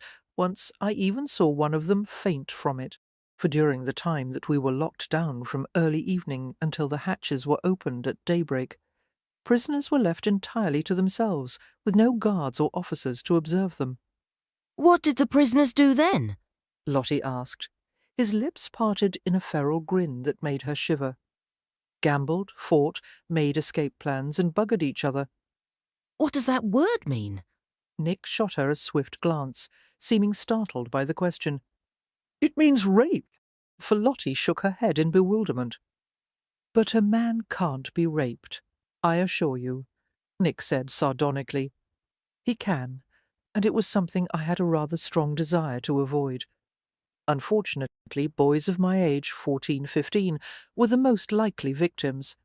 The reason I stayed safe for a time was because I had made friends with another boy who was a bit older and a damned sight more hard-bitten than I. Nick Gentry, yes, for he watched over me when I slept, taught me ways to defend myself. He made me eat to stay alive, even when the food was so foul that I could barely swallow it. Talking with him kept my mind occupied during the days when I thought I would go insane from having nothing to do. I wouldn't have lived without him, and I knew it. I was terrified of the day he would leave the hulk. 6 months after I'd boarded the Scarborough, Gentry told me that he was due to be released in a week, for the look on his face caused Lottie's insides to tighten into cold knots. Only 1 week left after surviving 2 years in that hellhole. I should have been glad for him. I wasn't. All I could think about was my own safety, which wasn't going to last 5 minutes after he left. He stopped, sliding deeper into the memories. "What happened?" Lottie asked quietly. "Tell me." His face went blank. His soul had clenched hard around the secrets, refusing to release them. For a strange cold smile flickered on his lips as he spoke with utter self-contempt. "I can't." Lottie stiffened her legs to keep from leaping out of bed and rushing to him. The heat of unshed tears filled her eyes as she stared at his dark, shadowed form. "How did Gentry die?" she asked. His throat worked, and he shook his head.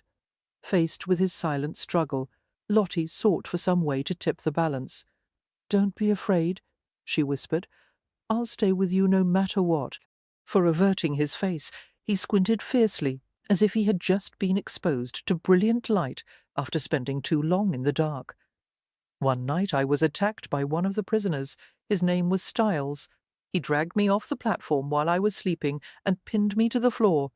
I fought like hell. But he was twice my size, and no one was going to interfere. They were all afraid of him, for I called out to Gentry to pull the bastard off of me before he could.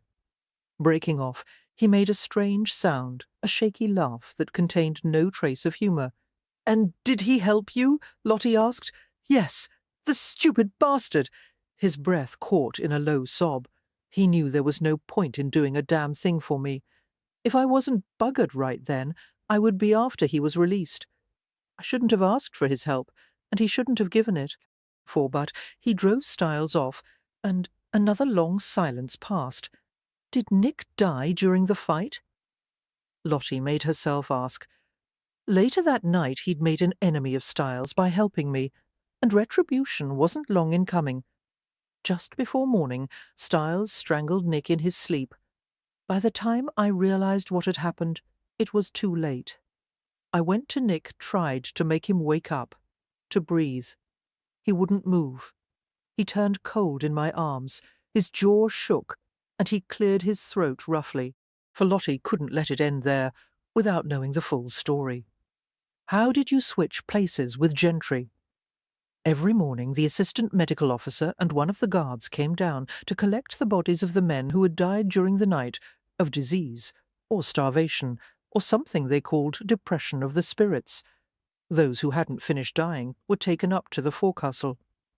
I pretended to be ill, which wasn't difficult at that point, for they took us both up to the deck and asked who I was and if I knew the dead man's name. The guards knew hardly any of the prisoners. To them we were all the same. And I had changed clothes with his corpse, so they had little reason to doubt me when I told them I was Nick Gentry, and the dead boy was John Sidney. For the next few days I stayed in the forecastle, feigning illness so I wouldn't be sent back down to the prison deck, for the other men who'd been brought there were too sick or weak to give a damn what I called myself. "And soon you were released," Lottie said quietly. "In Gentry's place. He was buried in a mass grave near the docks while I went free, and now his name is more real to me than my own." Lottie was overwhelmed. No wonder he had wanted to keep Nick Gentry's name. In some way he must have felt that he could keep a part of him alive by retaining it. The name had been a talisman, a new beginning, for she couldn't begin to understand the amount of shame he had attached to his true identity, believing that he was responsible for his friend's death. It wasn't his fault, of course, but even if she could make him admit the flaws in his reasoning, she could never expunge his guilt. Lottie slipped out of bed, the thick-piled wool carpeting prickling beneath her bare soles as she approached him. She was swamped in a sense of utter inadequacy, for if she treated him with kindness, he would receive it as pity. If she said nothing, he would take it as a sign of scorn or disgust. "Nick," she said softly, but he would not face her. She went to stand before him, listening to the broken pattern of his breathing. "You did nothing wrong in calling out for help, and he wanted to help you as any true friend would. Neither of you did anything wrong." He dragged his sleeve over his eyes and drew a shuddering breath. "I stole his life." No," she said urgently. "He wouldn't have wanted you to stay there. Whom would it have served?" A hot trickle touched the corner of her lips, flavouring them with salt. How well she understood guilt, the self-hatred it caused, especially in the absence of forgiveness, and the person that Nick needed forgiveness from was dead. "He can't be here to absolve you," she said, "but I'm going to speak for him. If he could, he would tell you, you're forgiven. It's all right now, for I'm at peace, and you should be as well, and it is long past time for you to forgive yourself." "How do you know he would say that?" "Because anyone who cared for you would. And he did care for you, or he wouldn't have risked his life to protect you." Stepping forward, Lottie put her arms around his rigid neck. "I care for you too." She had to use her full weight to make him bend to her. "I love you," she whispered. "Please don't turn me away." And she brought her mouth to his, for it took a long time for him to respond to the soft pressure of her lips. He made a faint sound in his throat, and slowly his shaking hands came to her face, holding her still while his mouth moulded over hers. His cheeks were wet with sweat and tears, and his kiss was bruising in its fervour. "Does it help to hear those words?" Lottie whispered when his mouth lifted. "Yes," he said hoarsely. "Then I'll say them whenever you need to hear them, until you begin to believe." For she slid her hand behind his neck and tugged his head down for another kiss. Nick startled her with his sudden wildness. Picking her up with frightening ease, he carried her to the bed and dropped her to the mattress. He tore his own clothes off, ripping plackets of buttons rather than take the time to unfasten them. Climbing over her swiftly, he straddled her and split the front of her gown with his hands. For dimly she realized that Nick's need to be inside her was so violent that he had lost all self-control. Kneeing, her legs wide apart, he pushed the head of his sex against her, demanding entry. Her body was unprepared, her flesh dry and tight despite her willingness to receive him. Sliding down her body, Nick took her with his mouth, his large hands gripping her hips and pressing them firmly to the bed as she arched upward in surprise. For his tongue plunged into her, wetting and softening the tender flesh. Finding the delicate peak just above the vulnerable opening, he drew the flat of his tongue against it, over and over, until he caught the intimate scent of her desire. Levering his body upward, he mounted her again and drove his hard organ inside her. As soon as Nick entered her warm body, his blind ferocity seemed to drain away, for he hung over her, his muscular arms braced on either side of her head, his chest moving in deep, irregular breaths. Lottie was pinned beneath him, her flesh throbbing around the thick shaft that impaled her. His mouth came to hers again, this time gentle as he possessed her with long, teasing kisses, the tip of his tongue stroking the insides of her mouth. For she had secretly cherished the memory of his other kisses, the sweetly fervent brushes of a stranger's lips. But this was so different, dark and heady and powerful. She ached for his touch, gasping with relief at the soft tugs of his fingers on her nipples. He used all his skill to arouse her, teasing her with shallow strokes that enticed rather than satisfied. Wanting more, Lottie tried to pull him closer. He resisted, maintaining the languid rhythm, hushing her with kisses when she protested. For suddenly he plunged inside her with one long drive. Bewildered, Lottie stared at his intent face. "What are you doing?" she asked faintly. His mouth brushed over hers with kisses of soft fire, and as he possessed her, she gradually came to understand the pattern he was working within her. 8 shallow thrusts, 2 deep, 7 shallow, 3 deep progressing until he finally gave her 10 heavy, penetrating plunges. For Lottie cried out with wrenching pleasure, her hips lifting against his sleek weight, as she was filled with volatile sensation. When the burning delight had begun to fade, Nick altered their positions subtly, moving farther over her, nudging her knees wider, adjusting the angle of his sex. He thrust deeply, sealing their bodies together, and circled his hips in a slow, steady rhythm. "I can't," Lottie said breathlessly, realizing what he wanted, knowing that it was impossible. For, "Let me," Nick whispered, tireless and wickedly adept, as he continued the gentle circling, using his body to pleasure her. She was astonished by how quickly the heat rose again, her senses welcoming the patient stimulation, her sex turning slick and swollen as he moved inside her, over her, against her. "Oh, oh." The sounds were torn from her throat as she reached another crest, her limbs jerking, her cheek pressed hard against his shoulder, and then he began the entire cycle again, for 9 shallow, 1 deep. Lottie lost count of how many times he brought her to ecstasy, or how much time passed while he made love to her. He whispered in her ear endearment's intimate praise, telling her how hard she made him, how sweet she felt around him, how much he wanted to satisfy her. He gave her more pleasure than it seemed possible to bear, until finally she begged him to stop, her body trembling with exhaustion. For Nick complied with reluctance, pushing deep inside one last time, releasing his pent-up desire with a shuddering groan. Compulsively he kissed her again as he withdrew from her sated body. Lottie barely had the strength to lift her hand, but she caught at his arm and murmured thickly, "Will you stay?" "Yes," she heard him say. "Yes." Relieved and tired, she sank quickly into a fathomless sleep. For Chapter 13.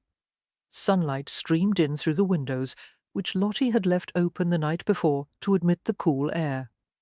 She yawned and stretched, wincing uncomfortably at the strained muscles in her thighs and the unusual ache she felt in her. Suddenly remembering the previous night, Lottie rolled over. A shiver of pleasure went through her as she saw Nick sleeping on his stomach beside her, his long, muscular back gleaming in the rising light. For his head was half buried in a pillow, his lips slightly parted as he slumbered. The growth of a thick night beard shadowed his jaw, lending a disreputable cast to his handsome face. Lottie had never experienced this kind of passionate interest in anyone or anything, this keen desire to know every detail of his mind, body, and soul, the pure delight of being in his presence. Propping herself up on one elbow, Lottie realized that she'd never had the opportunity to view him at her leisure, for the lines of his body were sleek and strong, his broad back tapering to a lean waist and hips, his flesh densely muscled yet smooth. She admired the solid curve of his buttocks covered by the sheet that lay low on his hips, and she wanted to see more of him. Glancing cautiously at his peaceful face, she reached down to the edge of the white linen and began to ease it away from his backside. Lower and lower, with a swiftness that made her gasp, Nick reached out and seized her wrist, for his eyes opened to study her drowsily, and a smile lit the depths of warm blue. When he spoke, his voice was sleep-roughened. "It's not fair to ogle a man while he's asleep." "I wasn't ogling," Lottie said impishly. "Women don't ogle." She gave him a boldly appraising glance. "But I do like the way you look in the morning." Releasing her, Nick shook his head with a snort of disbelief, scrubbing his fingers through his dishevelled hair. For he rolled to his side, revealing a chest covered with thick dark curls, tempted beyond her ability to resist. Lottie wriggled closer to him until her breasts were pressed into the wealth of warm fur. "Did you ever spend the night with your friend?" she asked, entwining her legs with his. "You mean with Gemma?" "God, no! Then I'm the first woman you've ever slept with," she said, pleased. He touched her softly, his fingertips tracing the silken curve of her shoulder. "Yes," for Lottie made no protest, as he rolled her to her back, his head lowering to her breasts. They were tender and sensitive from his attentions, and she gasped as she felt his hot, gentle tongue swirling over the rosy nipple. Relaxing beneath him, she luxuriated in the tangle of sunshine and white linen, her arms curving around his dark head. "Nick, we can't," she said suddenly. Her gaze shot to the clock on the mantel. "Good Lord, we're late." "Late for what?" For he asked in a muffled voice, resisting as she attempted to push his heavy body away. "Sophia and Sir Ross promised to be here at 10 o'clock. There's barely enough time to bathe and dress. Oh, do get off me, I must hurry." With a surly frown, Nick allowed her to squirm out from beneath him. "I want to stay in bed. We can't. For we're going to tour the house with Sophia and Sir Ross, and you're going to make yourself agreeable and praise your sister for the splendid job she's done, and thank them both for their generosity. And then we'll entertain them for an early supper, after which they will return to Silverhill." Nick lounged on his side as he watched her descend from the bed. "That's going to be at least 12 hours from now. I'm not going to be able to keep my hands off of you for that long. For then you'll have to devise some means of—" Lottie broke off and inhaled sharply as she stood upright. "What is it?" he asked alertly. Lottie blushed from her head to her toes. "I'm sore in places that I'm not usually sore." Nick understood immediately. An abashed grin touched his lips, and he hung his head in an unconvincing effort at penitence. "I'm sorry, an after-effect of tantric love-making." "Is that what it was?" Lottie hobbled to a chair near the hearth, where she had left her robe, for hastily she wrapped it around herself. "An ancient Indian art form," he explained. "Ritualized methods designed to prolong intercourse." Lottie's high colour persisted as she recalled the things he had done to her in the night. Well, it certainly was prolonged. Not really. Tantric experts often have sexual relations for 9 or 10 hours at a time. She gave him an appalled glance. Could you do that if you wished? For, standing from the bed, Nick walked over to her, completely unself-conscious in his nakedness. He took her into his arms and nuzzled her soft blonde hair, playing with the loose braids that hung down her back. "With you, I wouldn't mind trying," he said, smiling against her temple. "No, thank you. I can barely walk as it is." She searched through the tantalizing hair on his chest, finding the point of his nipple. "I'm afraid I'm not going to encourage any of your tantric practices. For—" "That's all right," he replied amiably. "There are other things we can do." His voice lowered seductively. "I haven't begun to show you the things I know. I was afraid of that," she said, and he laughed, his big hand cupped around the back of her head, tilting it until her face was lifted to his. Lottie was amazed by the expression in his eyes, the heat that smouldered in the fathomless blue wells. His mouth lowered to hers slowly, as if he thought she might twist away, for she realized that he feared her willingness to kiss him might have evaporated with the morning light. Holding still for him, she let her eyes close as she felt the velvety warmth of his mouth cover hers. Nick hardly recognized himself in the days that followed. His confession to Lottie and her astonishing reaction to it had changed everything. She should have been repulsed by the things he had told her, and instead she had embraced him, accepted him without hesitation. For he didn't understand why. He watched her carefully for signs of regret, thinking that she would come to her senses. But the expected rejection did not come. Lottie opened herself to him in every way, sexually and emotionally.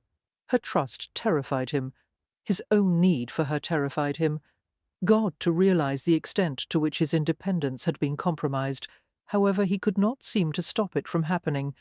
Faced with this inevitability, Nick had no choice but to give in to it.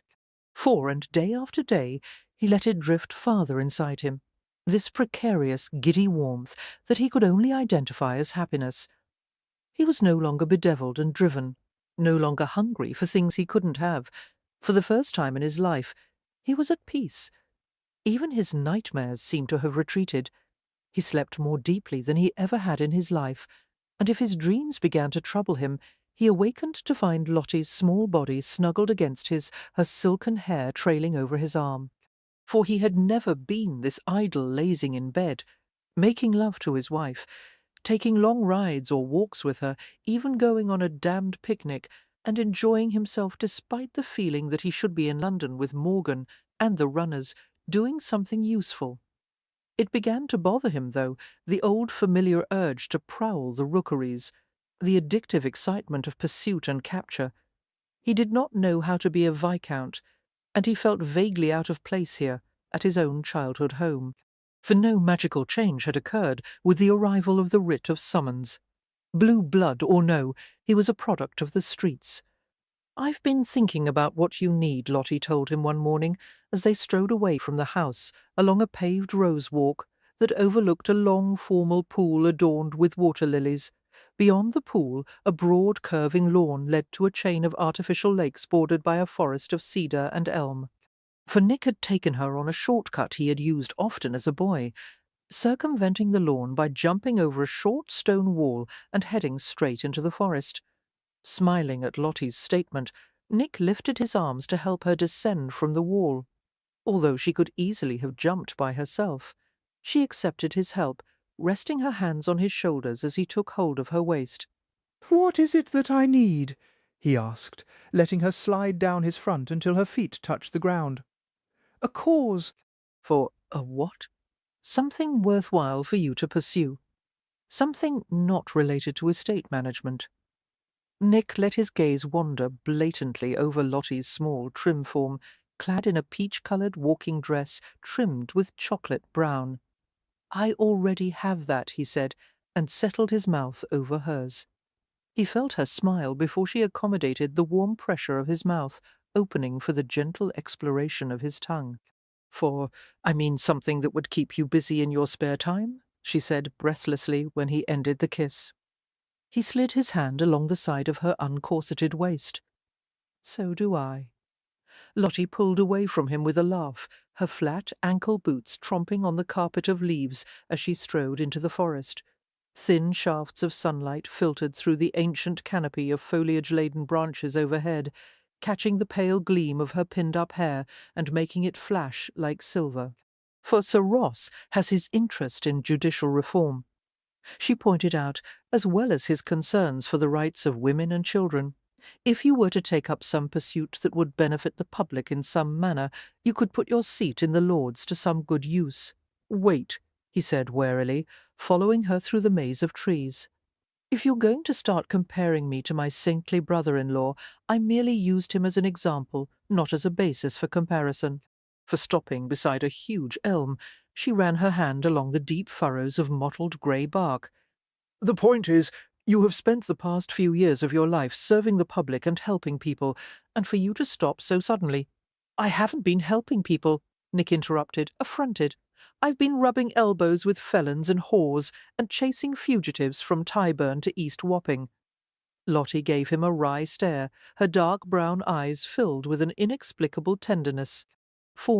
And in doing so, you've made London safer and brought justice to those who deserved it. For heaven's sake, why are you offended at the implication that you may have actually done something good now and then? I don't want to be portrayed as something I'm not, Nick said curtly. I see you exactly for what you are, she informed him, and I would be the last to call you a saint. Good. For, on the other hand, your work as a runner did serve to benefit other people, whether you choose to admit it or not. Therefore, you will now need to find some meaningful activity to occupy your time. Casually, Lottie walked on, stepping over a fallen branch. You want me to turn into a reformist? He asked in disgust, following her. Deliberately ignoring his sudden bad humour, Lottie continued through the trees until the forest opened to reveal a small, glittering lake. For there must be some issue that concerns you, something you want to fight for. What about improving the horrid condition of the Thames, or the workhouses in which the elderly, children and the insane are all mixed together with no one to tend them? Next you'll want me to make speeches in Parliament and give charity balls. He scowled at the thought.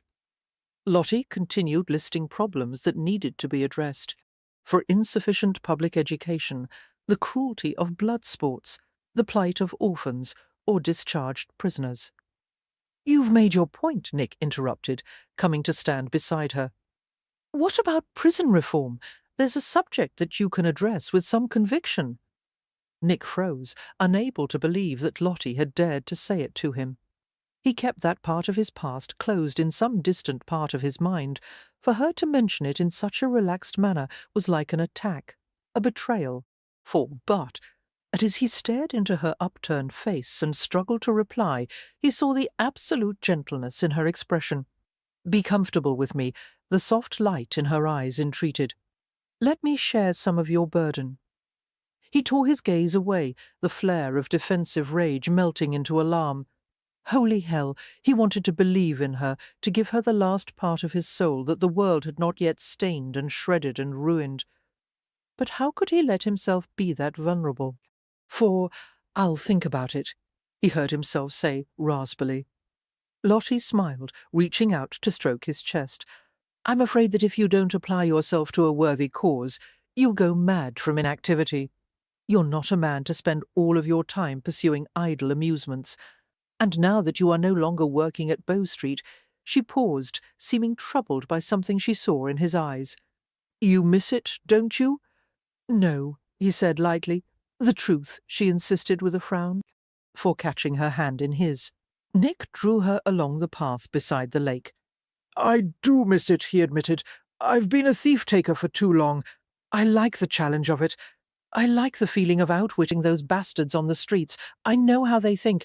Each time I hunt down an escaped murderer or some filthy rapist and throw him into the Bow Street strongroom, it gives me a satisfaction like nothing else. He paused, searching for the right words. I've won the game. Game? For Lottie repeated carefully. Is that how you think of it? All the runners do. You have to if you're going to outfox your opponent. You need to stay detached, otherwise you'll get distracted. It must have been quite difficult at times to maintain your detachment. Never, he assured her. It's always been easy for me to shut away my feelings. I see. But while Lottie seemed to understand what he was telling her, there was a barely perceptible edge of skepticism in her tone. For as, if she doubted, that he still had the ability to remain completely emotionless. Troubled and annoyed, Nick fell silent as they continued around the lake, and he told himself that he could hardly wait to leave the idyllic scenery of Worcestershire and return to London. Chapter 14. "You're going to Bow Street today, aren't you?" Lottie asked, cradling a cup of tea in her hands as she watched Nick devour a large plate of eggs, fruit, and currant bread. For Nick glanced at her with a deliberately bland smile. "Why do you ask?" Since they had returned from Worcestershire 3 days earlier, he had met with bankers, hired an estate agent, visited his tailor, and spent an afternoon at Tom's coffee house with friends. For all Lottie knew today would proceed in much the same manner, but somehow her intuition had led her to suspect otherwise. "Because you have a certain look in your eyes whenever you go to meet Sir Grant or anyone else at Bow Street." For Nick could not help grinning at his wife's suspicious expression. She had the instincts and the tenacity of a rat terrier, and he considered that a compliment, though she would probably not. "As it happens, I'm not going to Bow Street," he said mildly. It was the truth, although only in the most technical sense. "I'm just going to visit a friend. Eddie Sayer. I've told you about him before, remember?" "Yes, he's one of the runners." Lottie's eyes narrowed above the delicate edge of her teacup. "For what are the two of you planning? You're not going to do something dangerous, are you?" Her voice contained an edge of apprehension, and her gaze swept over him with a possessive concern that made his heart knock hard in his chest. Nick struggled to understand what those signs meant. It almost seemed as if she was worried for him, that his safety mattered to her. She had never looked at him that way before, and he was not certain how to react. For carefully he reached out and pulled her from the chair, settling her on his lap. "Nothing dangerous at all," he said against the softness of her cheek. Intoxicated by the taste of her skin, he worked his way to her ear and touched the delicate lobe with the tip of his tongue. "I would hardly risk coming home to you in less than full working order." Lottie squirmed in his lap, and the movement drew a surge of heat to his loins. "Where are you and Mr. Sayer going to meet?" she persisted, for ignoring the question. Nick ran his hand over the bodice of her morning dress, made of a soft white fabric printed with tiny flowers and leaves. The scooped neckline revealed the tender line of her throat, presenting a temptation too potent to resist. Lowering his mouth to her neck, he kissed her sweet, downy skin, while his hand stole beneath the rustling layers of her skirts. "For you're not going to distract me that way," Lottie told him. But he heard the hitch of her breath when he found the smooth reach of her thigh. He made a discovery that sent a wash of sexual interest through his body, his cock rising vigorously against the shape of her bottom. "You're not wearing drawers?" he murmured, his hand wandering avidly over her bare limbs. "It's too hot today," she said breathlessly, wiggling to evade him, pushing ineffectually at the mound of his hand beneath her dress. "For I most certainly did not discard them for your benefit. And Nick, stop that. The maid is going to come in at any moment. Then I'll have to be fast. You're never fast." Nick, her body curled against his, as he reached the patch of hair between her thighs, the sweet cleft already rich with moisture, as her well-tutored body responded to his touch. "I'm going to do this to you next week at the Markenfields ball," he said softly, running his thumb along the humid seam of her sex. "For I'm going to take you to some private corner and pull up the front of your dress and stroke and tease you until you come." "No," she protested faintly, her eyes closing as she felt his long middle finger slide inside her. "Oh, yes." Nick withdrew his wet finger and ruthlessly tickled the softly straining crest until he felt her body tensing rhythmically in his lap. "I'll keep you quiet with my mouth," he whispered, and I'll be kissing you when you climax with my fingers inside you like this." He thrust his 2 middle fingers inside the warm, pulsing channel and covered her lips with his as she moaned and shuddered violently. When he had siphoned the last few shivers of pleasure from her body, Nick lifted his mouth and smiled smugly into her flushed face. "Was that fast enough for you?" For the brief interlude at the breakfast table left Nick's senses pleasantly awakened and his mind filled with agreeable thoughts about what would happen when he returned home later in the day. In good spirits, he hired a hackney to convey him to his meeting place with Eddie Sayer. It would not have been wise to take a good horse or a private carriage to the Blood Bowl Tavern, a favourite criminal haunt or bastard sanctuary, for Nick had long been familiar with the Blood Bowl, as it was part of the area around Fleet Ditch, where he had once owned a flash house. Fleet Ditch, London's main sewer, cut through a region of massive criminal activity. It was arguably the heart of the underworld, situated amidst 4 prisons including Newgate, the Fleet and Bridewell. For years Nick had known no other home. For at the height of his career as a crime lord, Nick had rented an elegant office in town to meet with upper-class clients and bank representatives who were understandably reluctant to go to Fleet Ditch. However, he had spent the majority of his time in a flash house not far from the ditch, gradually becoming inured to the perpetual stink. There he had schemed, set traps, and skillfully amassed a network of smugglers and informants, for he had always expected to die rich and young, having agreed with the words of a criminal he had once seen hanged at Tyburn. "A life has been well spent if it be short but merry." But just before Nick had been about to receive his well-deserved comeuppance, Sir Ross Cannon had stepped in with his infamous deal. Much as Nick hated to admit it, the years he had spent as a runner had been the best of his life, for although he had always resented Sir Ross's manipulations, there was no denying that his brother-in-law had changed his life for the better. Nick glanced curiously at the dark, crowded streets where swarms of people moved in and out of ramshackle buildings that were seemingly piled one atop the other. Coming here, after having just left his clean, pretty wife in the serene little house on Betterton Street, was jarring. And, strangely, the anticipation of going on the hunt was not half as strong as it used to be. Nick had expected to feel the savage thrill of prowling through the most dangerous area in London, and instead he was damned if he wasn't half sorry that he had agreed to come help Sayer today. But why? He was no coward, no pampered aristocrat. It was just he had the perplexing feeling that he did not belong here any more. He had something to lose, and he did not want to risk it. For shaking his head in confusion, Nick entered the Blood Bowl and found Sayer waiting at a table in a dark corner. The tavern was as rank and filthy and crowded as ever, smelling like refuse, gin, and bodily odours. Sayer greeted him with a friendly grin. Young, dashing, and large-framed Sayer was undoubtedly the best runner that Sir Grant had now that Nick had left the force. For although Nick was glad to see his friend, he had an odd sinking feeling as he saw the gleam of reckless excitement in Sayer's eyes, and realized that he did not share it. Nick did not doubt that his abilities and instincts were still there, but he no longer possessed the hunger to hunt. He wanted to be at home with his wife. Damn, he thought in rising agitation. "Morgan will gut me like a cod if he finds out that I asked you to do this," Sayer said ruefully. "He won't find out," for Nick joined him at the table, shaking his head in refusal as a barmaid approached them with a jug of ale.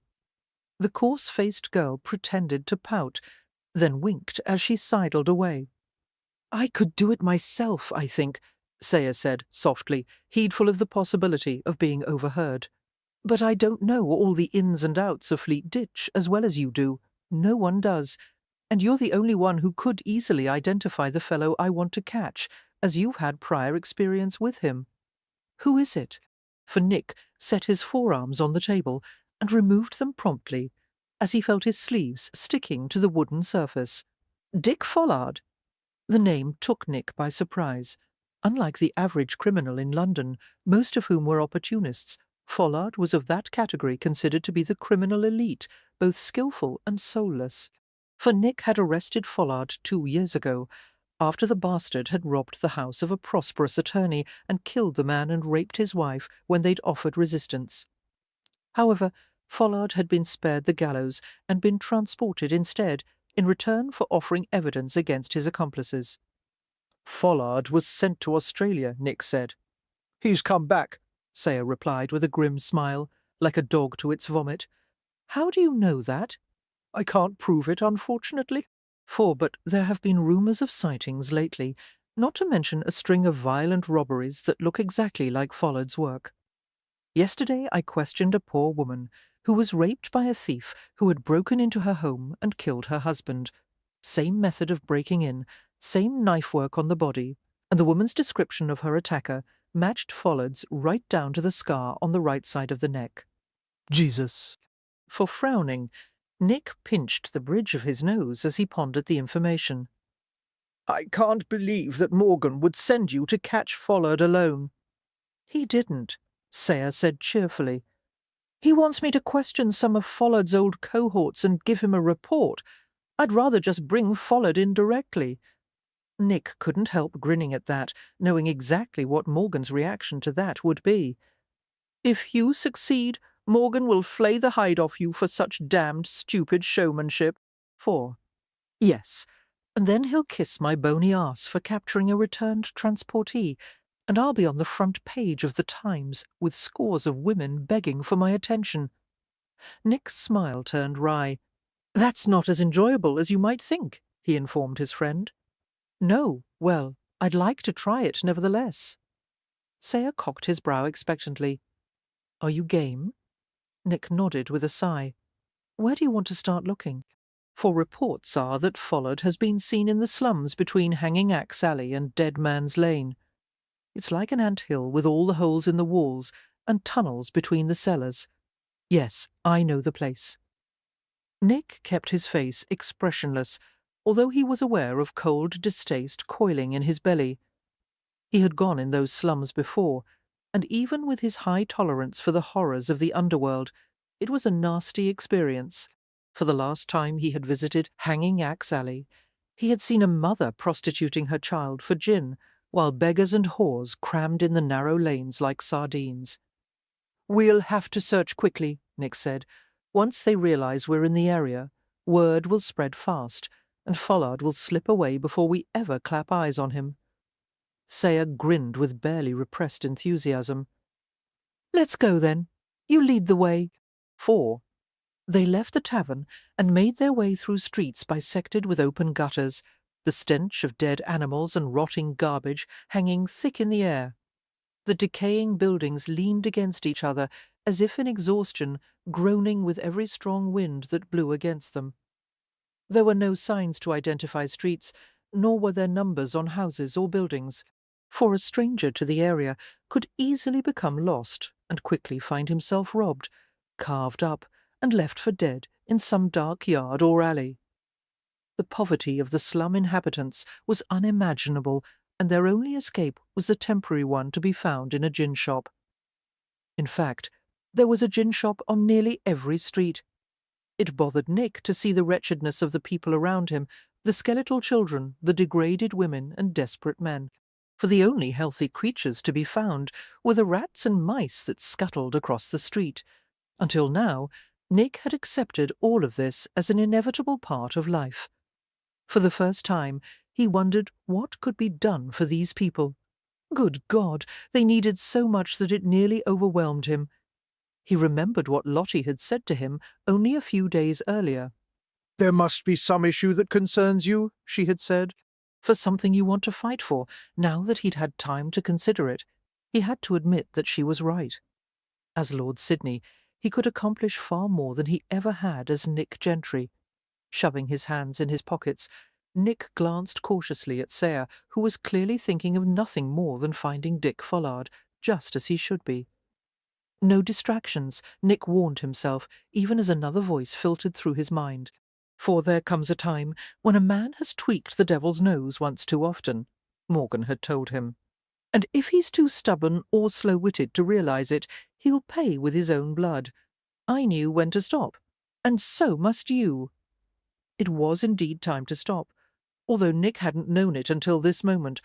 After helping Sayer with this one task, Nick would finally let go of his identity as a runner and reinvent himself once more.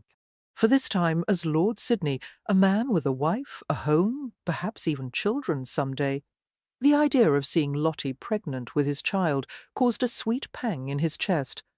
Finally, he was beginning to understand why Sir Ross had found it so easy to resign from the magistracy when he'd married, and why Morgan valued his family above all else. "Gentry," Sayre muttered. "Gentry." Lost in his thoughts, Nick did not notice until Sayre spoke once more. "Sidney?" Nick gave him an inquiring glance. "Yes?" For Sayre was frowning. "Keep your wits about you. You seem a bit distracted." I'm fine, Nick said Curtly, realizing that he had indeed been preoccupied in this place. That could be a fatal mistake. They ventured into the slum district, and Nick assessed the area with a critical glance, trying to remember what he knew of the warren of alleys, tunnels, and crossways between buildings. For he passed a hand lightly over his chest, checking the reassuring weight of an iron-filled leather cudgel in his coat pocket. "Let's start with the buildings on the north side of the street," Nick said. "We'll work our way to the corner." Sayre nodded, his body tensing visibly as he prepared for action. They searched the buildings methodically, pausing briefly to ask questions of those who seemed likely to know something. The rooms and burrows were badly lit, not to mention crowded and fetid. For Nick and Sayre met with no resistance, although they were the focus of many suspicious and hostile stares. In a workshop near the end of the street, ostensibly a buckle-maker's shop, but in reality a harbour for coiners and forgerers, Nick saw the betraying flicker in a scrawny old man's eyes when he heard the mention of Follard's name. While Sayre checked through the shop, Nick approached the man with an inquiring gaze. "Do you know anything about Follard?" For Nick asked gently, fingering the edge of his own left sleeve with his opposite hand, in a signal well known to those in the London rookeries. The subtle gesture was a promise of payment for valid information. The man's paper-thin lids lowered over his yellowed eyes as he considered the offer. "I might." Nick crossed his palm with a few coins, and the old man's wrinkled fingers closed over the money. "Can you tell me where I may find him?" He might try the gin shop on Melancholy Lane. For nodding in thanks, Nick glanced at Sayre and indicated with a swerve of his gaze that it was time to leave. Once outside, they headed swiftly to Melancholy Lane, just 2 streets over from Hanging Axe Alley. As with most gin shops near Fleet Ditch, the place was heavily packed long before noon, with drunken patrons sitting on the ground in a stupor.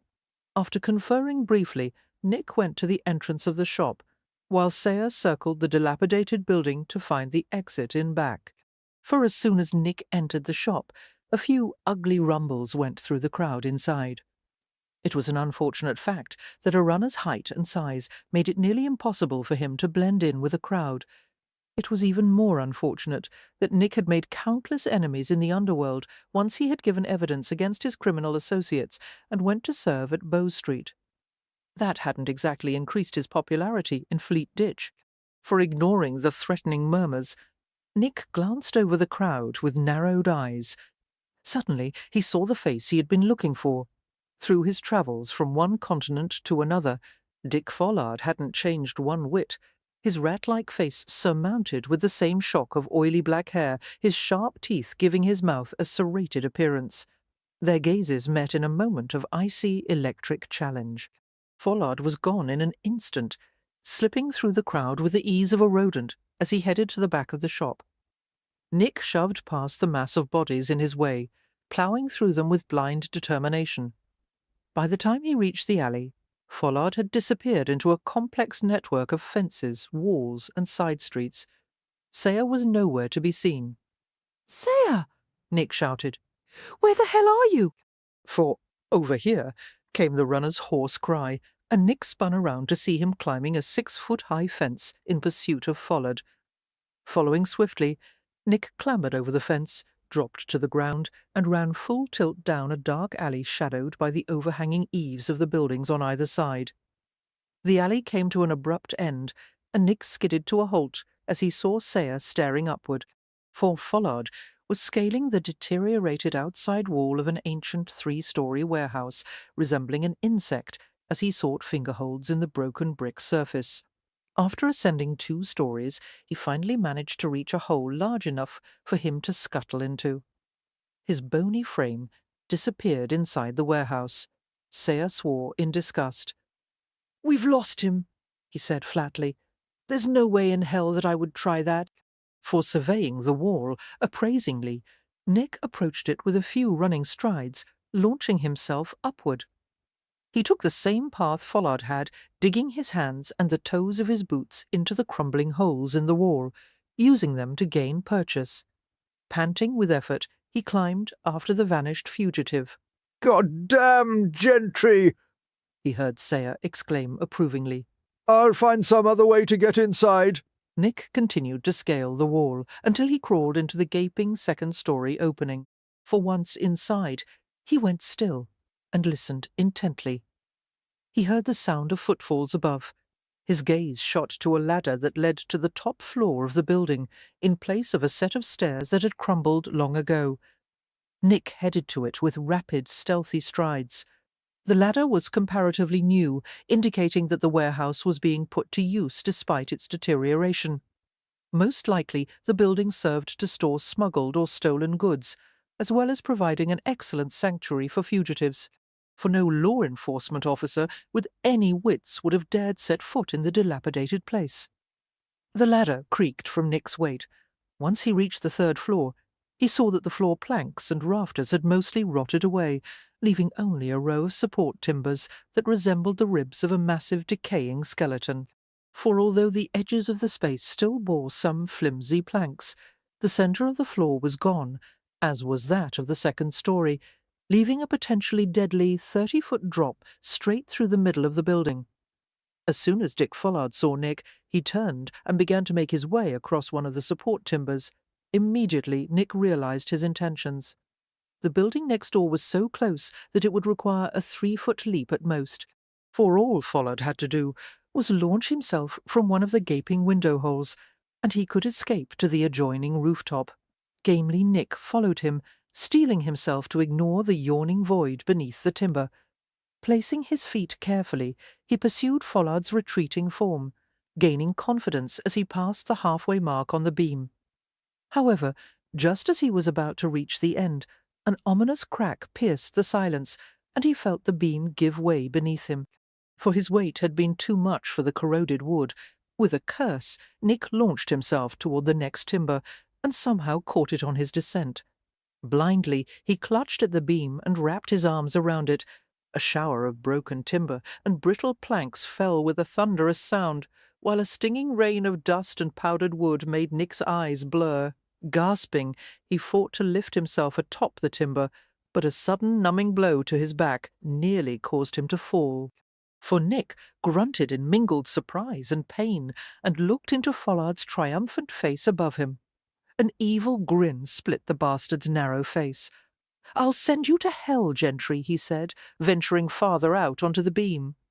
He stomped on Nick's hand with his booted foot. The bones in Nick's fingers cracked, drawing a growl of agony from his throat.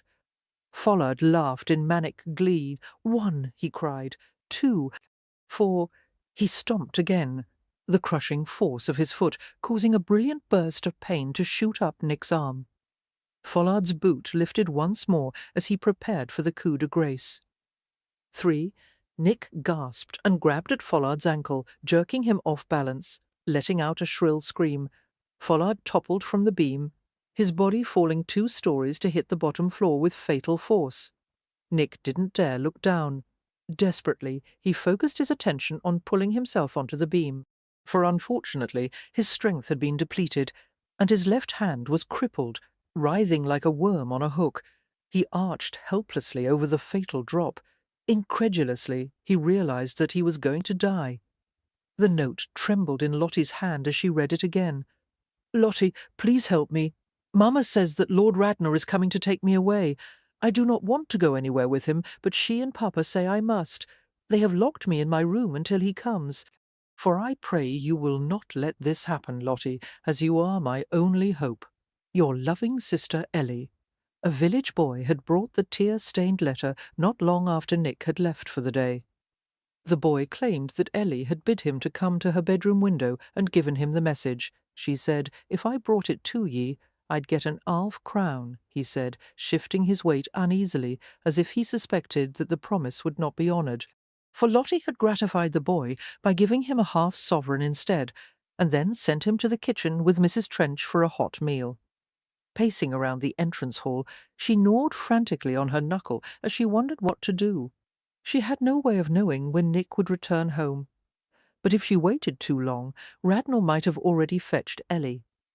The thought filled her with such distress that Lottie clenched her fists and uttered a cry of outrage. For her parents, allowing Radnor to come take poor innocent Ellie, as if she were an animal to be traded. "She's only 16, she said aloud, her face hot with the blood of anger. How could they possibly live with themselves? And there had been no mention of marriage in the note, which could only lead Lottie to believe that her parents were virtually prostituting Ellie for their own benefit. The realization made her ill. No, she could not wait for Nick, for she would go and collect Ellie herself before Radnor came. In fact, Lottie was furious with herself for not already having done so. But who could have predicted that Radnor would have wanted Ellie, or that her parents would have given her to him like this? "Harriet!" she called out sharply, striding to the nearest bell-pull and tugging it frantically. "Harriet!" The dark-haired maid appeared at once, having run so fast that her spectacles were a bit askew. "Milady!" For fetch my travelling coat and bonnet. Pausing, Lottie considered the footmen in Nick's employ, and decided that Daniel was the largest and most capable man to help her in his absence. "Tell Daniel that he is to accompany me on an errand. I want the carriage to be readied immediately." "Yes, Lady Sydney." Harriet rushed to obey, seeming infected by Lottie's urgency. In less than a minute, Daniel appeared, his tall form clad in black livery. For he was a good-natured, robust young man with dark brown hair and sherry-coloured eyes. "My lady," he said, making an impeccable bow and waiting for her instructions, receiving her bonnet from Harriet. Lottie tied it deftly beneath her chin. "Daniel, we are going to my parents' home to fetch my younger sister. I have no doubt that my family will offer strong objections, for there is even a possibility of a physical altercation. And while I don't want anyone to be hurt, we must bring my sister back here with us. I trust that I may depend on you." He understood what she was asking. "Naturally, my lady." She smiled slightly, her face pale. "Thank you." The carriage was prepared in record time, and Lottie clutched the balled-up note in her fist as the vehicle rolled swiftly away from Betterton Street, for she tried to make herself think clearly, to understand what was happening. What did Radnor want with her sister? In the years that Lottie had known him, he had barely seemed to notice Ellie's existence, except to make disparaging comments that Ellie was plump, simple-minded, unrefined. Why choose her of all women to make his mistress? Perhaps because Radnor knew that it was the worst way to hurt Lottie, for he knew that she could never be content in her marriage to Nick. Knowing that her happiness had been purchased at the price of her sister's, seething with fear and anger, Lottie twisted her hands in her skirts. It took only a quarter-hour to reach her parents' home, but to Lottie the wait was unbearable.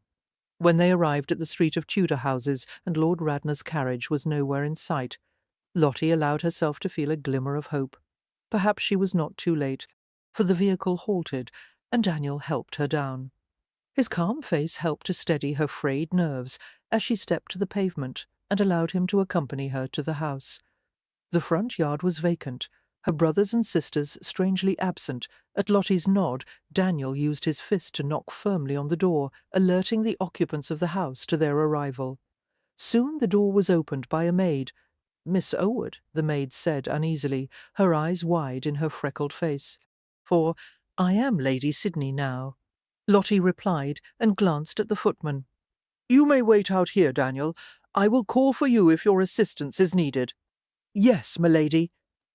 Entering the house, Lottie saw her parents standing in the doorway of one of the receiving rooms, her mother, looking pinched and determined, her father hardly able to lift his gaze from the ground. The signs of their guilt fanned her outrage into quiet fury. "Where is Ellie?" she demanded without preamble, for her mother stared at her without emotion. "That is not your concern, Charlotte.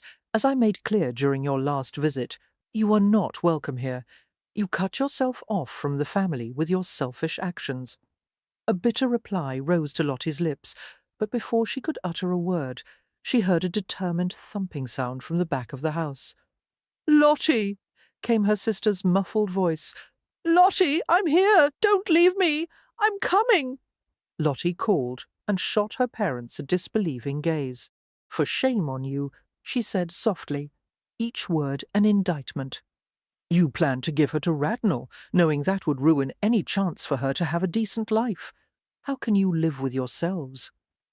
Ignoring her mother's vehement outcry, Lottie strode to Ellie's bedroom and turned the key that had been left in the lock.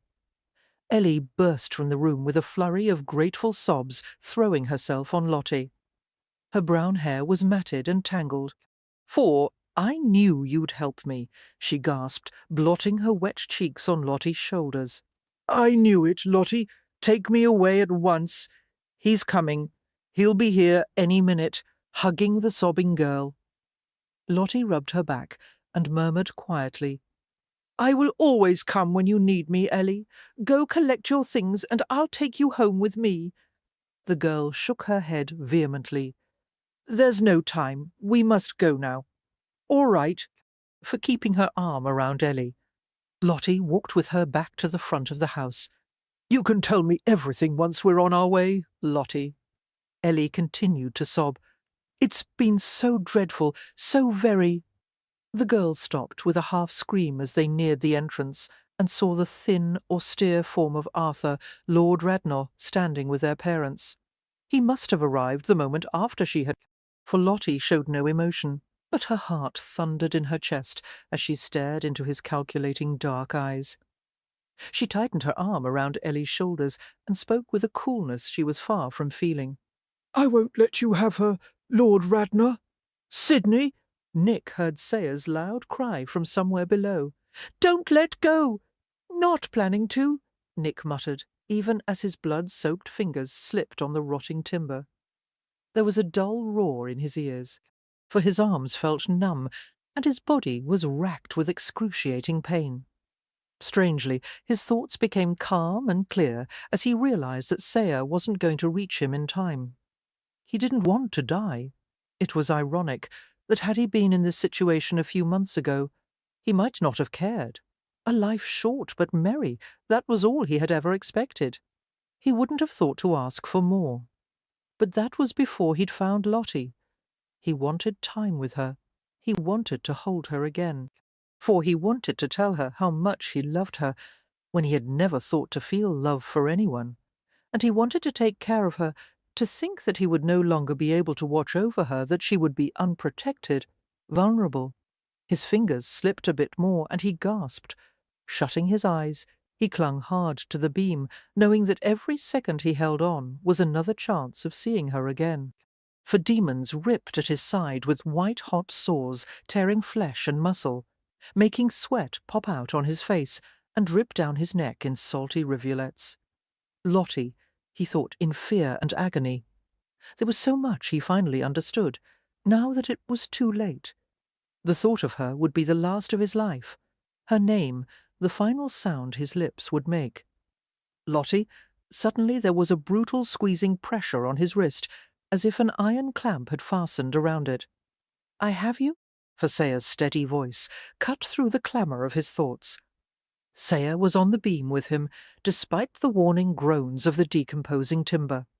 Nick wanted to tell him to leave him, that the structure wouldn't bear their combined weight, but he couldn't summon the breath. "You'll have to trust me, Sidney," Sayer continued. "Let go with your other hand and I'll pull you up." Nick's every instinct rebelled at the suggestion, for to release his grip and hang suspended, depending entirely on someone else's strength. "No choice," Sayer said through clenched teeth. "Let go, damn it, and let me help you, now." Nick made himself release his grip on the timber. He swung free for one terrifying moment. He felt Sayer's grip tighten to a crushing vice and a mighty tug upward as the runner hauled him just far enough to balance his weight on top of the crackling wood. For move forward, Sayer muttered, retaining his hold on Nick's arm, and together they manoeuvred away from the perilous fall. When they had both retreated from the beam and found the safety of some relatively sound planking, they collapsed, side by side, gasping violently. Damn, Sayer rasped when he had sufficient breath to speak. You're a heavy bastard, Sidney. Disoriented, his body racked with pain, Nick tried to make himself comprehend that he was still alive, for he drew his sleeve over his sweat-soaked brow and found that his arm was cramping and shaking, the abused muscles going berserk. Sayer sat up and regarded him with clear anxiety. It looks like you've strained some muscles, and your hand looks like it's been pushed through a sieve, but he was alive. It was too miraculous to believe. Nick had gotten a reprieve he didn't deserve, and by all that was holy, he was going to take advantage of it. For as he thought of Lottie, he was seized with dark longing. Sayer. He managed to say hoarsely, I've just decided something. Oh? From now on, you'll have to find your own fucking way around Fleet Ditch. Sayer grinned suddenly, seeming to understand the reasons behind his vehemence. I suppose you think you're too good for this place, now that you're a Viscount. I knew it was just a matter of time before you started putting on airs. For Lord Radnor was clearly astonished to see Lottie at her family's home. His hard black gaze moved from her face to Ellie's, comparing the two of them, cataloguing the differences. When he looked back at Lottie, his face was taut with a mixture of hatred and longing. You have no right to interfere, he said. My sister is an innocent young girl who has done nothing to you. Lottie flared. She doesn't deserve to suffer because of my actions. Leave her alone. 4. I've invested 12 years of my life in you, Radnor said between clenched teeth, taking a step forward, and I will be repaid for those years one way or another. Lottie glanced incredulously at her parents. You can't truly mean to give her to him. How can you have slipped so far beyond decency? My husband said that he would take care of you and assume your debts. Ellie will have a better life this way, her father mumbled, for Lord Radnor will provide well for her. You don't mind the fact that he intends to make her his mistress? Lottie glared at them all, while Ellie cowered behind her and sobbed against her back. Well, I won't have it. I'm leaving now and taking Ellie with me, and if anyone dares to lay a finger on us, he will answer to Lord Sidney. The mention of Nick seemed to infuriate Lord Radnor. How dare you? For you have cheated, betrayed, and insulted me beyond all bearing. And now you mean to deprive me of the one recompense I ask for. You don't want Ellie, Lottie said, staring at him steadily. You want to strike back at me, to punish me for marrying someone else. Yes, Radnor exploded fiercely, seeming to lose all self-control. Yes, I want to punish you. I raised you up from the mud, and you have brought yourself low again. For you have corrupted yourself, and in doing so, you have deprived me of the only thing I have ever desired. He came to her in a few aggressive strides. Every night I lie abed imagining you with that swine, he shouted into her face. How could you choose that loathsome animal over me? The filthiest, most debauched man on. Lottie drew back her hand and struck him hard, her palm smacking the side of his face with numbing force. You aren't fit to speak his name? For their gazes locked, and Lottie saw the last remnants of sanity disappear from Radnor's eyes. He reached out for her, his hands closing around her like a hawk's talons, and he jerked her off her feet until she fell against him. Behind her, Ellie gave a fearful shriek. Lottie's parents appeared too stunned to move as Lord Radnor dragged her from the house, caught fast in his grip. Lottie stumbled and tripped down the front steps. For Radnor shouted something to his footman, while she fought and twisted in Radnor's arms until he cuffed the side of her head, landing a painful blow on her ear. Lottie reared and shook her head to clear a shower of brilliant sparks.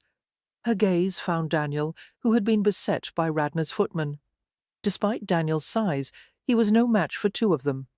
My lady, Daniel cried and reeled backward as a heavy fist smashed into his face. For Radner sank his hand into Lottie's hair and tangled his fingers tightly in the pinned-up locks. Locking his other arm around her neck, he forced her to go with him to his carriage. "See here, Radner," came her father's anxious voice. "We've said you can have Ellie. Release Lottie, and we'll—" "This is what I want," Lord Radner raged, dragging Lottie with his forearm clamped around her throat, making her choke and gag as she was deprived of air. "No more bargains, no substitutes. For I will have Charlotte and be damned to all of you." Lottie clawed frantically at the crushing vice of his arm, her lungs feeling as if they would burst. She couldn't breathe, she needed air. Black and red streaks blurred her vision, and she felt herself go limp in Radnor's punishing embrace. Chapter 15. Lottie did not fully regain her senses until she felt herself being half dragged, half carried into Lord Radnor's London home, for her head pounded viciously, and her throat ached as she struggled against his unrelenting grasp. Somewhere beneath her fear and fury, she was aware of a deep relief that Ellie had been spared. Her sister was safe, and now everything had boiled down to the confrontation that Lottie had always known would happen between her and the man who had dominated most of her life. Although Lottie was aware of a few exclamations from nearby servants, none of them dared to interfere, for they were all fearful of Radner, and they would not lift a finger to prevent him from doing as he wished. She wondered what his purpose was in bringing her here.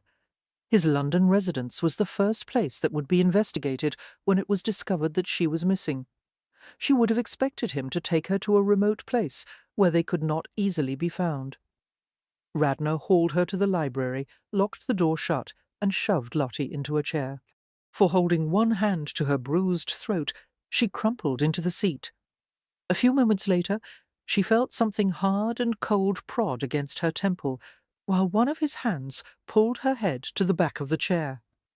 Lottie's heart stopped beating as she understood the reason that Lord Radnor had brought her here. Since he could not have her, he intended to destroy her. "I loved you," Radnor said quietly, sounding perfectly sane, even as the end of the pistol barrel trembled against her head. "For I would have given you everything." Strangely, Lottie found that she was able to answer in just as rational a tone, as though they were having an ordinary conversation, and her life was not about to end with a pull of his finger on the trigger. "You never loved me." It hurt her throat to speak, but she forced herself to continue. "You don't know the meaning of the word?" The pistol shook harder. "How can you say that after all that I have sacrificed for you? Are you really so ignorant? For in all the years that we've known each other, you've demonstrated domination, obsession, and desire, but those things aren't love. Then tell me what love is." His voice was thick with scorn. "Respect, acceptance, selflessness. All the things my husband has shown me in just a few short weeks. My flaws don't matter to him. He loves me without conditions, and I love him the same way." "You owe your love to me," he said harshly, "for perhaps I could have felt something for you had you ever tried to be kind." Lottie paused, closing her eyes as she felt the pistol nudge harder into her temple. "Strange, but I've never thought it mattered to you, whether I cared for you or not." "It does," Radnor said furiously.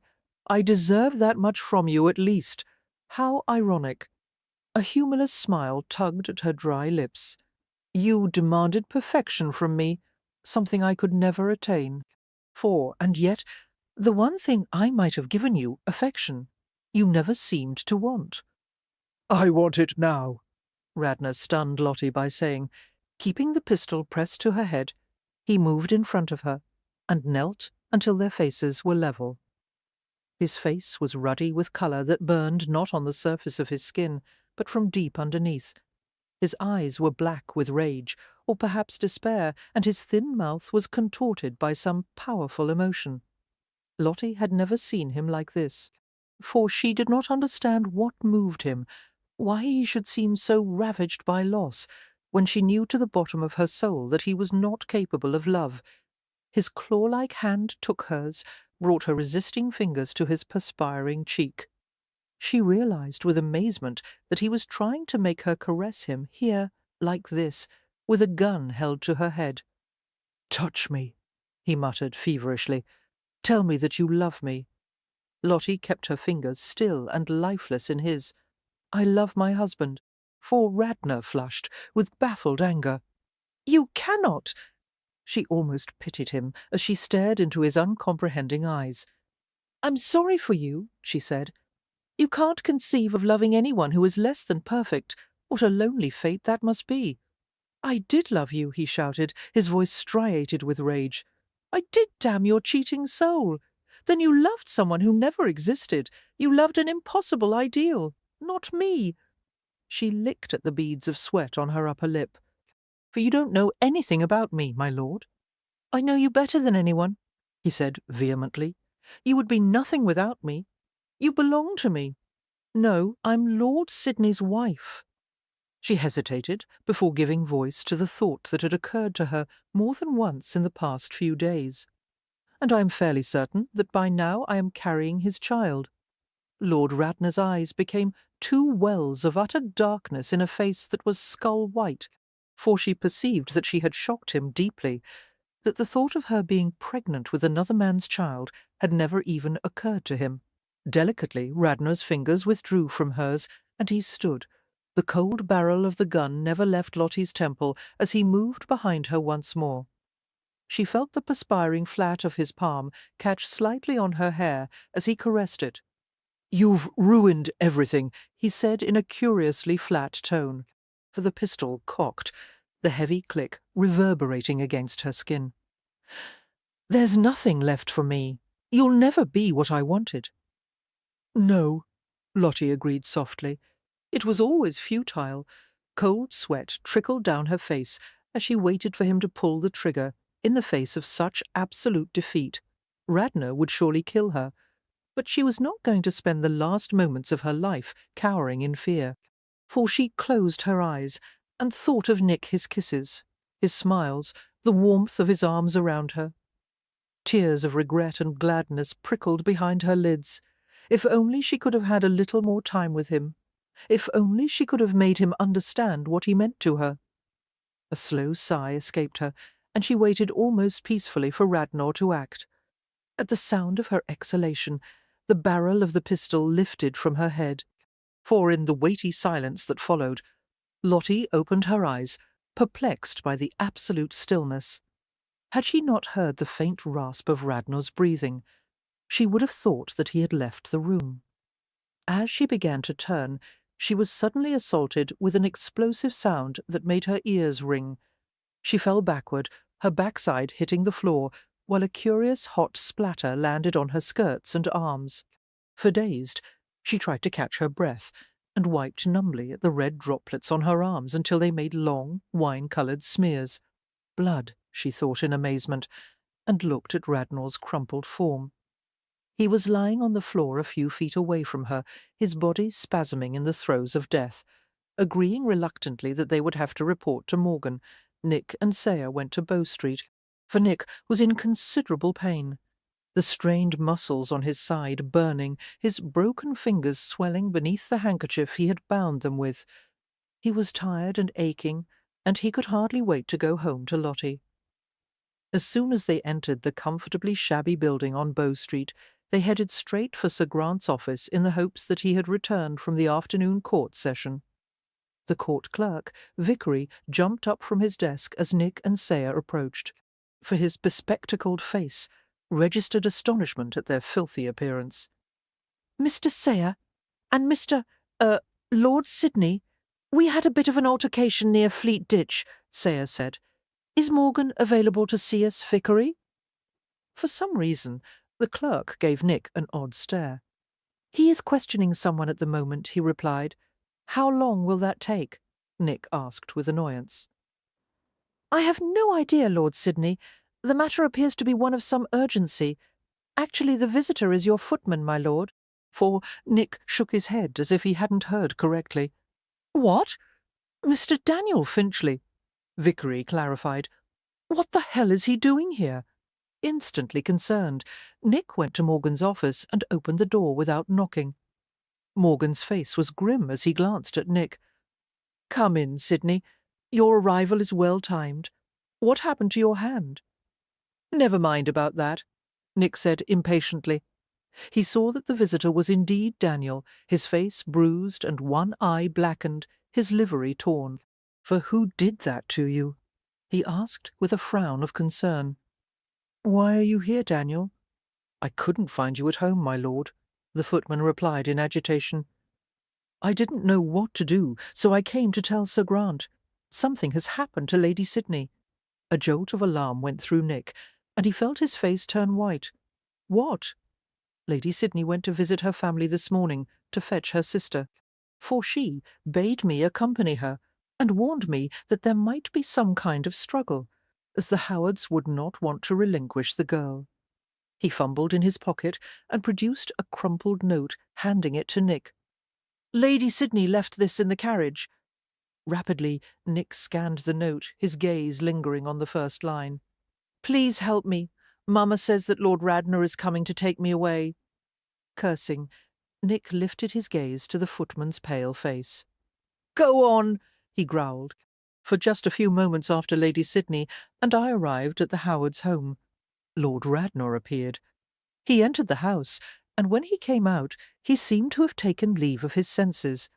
He had his arm around Lady Sidney's throat, and he forced her into his carriage. I tried to stop him, but his footman overpowered me. A wave of icy horror rolled over Nick. He knew the depth of the Earl's dark obsession. His wife was at the mercy of the man she feared most, and he was not there to help her, for the realization made him insane. Where did he take her? Nick snarled, seizing the footman's coat with his uninjured hand. "Where are they, Daniel?" I don't know," the footman replied, trembling. "I'll kill him." Nick raged, striding to the door. He was going to tear London apart, starting with Radnor's town estate.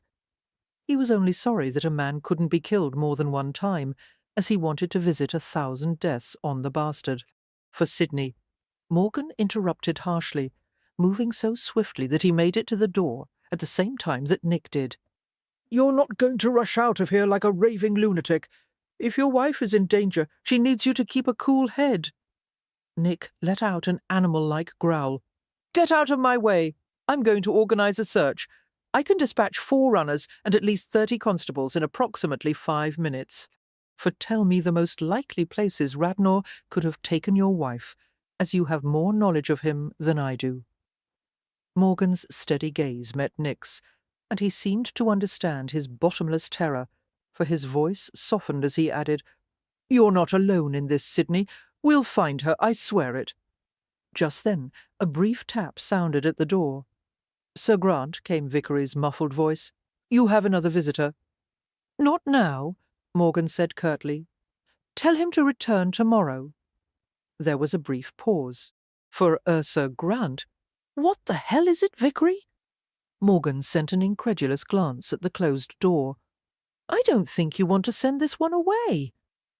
"I don't give a damn who he is. Just tell him." Morgan's voice trailed away as the door swung gently open. Nick's anguished gaze shot to the visitor, and he nearly fell to his knees at the sight. Lottie, bedraggled and blood-stained. Lottie managed a wan smile as she saw her husband's stark white face. "I've been rather busy today," she said, for the sound of her voice seemed to unleash a flood of savage emotion. Groaning her name, Nick reached her in 2 strides. He hauled her against him in a brutal embrace that threatened to smother her. "Blood!" he said incoherently, his large hand moving over her in a frantic search. "It's not mine. I'm just fine, except for a few." Lottie broke off, her eyes widening as she saw the bandaged hand he held at his side. "Nick, you've been hurt. It's nothing." For Nick tugged her head back, his tormented gaze raking over her face. His trembling fingertips traced the line of her cheek and jaw. "My God, Lottie!" As his panicked exploration continued, he discovered the bruises on her throat, and he uttered a cry of fury. "Holy hell! Your neck! He dared to! I'm going to slaughter that bastard!" Lottie placed her fingers over his mouth. I'm all right, she said gently. For feeling the way his large body shook, she drew her hand over his chest in a calming stroke. After the traumatic events of the past hours, it was so wonderful to be with him that her lips curved in a wobbly smile. She gazed into his dusty, sweat-streaked face with concern. In fact, I believe I may be in better condition than you, my darling. A primitive groan came from his throat, and he clutched her with his right arm, bending over her hungrily. I love you, He said in a low, shaken voice. For I love you so much, Lottie. His lips covered hers in a fiercely ardent kiss. Clearly he was too unsettled to recall that there were others in the room. Lottie turned her face away with a muffled laugh. I love you too, she whispered. Not here, darling. Later, with more privacy, we can. She was silenced as Nick seized her mouth once more. Suddenly she found herself pushed up against the wall by 6 feet of aroused, overwrought male. For realizing that there was no hope of subduing him, Lottie stroked his broad back in an effort to soothe him. He possessed her with deep, fervent kisses, while his lungs worked so violently that she could feel his rib cage expanding with each breath. She tried to comfort him, gently rubbing the back of his neck as his mouth worked roughly over hers. His breath came in ragged shivers, and in between kisses he breathed her name as if it were a prayer. For Lottie, Lottie. Each time she tried to answer, he dove for her mouth again. Sidney, Sir Grant said after some prolonged throat-clearing had failed to capture his attention. Ahem. Sidney, after a long time, Nick finally lifted his head. Lottie pushed at his chest, making him loosen his grip on her. Red-faced and breathless, she saw that Saya had developed a keenly absorbing interest in the weather outside the window, while Daniel had excused himself to wait outside. For I am sorry to interrupt your reunion with Lady Sidney, my lord, Sir Grant said ruefully. However, I must insist on hearing what has occurred with Radnor, and where he is at the moment, especially in light of the condition of Lady Sidney's garments. Realizing that he was referring to the bloodstains on her dress, Lottie nodded. Nick continued to hold her while she explained. Lord Radnor died by his own hand, she told the magistrate, for he brought me to his home, and after we talked for a few minutes, he took his own life. In what manner? Sir Grant asked calmly. He used a pistol. Lottie felt the tremor that went through Nick's body at the words. I am at a loss to explain his actions, except to say that he seemed altogether mad. I told his servants to leave his body exactly as it was, and not to touch anything, as you might wish to send a runner to investigate the scene. Well done, my lady, Sir Grant said. For may I prevail on you to answer just a few more questions? Tomorrow, Nick said roughly. She's been through enough today. She needs to rest. I would be more than happy to tell you every detail, Lottie replied to Sir Grant, if you will send for a doctor to attend to Lord Sidney's hand, and also have a look at our footman. The magistrate's green eyes crinkled charmingly at the corners. We'll send for Dr. Linley at once. I'll fetch him, Saya volunteered, and left the office quickly. For excellent, Morgan commented, his gaze returning to Nick. And while we wait for Linley, my lord, perhaps you can explain to me how you came by your injuries, and why you look and smell like you've been tromping through Fleetditch. Much later, when they were at home in bed and had talked for what seemed to be hours, Nick told Lottie about the thoughts he'd had in the perilous moments, when he'd thought he would fall to his death in the warehouse. For, as Lottie listened, she snuggled in the crook of his arm, gently circling her fingertips through the hair on his chest. His voice was deep and drowsy from the effects of the pain medication that Dr. Linley had insisted on giving him before setting and splinting his fingers. Nick had taken it only because the alternative was the undignified prospect of being held to the floor by Saya and Morgan while the doctor poured the medicine down his throat. For I never wanted to live so much as I did right then, hanging on to that rotting timber, Nick said. I couldn't bear the thought of never seeing you again. All I want is time with you, to spend the rest of my life with you. I don't care about anything else. Murmuring her love to him, Lottie kissed the hard silken skin of his shoulder. Remember when I told you once that I needed to be a runner? He asked. Lottie nodded. You said that you were addicted to the challenge and the danger. For I'm not any longer, he said vehemently. Thank God for that, Lottie said with a smile, lifting herself up on one elbow. Because I have become rather addicted to you. Nick traced the moonlit curve of her back with his fingers. And I finally know what to wish for. Puzzled, she gazed down at him while the long locks of her hair trailed over his chest and shoulders. What? The wishing well, he reminded her. For, oh, yes. Lottie lowered her face to his chest and nuzzled the soft fur, recalling that morning in the forest. You wouldn't make a wish, because I didn't know what I wanted, and now I do. What do you want? She asked tenderly. His hand slipped behind her head, pulling her mouth down to his. To love you forever, he whispered, just before their lips met.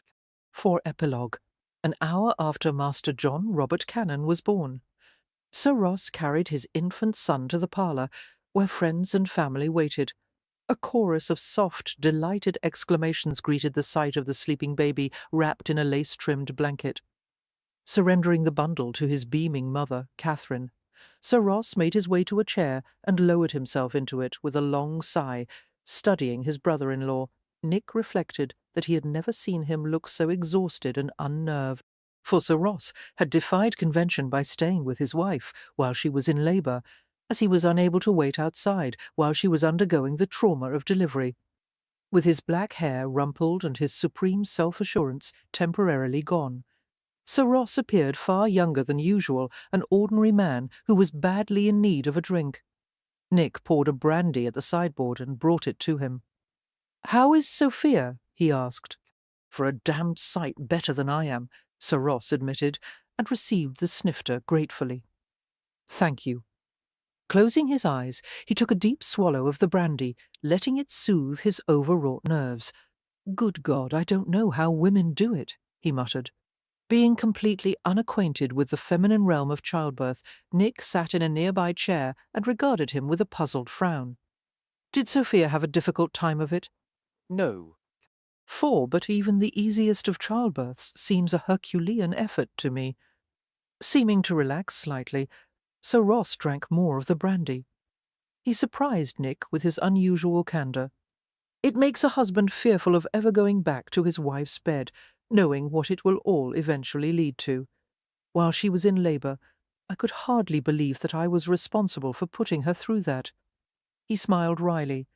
But then, of course, a man's baser nature eventually wins out.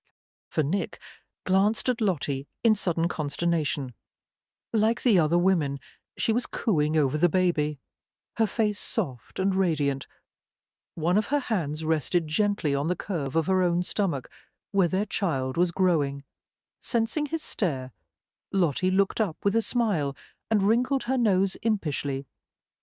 "Damn!" Nick muttered, realizing that he was going to be in no better condition than Sir Ross when his own child was born. "For you'll survive," Sir Ross assured him with a sudden grin, reading his thoughts. "And I'll be there to pour the brandy for you afterward." They exchanged a friendly stare, and Nick felt an unexpected flicker of liking for the man who had been his adversary for so many years. Shaking his head with a rueful smile, he extended his hand to Sir Ross. "Thank you." Sir Ross shook his hand in a brief, hard clasp, seeming to understand what Nick was thanking him for. "It was all worth it, then?" He asked quietly, settling back in his chair. Nick looked once more at his wife, loving her with an intensity that he never would have believed himself capable of. For the first time in his life, he was at peace with himself and the world, no longer haunted by shades of the past. "Yes," he said simply, his soul alight with gladness as Lottie looked back at him once more. Author's note.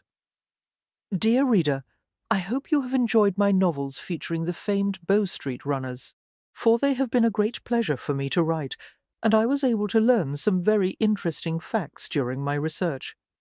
The Bow Street runners were essentially a private police force, never officially authorised by Parliament. They were not bound by statutory or territorial restrictions, which meant they were virtually a law unto themselves. For this dashing group of thief-takers was formed by Henry Fielding in 1753, and when he died 1 year later, His half-brother John Fielding succeeded him as chief magistrate. After the Bow Street runners faithfully served the public for decades, the first Metropolitan Police Act was passed in 1829, resulting in the creation of the new police. For the Bow Street office continued to operate independently of the new police for 10 years, until the second Metropolitan Police Act expanded the new police and finally eliminated the Bow Street runners. I humbly ask for your indulgence, as I have taken author's license to extend the runner's existence for another 2 years in order to serve the needs of my plot. I also want to address the fact that I've included a shower scene in a historical novel, which I know is unusual, for as I researched 19th century plumbing, I learned that the Duke of Wellington installed several hundred feet of hot water piping in his home as early as 1833, and by the late 1830s, the Duke of Buckingham had equipped his mansion with shower baths, water closets, and bathrooms. Therefore, Nick Gentry's shower bath was entirely possible for a well-to-do London gentleman of his time. For regarding the process of disclaiming one's title, it was actually impossible for a peer to do so until the passage of the 1963 Peerage Act. Only about 15 or so have actually disclaimed since then. Wishing you happiness always, Lisa.